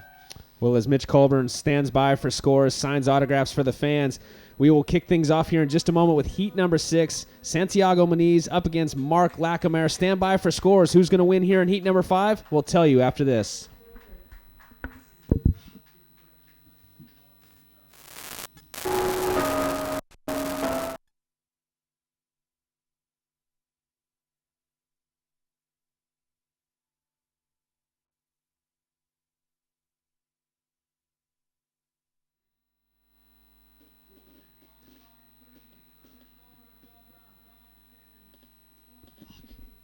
Alrighty, well, results are in. Last of red, Mitch Colburn, a 7.33, and he still has one more score to drop. Mitch Cruz, his last wave wasn't enough. He required a 6.74. We still have another score coming through for Colburn. It's going to even make his two-wave total even higher. It's an 8.17, so really finishing strong there. Back-to-back great scores, 7.33, 8.17. Mitch Colburn, he's into the quarterfinals. Gee, our sport's a bit tough, isn't it? We're just watching Mitch Cruz just walk by. He's cutting really deep on this one. He's devastated with that loss. He thought he'd surfed a really good heat, and then Mitch Colburn just goes crazy in the last 2 minutes or so. So well done to Mitch Colburn. He's through. Mitch Cruz, still a great result. He would have wanted a little bit better. He started this year off with a win at the QS 1000. Still a good result for him. He's out. Mitch Colburn progresses as we look to the next heat, Todd. Well, as we wrap up heat number 5, we'll kick things off here in heat number 6. Santiago Muniz in the red, representing Argentina, up against Marc Lacomar from France in the white. So a fantastic heat. What a finish there for Mitch Colburn. Let's hear from the winner of the last heat, Mitch Colburn. Pretty tough start today. All right, so we're down here on the beach live with winner of that last heat, Australian Mitch Colburn. Mitch, never easy going up a fellow friend and Aussie up there in that heat, but you got to be stoked getting through to the quarters.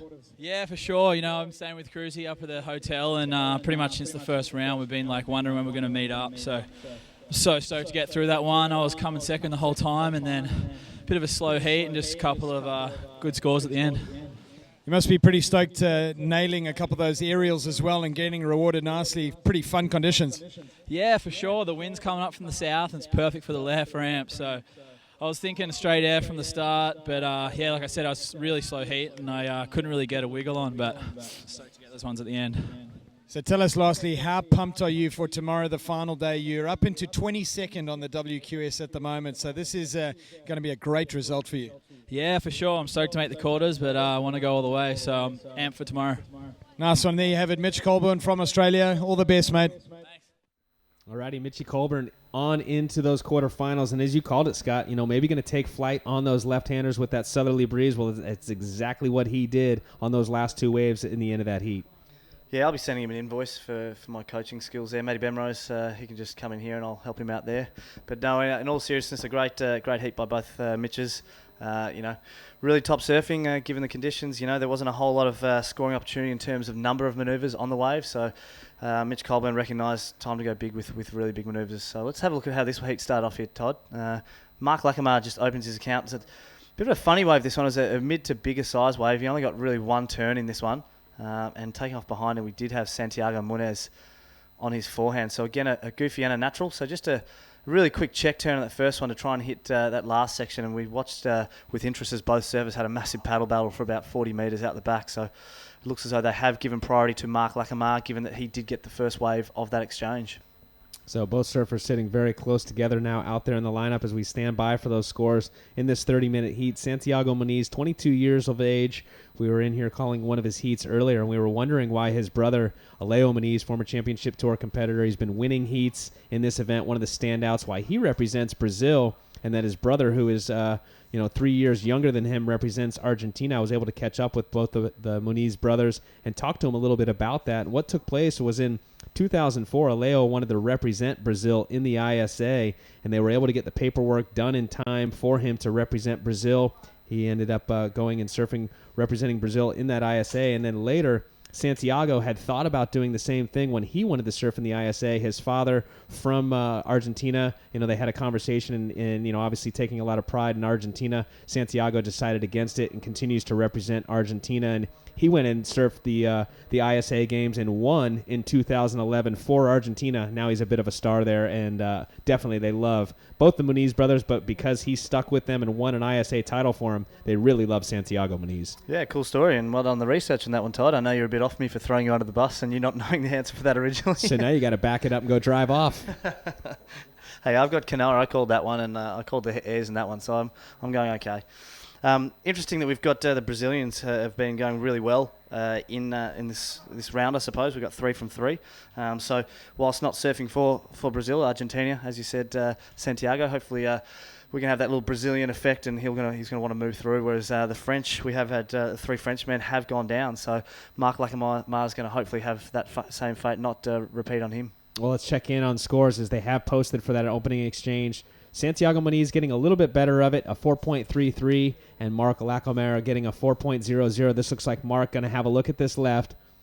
Setting up Speedy. You know what he's going to do. He wants to get a big air. Goes for it. Can't pull it off, though. He obviously watched Mitch Colburn at the end of that heat get those big airs on the lefts. He knows about that south wind, going to keep the board to the bottom of his feet, but on that one he can't execute. Exciting. This is we got the best seats in the house watching this, so it's going to be interesting. Again, similar to the last heat in that we've got a goofy and a natural in this. Both surfers can obviously go to the air. Santiago Muniz has been coached by his brother, and he's got that advantage in that his brother's been a few heats ahead as we see him paddling for this one. Yeah, it's a good-looking right-hander here. He's got a nice vertical section right out of the gates. He floats over it. Now he jams it vertical there to finish. So 2 nice maneuvers there. The crowd likes it. He's our current heat leader right now. Well, he just dropped down to second because Mark Lacomera's last wave came through to 1. So on that wave, Santiago Muniz needed a 0.67. We know he's going to get that and then some. Solid surfing there for Santiago on that right. Yeah, lightning quick, and we don't want to draw too many comparisons to his brother, but really, really quick. Lightning quick on his feet. Really quick transitions between the 2 turns and finishing on really, really strong on that one. Hopefully we can bring up the replay. He was almost sitting down on his board to make sure that whitewater didn't blow him off in that shallow section over the rocks there. So this was Santiago's here. Nice check turn with a little fin waft, and this one here, bam, really quick, so fast, and just sitting down on his board almost just to ride that one out. So fantastic surfing. Both of those turns really applying some power to those turns. The first one he gets up and over, drifts the tail a little bit, and then goes vertical on a very critical closeout section. Pulls it off cleanly, so 2 nice hits there for Santiago Muniz.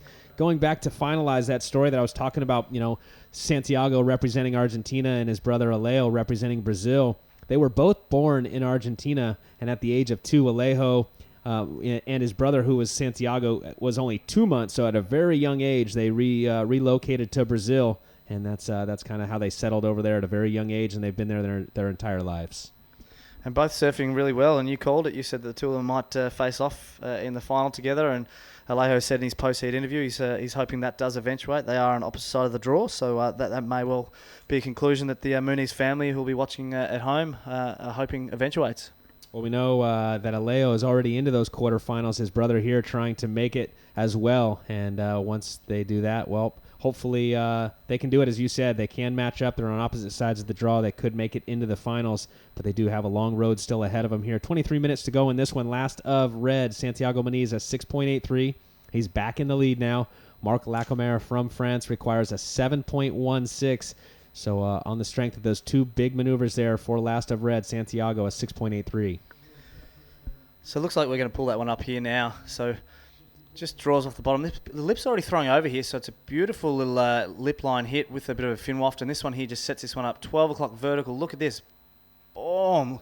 Just throws all his weight up onto that sort of back foot and just rotates those upper shoulders. Those hips follow around underneath. Sits down on his board just to make sure he doesn't get blown off and really shows the judges he can ride out. So fast, lightning, critical surfing there by Santiago, and the judges rewarding it with a 6.83. Sometimes on those final maneuvers there, Scott, that we just saw there in that replay of Santiago Muniz, it's the lip's already coming over, and you go up into it with so much momentum and so much power and force that you can literally crease your board or even break it sometimes, and it tends to happen right in front of your two fins. It's a thruster, obviously, so the 2 fins there. Right above that fin line, it'll sometimes crease, but obviously no problem there for last of Santiago Muniz. Yeah, and it's amazing when you're out here free surfing with these guys, the sound that makes when they just go bang and just hit that section is, really inspires you if you're paddling back out near them.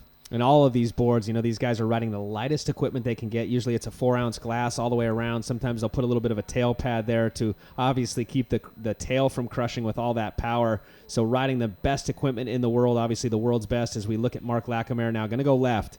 Nice opening turn. He's going to have to get right back into it, and he does. So 2 quick maneuvers in a very small space there for Mark Lacomera. Currently in second place, looking for a 7.16 as we look out the back. A bit of a bigger wave, but it closes out across there. And that tide pulling in, starting to bring that swell with it. As forecasted, it does look like there might be one more wave in this set.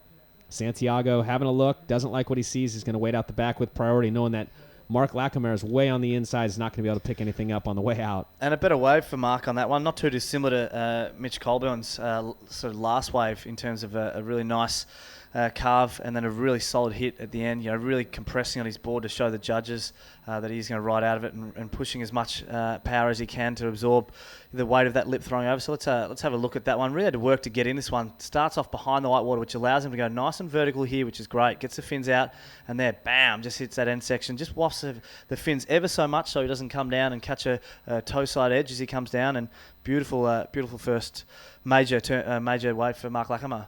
Good transition in between those maneuvers. A lot of power, especially in that final one with that oncoming section. I enjoyed watching that last wave there of Mark Lackamer. Even though it was only 2 maneuvers in a very short space, I look for the scores to come through pretty solid for last of white. Now we check in with Santiago Muniz up and riding on this one. Big section in front of him. What's he going to do? Floats over it. The crowd likes that floater, and he jams it up through the lip one more time, leans back on the tail, and he's going to ride out of it. Crowd really liking that wave a lot. Not just the crowd, me. Oh, my God. That guy covered maybe 50 yards on that sort of floater. It was amazing. So, and just that end section, I swear he was going on that. So whatever he's doing on his board is absolutely working. I don't know if it's glue. I'm not sure what's going on. But, many of other surfers, even at the higher level, would have been taken out by that end section. It's really shallow. There's a lot of water coming down, looking really sharp over his board, Santiago. You identified it on the wave prior where he really gets low on those final maneuvers, and with that it gives him a good low center of gravity, harder to fall over, and rides out of it cleanly. Let's look in at the last of red and talk about the ground he covers on this first floater. I like that he didn't do an air, like just a couple of little highline lip pumps there, and boom, that section, and really just steps on it, puts that backhand down just to keep his feet down there. I thought he was going to go for an air on that one. I think it was quite a mature decision to not throw that away and just do that knowing there was another section. So we see out the front Mark paddling. He's going to take off now. Mark Lackamer on his backhand. Jams it up through that first section. Wasn't able to get the vertical face that he wanted. Second turn and goes third there. Climbs up and over the section. Scores, though, for the wave prior for Mark Lackamer on the 2 hits that he got on that left, a 6.83. So Mark Lackamer right back in this heat, needing a 4.33, but that was prior to the wave that Santiago Muniz got. So waiting for a wave there for each surfer to come through with 18 and a half minutes to go. We got a great heat underway. And you said, you called it, you said you liked that heat, so that wave by Mark Lackamer, the one prior to that one. So did the judges, 6.83. So really good surfing by him. We're just waiting to see those last 2 scores dropping in. So it looks like we'll pull that one up for white now. He's got a really smooth style, Mark. Sort of hits that section and rides straight out of it into this next one. Nice and low compression, Whilst that last sort of foam climb floater isn't seen as a really critical one, I really like it. It's quite functional and looks like a really smooth maneuver. Well, looks like red out the back does have priority now. Santiago Muniz's scores start to drop for that last wave he got, where, as you pointed out, covered a lot of ground. Crowd really liked it. It's going to come through looking like it's going to be his best wave so far in this heat. He's already in the lead. He's looking to better his low score of a 4.33. His highest single wave score prior to that was a 6.83. There it is, a 7.17 for last of red. Santiago Muniz increases his lead. Now Mark Lackamer in the white requires a 7.18. So each surfer with 3 waves to for each of them.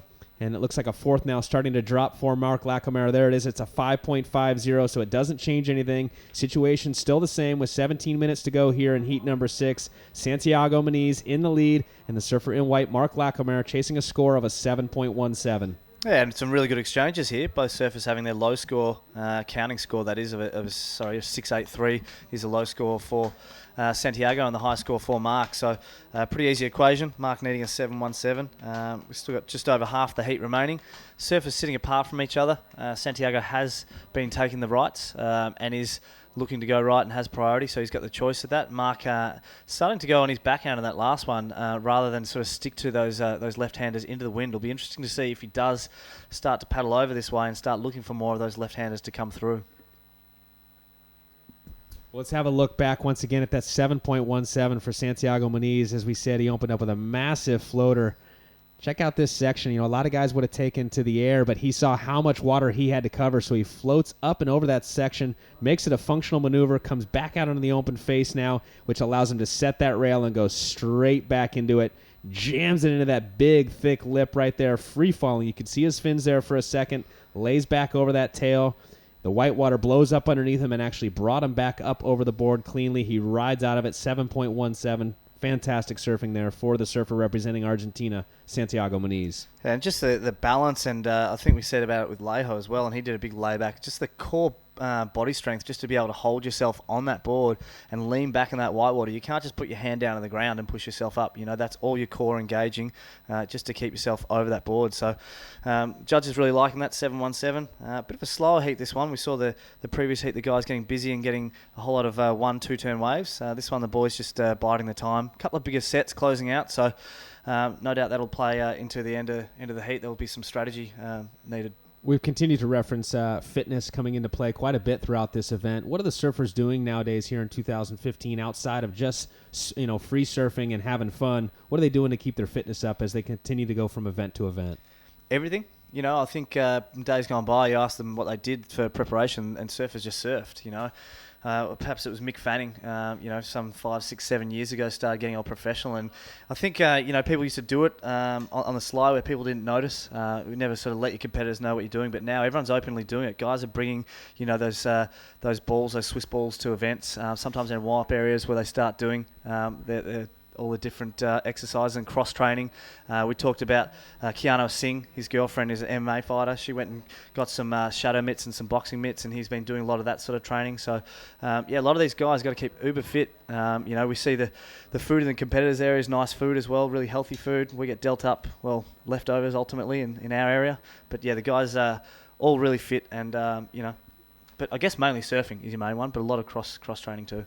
Yeah, you'll see a lot of the surfers prior to their heats nowadays. A lot of times back in the day, they just walk up, grab their jersey, and paddle out. Well, you'll see them now with workout regimes and getting loose before their heats. As we'll check in here live with our surfer representing France. Just a quick up and down there for Mark Lacomere, and talk about a little bit about his fitness. He travels with the crew we call the Euroforce. You got the Brazilian Storm. Well, the Europeans, we reference them as the Euroforce. They do a lot of jiu-jitsu. Patrick and Yannick Bevan, they have a dojo, I believe, in France, and they do a lot of training there. And it's it's really translated to keep these guys fit as well as give them that real strong core strength that we continue to reference. That that's the nucleus of your entire body, and it gives you the ability to pull yourself out of those critical sections when you're laid back. You can lift yourself right up, and so there's so many different ways to train. But for the Europeans, and in this particular instance, Mark Lacomere, he trains jiu-jitsu. And it also goes some way towards, injury prevention as well. Having that strong core and strong muscles. These guys are going crazy with regards to the airs and the maneuvers they're doing. So, really important part of surfing. We've got 13 minutes remaining here in heat number 6, round 4. The winner of this will go directly into the quarterfinals. Mark Lacomere requiring a 7.17. Looks like he's going to have a look here at this wave. He is going to go right or left. No, he's going to go left. Going to have to go big. He's got a closeout section. We'll look for a massive air. Throws it, grabs the rail, lands in the flats, can't spin it around, gets blown apart there as he lands out into the flats there, Mark Lacomere. Massive maneuver. You can see the people on the beach not that far from him, just really impressed with the ability to get up there, project, do that rotation, really critical. He's coming down almost jumping from the roof of a house and landing and not breaking ankles. So, really critical stuff. Unfortunately, not able to ride out of that one, but still got some time remaining. I imagine he'll probably try that again. 12 minutes, 20 seconds to go. Mark Lacomere chasing a 7.17 to get into those quarterfinals and make it out of this heat. Stay with us. More live action here from Ballito Pro, presented by Billabong.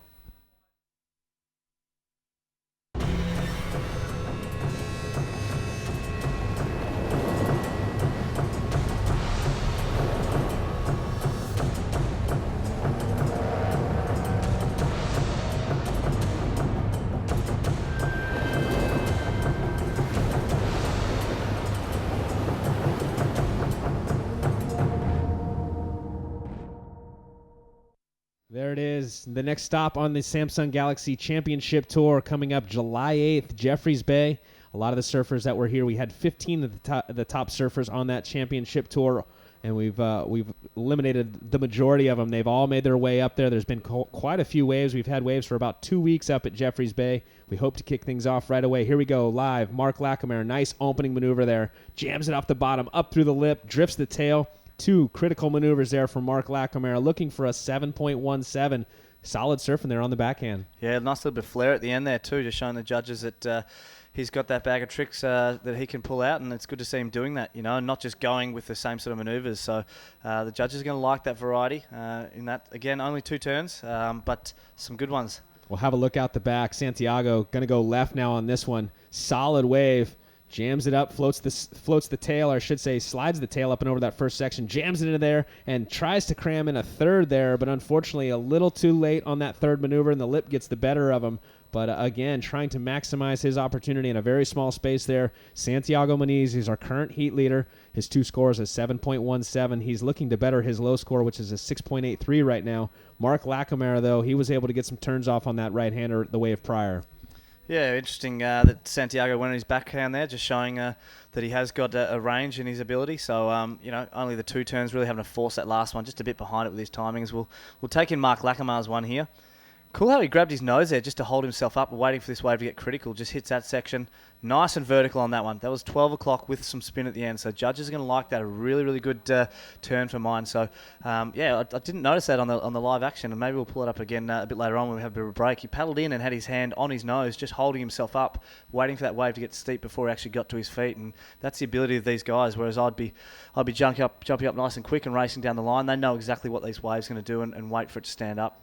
Yeah, fantastic surfing there. I really like that opening maneuver. It was he jammed it up through the lip, but he really came out of it with a lot of speed momentum that set him up to get the rail set and bottom turn and get into that lip one more time. Actually pushed the tail up and over on that final maneuver there for Mark Lacomera. So we'll stand by for scores of that last wave. 9 minutes, 20 seconds to go. There is a 6.00 sitting there, but I think that could be for the wave prior. I'm not sure. Do you know, Scott? Yeah, again, a flurry of waves. I'm not entirely sure, Todd, so I don't want to tell everyone the wrong thing. But, yeah, I feel like we are still waiting for a last one of Mark to lock in. Well, let's check out the last year, that left where we saw Santiago go. And I actually thought he was going to take flight on that first one, but he throws the tail up and over, slams it there, a bit of a setup turn for that right there. He was hoping to get up into that critical section, but mistimes it. It was very late. He did the best he could because the lip was way over already, and it just got the better of him and beats him down.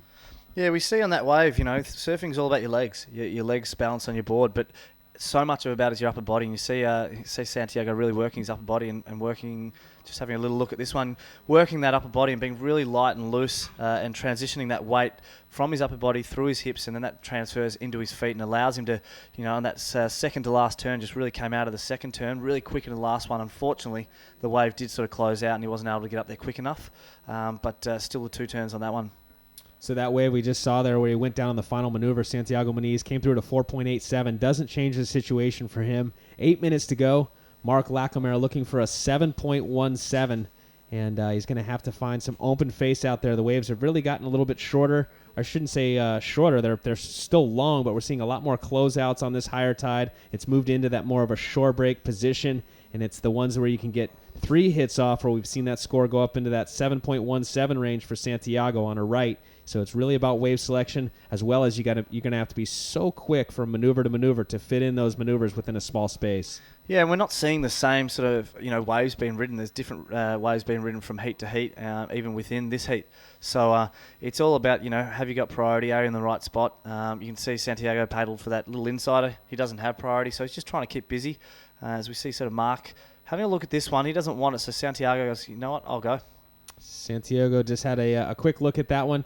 Priority is to the surfer in white, Mark Lacomera, so being very selective, very smart move there not to go on that smaller wave. So that looks like that 6-point ride is for that final wave of Mark Lacomera, so that's the current situation we're seeing right now. Mark looking for a 7.17, 7 minutes to go. He's going to wait out the back patiently. He's happy to go left or right. It's just he needs some open face to get those big scoring potential maneuvers. Yeah, and as we said at the beginning, we've lost his 3 fellow Frenchmen out of the draw, so he's going to hopefully get through. He's going to not want the same fate afforded to him, whereas Santiago is going to be looking to get through along with a lot of the other Portuguese, Brazilian / Argentinian contingent.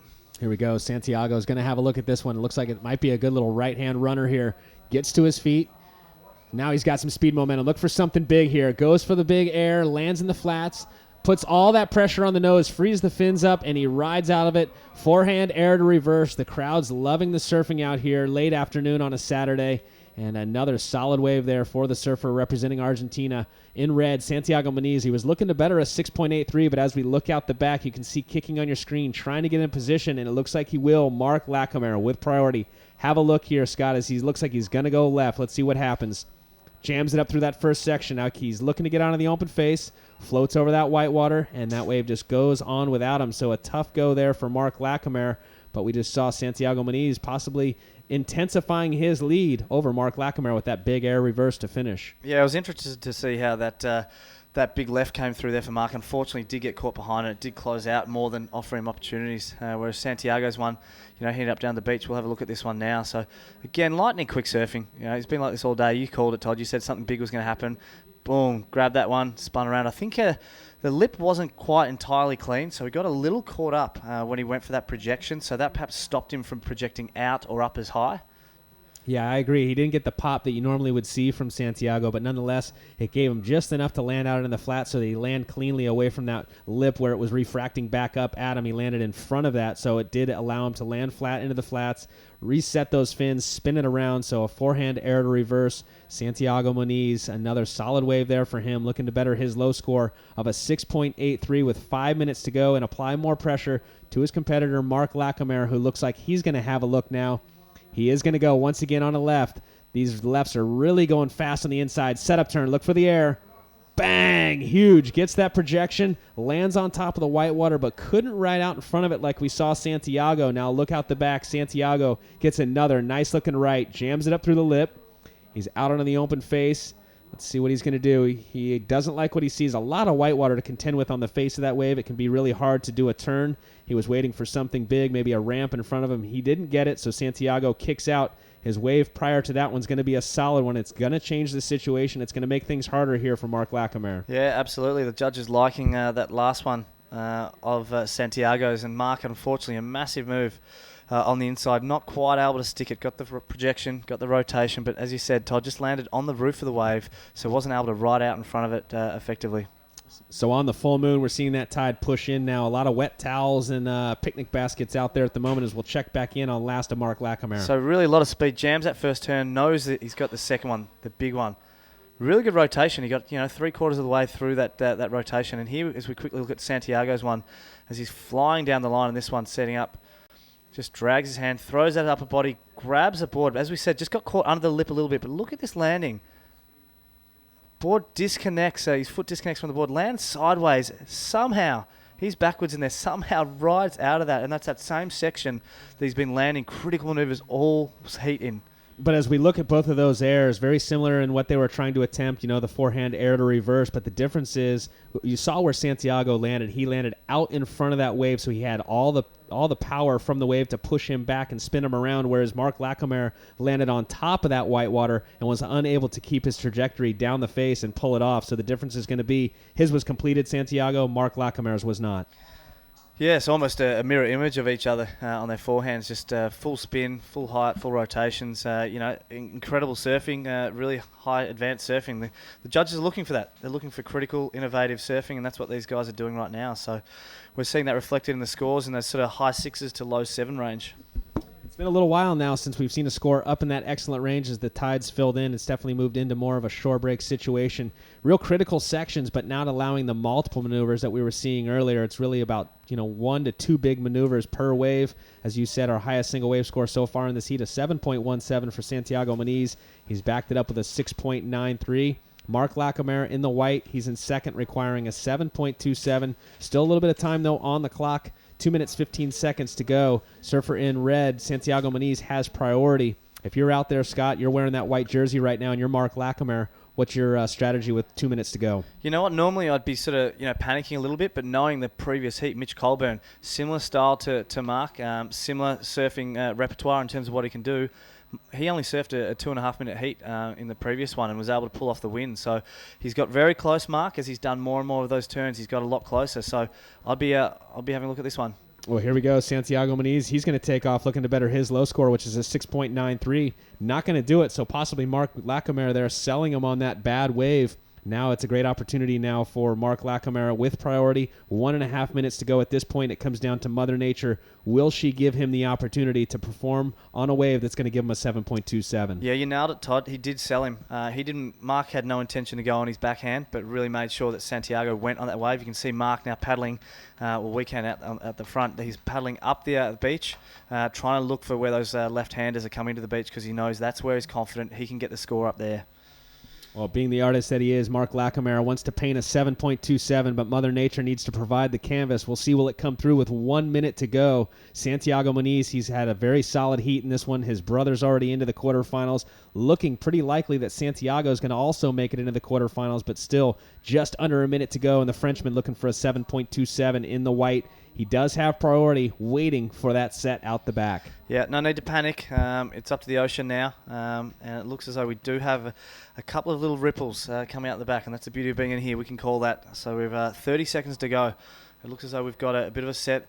Will it run wide off the bank? Will it give him the opportunity? Let's wait and see. Well, he paddled really deep. He paddled more to the right-hand side of your screen, which the surfers have been sitting further down to the left.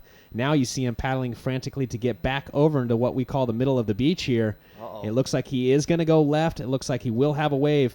10 seconds to go. Let's see. This is it. Clutch. Do or die.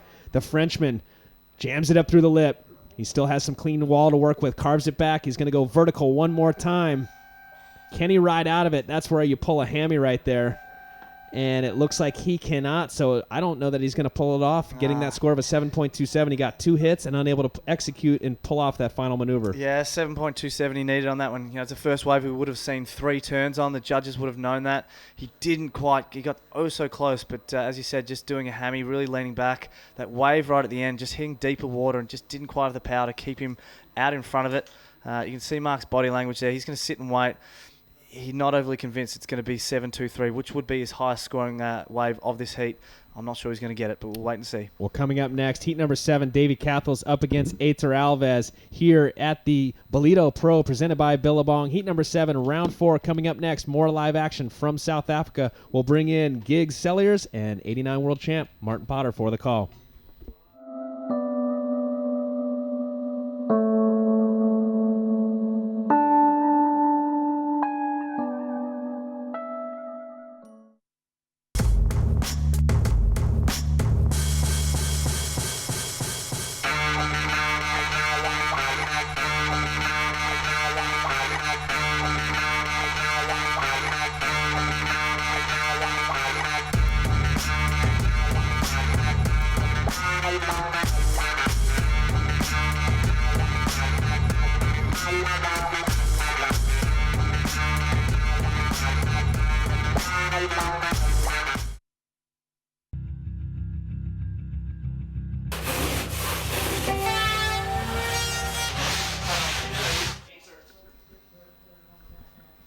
All right, so the action continues here in the Saturday afternoon light. It is Ballito, it's South Africa, and it's Aitor Alves engaging an opening score as we just wrap up that final heat. Results now official. Another Muniz advances here in the round 4 into the quarterfinals. Santiago Muniz gets that victory over Mark Lacamera. Last gasp effort for the Frenchman. It was within his reach at one stage. Was it for Mark Lacamera there with those requirements of a 7.2?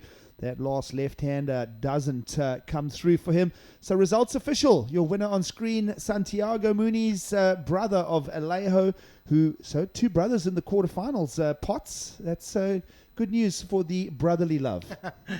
Yes, and that all-important matchup is getting more and more likely as these 2 guys move through the rounds. But, yeah, some great surfing so far today. We've seen some close heats. Yes, and we'll continue with another action-packed delivery here. 30-minute heats on offer. This one, Davey Cathell's from Australia takes on Aitor Alves. So these 2 surfers with a lot of previous experience for both of them, reloading themselves here in 2015 for a run at the big numbers in pro surfing. And, well, early days in this heat with Alves, just a single ride, no judges throwing scores just yet for the Brazilian. And while we are waiting for some action to unfold in the lineup, we will go down to Jared with Santiago Muniz from that last heat. All right, so we're down here on the beach live with a winner from that last heat, Santiago Muniz, younger brother of Alejo, keeping that dream alive about hopefully coming up against your brother. Yes, for sure. I'm so happy. I made it one more heat, me with my brother. So I put my energy for tomorrow. Santiago, you look like you had the world of fun out there. I know you were going for some big maneuvers as well. Didn't quite work out in some of them, but you managed to hold off Mark Lackamer. Yeah, for sure. Mark is a really good surfer. He's my friend. So I just try to do my maneuvers and put my energy myself. So I'm feel great. We saw your brother down on the beach coaching you and shouting which waves to go for and paddling out there. Does it help you out there? Yeah, for sure. My brother helped me every day. So when he stay with me, I feel more relaxed. And he's told me when the sets come. So yes, I think it's really good job. All right, lastly, just a couple of words to the fans online watching from Brazil. Queria agradecer a toda a galera do Brasil. Queria decirle muchas gracias a todos mis amigos de Argentina, a todo el país que está mirándome. La verdad que estoy muy contento y nada, con fuerza para la próxima ronda. There you have it, Santiago Muniz, winner of that last heat, through to the quarterfinals. We look forward to watching you tomorrow. Thank you. All right, so momentum there for the Muniz brothers as they will both appear in the quarterfinals tomorrow here at the Ballito Pro in South Africa. If you're just joining us from the east coast of the United States, it's around just before 9 a.m. in New York this morning. So for that viewership, we welcome you now to the afternoon action here in South Africa. Haito Alves on screen will attack on his backhand with a very big hit there, and there are options for the second one, and wow, he'll stitch that together. He's happy with it. You see the elation as in a short, compact amount of time, he is locked in a second score. So that wave we just picked up on post-interview, wave number 2, Haito Alves opened with a 5.5. And, we have one of the sport's best analysts in Potts next to me, and we're going to have a little look at that because that was a great series of cracks from the Brazilian. Yeah, it was. I mean, it's starting to get a lot trickier right now. That tide is coming in pretty quick. So the waves are shortening up. They're becoming a lot more intense. Haito Alves managing a couple of beautiful turns there. So using his experience to his advantage. And of course, while that interview was on there, Potts, we did also get the opener for Davy Cathels. We did see it in the Dropbox image there. So let's have a look at Cathels first. Yeah, nice little wave here, nice clean. He's going to use those right-handers to his advantage. And right there, finishes off beautifully. Great timing for those two turns right there.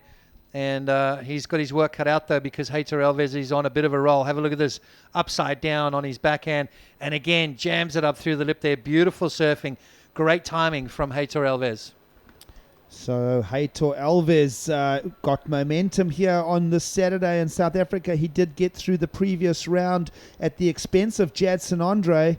Getting a runner-up to Solly Bailey. So Solly Bailey up next in the final encounter of this round. Good surfing on offer here on this penultimate day of competition. A great effort from the World Surf League in partnership with the Quadacusa municipality to continue the 47-year legacy of professional surfing here on the east coast of South Africa.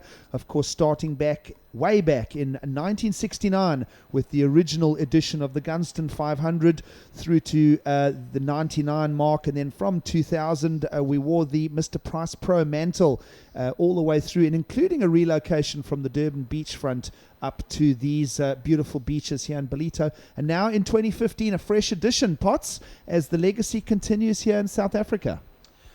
I'll tell you what, there was a couple of years there from 1973 all the way down to 1978 where Sean Thompson dominated this event 6 years in a row, and I don't think that's ever going to be repeated. No, well, we can discuss stuff like that, but Kelly Slater didn't do a lot of trips to the Gunston, did he? No, he didn't, did he? Yeah. Well, we're talking affectionately about past winners, and there'll be lots to talk about tomorrow when we move towards the finals of the Ballito Pro right here in South Africa. Your two surfers on screen in position and looking for more opportunities, with numbers now dropping for the opening exchange, plus an additional backup ride for Haito Alves. He is the heat leader. Good scores there, Potts, an 8.57 for those two big backhand cracks. We'll maybe pull up another view of that, because a slow-mo of those two big hits is going to make for great viewing, and a 5.5. So right now, Haito Alves with two rides in the lead. Yeah, 8.57, that's a huge score. Judges liked it. One judge even went up into the 9-point range. Here he goes again. Well, Alves will waste no time, just lip lines along the left-hander, looking for that opportunity to punt to the air. We saw earlier in the day with the southerly wind right to left on screen, Italo Ferreira going into the air. It was a great exchange of an aerial attack on the lefts up against Maxine Husquenot. And now, here we go, into the wind goes a little inspection for Cathels. Wave 2 will become a throwaway for the young Australian in the red. And let's have a look at that replay of it'll be Haito Alves on the left-hander when we pick up, and also love to see his backhand cracks again. Yeah, well, this is that backhand one we're talking about. See how he takes his time off the bottom, just pumps it, positions it perfectly there, upside down, critical stuff there on his tiptoes coming down, and then back off the bottom again, nice and vertical, up and over the top of that one. So beautiful timing there, seamless surfing from a very experienced Haito Alves. Well, 33 years young is the Brazilian goofy footer, and he is looking to build some momentum here in 2015. Not a great number on his rankings as he came to Ballito here, but he certainly will jump, arriving in South Africa ranked 107th on the qualifying series. And now the very worst that he can do if he was to stumble in this heat is up to 43. And then, of course, if he does progress to the quarters tomorrow, even more points on offer in this QS 10,000 series event. So lots of useful stuff for Haito Alves. And I can tell you that 8.57, as we spoke about, a great number to go to task with in the back part of this heat, Potts. Yeah, just now looking to replace that 5.50. Plenty of time remaining. Davy Cathels, a 6.17. It's not a bad backup, but he needs something up into that 8 to 9 point range just to try and nullify that 8.57 from Haito Alves. Absolutely. So a lot of strategic thinking for our athletes here in the competitive jerseys on the qualifying series, and a consistent pulse of swell as we have a little overview out the window. We'll see some sets arriving shortly for our man in white and red. We are looking at Cathels possibly picking up on a right-hander here. We will see him just show some interest. Now up and riding. Some of the rights are opening up. This one's got a clean face for the carve from Cathels. Oh, little stumble mid-face. They're just not able to link the opportunity for the second one. And, well, it's in the context, Potts, a throwaway score. Nonetheless, Cathels will want to get moving now with 19.5 now on the clock. Yeah, I think, sometimes, especially that wave there, I don't think it was going to allow him two moves. I think he tried to force that issue. So in those kind of situations, you're better off just focusing on that one big, massive turn, commit to that one single maneuver. And I think the judges will like it a lot more.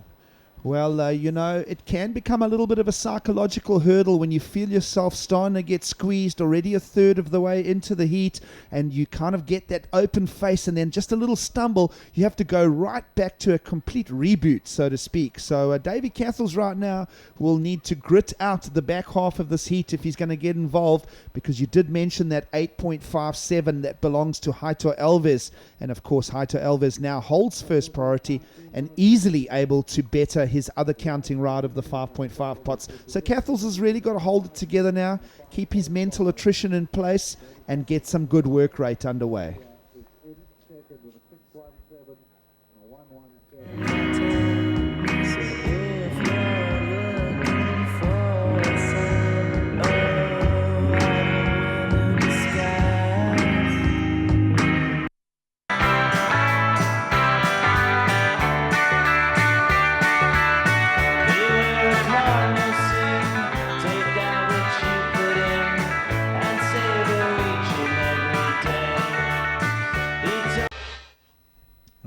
You are joining us with now an 18-minute remaining heat for Haito Alves and Davy Cathels. We are in the round before the quarterfinals. So round of 16 surfers remaining. It's round 4 of competition. We are on the second to last day here. A big weekend of professional surfing for the fans, not only around the world, but particularly here in South Africa. Everyone is now part of the beach scene here this afternoon. The elder statesmen of the sport, the officials, of course the mayor, and all the councillors as well down here, rubbing shoulders with the best surfers in the world. And we are picking up on, this is your man on screen, your heat leader. This is Haito Alves, as he'll go to work to try and link the two turns. So both surfers on their last rolls of the dice on the right hand is coming unstuck on that second turn, Potts. Yep. We talk about the tide filling in here. Yep. Well, you see there, that's kind of the same thing what Davy Cathles did right there. Hato trying to just bite off a little bit more than he could chew. You know, you're better off focusing on those big single turns there. Just get that one clean bottom turn and just unload a huge snap off the top. Hato tried to fit 2 maneuvers in there and just kind of got caught in between. So in a testimony to smart management of the surfing conditions here, Commissioner Travis Logie moving the event from the Bathers Beach, where we ran, I'd say, well, a huge slice of the day of the contest thus far, back to the original site of the previous qualifying series events here at Ballito. And it's proving to be useful, because here we go with Cathles on the backhand. He'll want to just engage the aerial, and well, I tell you what, he did the best part of it, just the landing on the ground floor, so to speak. Didn't step out of the elevator, and well, it will become a throwaway score again. So a little bit of frustration now for Cathles, 16 minutes to go. That was a great opportunity to unlock there that goes adrift, Potts. But I like the go for it attitude. I think you got to have that. You know, he's looking for big scores, so safety surfing's not going to get that. He's going for it. And he's got to. I mean, he's looking for a huge score. He only needs a 7.91 though in saying that. So that's close up into that excellent range. 15 minutes and 40 to go. Let's have a look at this turn right here as he draws that mid-face bottom turn and then bangs it off the white water. Does he get the rotation that he needs there? Nice inverted. I love the fact that that board was beautifully inverted. Just didn't quite get that board around enough to come out of it. So Davy Cathle's very, very close there to dropping a big score. Well, great elevation through the apex of that turn there, Potts. Just that back foot came adrift. So it's a throwaway score. That's the hard reality of it. 15 minutes remaining now. We are at the halfway mark here. Both our surfers rubbing shoulders as far as position in the lineup goes. Cathles with a 6.17, looking to back himself up for more. His requirements, a 7.91. Because Haito Alves has that excellent range score of an 8.57.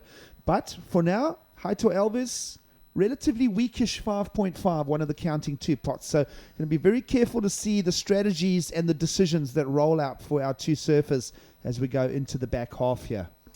Well, you know, Haito's kind of feeling that little sense of urgency as well, you know, realizing Davy Cathles only needs a 7.91 and knows that this kid's got the ability to do that. So he's going to have that sense of urgency to replace that 5.50. He's got plenty of time to go. He's got priority, so this next roll of the dice should be very important. All right. Well, that first priority does belong with Haito Alves. And as we did mention, Haito Alves basically came here to South Africa, ranked 107th on the rankings. So this will be a useful visit for him, as we said. Now, having a look at Davy Cathles' current ranking, 39th on the qualifying series. And the worst that Davy Cathles can do is climb nicely into the 23rd position if he is to exit here the round before the quarterfinals. And with a little lull, we're going to go to an ad break, and we'll be back for more action in the back part of this heat from the Ballito Pro, presented by Billabong.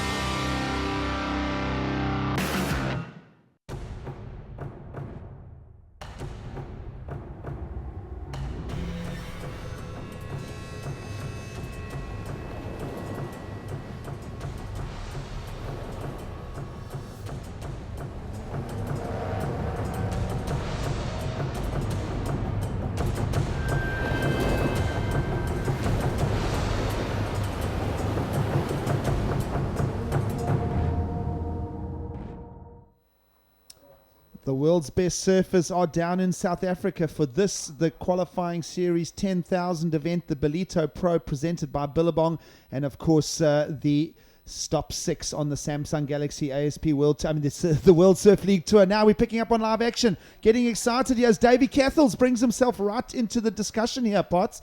Excellent surfing from Cathels there. Big forehand attack. And, we'll wait and see as the judges will start working on numbers there. A little bit of a lull in the action now comes alive with Cathels. Was that a mistake on Heitor Alves's part? He had priority. You kind of got to stick next to your opponent. You know, when you're in a situation like that, Davy Cathels searching for a score. Heitor Alves could have put himself right next to Cathels and just completely eliminated that. Let's have a look at the replay. Bang, through the lip, draws off the bottom. Committed surfing right there from Davy Cathels. A 7.91, just inside the 12-minute mark. The judges have their work cut out for them right now. Is that going to be enough to swing this heat? Well, great power surfing from Cathels. Love to get a slowdown review of that because he got some great angles on that one there, Potts. Yeah, the judges have asked for it. So let's have a look at the commitment here on this first turn. Straight up through the lip there. And again, the seamless surfing. Nice clean bottom turns, top turn combos. Speed, power and flow. There wasn't a long wave, but a lot was done in that short space.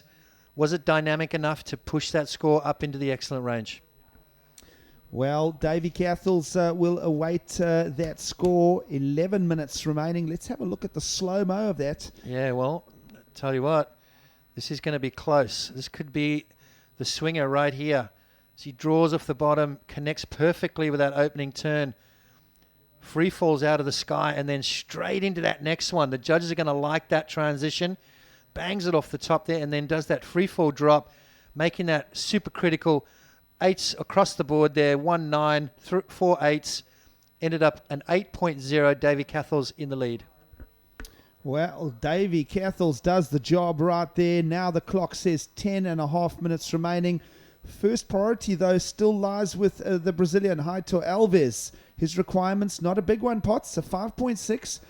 The reason is Heitor Alves has that trump card, that 8.57 in his scoreline, and now Davy Cathels posts the 8. So an 8.57 for the best of Heitor Alves, an 8 for the best of Davy Cathels. It's now going to become that second counting wave playoff. And right now, Cathels' one is valued at a 6.17.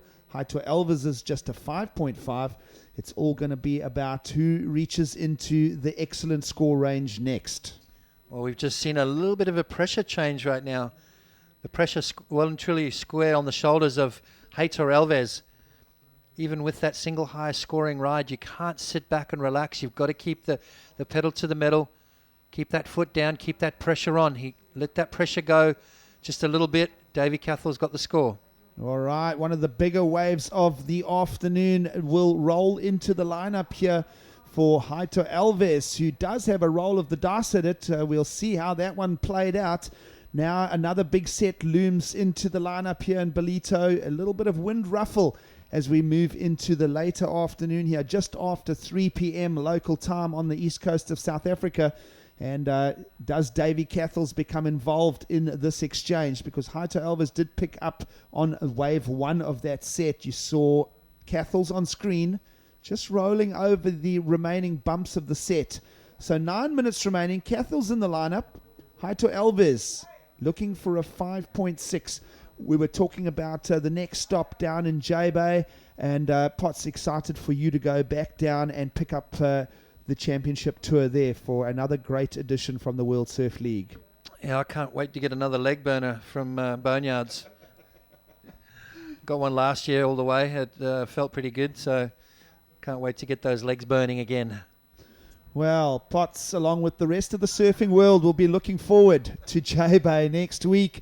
Of course, you'll be there in the flesh.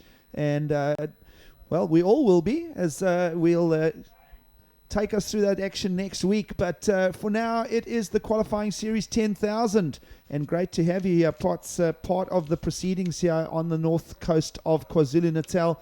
Scores checking in, not a big number for Heitor Alves on that last rider, 2.93. So now 8 minutes remaining. Cathels in the lead, and Heitor Alves trying to find a 5.6. And of course, Potts, both surfers will look to replace scores here in the back part of this heat.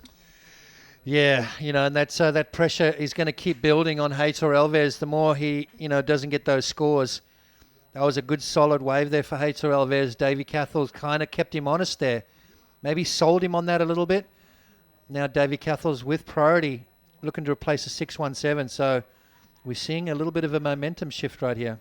Absolutely. So both surfers will hold their nerves and their mindset as we move into around the 7-minute remaining mark.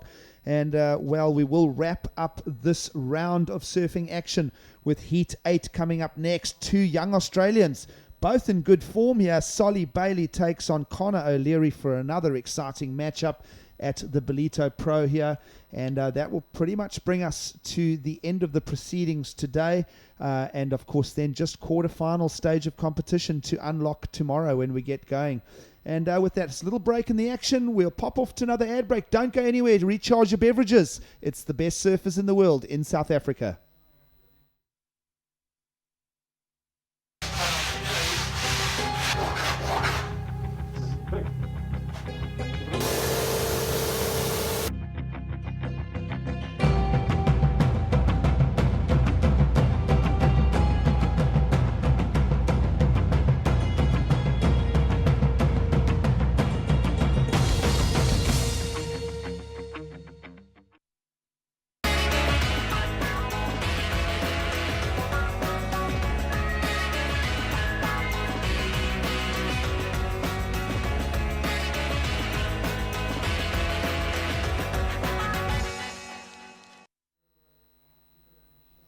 All right, so both surfers in pole position and looking to navigate their way onto a few more wave faces for us as we are soaking up the action here in Ballito, just north of Durban on the east coast of South Africa. The 24-year-old Davy Cathels out of Sydney, Australia, is in the lead in this heat, which is the round before the quarterfinals. So can Cathels go all the way here and get a full 10,000 points if he takes out the event tomorrow?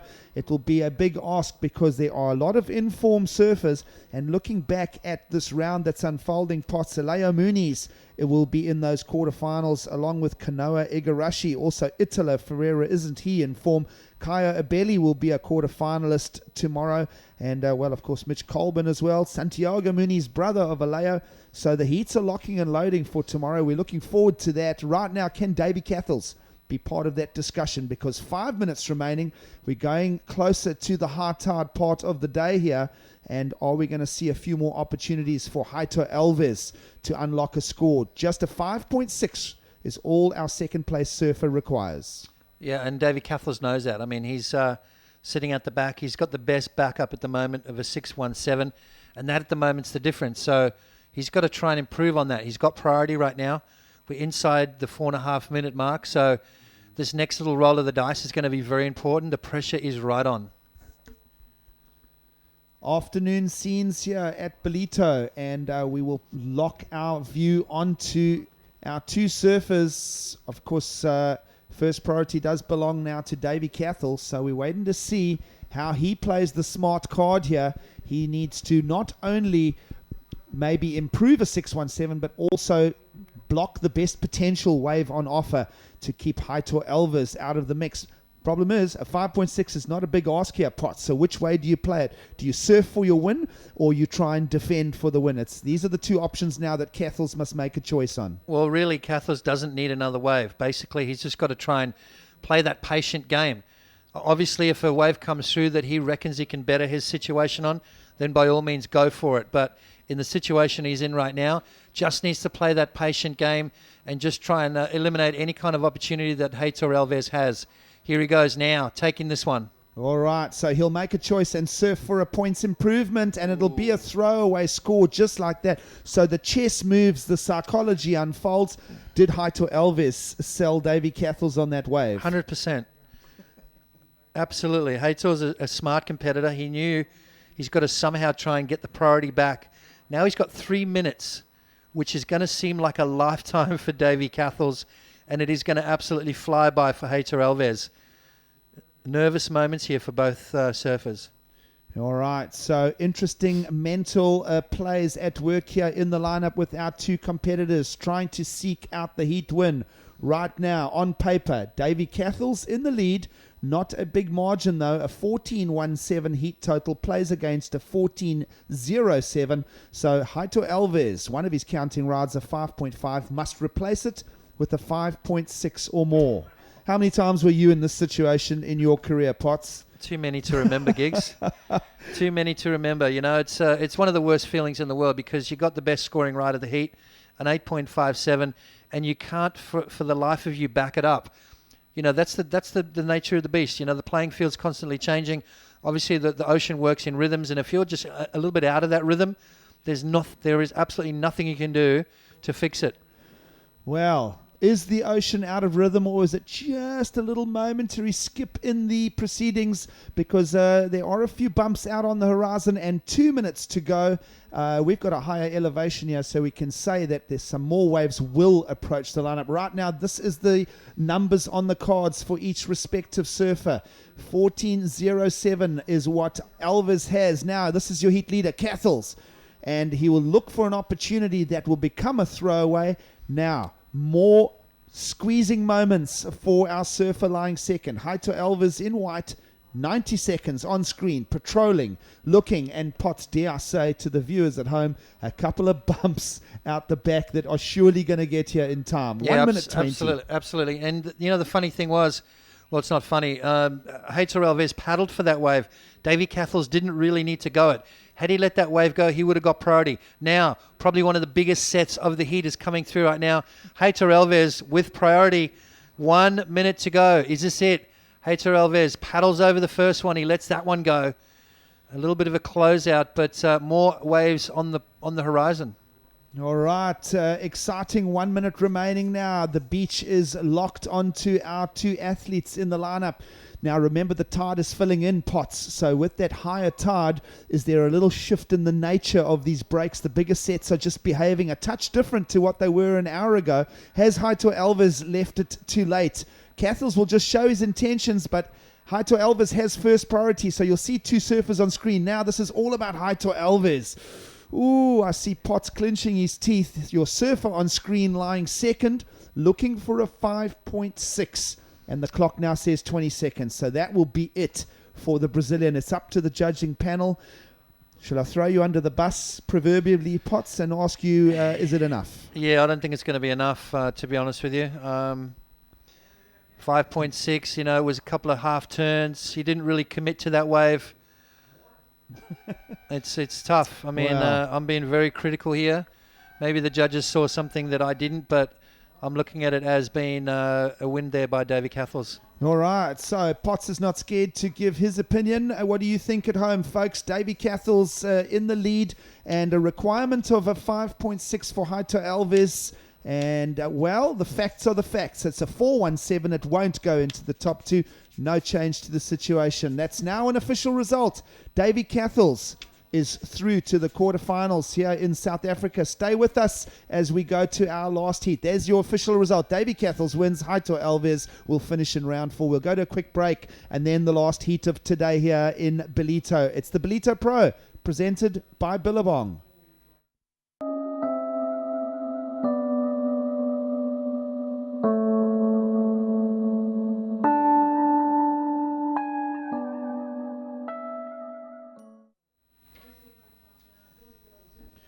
All right, on screen and wasting no time, this is young Solly Bailey getting involved in his encounter up against fellow countryman Connor O'Leary. So two Australians for some late night entertainment back in Australia. For you folks watching from there, it's late afternoon here, and our two Australians, there you go, on screen. Solly Bailey takes on Connor O'Leary. Another great matchup. These two surfers have really been working their way through the lineup here, Potts. And dare I say, one of them would love a little runaway result here for their visit. Oh, absolutely right. You know, it's Connor O'Leary's been impressing me. I mean, he's got a great little backhand, tight surfing. This is a different kind of lineup, though, at the moment. It's proven to be pretty tricky.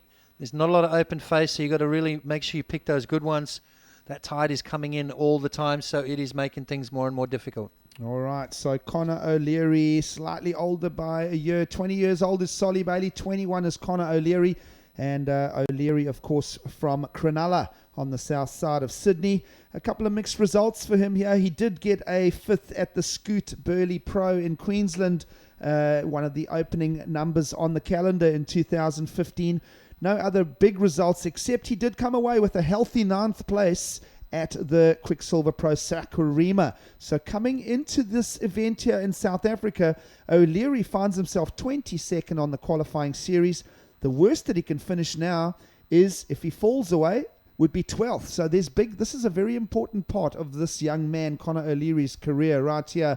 No scores for him just yet, and a little opener of a 183 for Solly Bailey. Of course, young Solly Bailey looking for some numbers of his own here on his visit to South Africa. And if we look at his stats sheet, we will see that our surfer in the red is out of Byron Bay, and best results for him is a Sunset Beach Pro Junior runner up there. So having a look at your two surfers on screen there, just getting them into focus for you. Just that little small 183. And well, while we're waiting for some action in the lineup, let's go down and get some thoughts from our last heat's winner.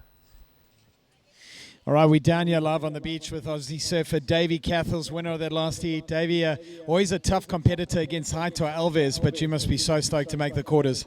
Yeah, I'm pumped. That was epic. Yeah, Haito's such a good competitor. He's been on tour before, and yeah, I've competed against him a few times, and I think he's always got the better of me, so that was good to get him on that one.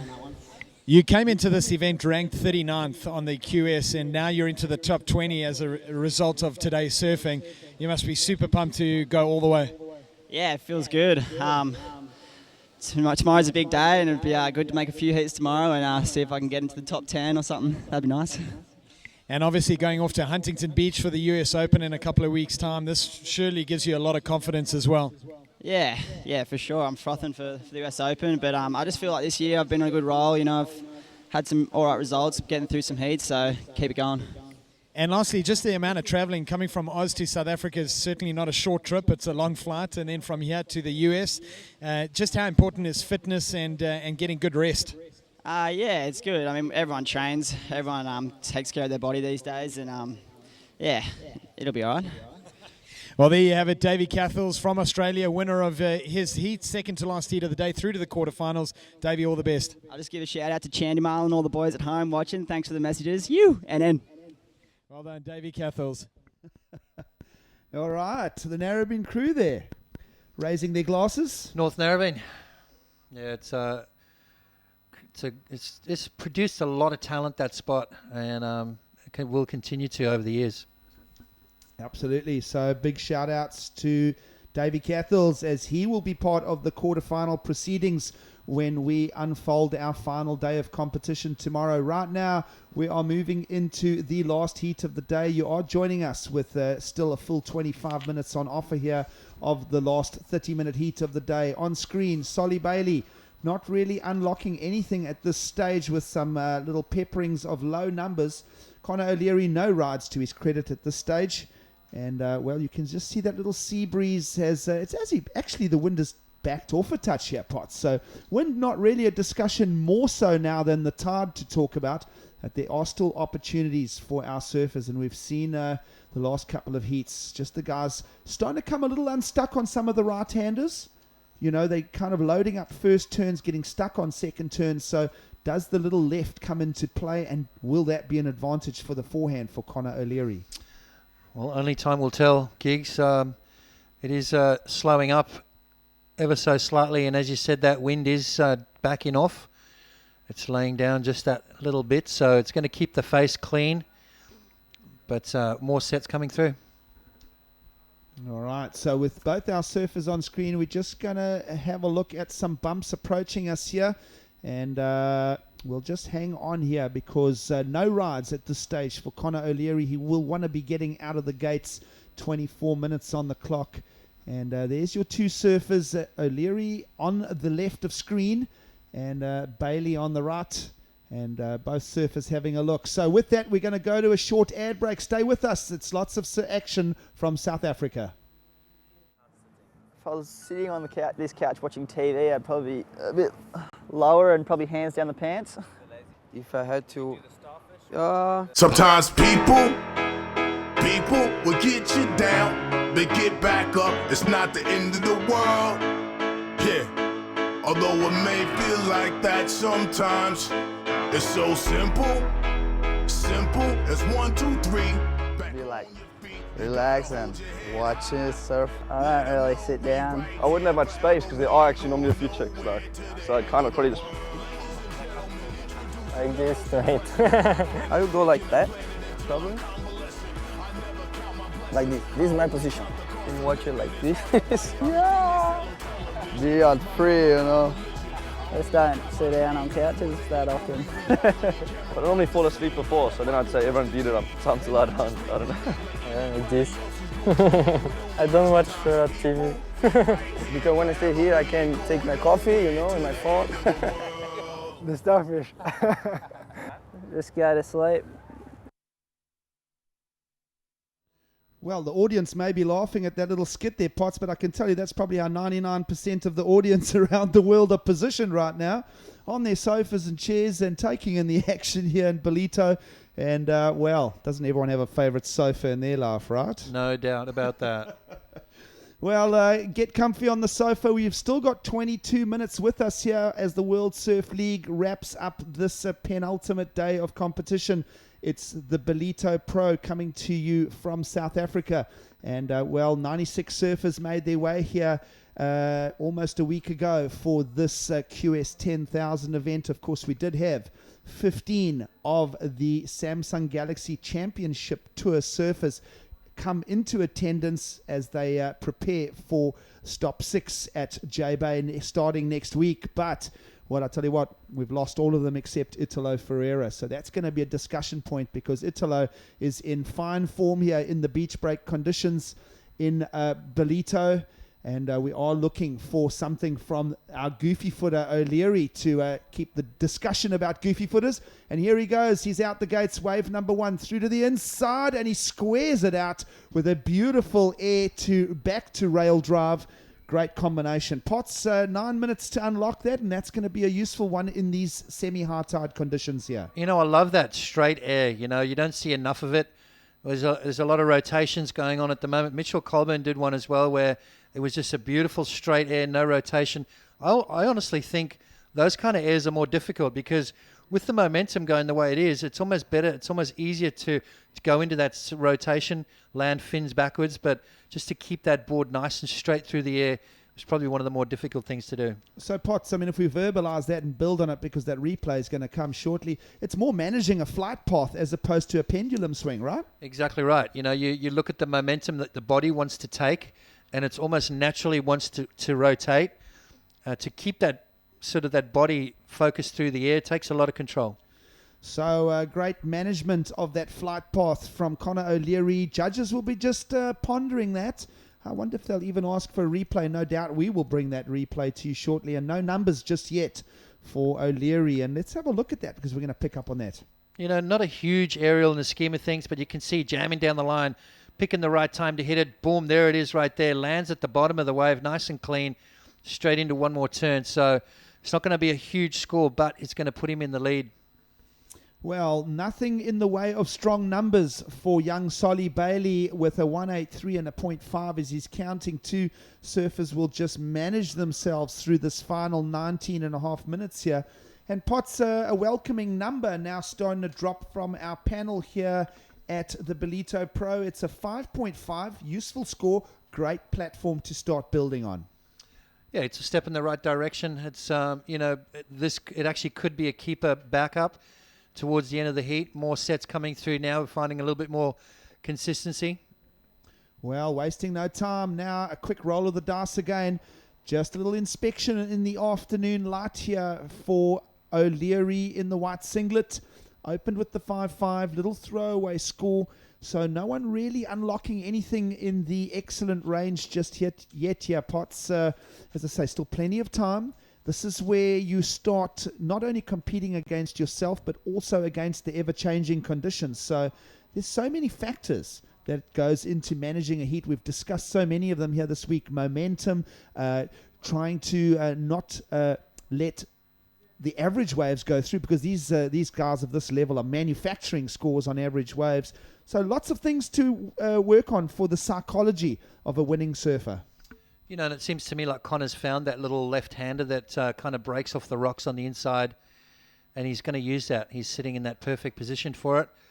Solly Bailey's got to try and work out where I think he's still a bit undecided right now. 2 scores under 2 points, so he needs something of substance.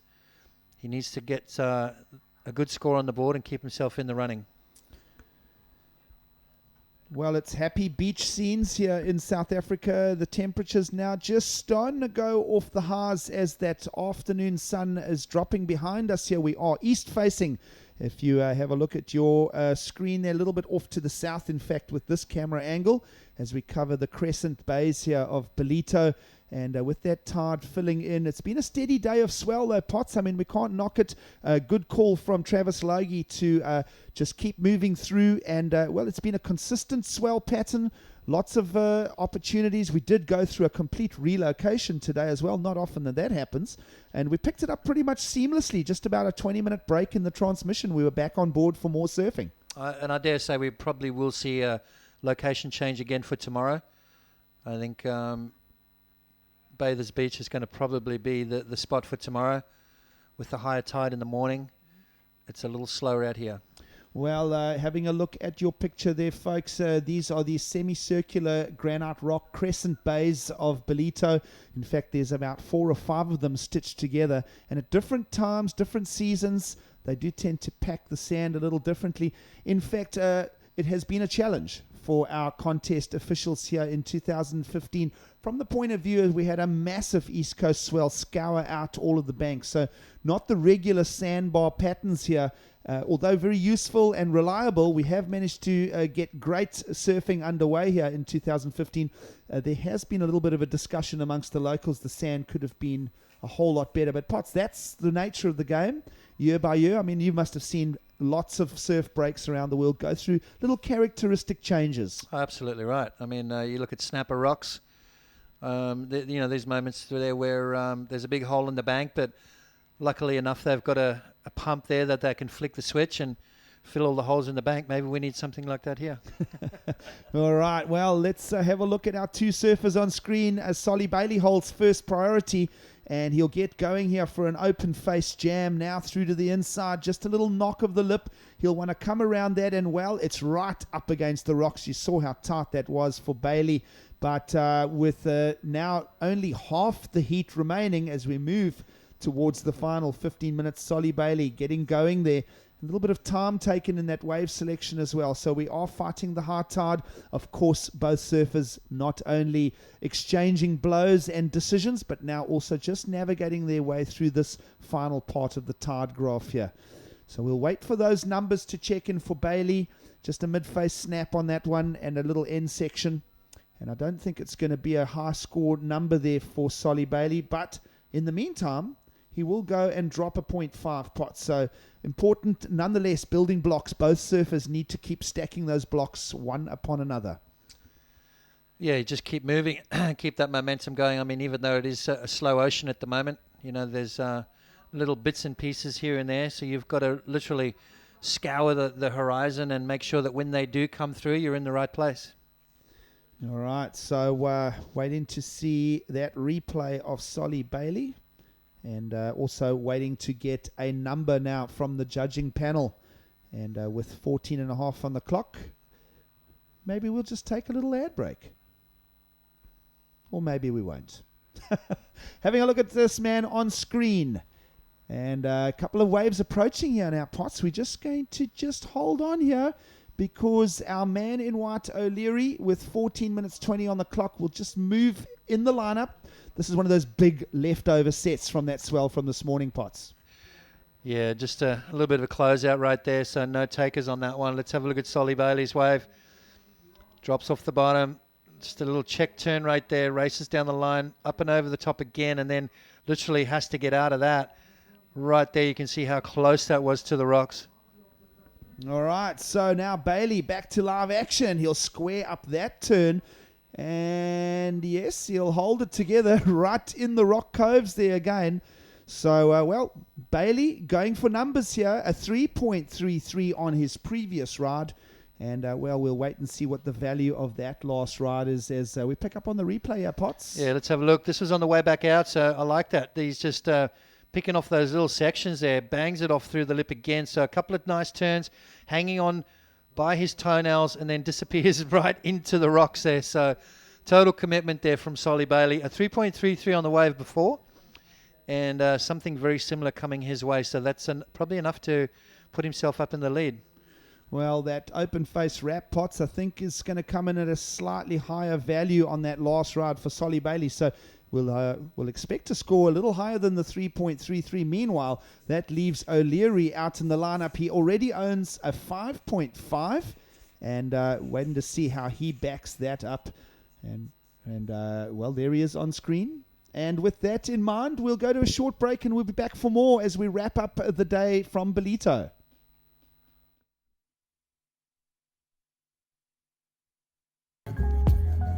Hobbies?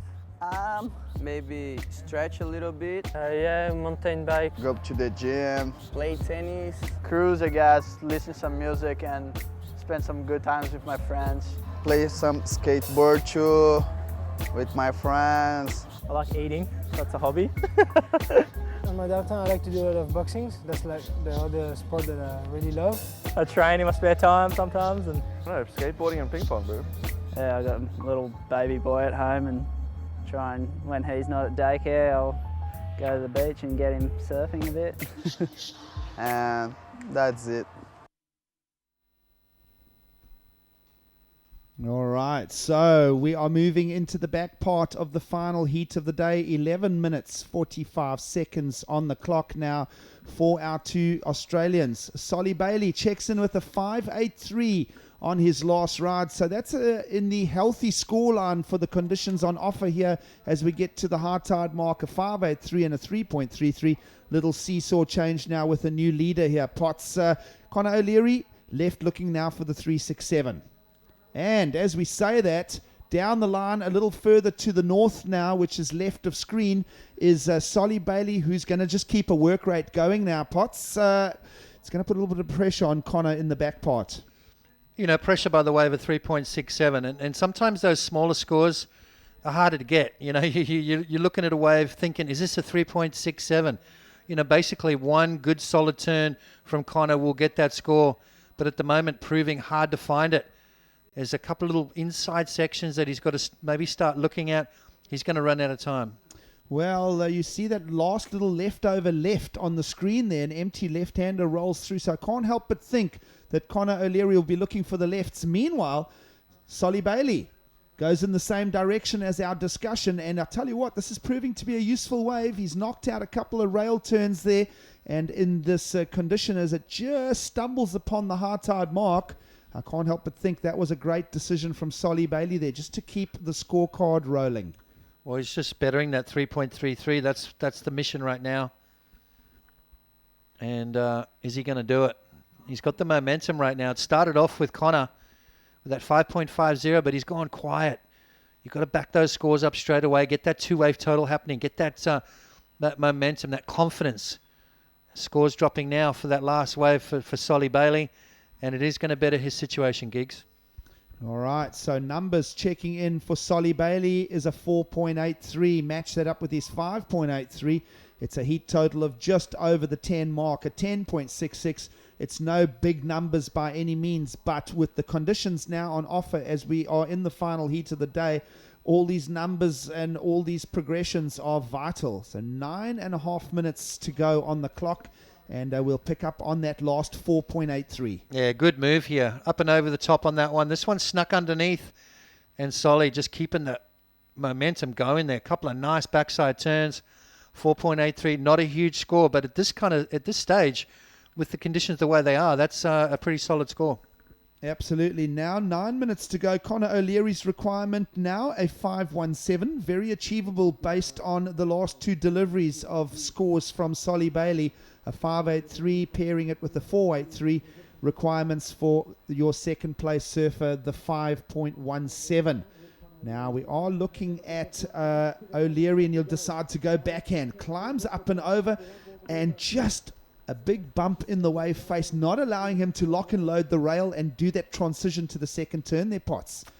Yeah, you know what? He's changed his game plan. He's moved further down the beach where Solly's been getting his waves, but I think he's got to come back to his little left-hander. I think he's got to come and sit just down where he was, where he got that first wave, that 5.50.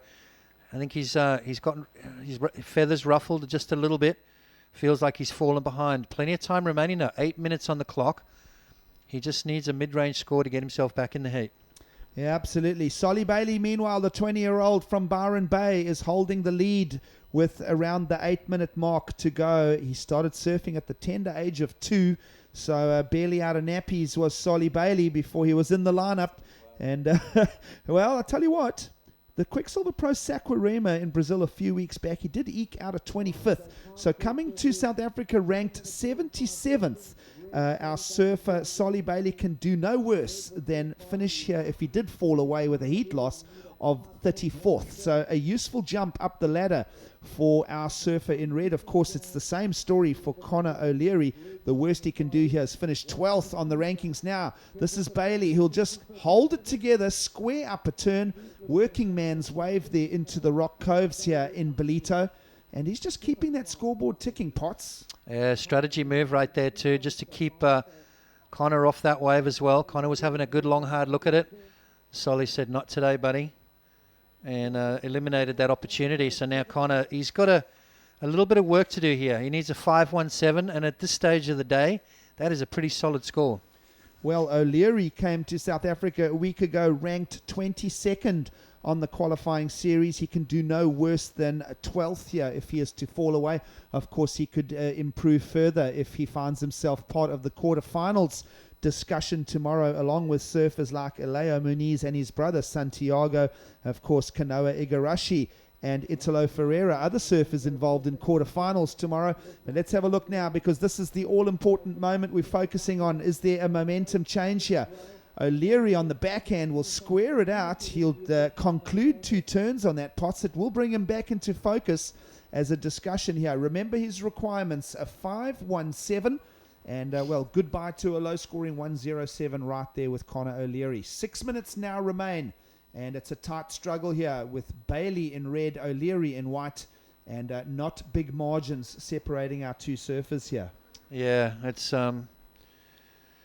not big margins at all. Very, very tight heat. You know, sometimes these low-scoring affairs gigs, they can be the most exciting ones. Sometimes you get a guy who's dropping big scores, can run away with that win. Solly Bailey's last ride, a 3.70. Scores dropping for Connor's last wave, needing a 5.17. It's not going to be enough. So Connor O'Leary, with 5.5 remaining, he's back to the drawing board. Well, both of these surfers, of course, partook in the Quicksilver Saquarema Pro a few weeks back. O'Leary definitely the better of it, finishing in 9th place. So now, Solly Bailey, time to pay his mate back here. If he can get through to the inside for another turn, it'll be more momentum for Solly Bailey. And I'll tell you what, he is in and amongst the granite blocks there. Now, here's one of these wedgie left-handers that we've been talking about all heat as we preempt the left-hander for Connor O'Leary onto the inside. Power slash. Oh, and I'll tell you what, that's amongst the cheese-grating rocks as well there, Potts. And that is going to be a throwaway opportunity right there. Just under 5 minutes to go now. Little exchange, Bailey and O'Leary. And, well, Connor O'Leary just letting something slip out the door. I tell you what, all he needed to do was finish that wave off. That just the power of that first turn was going to be enough to get the score had he finished that wave on his feet. Pushing on that last turn, which I love. I love the fact that these kids are going for it. But just realize that, hey, just pull back a little bit. 75% on that last turn would have made the completion. He would have got the score. Yeah, absolutely. So surf to the needs is possibly something that could make a topic of discussion here, Potts. That was by far the best looking wave we've seen the whole heat. Yep. You know, and there's not a lot of those kind of opportunities coming through. Let's have a look. First, Solly Bailey's wave here. Snaps it off the top there. Beautiful turn from Solly. A little carving maneuver, and then goes for that last turn there and right up in amongst the rocks. I mean, how close do you want to get? And then look at this one here, a little glitch on the turn, but bang, look at that right there. Snapping and then just losing those fins a little bit going down. I think those rocks were definitely in his peripheral vision and would have played a part in that. Wow. Could he have ridden over the cheese grater there, Potts, or had to ditch it? All many questions that will come up as the boys will wrap up today. Here, 3.5 minutes remaining. It's been an enthusiastic beach crowd and a great day on the sand here in Ballito. But it's all about the numbers and the points as the world's best surfers grind out their QS campaigns in 2015. Solly Bailey leading the seat and holding first priority will just block and surf here. Strategic stuff and big backhand hit for him as well to conclude another momentum building effort in the back part of the seat. 3 minutes remaining now. Well, you look at Conor O'Leary's wave, a 4. He got a 4.0 with a wipeout. Had he pulled that off, we're looking at mid-range 5s up into the 6-point range possibly. So an opportunity lost right there, but 2 minutes and 45 seconds remaining. He's got maybe one more roll of the dice. Well, Conor O'Leary, that single crack, because remember his final turn went unstuck. 4 points. They want to give the power surfing the numbers here in Ballito. And it's still short of the requirement. Now, 2.5 minutes remaining. Solly Bailey's last rider, 3.6, will not feature in the top 2. So no extended lead for Solly Bailey. Red leads and O'Leary in white lying second. Both your surfers on screen. And Potts, let's have a look at that last ride. It was a great backhand roll and a smart blocking decision. Yeah, smart blocking decision, defense right there. This last turn, critical, bang, right up and over the top right there. That was a sneaky good turn for Solly Bailey, but is it going to be enough to improve his situation? I think, is it that 3.60 there? That's okay, the 3.6. So just not enough to improve it, but holding off Conor O'Leary on that wave. Well, he held Conor O'Leary off on that, and we can make this a topic quickly. Was there more potential for Conor O'Leary if he'd taken ownership of that wave? That wave did have a couple of little tweaks and bumps in it. So, a 5.17 requirement for O'Leary, possibly not a game breaker score. Yeah, I reckon, obviously a tactical move on Solly's part, but Conor now with 1 minute and 20 seconds remaining. Well, needing of course, a mid-range 5. Solly didn't want to throw any question marks at that wave either, did he? So just a complete block. Conor O'Leary, no, you can't go on that one. Now, 1 minute remaining here in Ballito. We are in the final heat of the day, and this will wrap up the round before the quarterfinals.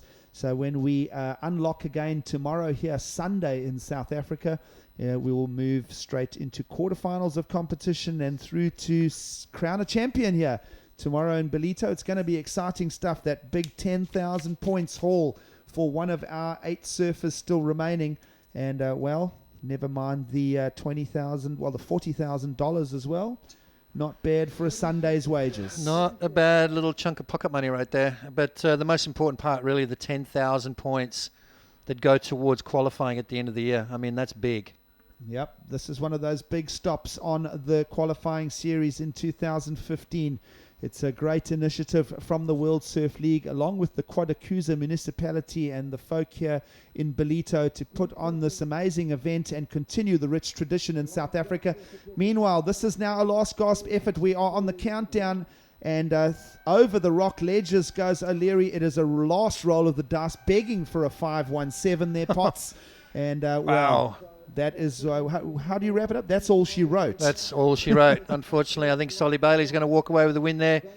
Just a little bit of a shame that it sort of went so quiet towards the end of the day, but that's the nature of the beast. Everyone's playing on the same playing field, and you've got to find it. Your opponent's getting the waves, you've got to make sure you get them too. Well, Conor O'Leary there will bow out in this round. The good news for him, though, he will climb to number 12 on the qualifying series, but better news for Solly Bailey. Heat winner will be part of the quarterfinal discussion tomorrow. We'll take a short break and then we'll be back to wrap up the day here in South Africa. It's the Ballito Pro, presented by Billabong.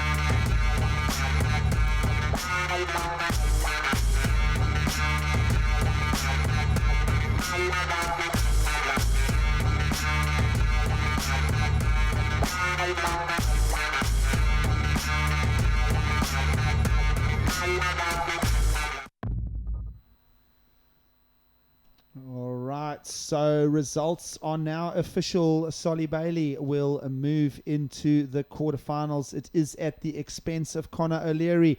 We are now in the late afternoon light here in South Africa.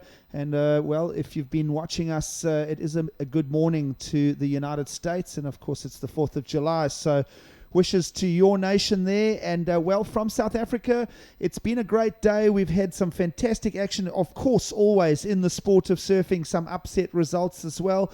And, well, the story here in South Africa is there is one championship tour surfer left of the 15 that arrived to make up the 96 surfers as we begun the week here in Ballito.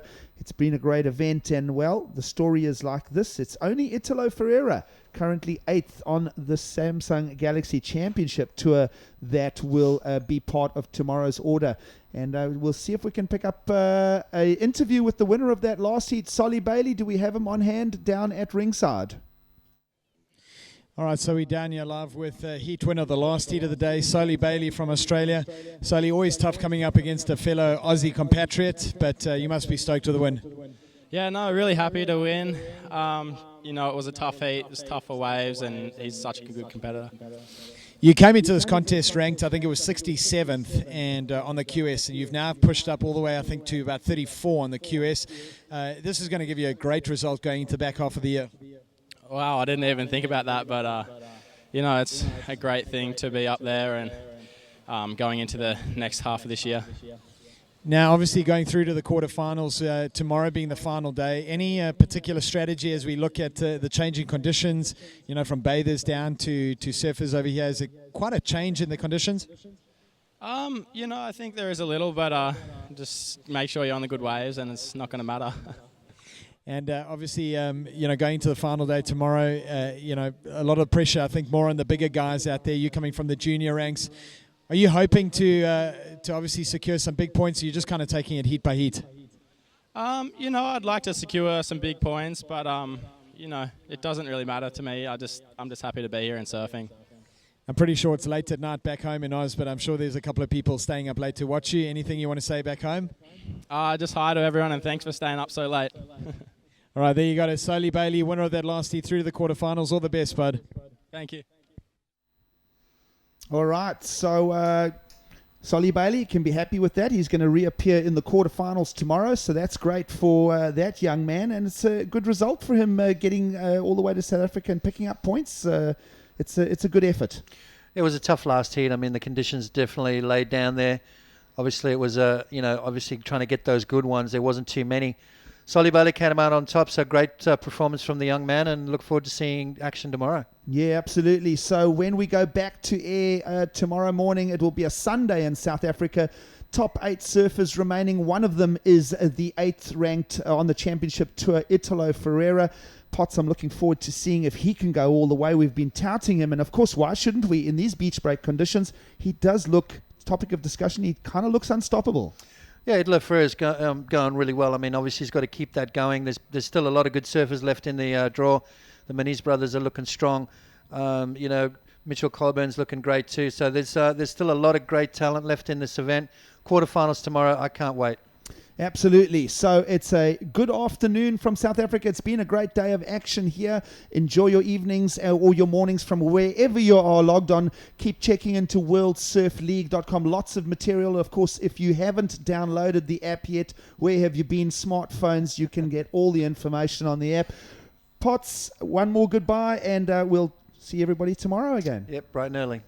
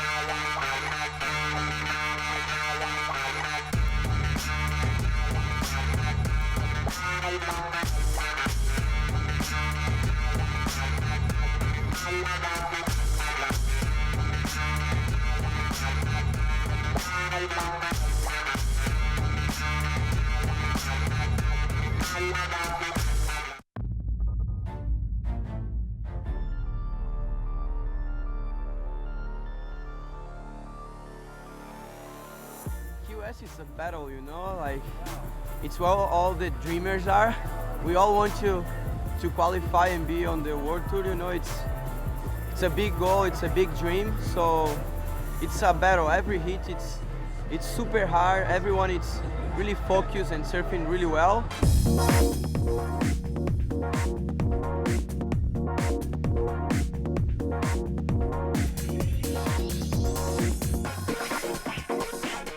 QS series is a grind. Every single guy on it is worthy of a final or first place. You know, it's just like every heat can be a final. I love doing it. I just love competing, and that's why I'm doing it. I love just the feeling of winning.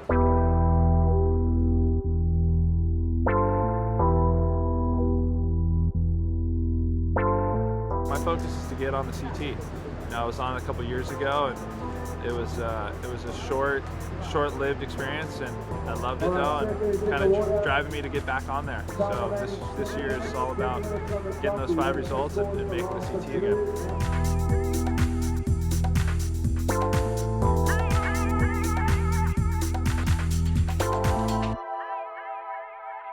Yeah, the tour is the best. You know, it really makes me really appreciate that I'm on the tour. You know, coming to these events, it's you know, you see people with no sponsors that are struggling, making it, you know, one event to another just by the prize money, and you know, it makes me really appreciate what I have and where I'm at, and I just hope I don't fall off. You know, it makes me really want to fight harder to keep my spot.